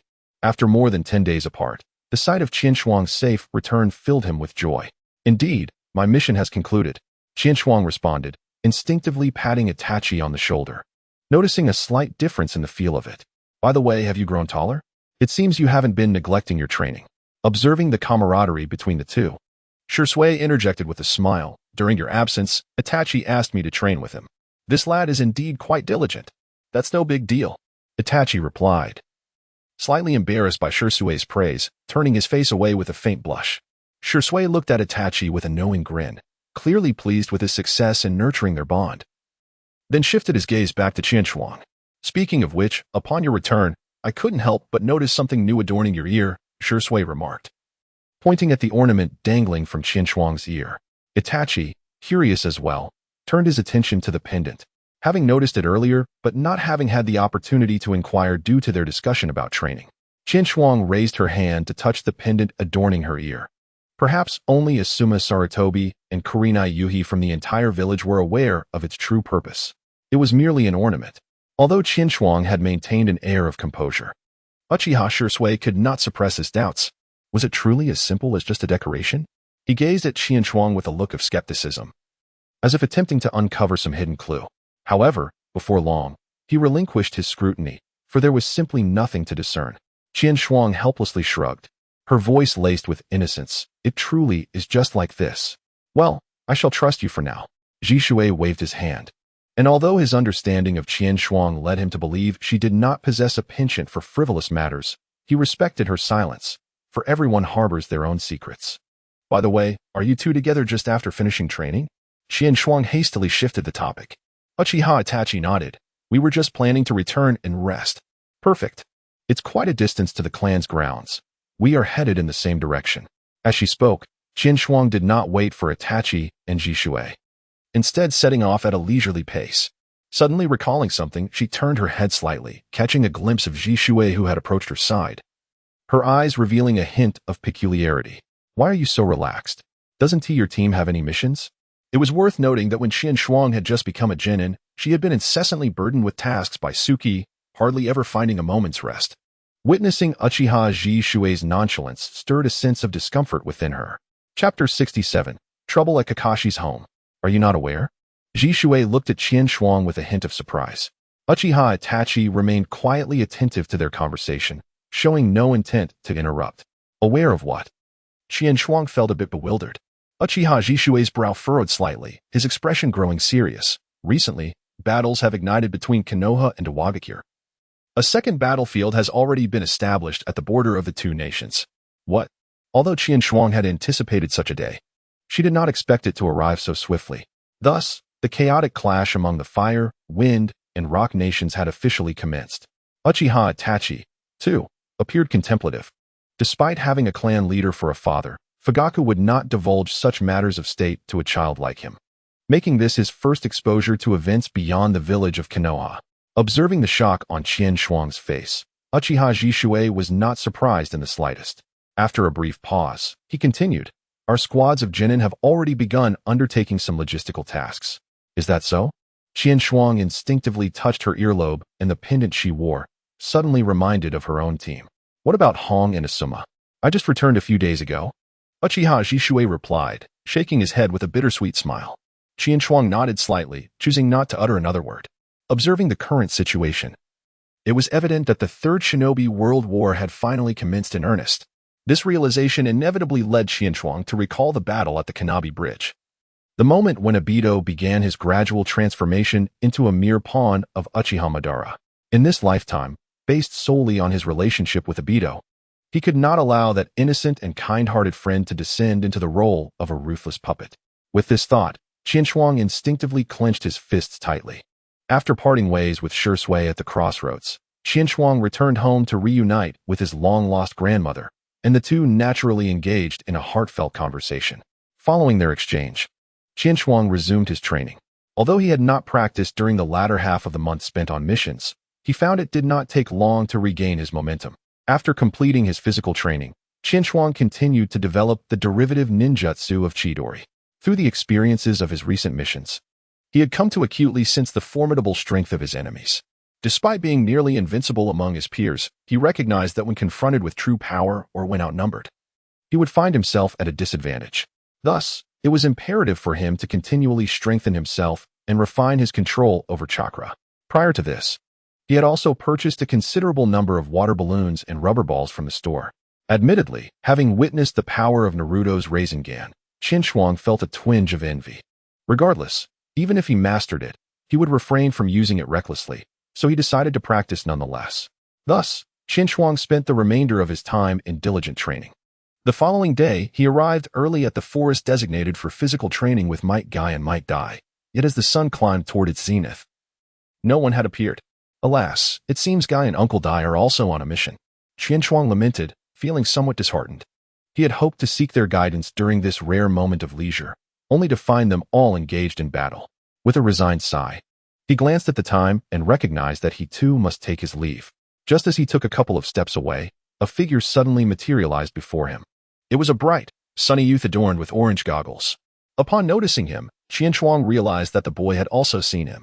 Their eyes met, each reflecting mutual astonishment. Qin Shuang, when did you return? Uchiha Obito exclaimed joyfully, nearly jumping with excitement. He hurried forward to pinch Qin Shuang's cheek, confirming, "You really ought to have let me know you were back." Qin Shuang clearly did not anticipate encountering Obito here, yet upon seeing this mischievous fellow, he couldn't help but smile genuinely. "I just returned yesterday," Qin Shuang remarked as he brushed off Obito's hand. "And as for you, while Shui and the others have their missions, you seem to be idling away your time. Have you perhaps been frightened into inaction?"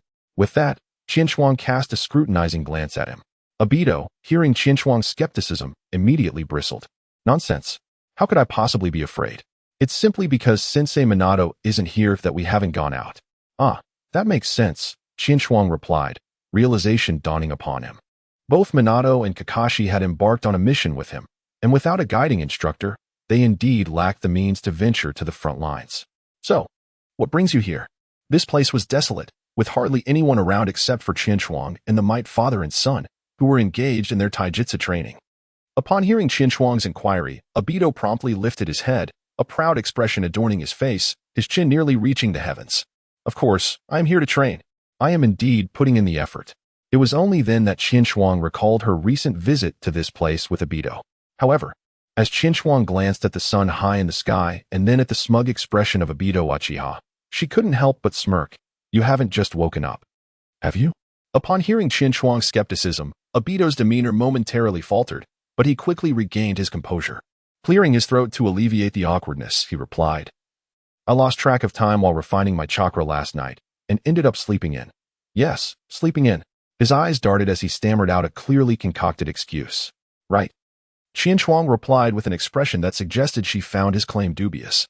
"Well, you should focus on your training. I shall take my leave." Given that this fellow was rarely so industrious, she had no intention of interrupting him and began to walk towards the edge of the forest. "Wait a moment, Qin Shuang," Obito called out, hastily blocking her path. Qin Shuang gazed at the other person with a look of confusion. "What is the matter?" she inquired. Obito, appearing somewhat furtive, glanced to his left and then to his right, ensuring that no one else was around. Only then did he turn to Qin Shuang and, lowering his voice, said, "I recall that Kakashi was assigned to a mission alongside you, correct?" Qin Shuang instinctively nodded, yet at that moment, he remained oblivious to the reason behind Obito's cautious inquiry. Noticing Qin Shuang's expression of ignorance, Uchiha Obito elucidated, "You must be unaware, having just returned. Kakashi's father has encountered a grave incident." Qin Shuang's eyes widened in astonishment. Who had met with misfortune? Kakashi's father? Wasn't he the renowned Konoha White Fang? Could it be Obito? Qin Shuang felt an urgent need to confirm her suspicions. "Could you recount the details of what transpired?" Seeing Qin Shuang's intense concern for the Hatake family, Uchiha Obito was somewhat taken aback. Yet he nodded and proceeded to share all that he knew. Chapter 68. Conflict and Truth. My knowledge is rather limited. I only understand that Kakashi's father, while on a mission, was compelled to abandon it in order to protect his comrades. I have heard that this mission was of great significance, which has led to Kakashi's father facing considerable scorn in recent times. Upon hearing this, Qin Shuang's body trembled, and she instantly grasped the situation. Was this not the very experience of Hatake Tsukumo before his demise in the original narrative? Unable to complete his mission, he faced reproach from the villagers, and even criticism from the very teammates he had saved with his own hands. Although Qianshuang has never witnessed the esteemed Kakashi Hitaki in person, she is well aware of his substantial contributions to the village, along with his upright and decisive character. There were even rumors that he would succeed Sarutobi Hiruzen as the fourth Hokage of Konoha. However, given the recent events, even if the rumors held any truth, the likelihood of their fruition seems diminished. Yet, one must ponder, why has this confidential mission become the subject of rampant speculation? Without a leader to incite the flames of controversy, how could anyone dare to openly criticize Kakashi Hitaki, a man who has rendered countless services to Konoha? Upon reflection, it is evident that someone is manipulating the situation behind the scenes, with the apparent objective of tarnishing Kakashi Hitaki's reputation. This thought inevitably leads Qianshuang's mind to the shadowy figure of Danzo Shimura lurking in the depths of the village. Given Kakashi's illustrious background, even with the emergence of the prodigious Minato Namikaze, the allocation of the fourth Hokage position remains uncertain. Consequently, in Danzo's relentless pursuit of the Hokage title, Kakashi undoubtedly transforms into his foremost adversary, thus providing Danzo with ample justification for his actions. As for why Sarutobi Hiruzen has not intervened to manage the public narrative, Qianshuang speculates that he may not wish for Kakashi's reputation to eclipse his own. Otherwise, he would be compelled to relinquish the Hokage position. Therefore, he opts to remain an observer. Regardless, Kakashi is not only a formidable asset to Konoha but also the father of Kakashi Hitaki. Qianshuang fervently hopes that such a person does not perish not on the battlefield, but rather within the village he has diligently safeguarded. With this resolve, Qianshuang strides purposefully towards the forest's edge, her mind set. Ever since Obito spoke of Kakashi's father's plight, she has worn a furrowed brow in silent contemplation, and Obito, understanding the gravity of the situation, has refrained from calling out to her, recognizing that such weighty matters require time to process. However, upon witnessing Qianshuang suddenly walk away with determination, Obito could not help but inquire, "Qianshuang, where are you headed?" "Where am I going?" "To Kakashi's residence, of course." Qianshuang responds without looking back, continuing her resolute march. Obito, taken aback, hastily strides to catch up with her, grasping her arm. "No. There will be many people gathered at Kakashi's doorstep during this time. I advise you against going. You might become a target for their frustrations." The apprehension on Obito's face is palpable, clearly indicating that he has experienced similar situations before. In truth, ever since the news regarding Kakashi Hitaki surfaced, he has been advocating for Kakashi, as he believes Kakashi has done no wrong. Unfortunately, he is vastly outnumbered, and in the face of the village's greater good, most have aligned against him. Qianshuang gently patted Uchiha Obito on the shoulder, smiling reassuringly. "Do not worry, I merely intend to take a look." He had no intention of taking any drastic actions. Not only was his own strength insignificant, but his identity also forbade him from acting recklessly. Otherwise, the hard-earned reputation of the Uchiha clan in the eyes of the people would be utterly destroyed by his actions. Is that so? Uchiha Obito then released his grip on Qianshuang's hand, yet a trace of unease remained on his face. "To prevent any unforeseen circumstances, I shall exert myself a little and accompany you on this journey." Qianshuang cast a skeptical glance at Obito, deeply questioning whether this fellow was merely seeking an excuse to evade training. "It is getting rather late. We should make our journey swift," he suggested. However, Uchiha Obito hastily interrupted him, seizing Qianshuang's arm and setting off, leaving one to believe that he was the one advocating for a visit to Kakashi's home. "You rascal," Qianshuang remarked, observing Obito's overt eagerness. He opened his mouth to speak, but ultimately refrained, allowing Obito to lead the way.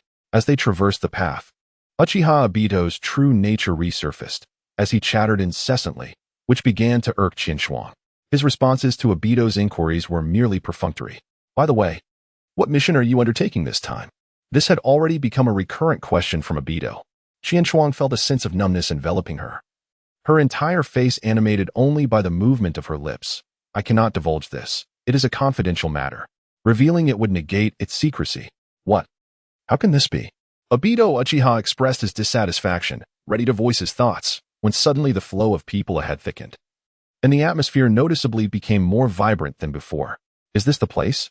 Although she had never been here, Qianshuang's mind deduced that the throng gathered at the entrance of a mansion was indeed their destination. Why are there just as many people as before? At this moment, Obito Uchiha had lost his earlier exuberance, gazing at the sea of heads and hearing the occasional shouts of blame and insult. A surge of anger welled up within him. These despicable individuals. Abito gritted his teeth in frustration, rolling up his sleeves, only to be pulled back by Qinshuang. You truly lack composure. While listening to the reprimands, Qinshuang felt a similar indignation, but her rationality surpassed Abito's. Had he forgotten what he had just said? With Qinshuang's intervention, Abito regained a semblance of composure. Yet the worry on his face remained palpable. These people had been like this days ago. Were they intent on driving Kakashi and his father to madness before they would relent? As he spoke, his eyes once more ignited with fury. Qinshuang comprehended the sentiments of Abito. He too felt a profound sense of injustice for Shikamaru. The individual who once risked his life to protect him was now met with vitriolic words, merely due to a single misstep. Anyone in such a predicament would likely succumb to despair. At that moment, a corpulent man positioned at the periphery of the crowd abruptly turned, his small eyes squinted by the flesh on his face, fixating intently on Qinshuang and Abito. Were you two just defending the ninja inside the house? The rotund man wore an expression that suggested malevolence. Abito's previous remarks had not been uttered softly, and those nearby cast him unfriendly glances. And what of it? Am I wrong in my assertions? Though he voiced such defiance, the intensity of the stares from the multitude caused beads of cold sweat to form on Abito's forehead. It was evident that his words had once again served as the spark igniting the populace's fury. Chapter 69 summons what could an insignificant child possibly understand. Do you have any notion of the extent of the damage he has inflicted upon Konoha? Indeed. To jeopardize the safety of the entire village for the sake of one individual, does such a person even deserve the title of ninja? This wet-behind-the-ears lad ought to return home and suckle, rather than meddle here, amidst the rising tide of public opinion. Shikamaru's act of rescuing his comrade had evidently transformed into a display of disregard for the village's safety. In Qinshuang's eyes, a profound sense of disappointment emerged. These individuals, here to vociferously discuss the faults of others, had long since cast aside his past achievements. For the first time, Qinshuang began to doubt whether such a person was truly worthy of his protection. You scoundrels! How could the Navii Dato possibly stand against these individuals? Instantly, his face flushed with humiliation as he clenched his fists, ready to strike the rotund figure before him. Qinshuang, with quick reflexes, swiftly grasped Abito, thus averting a potential catastrophe. Abito. Although deep within, Qinshuang yearned to administer a thorough reprimand. Reason dictated otherwise. He lowered his voice and cast a stern glance at Abito, reminding himself that they were merely ordinary civilians. The onlookers, while noticing the forehead protectors atop Qinshuang and Abito's heads, regarded them as mere recent graduates from the academy, paying little heed to the unfolding discord. As they seemed to be embroiled in internal conflict, the crowd's attention once again shifted back to the estate. Seizing this moment, Qinshuang managed to pull the emotionally volatile Abito away to safety. What of ordinary people? Do they possess the right to cast unwarranted accusations? Abito, filled with indignation, shook off Qinshuang's grip. I certainly do not imply that. Yet one cannot confront the villagers with the tactics of a ninja, Qinshuang admonished earnestly. What recourse do you propose? As they distanced themselves from the throng, the flush on Abito's face gradually subsided, and his composure returned to a state of tranquility. Qinshuang pondered for a moment, then shook her head. The influence of public opinion is immensely powerful, far beyond the resolution of merely two individuals. Moreover, to be precise, the actions of Hatake Tsukumo cannot be classified as right or wrong. It merely depends on one's perspective regarding the issue at hand. The populace, considering the interests of the nation and the obligations of a ninja, naturally deems his actions as neglecting the safety of Konoha. Conversely, Abito, from the standpoint of a comrade, sees Hatake Tsukumo's endeavor to save his teammates as entirely justifiable. Each party firmly adheres to their viewpoint to alleviate the public discourse. They must encourage one another to adopt a different perspective on the matter. Yet, while articulating this notion is simple, the actual execution proves to be profoundly challenging. For once a person's mode of thinking becomes entrenched, altering it is exceedingly difficult. Just as the two were troubled by the situation before them, a figure clad in a mask suddenly emerged. Qinshuang's pupils constricted. Though they were in the village, she remained vigilant. Are you two Uchiha Qinshuang and Uchiha Abito? A voice devoid of any emotion emanated from behind the mask, the only visible eyes glaring coldly at the pair. Qinshuang nodded slightly. As for Abito, he had yet to grasp the situation at hand. The Hokage has summoned you. Please proceed to the Hokage's office immediately. With that, the Umbu ninja showed no hesitation. vanishing in the blink of an eye. The Hokage? Qianchuang found it somewhat peculiar, sensing that Sarutobi Hiruzen was likely to discuss matters concerning Kakashi Hitaki. Meanwhile, Obito, upon hearing that he had been summoned by the Hokage, was overwhelmed with excitement, seemingly forgetting the earlier unpleasantness. Qianchuang, is this true? The Hokage wishes to see me. Qianchuang observed the exuberant Dato, a faint smile playing on her lips as she marveled at his inherently cheerful disposition, which seemed to transition effortlessly without any semblance of a transitional phase. Nevertheless, she resolved to first listen to what the esteemed Hokage had to convey. With a final glance at the throng still gathered at Kakashi's doorstep, she resigned herself to follow the eager Dato. As Qianchuang and Obito entered the Hokage's office, they were greeted by the sight of two figures standing side by side before Sarutobi Hiruzen.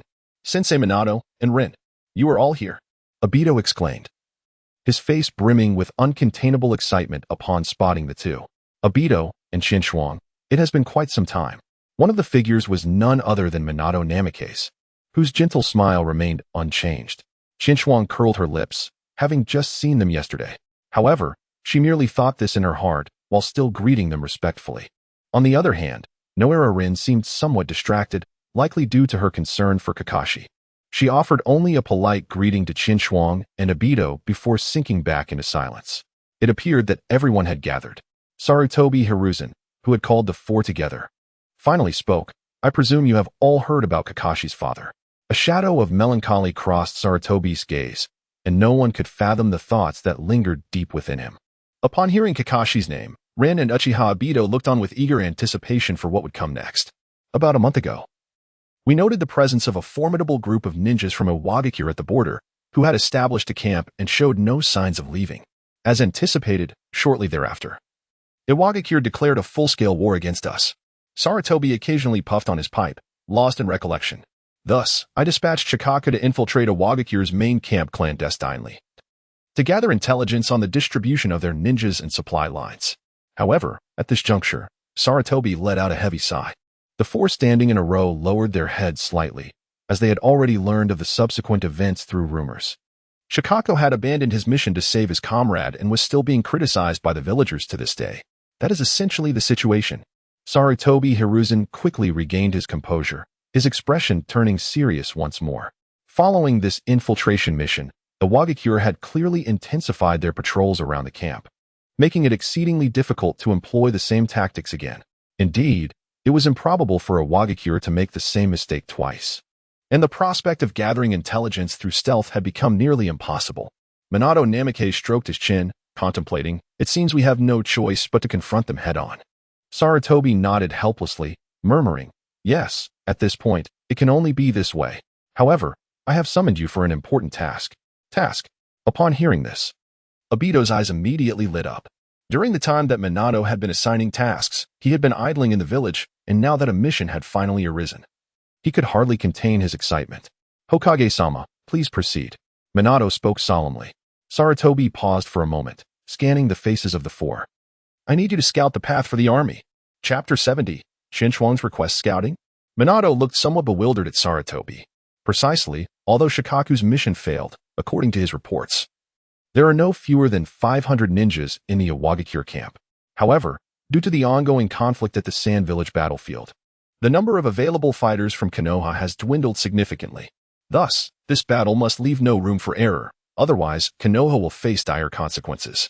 Sarutobi Hiruzen's expression was laden with gravity, and a hint of fatigue was evident, suggesting he had been preoccupied with the matters of the battlefield for an extended period. Therefore, I require you to conduct reconnaissance in advance, ensuring the information brought back by Shikomo is accurate and identifying any potential ambush locations set by the Sand Village. At times, the space-time ninjutsu possessed by Minato makes him the most suitable candidate for this task. After considerable contemplation, I have decided to assign this mission to your team, Minato. Subsequently, Sarutobi Hiruzen's gaze fell upon Cheese. You are also aware of Kakashi's situation. Coincidentally, Nato and his team have already proceeded to the front lines against the Sand Village. Thus, I have decided that Cheese will temporarily join Minato's team in place of Kakashi until the completion of this mission. Upon hearing this, Uchiha Obito's expression turned peculiar. While he was concerned for Kakashi's condition, he also felt genuine joy at the prospect of undertaking a mission alongside Cheese. We understand, Lord Third. Minato Namikaze nodded solemnly. When shall we depart? The forces are already assembling, and the rock village at the border has begun to stir restlessly. You shall set out tonight. Yes. The four did not dare to oppose and dutifully accepted the task. Very well, prepare swiftly. After the mission concludes, you will rendezvous with the main army. Saratobi Hiruzen waved his hand, intending to dismiss them, but was interrupted by Chise's voice. Please wait a moment, Lord Hokage.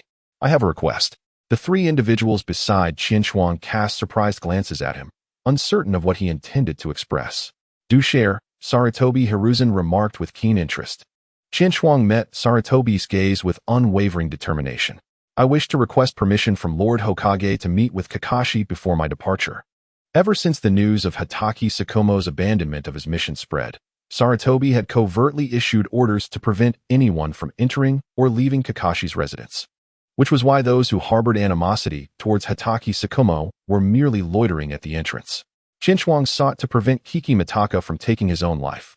The method of altering the villagers' perceptions had become futile, especially since she would soon be departing again. Who could say if Kiki Mitaka would still be alive upon her return? Thus, she was compelled to pursue an alternative approach. If she could not change the opinions of the townsfolk, perhaps she could attempt to persuade Kiki Mitaka himself. Might this offer him a glimmer of hope against the tragic decision of suicide? Qinshuang expressed uncertainty, yet presently there was little choice but to attempt it. Saratobi Sasuke slowly shook his head and remarked, You are well aware of Kakashi's domestic circumstances. He is unlikely to be in the mood to see you. Nevertheless, his words evidently did not dissuade Qinshuang from her resolve. Precisely because of this, I must meet him. I do not wish for him and his father to harbor regrets over such matters for the rest of their lives. Qinshuang's words were resolute, her tone so unwavering that even Tobirama Senju and Hiruzen Saratobi could not help but be moved. Just as Hiruzen hesitated, Obito Uchiha and Rin Noara simultaneously stepped forward, their expressions fraught with urgency, having grasped Qinshuang's intentions from her earlier remarks. Lord Hokage, please acquiesce to Qinshuang's request, they implored. Indeed, Kakashi is an exceptionally skilled ninja. I too hope he does not miss his future due to his father's issues. Tobirama looked at the three earnest youths before him, a wry smile creeping onto his face as he cast an apologetic glance towards Hiruzen. Lord Hokage, they speak with unvarnished honesty. Very well, Tobirama, I comprehend their sentiments. Hiruzen waved dismissively at Tobirama, his gaze sweeping over the three young individuals before finally resting on Qinshuang. Since it is so, I shall grant you this opportunity. However, the extent of your accomplishment will rely solely upon your own efforts. In truth, he too harbored hopes that Tsukumo Hatake and Kakashi Hatake could surmount this challenge. After all, Konoha had endured consecutive wars, and exceptional ninjas like them, without family ties, were becoming increasingly rare. Perhaps his initial tolerance of Danzo's information leak was partly motivated by a desire to suppress Tsukumo's reputation, but that was the extent of it. If this led to Konoha losing a formidable warrior, that was not a fate he wished to witness. Yet, some matters had spiraled beyond control from the moment he allowed them to unfold. The power of public opinion was formidable, and unfortunately, these rumors were grounded in reality. Even now, his attempts to remedy the situation felt like a drop in the ocean. After reflecting on Qinshuang's request, he ultimately consented, harboring a flicker of anticipation for what this young girl might achieve. Meanwhile, far away in the land of Earth in Iwagakure, a broad-shouldered man with a square face anxiously regarded the diminutive elder before him. Father, it has been far too long. Why have we not yet ordered an assault on Konoha? If we delay any longer, we shall lose the initiative. Inoki waved his hand dismissively. I am well aware of your concerns. But do you believe Konoha is so easily subdued? Kuratsuchi, while your talents and training are commendable, you still lack the finesse and leadership. Kuratsuchi pouted. Having been lectured countless times before, yet he took no offense, plopping down onto the sofa in the office. So what are you waiting for then? Not long ago, didn't a few Konoha ninjas infiltrate our ranks? Inoki countered with a question. Kuratsuchi nodded thoughtfully, recalling the significant event.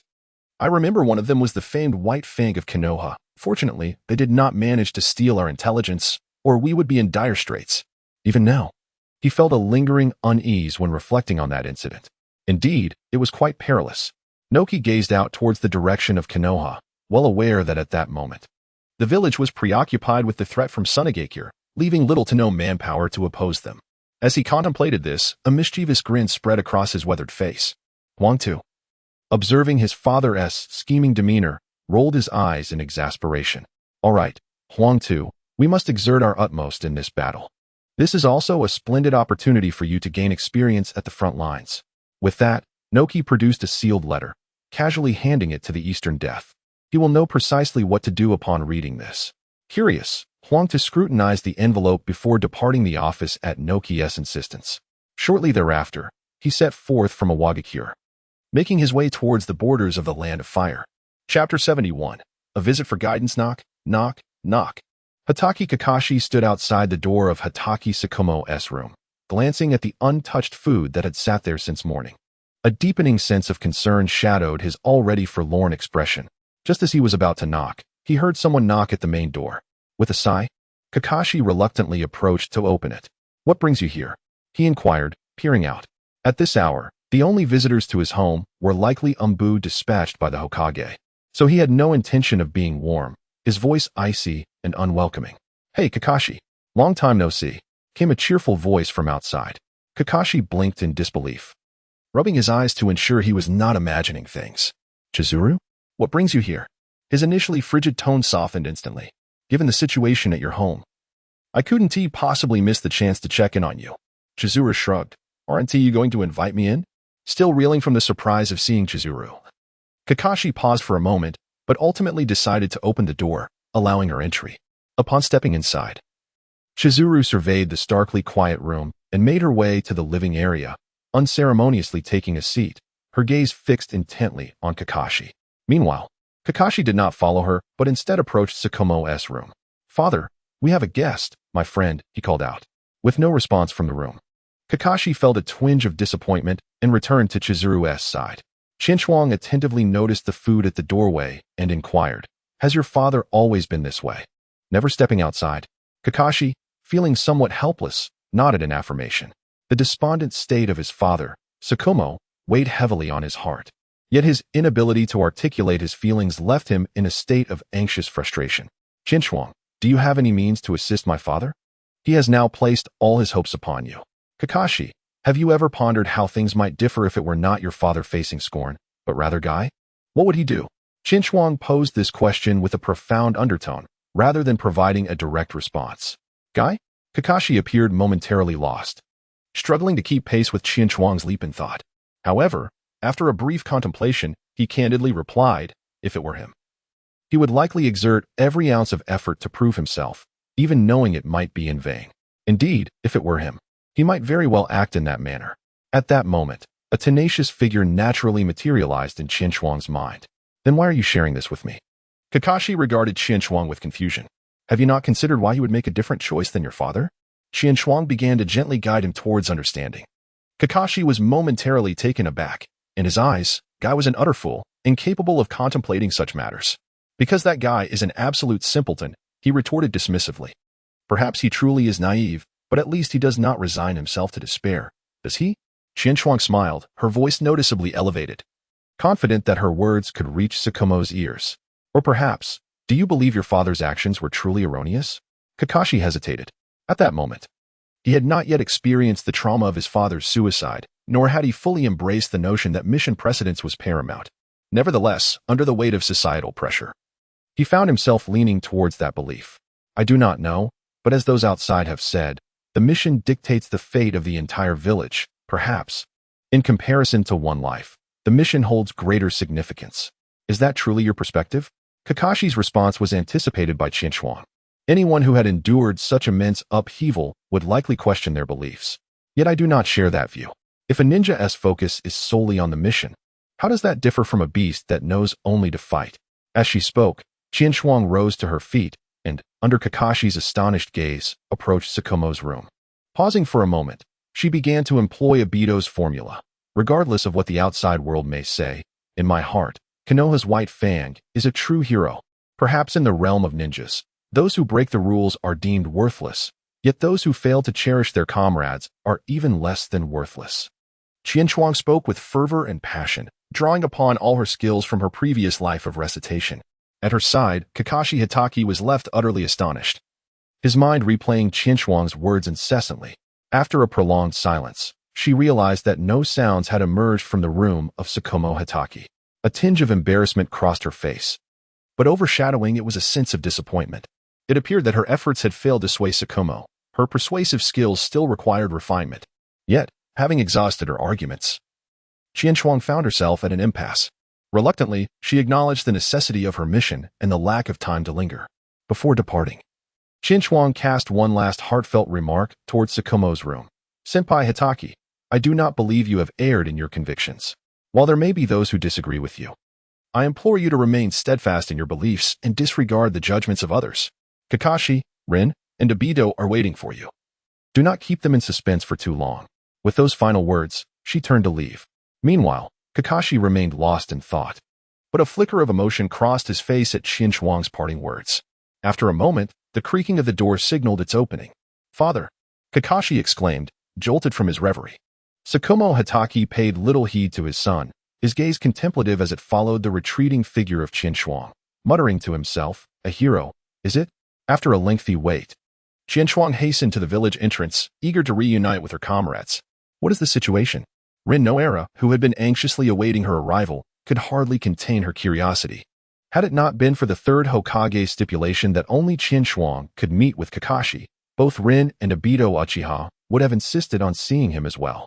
Now that Qianshuang finally stood before them, they rushed forward, eager to glean any information regarding Kakashi's well-being, and even Minato Namikaze was no exception. Qianshuang felt the weight of 3 hopeful gazes upon her, and a sense of trepidation washed over her. Truth be told, after expressing her thoughts in Kakashi's household, she remained uncertain about the impact of her words. Nevertheless, her immediate task was to soothe the emotions of the trio before her. Please, let us all remain calm. Kakashi's situation is not as dire as it seems. Upon hearing this, Uchiha Obito's taut heart began to relax slightly. Minato Namikaze, standing nearby, offered reassurance to Obito and Rin. Since Qianshuang has said so, it indicates that we need not worry about Kakashi. For now, let us focus on completing our mission. And once we return, we shall naturally reunite with him. With Minato's words, Obito and Noera Rin found renewed vigor. Their spirits ignited with determination as they faced the uncertain path ahead. You all appear to be in good spirits. Minato smiled as he surveyed the 3. Then let us set forth. Chapter 72, Anomaly, the Land of Grass. A small nation nestled between the formidable powers of the Land of Fire and the Land of Earth. Although its strength pales in comparison to the 5 great nations, the existence of the hidden grass village allows it to barely survive, serving as a bridge for communication between the 2 larger nations. However, amidst the current tumult of war, this small nation has inevitably transformed into a battlefield. Since the relations between the 2 nations have soured, the residents of the Land of Grass seem to have sensed the impending danger, retreating into the hidden grass village, fearful of becoming mere pawns in the conflict. It should be around here. Minato raised his hand, signaling the trio to halt. After 3 days of penetrating deep into the Land of Grass, considering their travel time, they were now quite close to the border of the Land of Earth. Contemplating this, a heavy seriousness clouded Minato's gaze. Despite his formidable strength, he was still outnumbered, and with 3 junior ninjas at his side, he was uncertain of how many he could protect in a critical moment. It was best to avoid danger altogether. With these thoughts in mind, Minato turned his head and advised, "We are nearing our target. You must stay close to me." The 3 nodded in agreement, even the usually impetuous Obito behaving earnestly at this moment. Qianshuang. At Minato's call, Qianshuang immediately understood his intentions, activating her Sharingan to survey their surroundings. Internally, she felt quite helpless. Despite possessing the Sharingan, she often found herself relegated to the role of a Byakugan user. It seemed the 3rd Hokage was reluctant to send a Hyuga ninja for assistance. Nonetheless, despite her grievances, she exerted herself fully in action. At the same time, Minato closed his eyes, bent his legs, and placed his fingers on the ground, exerting all his strength to employ his sensory ninjutsu. I have found nothing. Qianshuang cast an inquiring glance towards Minato Namikaze, who, at that moment, stood upright and shook his head, indicating that neither of them had detected anything suspicious. It was peculiar. Logically, they should be very close to the camp of a Wagakure, so why was there no one around? The serene environment inevitably stirred Minato's suspicions, filling him with an ominous premonition, yet he possessed no evidence to support his unease. Isn't safety our priority? Upon hearing both affirm their security, Obito Uchiha's vigilance evaporated entirely. There is no need to be overly suspicious, Sensei Minato. Obito.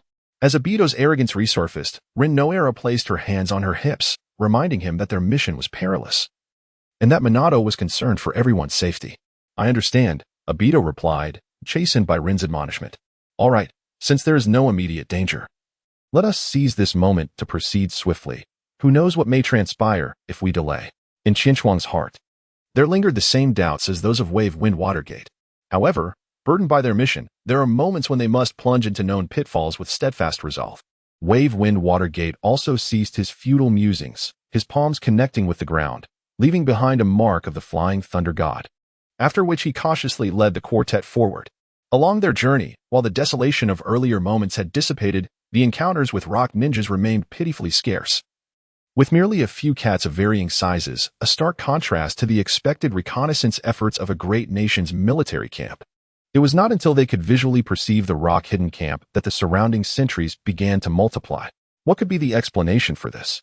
The external conditions starkly contradicted the reports of Lord Hokage. Even the usually oblivious Obito sensed that something was amiss. Wave Wind Watergate hurriedly stepped forward, covering Obito's mouth with one hand while signaling for silence with the other.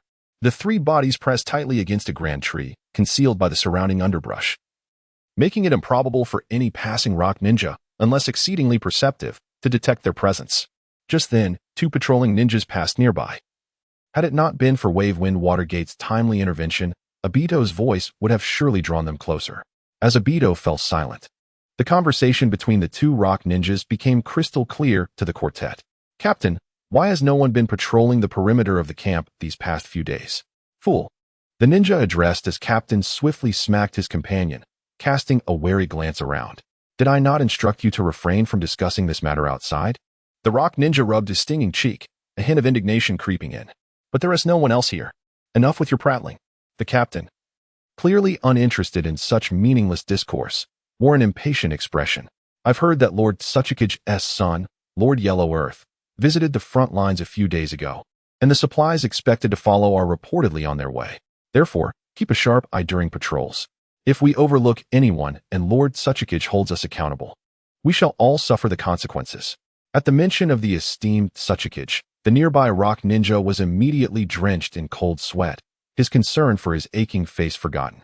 Yes, Captain, rest assured.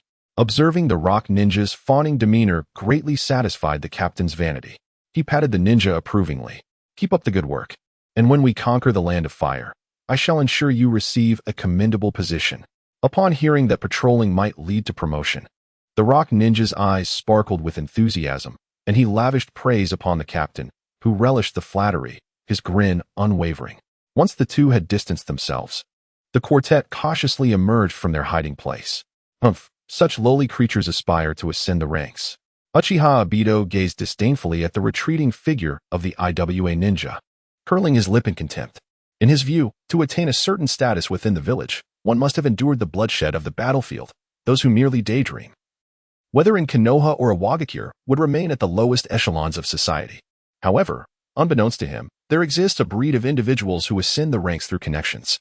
From their conversation, it became evident that supplies would soon be delivered to the main camp. Should we? Qinchuang swiftly grasped the key information, her words hinting at a desire to intercept. No. Minato Namikaze promptly dismissed Qinchuang's notion. Our mission is solely reconnaissance. It suffices to ascertain the route of their supplies. We should refrain from indulging in unnecessary thoughts. By the way, who is this Lord Tsuchi they mentioned? Noera Rin murmured, puzzled by a name she had never heard before. My knowledge of Tsuchi is limited. I only know he is the most favored son of the current Tsuchikage, reportedly having mastered all ninjutsu except for dust release, and is undoubtedly a prodigy of Awagakure. At the mention of Tsuchi, Minato's expression darkened. He had not anticipated that Awagakure would deploy such a formidable figure in their assault on Konoha. Chapter 73. Sage Mode. It seems they are quite superstitious about the absence of patrolling ninjas around the camp. The two IWA ninjas had already departed, and Obito, who had been lost in thought, finally returned to his senses. Indeed, one would expect that, following the incident involving the esteemed Kiki, the patrols around the Awagakure camp would have become more stringent. Why, then, were the perimeter guards reassigned? Qinchuang, too, found it perplexing. sensing that this could lead to something significant. Noera Rin poked at the corner of her mouth, blinking as she suggested, could it be to protect those supplies? Qianshuang contemplated for a moment, finding merit in Nagahara Rin's words. At this juncture, as the Awagakure camp remained vigilant against impending threats, the notion of withdrawing all perimeter patrolling ninjas could only be justified by ensuring the safe return of supply provisions to the main camp. After all, supplies formed the very foundation of an army's survival. Without adequate food, the frontline ninjas would inevitably be unable to exert their full combat potential. Thus, emphasizing the importance of supplies was entirely reasonable. After much deliberation, Bufing Shuimin could not conjure a more compelling rationale and resigned himself to acceptance. What shall we do next? With Qianshuang's inquiry, the other two turned their gazes toward Bufing Shuimin. Ultimately, he was the captain of the mission, and they were obliged to heed his directives. First, we must ascertain the number and strength of the ninjas within the Awagakure camp, he declared, settling into a meditative posture upon the ground. Qianshuang, perplexed, inquired, isn't the objective to gather intelligence? What are you doing, Teacher Minato? In his understanding, the reconnaissance mission that Minato Namikaze had mentioned was typically assigned to him, utilizing his Sharingan, as had been the case since the Lulon mission.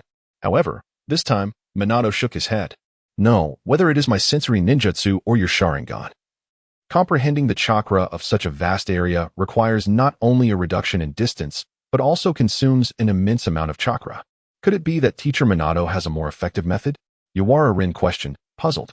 Meanwhile, Qianshuang wore a knowing expression from Minato's gestures and his earlier words. He had subtly discerned his intent. As the father of Naruto Uzumaki and a disciple of Jiraiya, it was only natural that Minato had also mastered the sage technique passed down from Jiraiya. It was said that in sage mode, one could perceive the chakra of the external world through natural energy. Unsurprisingly, Minato intended to enter sage mode. It must be said that this indeed was a strategy of waiting with ease, capable of saving considerable time, yet the drawbacks were equally apparent. Minato would require a significant duration to absorb natural energy, and, during this period, must remain still and undistracted, otherwise he risked severe backlash. It is essential to note that they were near the camp of Awagakure, with countless patrolling ninjas traversing the area. Ensuring that they remained undisturbed during this time would pose a considerable challenge for Qianshuang and his companions.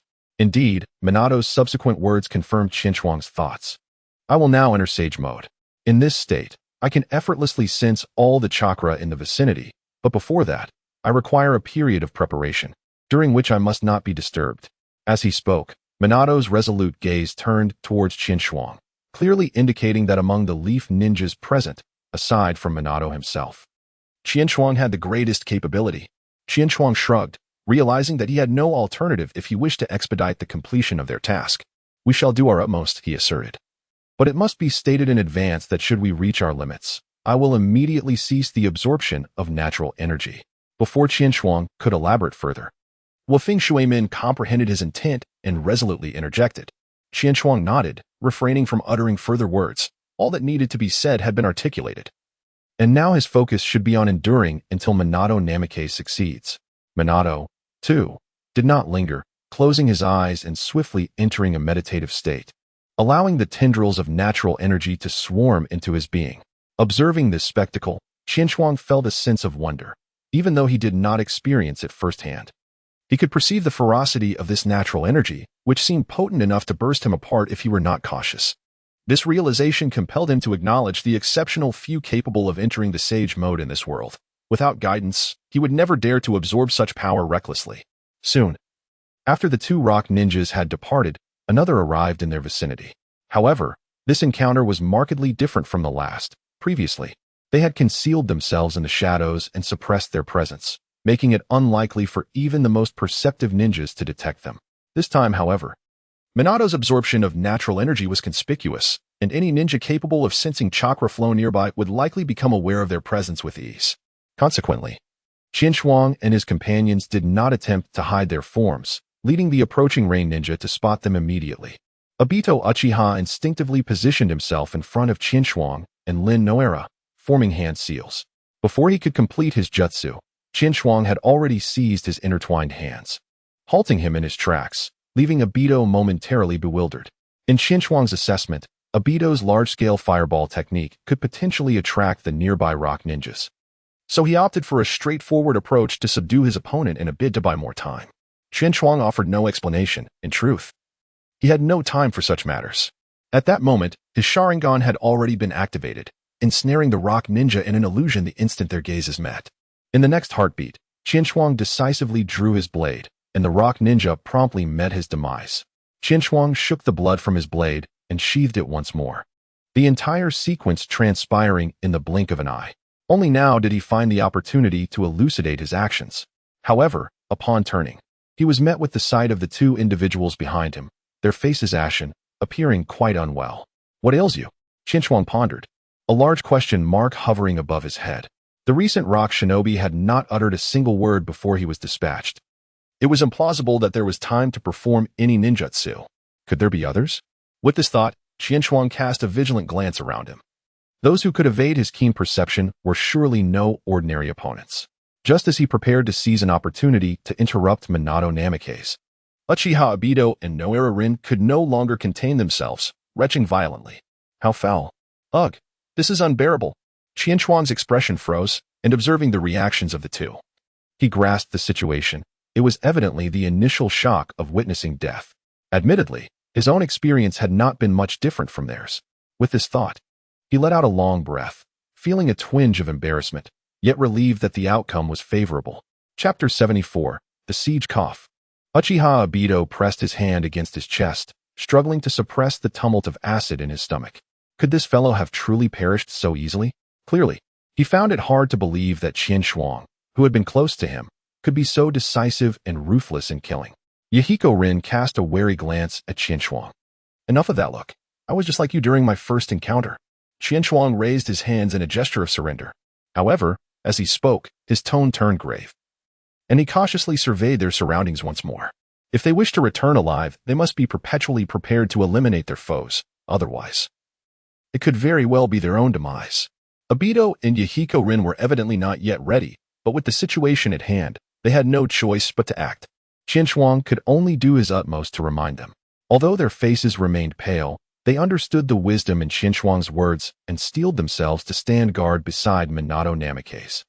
"We must secure this area. The chakra of that ninja vanished right here." At that moment, a faint sound echoed from a distance. Though weak, Chen Chuang's keen senses detected it. "Not good," Chen Chuang exclaimed in alarm. From that brief utterance, it was clear that a Wagakure had become aware of their situation. Sure enough, mere seconds later, 3 IWA ninjas appeared before them, clearly targeting the now exposed group. "Intruders! Capture them! Doton, Dotonri can!" The 3 IWA ninjas, undeterred by the apparent youth of their adversaries, joined forces to unleash the same ninjutsu.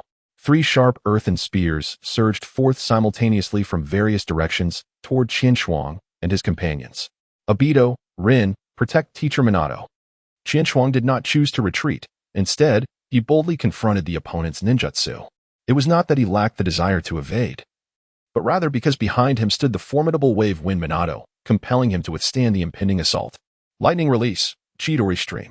At this moment, Chen Chuang had abandoned any intention of conserving chakra, as the swift currents of electricity radiated from him, shattering everything in their path, be it rock spears or the ground itself, obliterated by the overwhelming surge. In the realm of ninjutsu, lightning inherently possesses a degree of dominance over earth techniques. Moreover, with Chen Chuang unleashing the A-rank ninjutsu, Chidori stream, the earth spears disintegrated upon contact. Uchiha Obito and Noara Rin stood before wave wind Minato, their faces etched with concern. Though they wished to assist, they found themselves rendered powerless by the sheer might of Chen Chuang's formidable technique, relegated to the role of mere spectators. The 3 rock ninjas had not anticipated that their coordinated attack would be thwarted by this mere child. Fire release, great fireball technique. Seizing the moment of their astonishment, Chen Chuang unleashed a torrent of flames from his mouth without hesitation. Overwhelmed, the 3 rock ninjas were instantly reduced to charred remains. Even if they managed to escape death, their combat abilities were irrevocably extinguished. It is worth noting that while Chen Chuang had achieved proficiency in the 3 elemental releases of fire, wind, and lightning, his true mastery lay within the fire techniques, the pride of the Uchiha clan. Chen Chuang is no less accomplished in fire release than his teacher, Fugaku. which allowed him to effortlessly dispatch the enemy with a single great fireball during the recent skirmish. Although Qinshuang easily dealt with 3 rock shinobi, the immediate crisis was far from over. Their earlier commotion had undoubtedly attracted the attention of the ninjas in the rock hideout, and in an instant, a substantial number of ninjas rushed toward them. Noticing their headbands, they recognized the assailants as leaf ninjas. Enough talk. Those who have slain our comrades shall pay with their lives. A formidable group of at least 10 rock ninjas surged forward, though still at a distance. A barrage of shuriken and kunai began to rain down upon them like a fierce storm. Fire release, great fireball technique. Suddenly stepping forward was Obito, unleashing a torrent of flames that dwarfed Qinshuang's previous attack, incinerating the projectiles aimed at them. "Well done, Obito," Qinshuang exclaimed, casting a surprised glance at him, offering his unreserved praise. "Of course," Obito replied, a flicker of pride evident as he extinguished the flames at the corner of his mouth, feeling that his rigorous training had not been in vain. "I didn't expect these 2 kids to be quite capable. No wonder they managed to take down the 4 of us," the rock ninjas mocked, their confidence soaring as they regarded the leaf ninjas before them, as if their victory were assured. However, their bravado was quickly overshadowed by their ruthlessness in combat, as the leading ninjas drew their kunai and lunged toward Qinshuang's vital points. "Obito, be careful," Qinshuang warned, casting aside any hesitation as he unsheathed his long blade and engaged in fierce combat, displaying his superior swordsmanship and holding his ground. Meanwhile, Obito found himself in a more dire situation, being relentlessly assaulted by several opponents, suffering multiple cuts across his body within moments. Nonetheless, he gritted his teeth. Wielding a kunai in each hand, his eyes wide and unactivated Sharingan diligently deflecting the barrage of attacks. Obito, seeing the gruesome wounds on his body, Lin Yahara called out softly, unable to bear the sight. Although she yearned to assist him, her priority was to protect Minato Namikaze, ensuring his safety. Among the rock ninjas attacking Obito, one caught a glimpse of Lin's concern in the meditating Minato, casting a peculiar glance before vanishing without a sound. Obito, Qinshuang, glancing at the grim situation on Obito's side, decided to fully unleash his power. Activating his Sharingan, he released a chilling and sinister gaze that caught the rock ninjas off guard. "What? Those eyes? This is bad," the exclamations echoed. Yet it was already too late. The overpowering gaze had infiltrated their minds in an instant, effortlessly breaching their mental defenses. They felt as though their bodies were ensnared in shackles, unable to move despite their frantic struggles. Having subdued their adversaries, Qinshuang did not seize the opportunity to attack. Instead, she executed a swift body technique, appearing before Uchiha Obito, her cold blade emanating a searing heat as it swung forth. Uchiha style, sword leap of flames. The intense heat wave induced a palpable change in the expressions of the rock ninjas, who, caught off guard, dared not confront it head-on and hurriedly distanced themselves from the 2. At that moment, with the immediate threat to his life temporarily abated, Obito found a moment to breathe, resting his hands on his knees as he gasped for air, his face reflecting lingering trepidation. Chapter 75, Sage Techniques. After forcefully repelling the rock ninjas, Qinshuang did not pause for breath. She plunged her long blade into the earth and swiftly formed hand seals. Fire release, great fire annihilation. An immense reservoir of chakra surged within her throat, unleashing a terrifying torrent of flames akin to a tsunami, the scorching waves compelling even the most seasoned rock ninjas to swallow hard. Though the scene before them, an audacious child spewing forth a sea of fire, seemed absurd, there was no time for hesitation. Earth release, earth flow wall. Being well trained, the remaining rock ninjas, momentarily stunned, quickly united their efforts to perform the jutsu, raising a robust earthen wall that entirely separated the inferno from themselves. However, how could Qinshuang's fire release be so easily contained? The raging flames crashed against the earthen barrier, instantly melting away gaps on either side where the chakra distribution was scant. The searing fire gradually eroded the wall, inch by inch. It was futile, they could not hold it back. Swiftly employing the art of water release, the torrents of fire that seeped through the breach unleashed a cacophony of anguished wails from the rock shinobi, particularly those still ensnared in the grip of Thousand Frost illusion. They could do naught but watch helplessly as the flames consumed their immobile forms, enduring the torment that gnawed at their spirits despite their futile struggles. Exhaling a slow breath of scalding air, Thousand Frost's complexion had turned slightly pallid. His earlier display had depleted a significant portion of his chakra, leaving him somewhat weary. Though born into the esteemed Uchiha clan and possessing a myriad of techniques, his chakra reserves were scarcely greater than those of an ordinary ninja. The excessive use of high-cost jutsu rendered him vulnerable, unable to withstand prolonged combat. This was a stark contrast to those from the Uzumaki or Senju clans, who boasted vast reserves of chakra or even tailed beasts. In the immediate moment, Thousand Frost found no expedient solution other than to persist in refining his chakra. As the inferno subsided, the charred remains of the fallen revealed themselves, with over half of the rock shinobi perishing in Thousand Frost's onslaught. The survivors fared little better, their skin seared by the flames eliciting cries of agony from even the most stoic of ninjas. In that instant, none dared to confront Thousand Frost. In all, Obito seemed to forget to breathe, his gaze fixated on the unfolding scene. Although he had witnessed Thousand Frost in battle before, this encounter was different. It was only at such close quarters that he truly comprehended the magnitude of Thousand Frost's power. That vast, searing sea of fire was an abyss he could not hope to approach, even with his utmost effort. Has Thousand Frost truly ascended to such heights? Just as these thoughts swirled in his mind, a shout pierced the air, jolting him back to reality. It was the voice of his most cherished and familiar companion, Rin. With urgency, Obito whirled around and dashed forward. Simultaneously, Thousand Frost turned as well. Yet, regardless of their intentions, it seemed they were already too late. An unseen rock shinobi had appeared behind Minato, and upon sensing the anomaly, Rin raised her kunai to strike.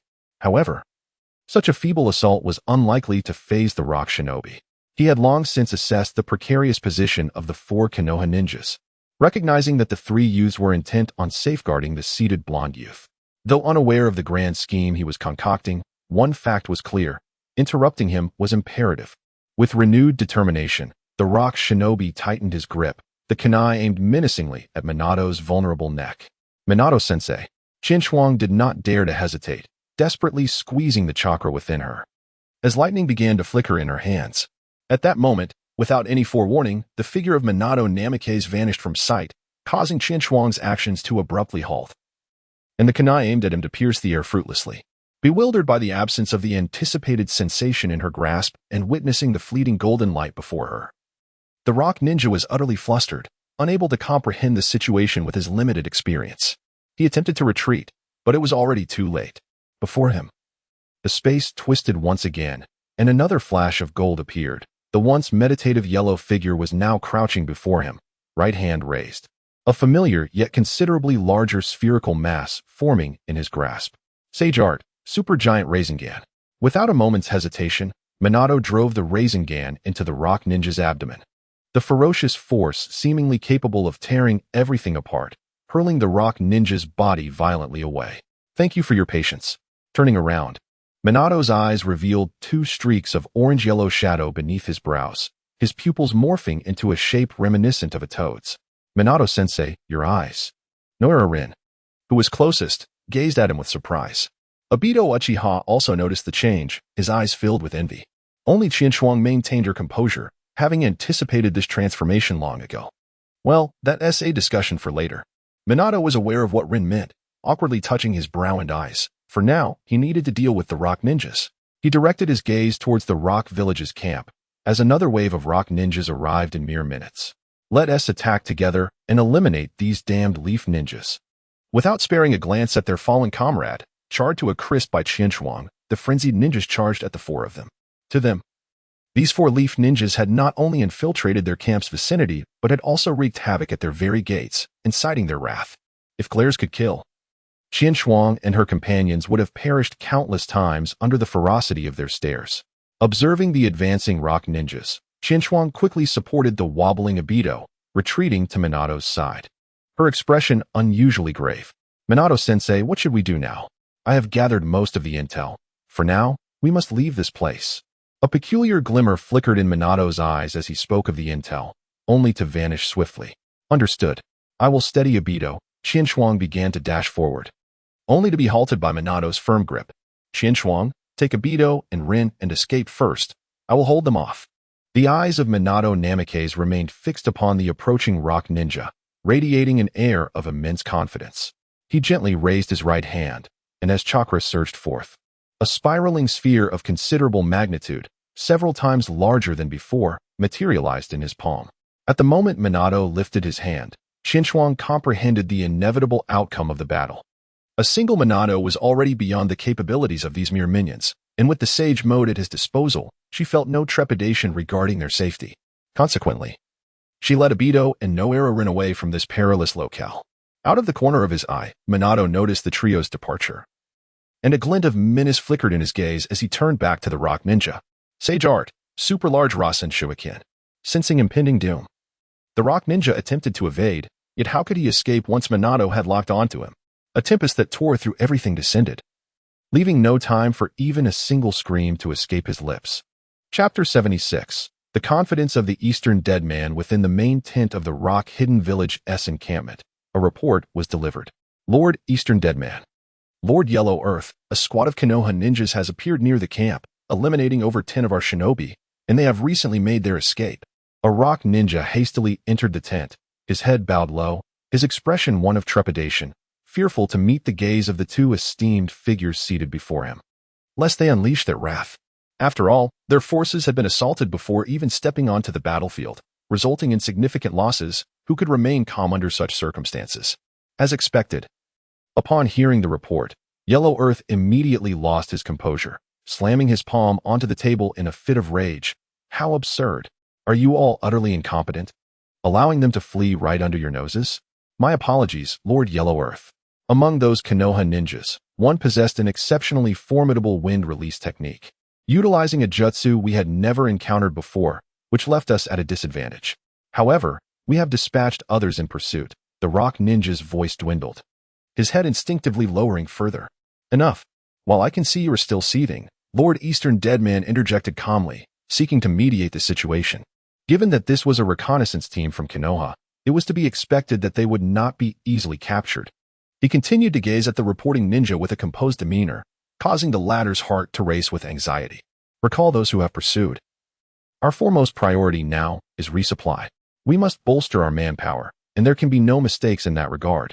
The reporting Rock Ninja nodded gravely, and upon Eastern Dead Man's gesture, he exited the tent, feeling as though he had narrowly escaped the dire fate.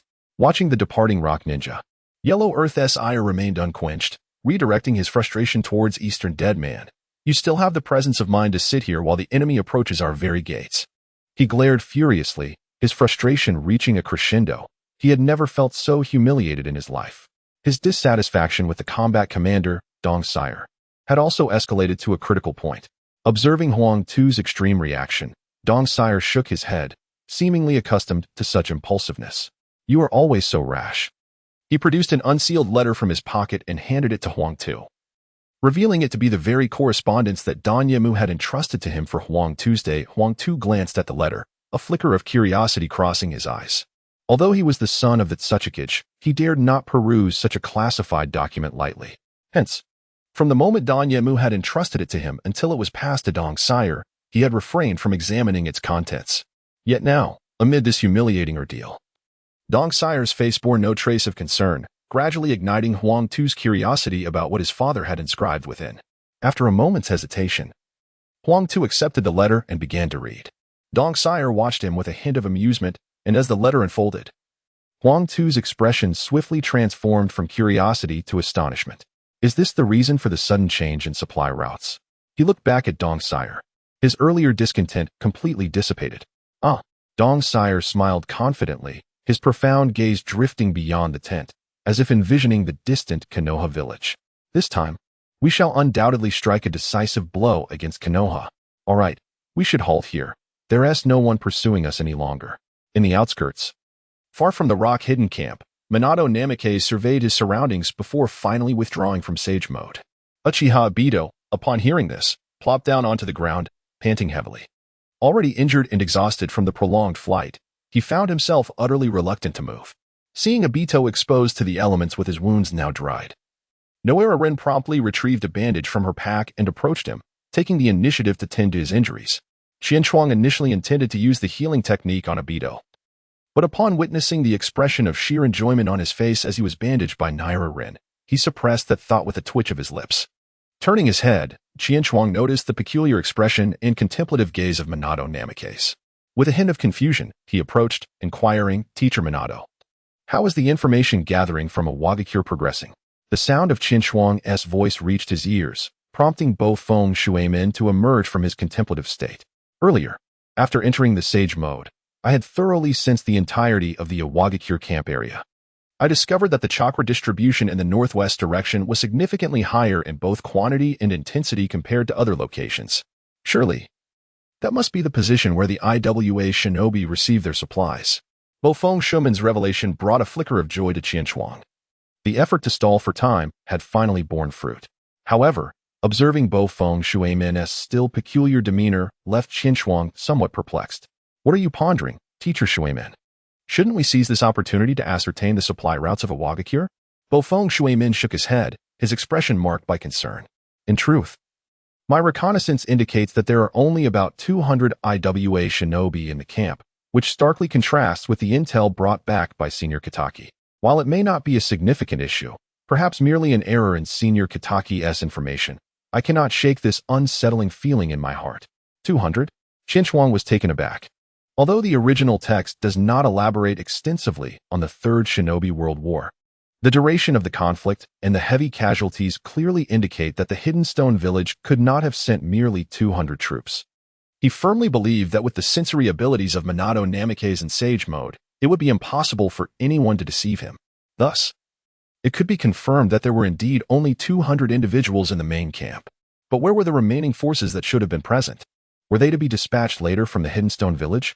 Furthermore, why did the information brought back by Kakashi Hatake indicate an additional 300 personnel? Qin Shuang felt a vague answer surfacing in her mind, yet every time she attempted to grasp it, that fleeting spark vanished without a trace once more. Looking at Qin Shuang, who was ensnared in distress due to his words, Minato Namikaze could not help but smile wryly at his own sensitivity, deciding not to delve deeper into the source of his unease. In any case, we must venture to the southwestern camp to ascertain the situation.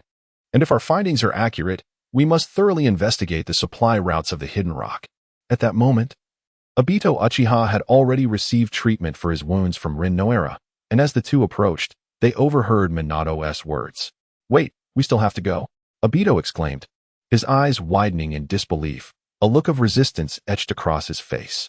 Although Rin remained silent, the pallor of her expression betrayed her inner turmoil. Minato understood Obito's feelings but insisted, "It is unavoidable. We must undertake this journey for the sake of clarity." At that moment, Qin Shuang emerged from her reverie. "Minato-sensei is right. We must take a look. Since contemplation is futile, I shall seek the answers myself." This was the truest thought in Qin Shuang's heart. Chapter 77. The Scorpion of the Red Sand. Thus, against Obito's extreme reluctance, the four chose to delve deeper into the land of rock. This time, however, they exercised great caution, maintaining a safe distance from the Hidden Rock's main camp as they circled around. Their journey was remarkably smooth, free from encounters with rock ninjas. After days of travel, they finally reached the area dense with chakra, as Minato had anticipated. True to his expectations, a steady stream of supplies was being delivered to the camp. Indeed, supplies. A slight smile graced Minato's lips. If they continued to investigate in this direction, they would soon uncover the supply routes of the Hidden Rock, placing the initiative firmly in the hands of Konoha. What are we waiting for? Having recovered significantly, Obito felt rejuvenated and insisted, "Let us follow this path and complete our mission so we can return to the village." He had no desire to partake in such nerve-wracking tasks any longer. Minato nodded and led the trio through the forest, following the path taken by the supplies. Along the way, they encountered several more teams transporting supplies, and after days of reconnaissance, they finally discerned the general trajectory of the route. Excellent. It appears the route is becoming clearer. I shall hurry to relay the information back to Konoha. Having completed the mission without incident, Minato finally breathed a sigh of relief, while Obito cheered in delight. "Isn't this a bit too smooth?" With a hint of worry etched upon her face. Nara Rin's intuition hinted that something was amiss during their journey. Despite traversing the land of rock, they had yet to encounter a single rock ninja. What could be wrong? "Rin, you're overthinking it," Uchiha Obito remarked nonchalantly, his hands resting behind his head. His demeanor relaxed as they neared their destination. A wave of joy surged within him, leaving no room for concern over trivial matters. Observing Obito's carefree attitude, Nara Rin felt exasperated, unsure of what to say, hoping that her apprehensions were unfounded. In truth, Chikage shared her unease. compounded by earlier suspicions, leading him to question whether the four of them had fallen into a trap set by Iwagakure. Sensei Minato. I too sense something is awry. Chikage leaned closer to Namikaze Minato, eager to hear his thoughts. Minato donned a pensive expression. If Chikage could discern the strangeness, he certainly could as well. Although the situation bore an air of peculiarity, substantial evidence remained elusive. Moreover, considering the elapsed time, the Konoha forces had likely already departed. They could not afford to linger. After much contemplation, Minato reached a resolution. In any case, let us return the information to the Konoha camp and decide our course of action thereafter. Chikage said nothing more, and the four of them began their overnight journey back. Sensei Minato, I'm exhausted. Let us rest a moment. As the distance from the rock ninjas grew, Obito could no longer contain his lamentation. The prolonged journey had drained him of all motivation. Conversely, Chikage, accustomed to rigorous training, felt no pressure from such a trek. Naira Rin, despite her fatigue, mustered her spirits to encourage him. Just a little longer, Obito, we are almost out of the land of rock. Rin spoke the truth. Minato, observing Obito, who seemed to have turned into a puddle of exhaustion, offered him a semblance of encouragement, urging him to push through. Reluctantly, Obito dragged his heavy legs, striving to keep pace with the others. You fool, if only you had trained harder.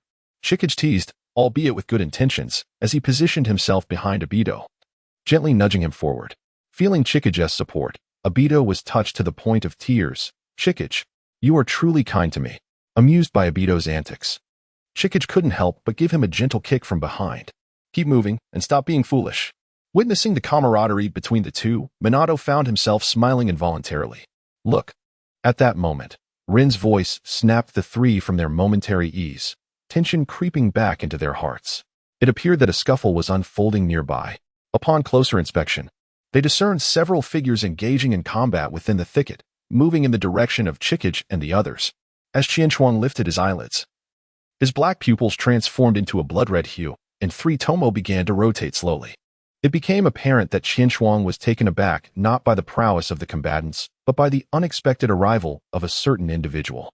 A gentle breeze rustled, causing the youth's crimson hair to flutter like red satin, while his eyes, reminiscent of a block of unmelting ice, exuded a chilling detachment devoid of warmth. Even amidst the throes of battle, his strength was formidable, single-handedly confronting a squad of rock ninja without faltering, as chakra threads danced deftly in his hands, maneuvering puppets to unleash a series of lethal attacks that left his opponents utterly defenseless. Amidst the exchange, Kakashi and his companions finally grasped the full scope of the scene before them. Who on earth are you? This is the land of Earth. Do you comprehend the consequences of your recklessness here? A frustrated ninja from the rock squad shouted at the young man, who had completely subdued their entire team. Yet, throughout it all, the red-haired youth remained silent, his demeanor indifferent, as if he was determined to dominate this squad of rock ninja. Only when he noticed the four from Konoha did his brow slightly furrow. Suddenly, his eyes glinted with intrigue as he caught sight of the crimson hue in Qianchuang's gaze, an intense greed compelling him to lick his lips. Realizing the shift in the youth's expression, the rock ninja finally acknowledged the presence of the Konoha ninjas, their despair palpable as they faced the dual threat. Stop joking. We are within the borders of the land of Earth. One of the rock ninja began to crack under pressure, charging recklessly at the red-haired youth. However, the latter didn't even spare him a glance. In the blink of an eye, the frantic rock ninja met a gruesome fate, his head severed from his body. At this moment, the youth finally spoke. I had intended to collect you as materials, but it seems I have found a far more enticing option. His gaze remained fixed upon Qianchuang, as if admiring a flawless work of art. How could Qianchuang fail to perceive that unreserved scrutiny? Even with Kakashi at his side, he braced himself for a desperate fight. For that red-haired youth was none other than the instigator of this war, the Scorpion of the Red Sand. Chapter 78. The Scorpion's Covetous Gaze. Be cautious, Qianchuang. This fellow seems to harbor ill intentions towards your eyes. Kakashi, too, sensed the weight of the Scorpion's gaze, his expression grave as he positioned himself protectively before Qianchuang, urging him to remain vigilant. Damn it, who is that guy? Uchiha Obito gazed at the ease with which his opponent maneuvered, swallowing hard, yet mustering the courage to stand alongside Minato Namikaze before Qianchuang. The ability to effortlessly subdue an entire squad of rock shinobi was a feat that even Qianchuang in her current state could scarcely achieve. At this moment, the news of Scorpion being a rogue ninja had not yet fully disseminated, Thus Minato remained unaware of the red-haired youth before him. Nevertheless, from the nature of the attacks, he surmised a general understanding. Puppet technique, perhaps? It appeared he was affiliated with the Sand Shinobi. Hey, you over there, kid. Scorpion's gaze merely flickered over to the other leaf ninjas without lingering. Are you of the Uchiha clan? Having ceased his assault? The pressure on the opposing rock shinobi lightened significantly. The relentless onslaught finally abated, allowing the rock shinobi to breathe a sigh of relief. Realizing that Scorpion's attention had wholly shifted to the leaf ninja, they dared not linger and promptly retreated into the distance. How rude. When did I permit you to leave? Scorpion's peripheral vision caught a glimpse of the fleeing rock shinobi. His purpose in this endeavor was to seek suitable ninjas for his puppet materials.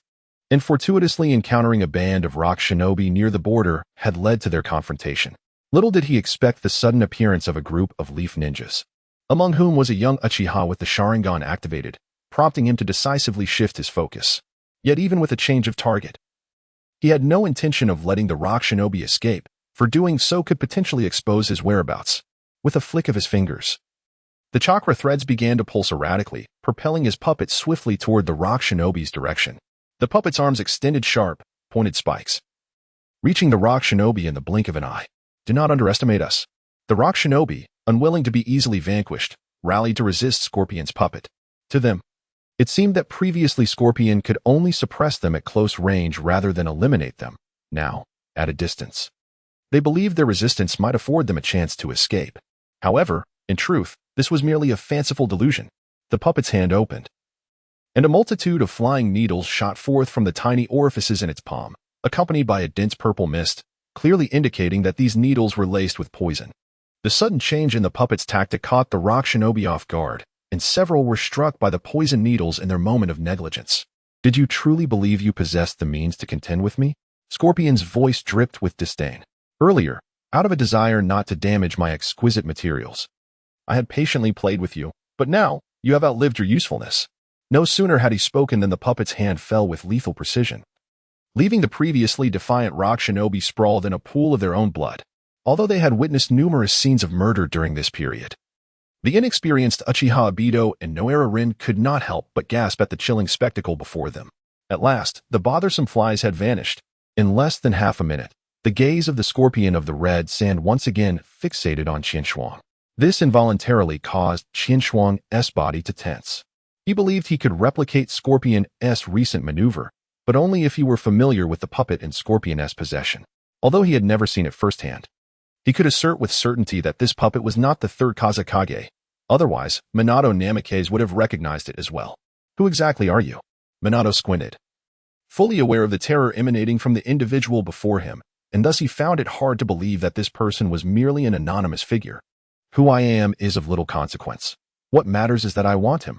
The Scorpion of the Red Sand, oblivious to Minato's true identity, arrogantly pointed at Qinshuang, perceiving him as a mere nameless jonin from Konoha. At that moment, Obito could no longer contain himself and shouted, "You bastard, we will never allow you to take Qinshuang." It was evident to any discerning eye that Scorpion had set his sights on Qinshuang's bloodline limit. Noera Rin, summoning her courage, echoed, "Indeed. We will not let you take him." Scorpion cast a cold glance at the two, his eyes reflecting resentment and a hint of jealousy, sending a shiver down Obito and Rin's spines. Scorpion was the grandson of Chiyo, a prominent figure among the Sand Ninja, and had been revered since childhood. The loss of his parents during the Second Great Ninja War, killed by Sakomo Hatake, had rendered him socially withdrawn. Everyone regarded him as a prodigy of the sand, which meant that none of his peers could approach him with genuine camaraderie. Witnessing the talented Qinshuang surrounded by companions who supported him ignited a flame of jealousy within Scorpion. You shall not have it your way. The more he felt this way, the more intense his murderous intent towards Qinshuang grew. The blades on the puppet's arms split apart in an instant, and with a flick of its arm, a volley of white light shot toward Qinshuang like arrows released from a bow. Earth style, earth wall. Minato swiftly erected a wall of earth before him, the oncoming blades embedding themselves deep within, halting their advance. A cold smirk crept across Scorpion's lips as he twisted his puppet's wrist, and with a powerful tug, the blades connected by chains were yanked free, causing the towering earth wall to collapse instantaneously. 8 needles. The puppet extended its hand once more, launching poison needles with the same technique. Minato, observing the incoming needles, remained unperturbed. He had already devised a countermeasure when Scorpion first employed this tactic. Wind style, great breakthrough. A fierce gale effortlessly swept away the poison needles along with their toxic mist. TCH. Scorpion curled his lips, manipulating the puppet to advance rather than retreat. And with a cunning angle, he directed the blade affixed to his arm toward Namikaze's Minato. Minato raised the kunai in his right hand to defend, while his left hand did not falter, swiftly gathering chakra. Spiraling sphere. The sky blue sphere coalesced in his palm, and Minato was about to launch it at the puppet.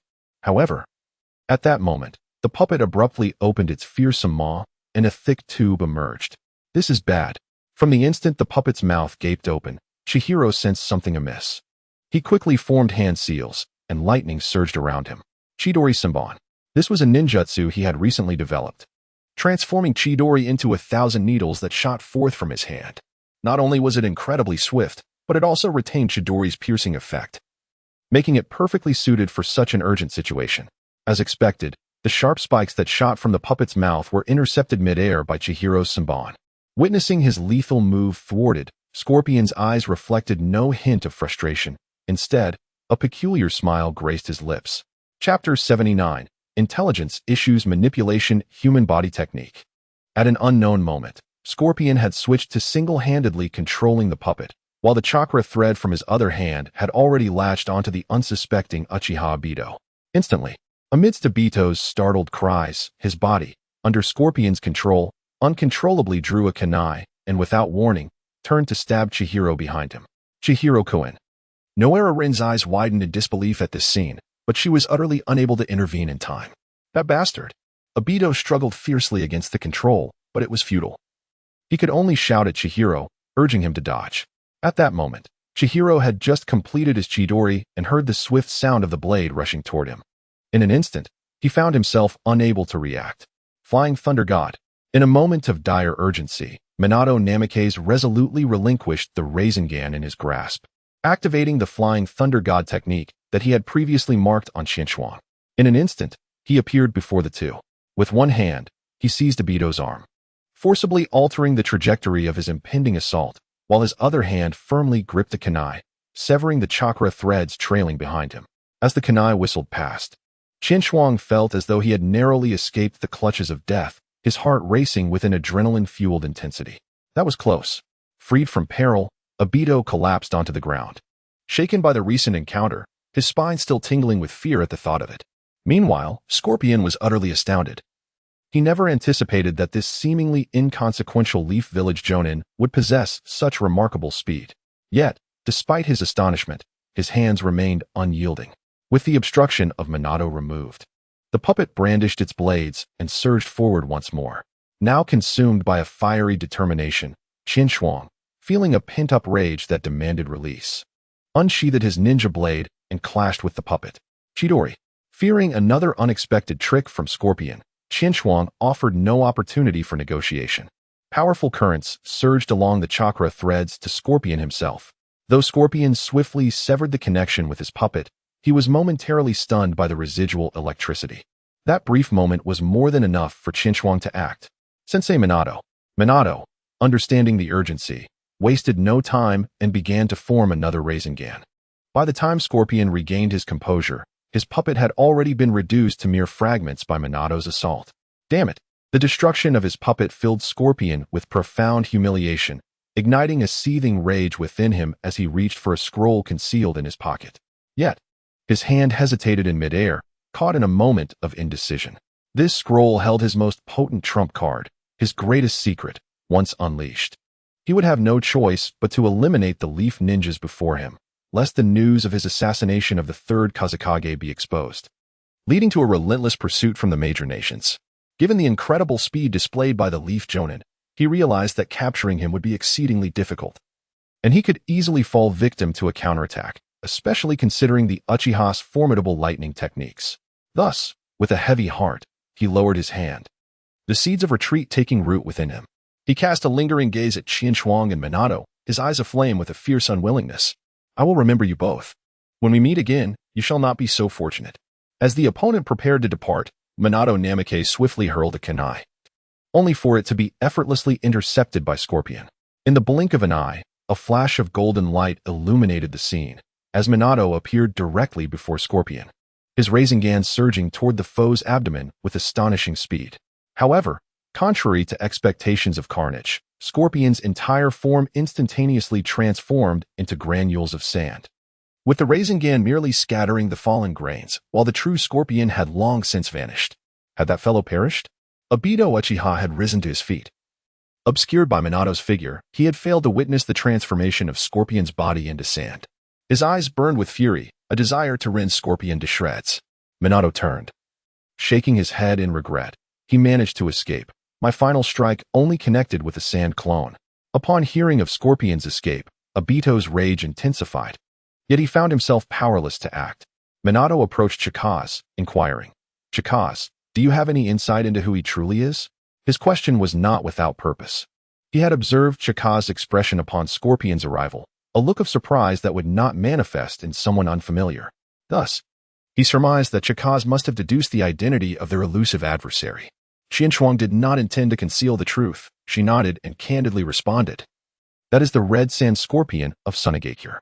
It is said that he possesses an exceptionally high talent for puppetry and is, in fact, the grandson of Chiyo."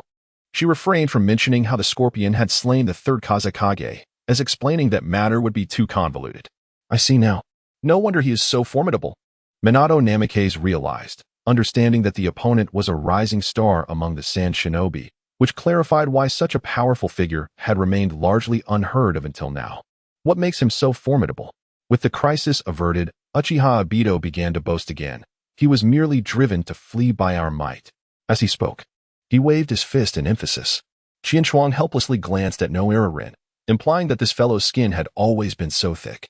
Noirarin pouted, seemingly turning away in disdain as if embarrassed for Daitu, inadvertently catching sight of the rock ninja who had been taken down by Scorpion.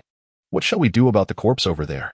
Noirarin inquired, pointing at the lifeless body of the rock ninja. After all, they were within the borders of the land of rock, and should any wandering rock ninja discover it, trouble could ensue. "Allow me to handle it," Kakashi Hatake said, producing a blank scroll from his pocket and stepping toward the pile of corpses. "Wait a moment, Teacher Kakashi." Just as Kakashi unfurled the scroll, Qianchuang swiftly intervened. She hurried to crouch before one of the rock ninjas, peering through her Sharingan and noting that this particular ninja still had a trace of chakra remaining, clearly still clinging to life. "What do you intend to do, Qianchuang?" Kakashi questioned, puzzled, for the ninja, though barely alive, seemed beyond saving, and he could not comprehend her intentions. Qianchuang did not respond. Instead, she concentrated her spirit, her pupils contracting as a surge of psychic energy coursed through her. In an instant, a vast stream of mental power infiltrated the mind of Rock Ninja. After a brief moment, Qianchuang, feeling somewhat disoriented, rubbed her head and slowly rose to her feet, her eyes regaining clarity. Indeed, with an expression of anticipated certainty, Qianchuang turned to the three individuals who had likewise fixed their gaze upon her, exclaiming that the intelligence we had gathered was flawed. Chapter 80. Qianchuang's misunderstanding what? The three were taken aback by Qianchuang's assertion. Uchiha Obito stepped forward, reaching out to touch her forehead. "You're not running a fever, are you?" In his mind, the intelligence had been meticulously unearthed piece by piece. How could it possibly be false? "Qianchuang, could you elaborate a bit more?" Minato Namikaze also found it hard to believe. Yet his instincts told him that within Qianchuang's revelation lay the answers he sought. Qianchuang dismissively swatted away Obito's hand, her expression once again turning serious. "I recently delved into the memories of this rock ninja. Not long ago, after Anoki arrived at the main camp, the Eastern Dead dispatched nearly half of the personnel, temporarily altering the supply routes, the reason for which remains shrouded in mystery. However, based on the anomalies observed along the way, it is highly probable that he intended to mislead us." Minato's eyes brightened as he rubbed his chin in contemplation. "What?" Obito's eyes widened in disbelief.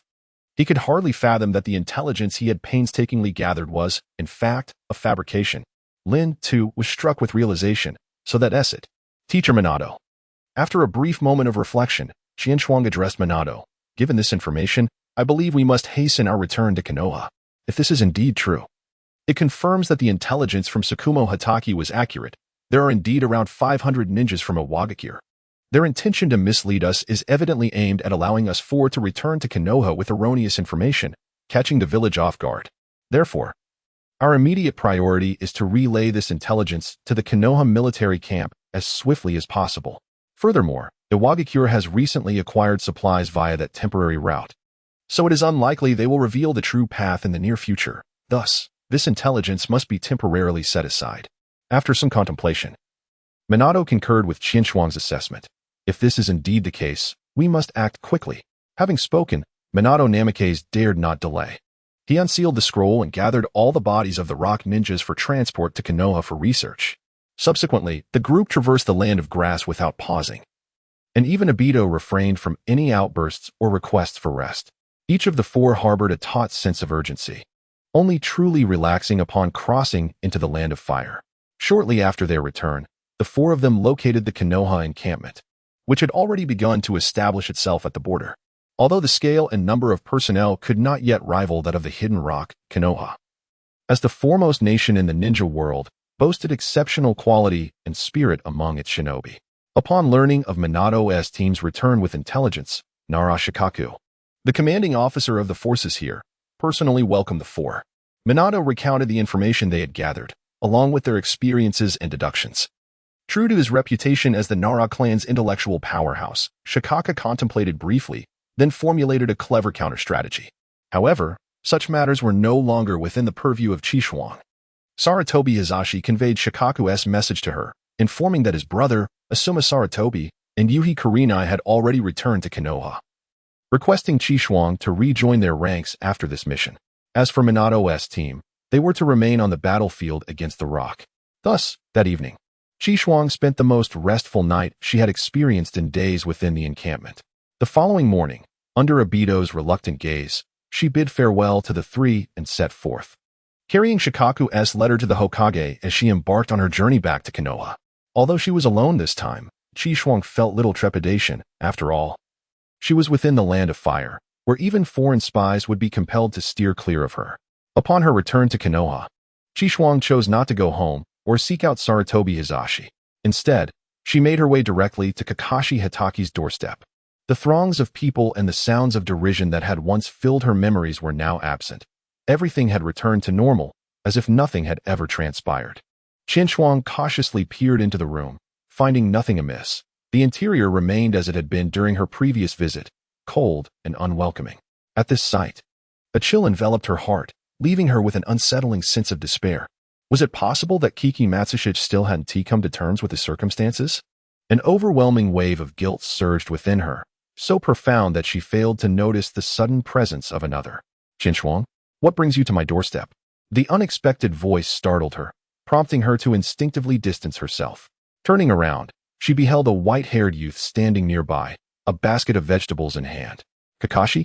Qinshuang momentarily found herself at a loss for words.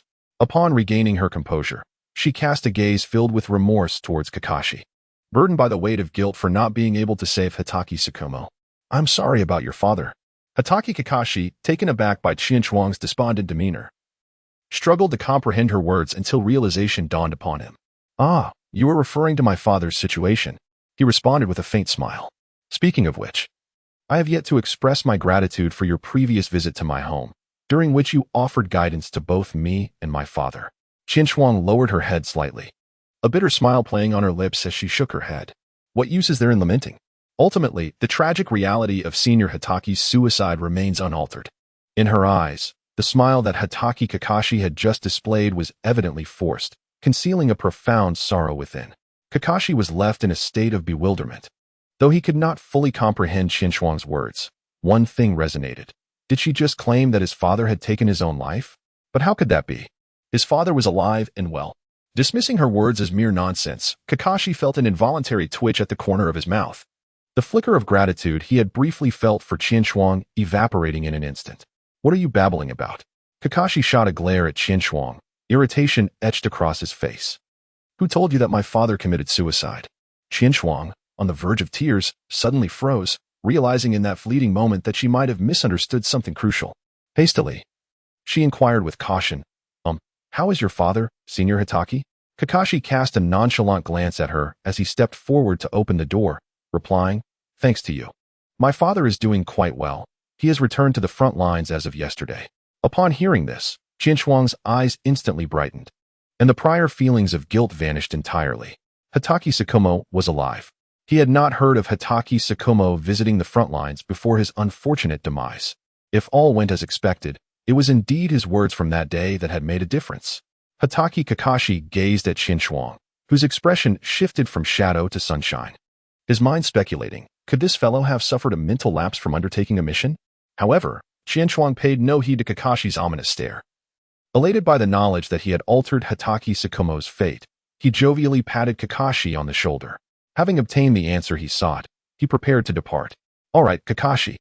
I must visit Lord Hokage, so I shall not linger. With that, he left Kakashi standing there, his expression one of perplexity. Chapter 81. Jonin having bid farewell to Kakashi.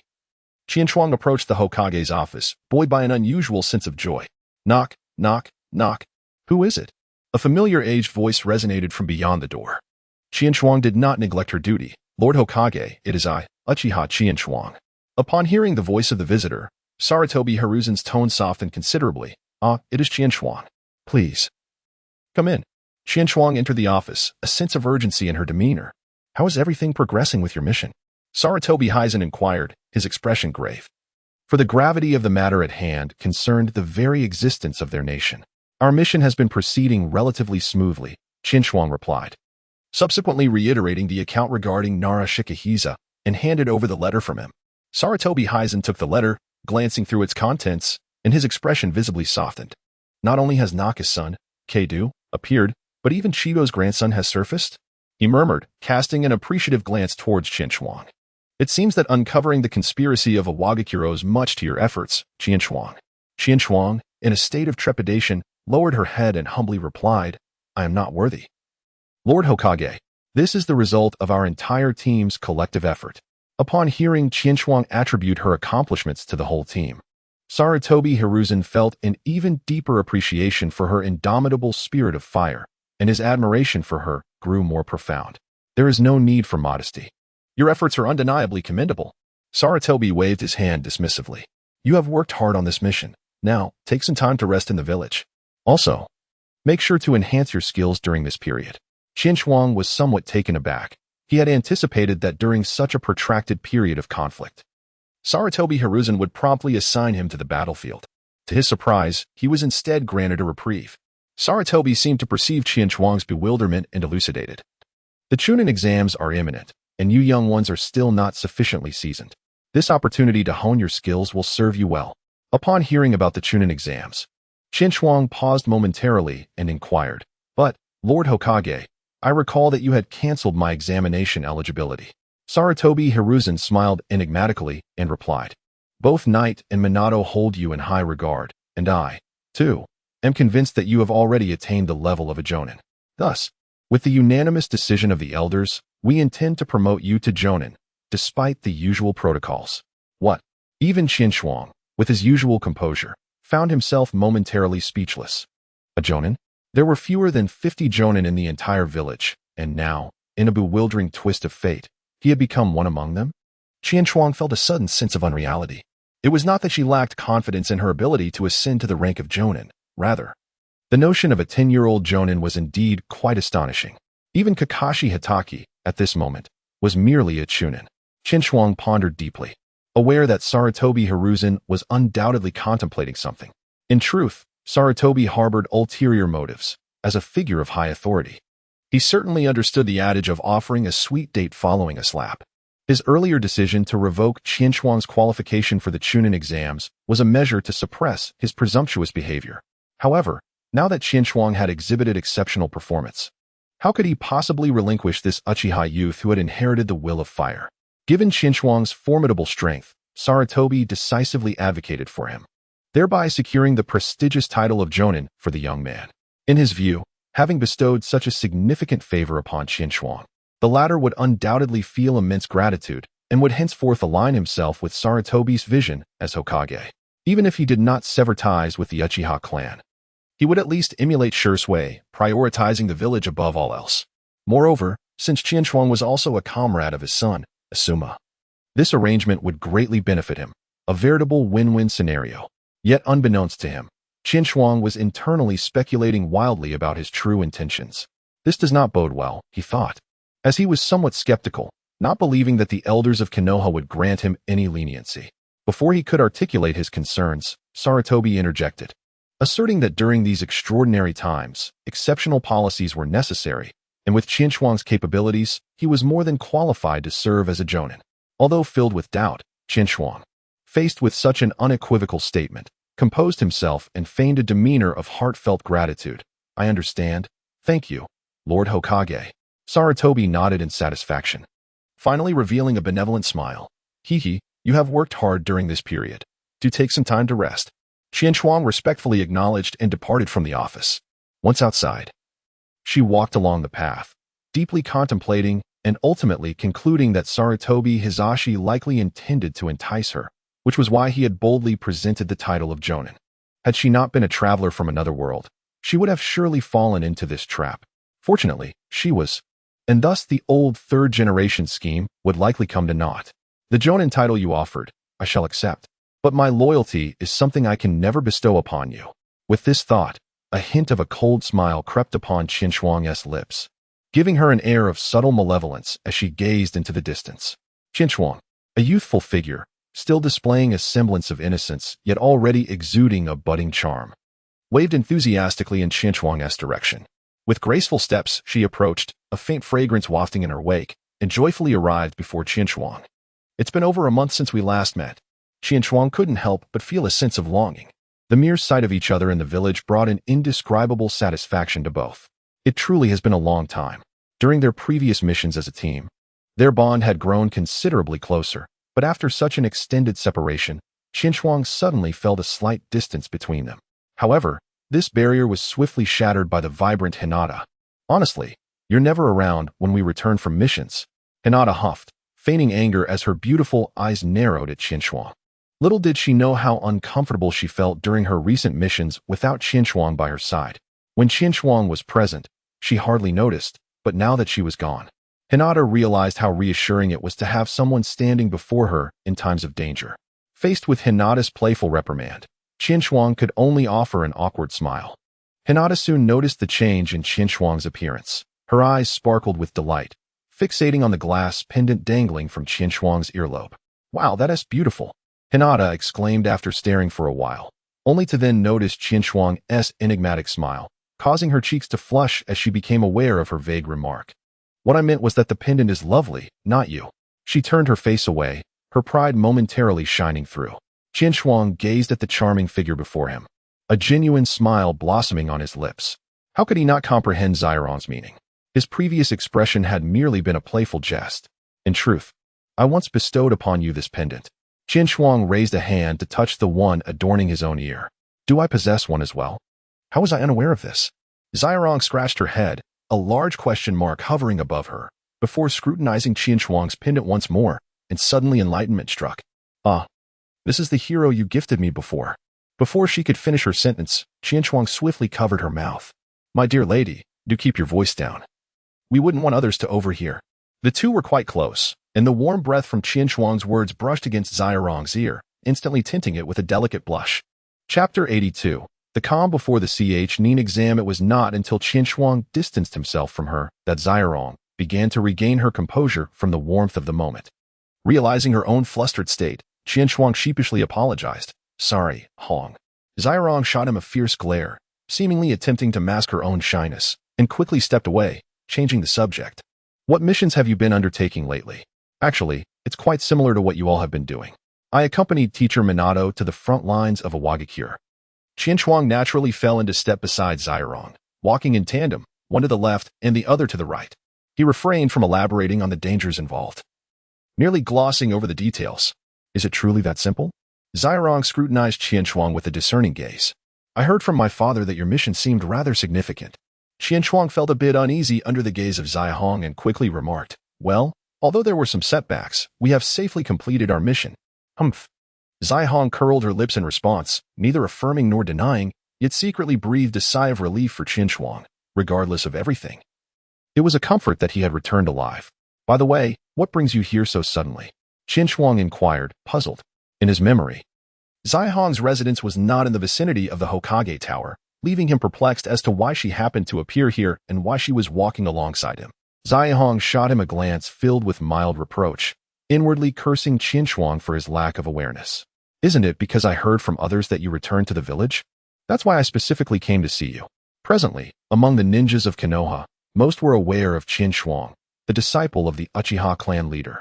Thus, leveraging her father's connections, Ziyahong easily inquired and discovered Qinshuang's status within the village, leading to their recent encounter.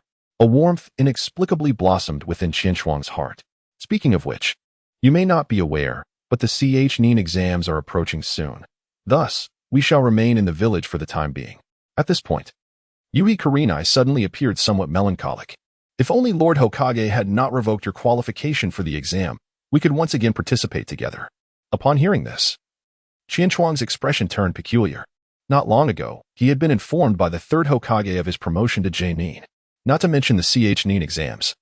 He need not even partake in the Nin exams now. Kurenai.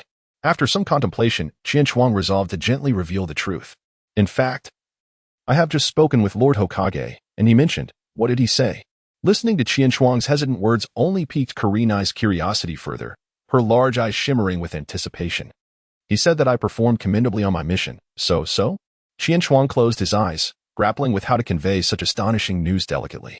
Finally, he steeled himself and declared, I have been directly promoted to Jonin. So, Qinshuang has indeed ascended to Jonin. Kurenai Yui nodded, ultimately repeating the statement softly.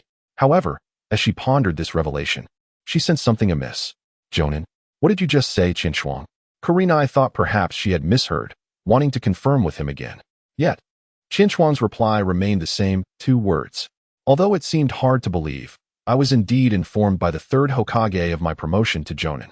Surprisingly, despite the astonishment on her face, Kurenai did not exhibit any significant reaction, leaving Qinshuang somewhat bewildered.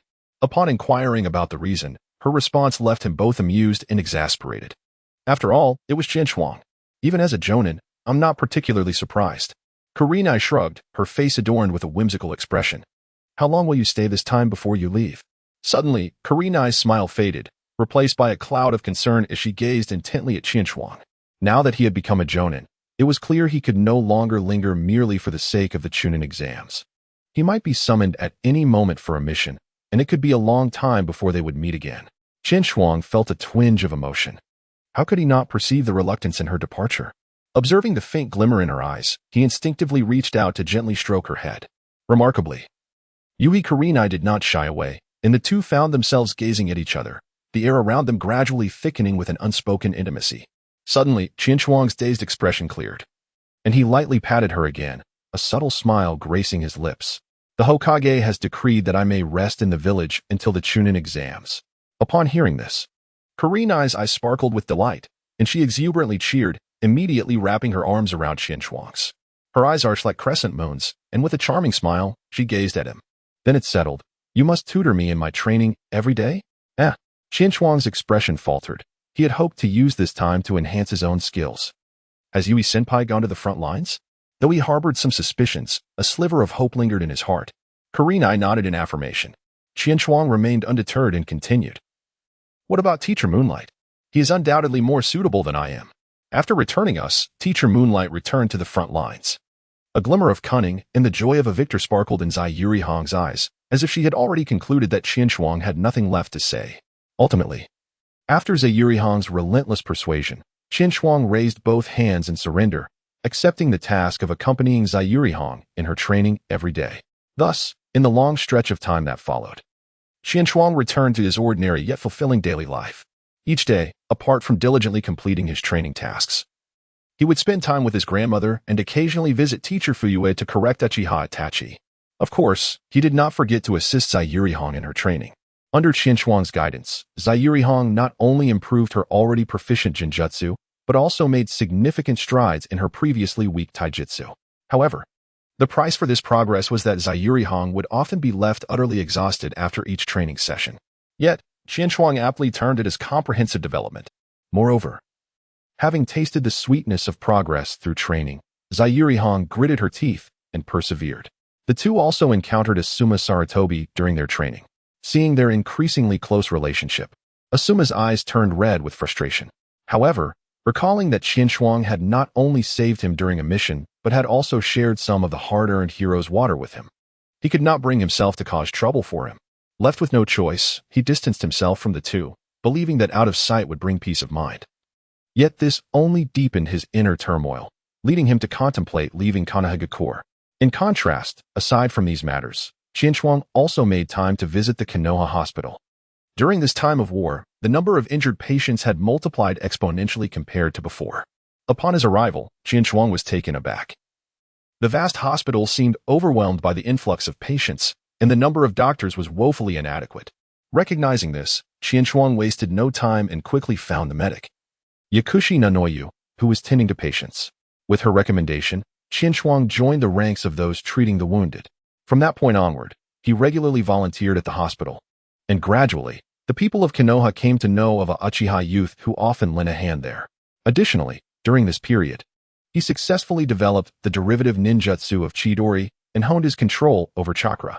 Just as Qian Shuang reveled in his achievements and prepared to press on, the Chunin exams quietly approached, accompanied by yet another summons from the third Hokage. Hokage-sama, you summon me? After receiving permission from Sarutobi Hizashi, Qian Shuang entered and approached him. Sarutobi Hizashi's gaze was deep and serious as he took a slow draw from his pipe, a cloud of smoke swirling around him. After a prolonged moment of eye contact with Qian Shuang, he finally spoke. The Chunin exams are in just a few days. Qian Shuang nodded slightly from the gaze of the other. One could infer much. Was the situation at the front lines truly dire? After much contemplation, it seemed that the only matter capable of casting a shadow upon the countenance of Sarutobi Hiruzen, the current Hokage, could indeed be the specter of war. Sarutobi Hiruzen inclined his head slightly, sighing with a heavy heart. At present, it is not only the wind and rock countries that pose a threat. Even the cloud shinobi have begun to exhibit subtle signs of aggression towards us. The pressure at the front lines is undeniably significant. I have already summoned 100 ninjas from various clans in Konoha. Qian Shuang, you shall accompany them when the time comes. After all, you have now attained the rank of Jonin. Qian Shuang rolled his eyes, having anticipated this outcome long before. Sarutobi Hiruzen promoted him to the rank of Jonin, fully aware of the underlying pressure compelling him to take to the battlefield. Thus, he had prepared himself for this eventuality. Understood, esteemed Hokage. I shall return to make my preparations. With a casual wave, Sarutobi dismissed him, not lingering any longer. Upon returning home, Qian Shuang shared the news with his grandmother. In response to her worried gaze, he repeatedly assured her of his ability to protect himself, which ultimately eased her acceptance of his decision to join the fray. That same day, Qian Shuang penned a letter, entrusting it to Obito, who had recently returned from the Iwagakure battlefield to partake in the Chunin exams, asking him to deliver it to Yuhi Kurenai, concerned that his departure might affect Kurenai's performance in the exams. He specifically instructed Obito to hand over the letter only after the conclusion of the testing. Having arranged everything, the following day, Qian Shuang joined a substantial contingent of nearly 300 ninjas heading to the front lines, divided into two groups destined for different battlefields. Qian Shuang's path led him to the land of rain, where the forces of Konoha clashed with the Sand Shinobi. Among the accompanying ninjas, even the youngest was around 20 years of age, making Qian Shuang's relatively diminutive stature all the more conspicuous among the crowd. Who was this little brat? So young yet daring to come to the front lines. We lack the energy to protect a kid like you on the battlefield. You should go home and let your mother feed you. A boisterous voice cut through the air, unabashedly mocking him.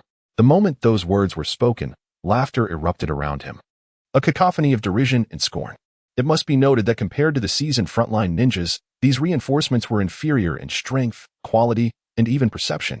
Qian Shuang, aware of the dangers of hastily making enemies without knowing their capabilities or backgrounds, refrained from engaging with those who merely sought to exchange insults, as their words would soon be silenced on the battlefield.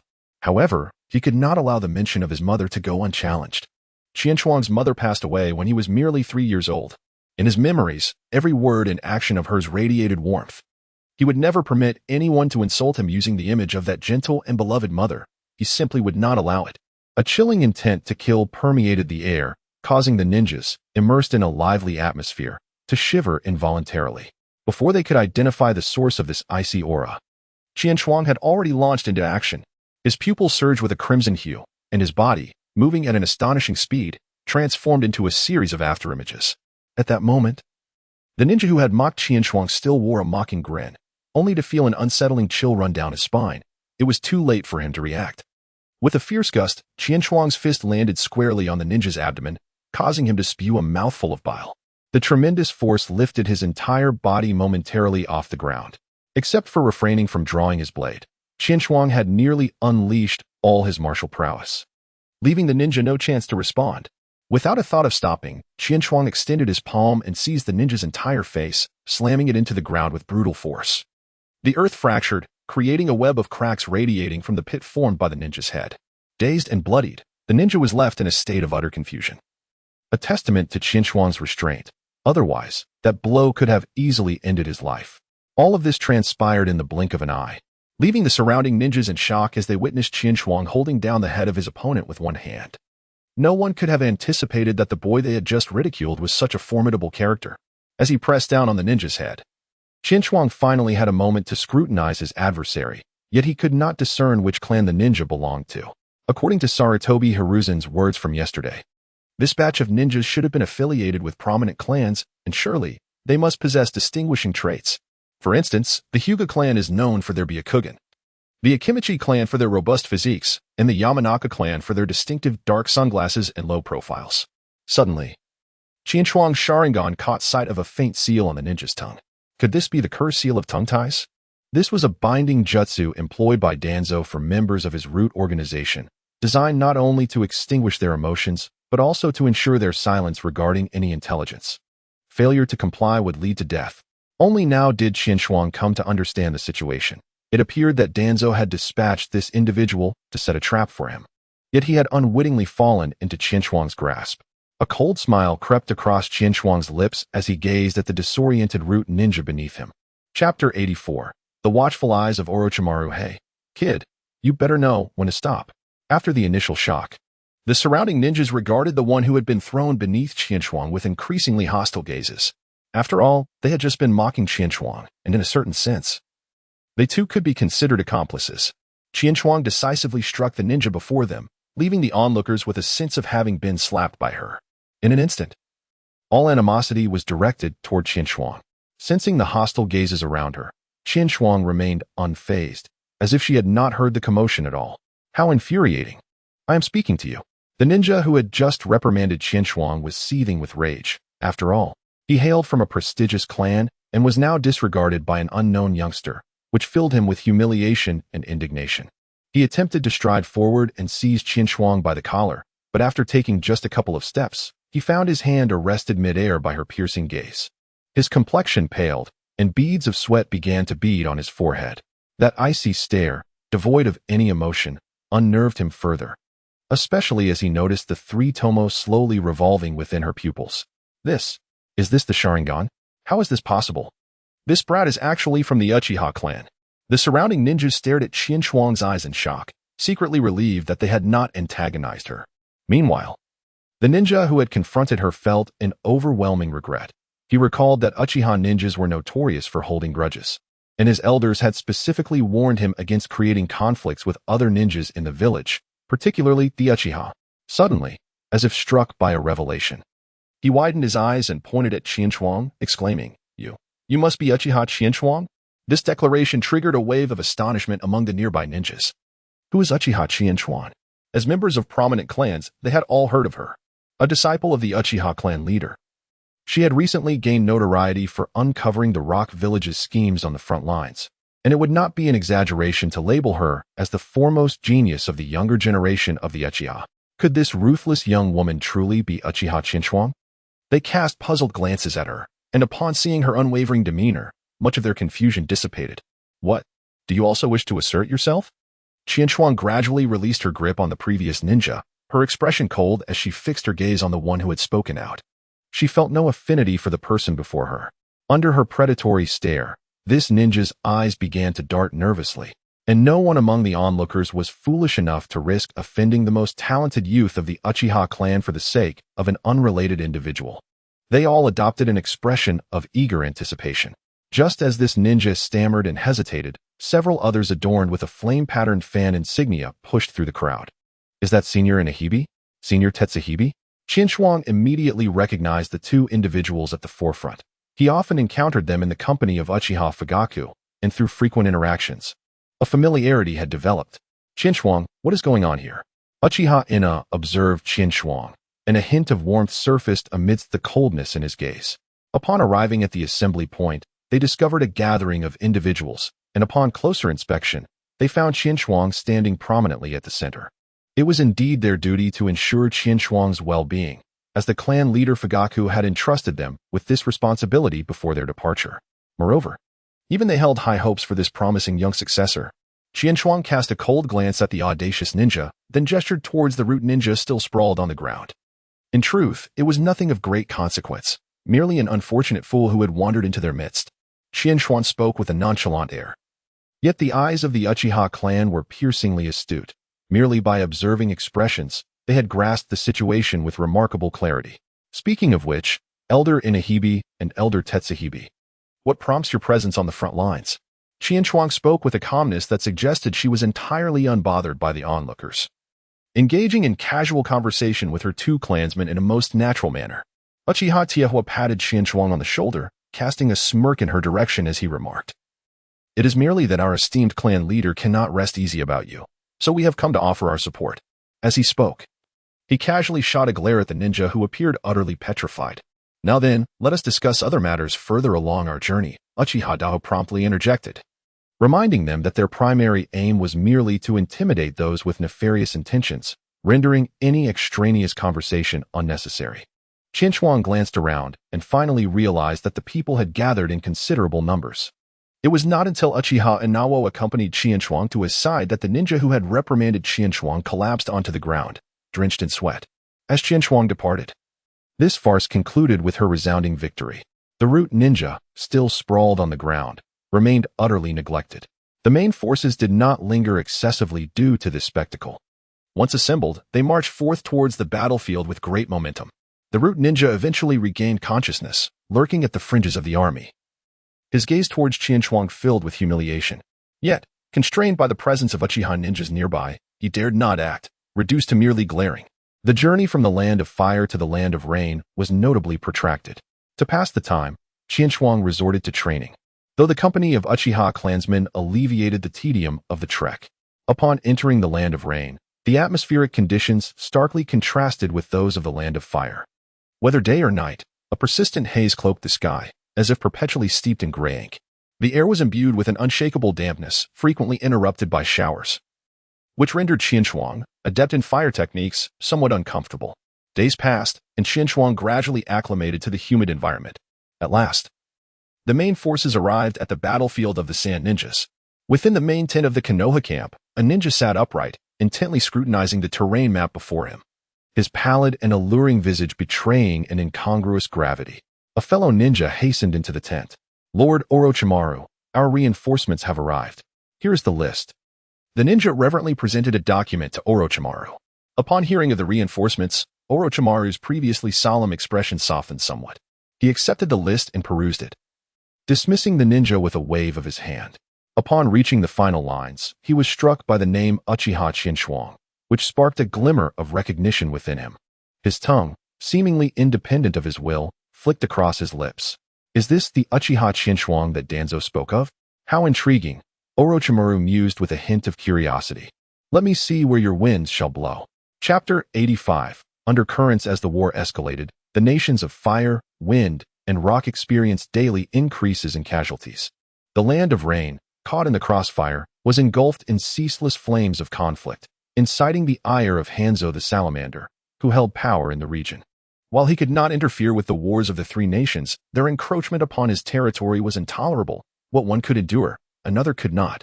He promptly dispatched numerous envoys to negotiate with the nations, imploring them not to extend the conflict into his domain. However, the envoys were unsuccessful. Instead, they returned with intelligence that infuriated him.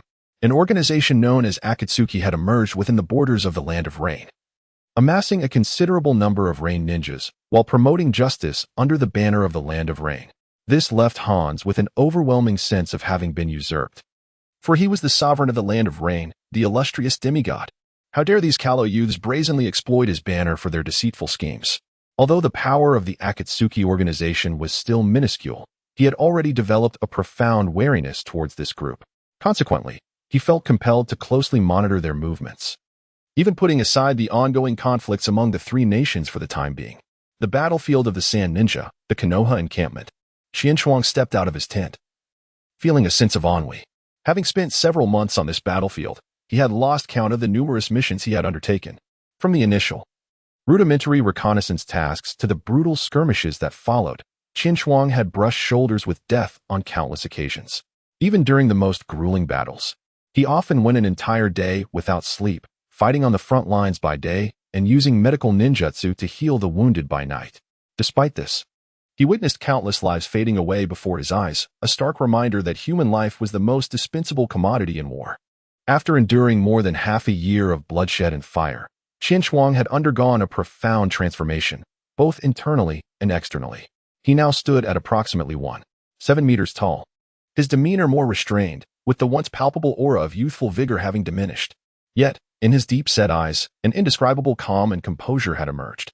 His once boyish face had matured, and his long, jet-black hair cascaded to his shoulders.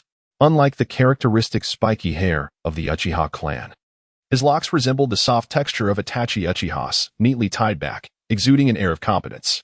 "Are you not going to take a break?" Uchiha Inahoko approached Qianshuang, observing the transformation of his junior into a young man with unspoken admiration. As an onlooker, he had the privilege of witnessing the significant changes Qianshuang had undergone over such a long period. Many of his peers likely had not even graduated from ninja school. Even those who had been thrust into battle typically engaged in logistical support or mere reconnaissance. Yet Qianshuang stood apart, on the battlefield, aside from his slightly shorter stature. His prowess in vanquishing foes rivaled that of a seasoned genin. With such an exceptional junior in their midst, Inahoko could not help but feel a twinge of inadequacy. But more so, he felt a sense of pride in their shared lineage. "Senior Inahoko, during this time, I have received considerable support from our clan. Although the Uchiha can be somewhat extreme in their beliefs, their loyalty to kin is commendable," he remarked. "This period has been strangely tranquil, and I find myself somewhat unaccustomed to it. Previously on the battlefield, everyone wished they could split themselves in two to be more effective. Yet these past few days have been remarkably quiet. It has been quite some time since Qianshuang last received a mission, which has instilled in him a sense of unease. After all, as the saying goes, unusual occurrences often herald unforeseen dangers."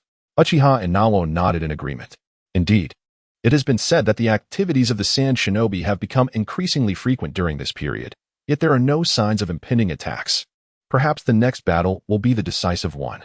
Upon hearing the term decisive battle, Qianshuang became pensive, raising her gaze to the heavens. A raindrop, no larger than a bean, fell from the sky, followed by a second, then a third. In the distant rear, the village of Konoha stood. For the past 6 months, Sarutobi Hiruzen had been vigilantly monitoring the conditions of the two battlefronts. Compared to 6 months prior, his temples had acquired a touch of gray, and his aged visage bore an increasing number of age spots. "Lord Hokage, the reinforcements we organized, along with nearly 100 medical ninjas dispatched from the Konoha hospital, have gathered and are ready to depart at any moment." Upon hearing this, Sarutobi Hiruzen's weary expression revealed a hint of relief. Time is of the essence. The actions of the rock and sand ninjas have become increasingly reckless. Dispatch the reinforcements immediately, ensuring they reach the front lines with utmost haste. Sarutobi Hiruzen commanded with a resolute tone that brooked no dissent. Understood. The reporting ninja strode out of the office. Sarutobi Hiruzen then rose and approached the window. Gazing at the formidable assembly of reinforcements gathered before Konoha, his eyes betraying a mix of gravity and battle intent. He subsequently turned his gaze towards the distant direction of the Land of Rain. "It appears the Sand Ninjas are on the verge of losing their restraint. Do not disappoint me, Orochimaru." Meanwhile, in the main tent of the Sand Ninja battlefield, an unfamiliar face emerged. "Ah, I wondered who Sarutobi-sensei would send. I did not anticipate it would be you, Shikamaru." Orochimaru observed the weathered man before him with keen interest. "It has been a long time, Orochimaru. I come at the behest of Lord Hokage to assist you," Shikamaru stated plainly, devoid of any intention for banter. In addition, the Hokage has dispatched a contingent of reinforcements, expected to arrive here within a week at the latest. "I see, truly commendable," Orochimaru replied, though his eyes glimmered with a sinister undertone as he leisurely lifted his teacup to take a sip. Noticing Shikamaru's silence, Orochimaru continued. I heard there were complications during your recent mission. I had not had the chance to inquire, given your need to remain at the front. Shikamaru remained unmoved by the words, well aware of Orochimaru's ulterior motives.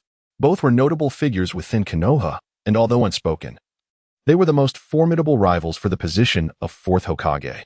Currently, Shikamaru faced scorn from the village due to a mission, effectively forfeiting his standing as a competitor against Orochimaru. The latter relished this development, his feigned concern laced with sarcasm. I am quite well, thanks to you. If there is nothing further, I shall take my leave, Shikamaru declared, eager to avoid further entanglement. Having spoken, Hatake Tsukumo strode away from the tent, leaving behind the mocking gaze of Orochimaru. Chapter 86, Mount Kikyo. The rain fell gently, hardly hindering normal activities. After exiting the main tent, Hatake Tsukumo began to meander aimlessly through the camp. He had hurriedly arrived that day and immediately sought an audience with Orochimaru, leaving him with little time to familiarize himself with the camp's surroundings. Along the way, the ninjas he passed clearly recognized him, their eyes widening in astonishment. Yet none dared to approach. Some even seemed eager to avoid him altogether. The reasons for this were well understood among them. Hatake Tsukumo, however, paid no heed to the gazes of others, continuing on his path with resolute indifference. At that moment, he felt a gaze distinctly different from the rest. Turning towards its source, he quickly spotted a figure that had etched itself into his memory. Tsukumo-senpai, I truly did not expect to encounter you here. Chikage, now more mature than 6 months ago, expressed mild surprise, quickly regaining her composure and approaching Hatake Tsukumo with a smile. Gazing at this individual, who had once bestowed upon him hope in moments of despair, a wave of emotion washed over him, and a rare smile graced his otherwise stoic face. I have long heard of your exemplary performance at the front lines. It seems you have indeed matured considerably during this time. Matured? I wouldn't quite say that. I have merely developed a new perspective on being a ninja. Shuang bitterly smiled and shook his head. Had this been 6 months prior, such praise would have undoubtedly filled him with pride. However, that is no longer the case. Ever since he stepped onto the battlefield, he has perceived far too much. Flagwood Tsukumo wore a subtle, enigmatic smile as he strolled through the camp alongside Shuang. The ninjas occasionally passing by cast curious glances at the duo, but they would swiftly retreat from the area, fearing any association with these two formidable figures. Shuang and the other person found themselves enjoying a rare moment of leisure. The ninja, shaped by indelible memories, emerged resilient. This is what we refer to as growth. Flagwood Tsukumo gazed up at the overcast sky, pondering that what one comprehends on the battlefield is, in essence, a form of growth as well. As Shuang's pupils constricted, her mind rapidly processed the words of Hatake Tsukumo. Much like that occasion when you spoke to me outside the door, your words represented a form of growth for me as well. Hatake Tsukumo gazed at Shuang with clarity. He had long since shed the shackles of confusion. Speaking of which, Tsukumo-senpai, what is the true purpose behind our guardianship of this village? Upon hearing Hatake Tsukumo mention that matter, Shuang could not help but recall the persistent question that had lingered in her heart since that time. A source of bewilderment that continued to haunt her even on the battlefield. Those individuals, blinded by a single misstep of yours, disregarded all your past achievements and even scorned you. Such people,